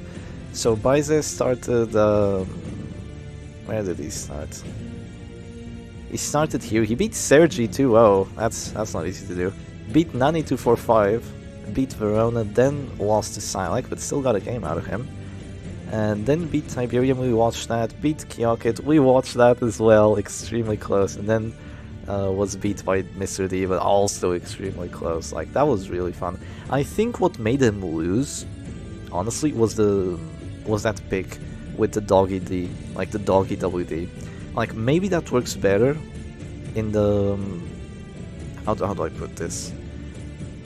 In the echo chamber of the Chinese meta, because they all play like the same teams, so maybe in that echo chamber this is actually like a really good counter to most of them, but overall it does not feel like a good team. Like, it does not feel like a good team. The one with Arbalist, Bounty Hunter, Houndmaster, and Abomination. Yeah, that's the team. It does not feel like a good one. It just feels way too squishy. But you know, such is the way of the Butcher Circus. He tried, it was a bad matchup as well, but that is all she wrote for today. And yeah, Carol also thinks it's a win for Mr. D, so I'm gonna count it as one. And I don't think Syac wants to play today with Mr. D. I will ask them. I will ask them.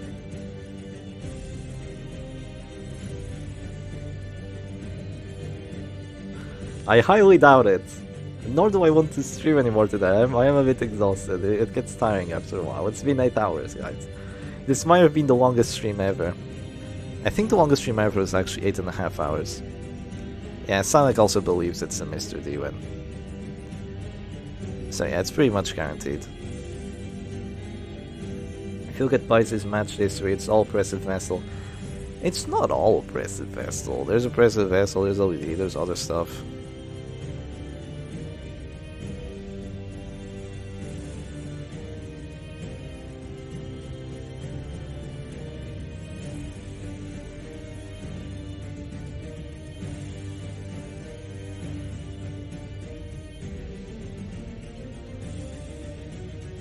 Actually, Syac did not say that. He said he replied to... I sent a message like, hey, did you watch the final match? He was like, yes. But Corolla spoke it in between.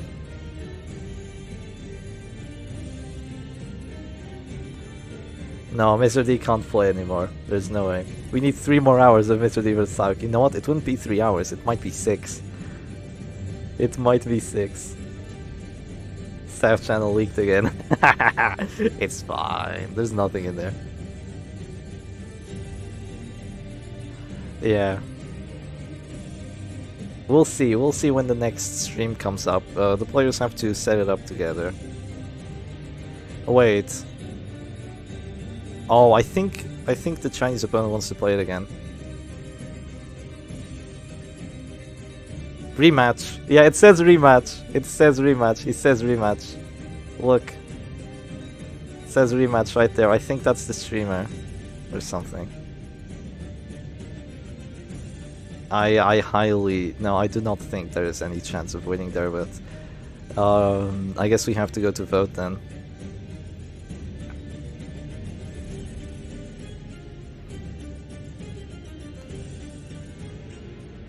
Opponent says rematch. I don't think there's a slight chance, it's just math. There is no world where you win that. I don't think there's any world where you win that. Yeah.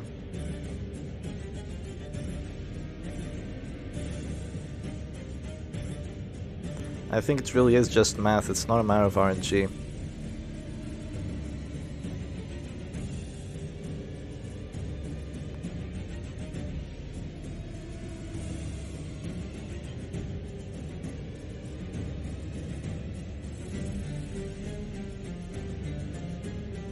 Yeah, I really don't think there is a way he wins that, so...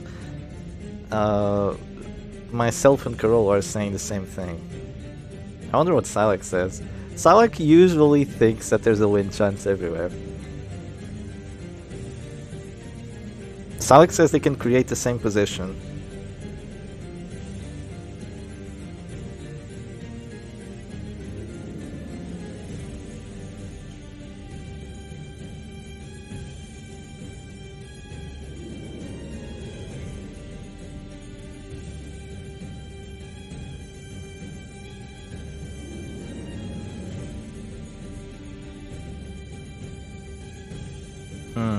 Looks like we might get some more today. Looks like we might be getting some more today.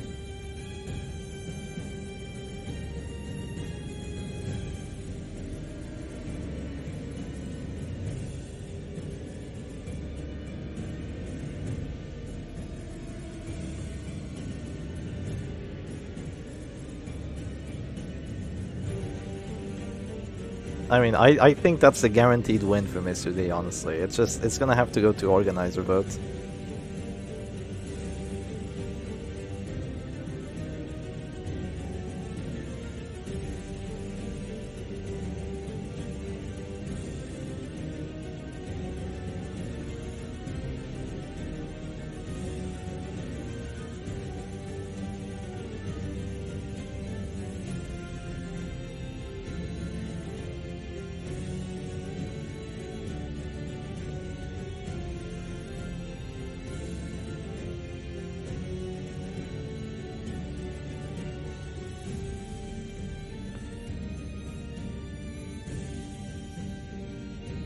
It's the audience that convinced him. How do you know that?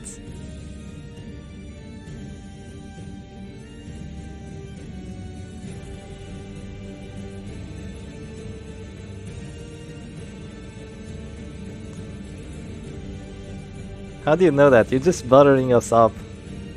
You don't know that.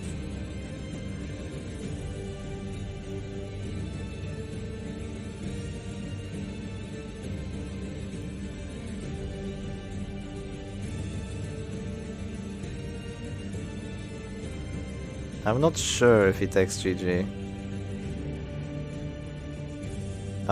It wasn't him, it was someone in the audience. Like 2 people in the audience. Not sure if it was him though. Okay, he should be... Okay, let's have a quick look at deciphering this. So this is Baize. I know this image. This has to be him. So he's number 3. Number 1 is the person that's streaming on Bilibili. So number 1, okay, these are just random viewers. They say GG. Desync. For sure lose. These are the viewers. Yeah, so the viewers thought it was a loss. Close match, absolutely match. I don't know, he hasn't said anything on this stream. I don't understand.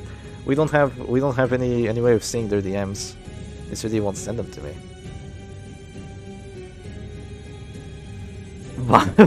Buying out organizers. Chills. Let's buy out the organizers.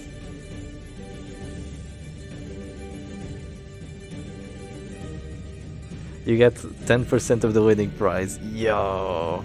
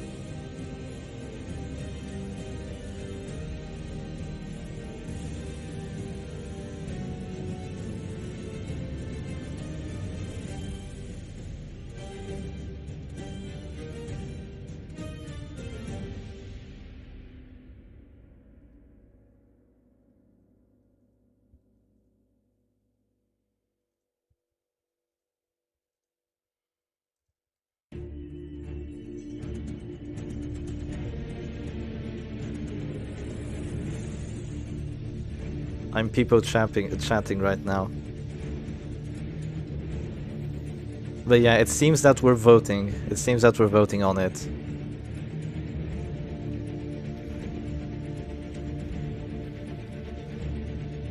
Syac agrees that maybe I should just wait.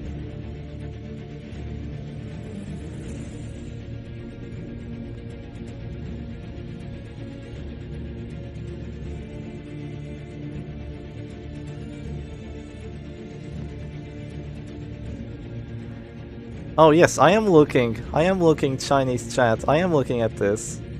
Chinglish. One of them says Chinglish. I don't know what that means. Yes, I am looking. I'm sorry, I was looking away for a second. What do y'all say?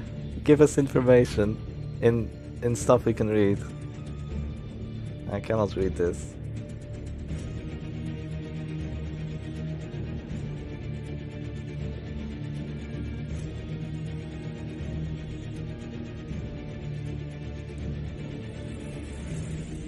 The council shall decide their fate.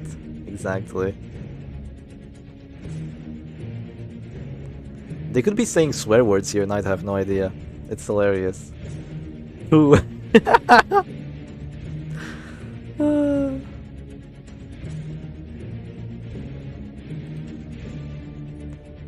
Wait. Oh, damn.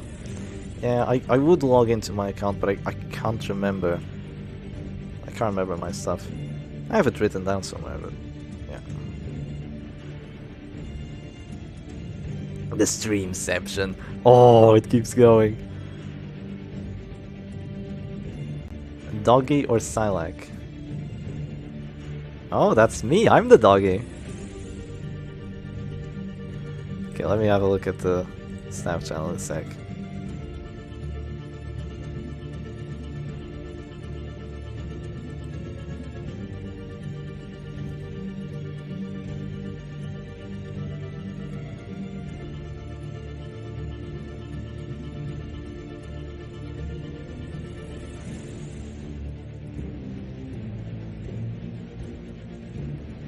No.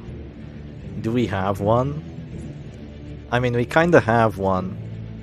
We kinda have one that if you mention, people will be like, oh yeah, that's not cool. We also have our own place like that. Not a place, but more like an event. It was a canon event, guys. Basically our Vietnam. Yeah. The canon event.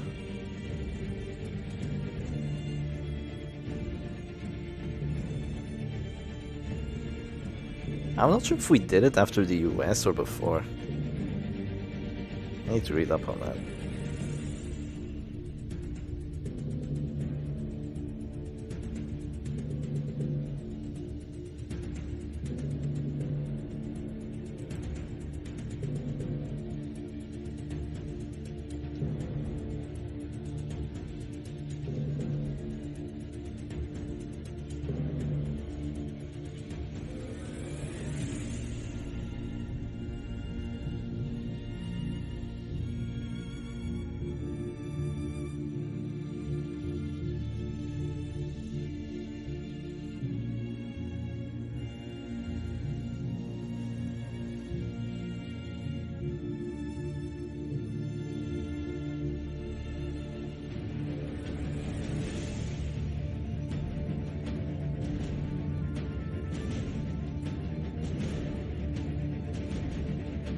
Yeah, that's in everywhere else. Yeah.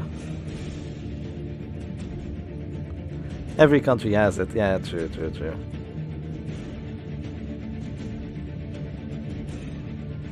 Yo, me playing Subway Surfers between matches? Would y'all like to see that? Oh crap, I kind of forgot about the chat. Most of us thinks no need for rematch, just GG. Okay, most of them think no need for rematch, just GG, it seems. Number one is saying something. Number one is the streamer? I wonder what that says. Okay, you know what? Screw it. I'm gonna translate. Okay, screw it, guys. We translate. Let's copy. We're gonna translate this. Wait, can we translate here? can't. Oh, yes, we can. I can translate the full page. Oh! Baizet applied for rematch, but the Frenchman disagreed. Cherish defeat? Oh my god, we can read everything now! This is amazing! Look at this is magic!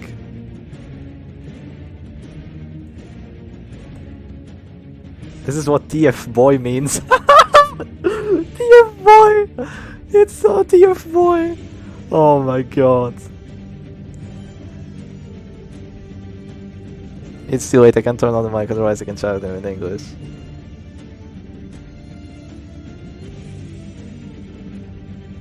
Crazy.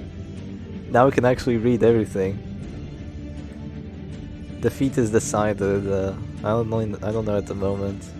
Can the broadcaster still see the barrage? Interesting. But Paise did want a rematch.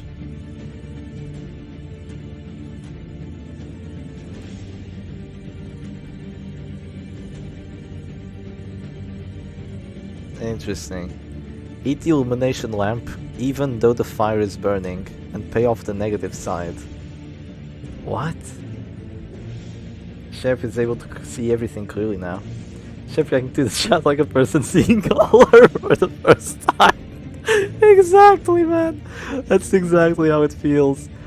Eat the illumination lamp even though the fire is burning and pay off the negative side. What does that mean? Eat the illumination lamp sounds like bite the bullet. Even though the fire is burning. It sounds like bite the bullet. You know, kind of like accept that the situation isn't good, but go through with it anyway. And pay off the negative side. Maybe you still come out well. I don't know, but it is cool. It is cool seeing that. Okay then. Yeah, we can translate the entire side.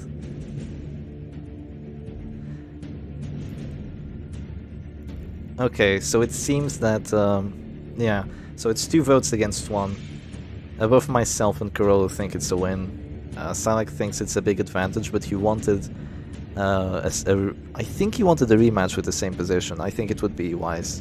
I think he thought it would be wise, but it is a win. Yeah, it's 2 versus 1. It's 2 versus 1 on the votes for the tournament organizers. So yeah, big GGs to both players. I would have agreed to a rematch if like the match I actually thought there was a chance of winning, but I genuinely don't think so. If I thought there was a chance, I would be happy to watch, but I really don't think there's still a chance of winning.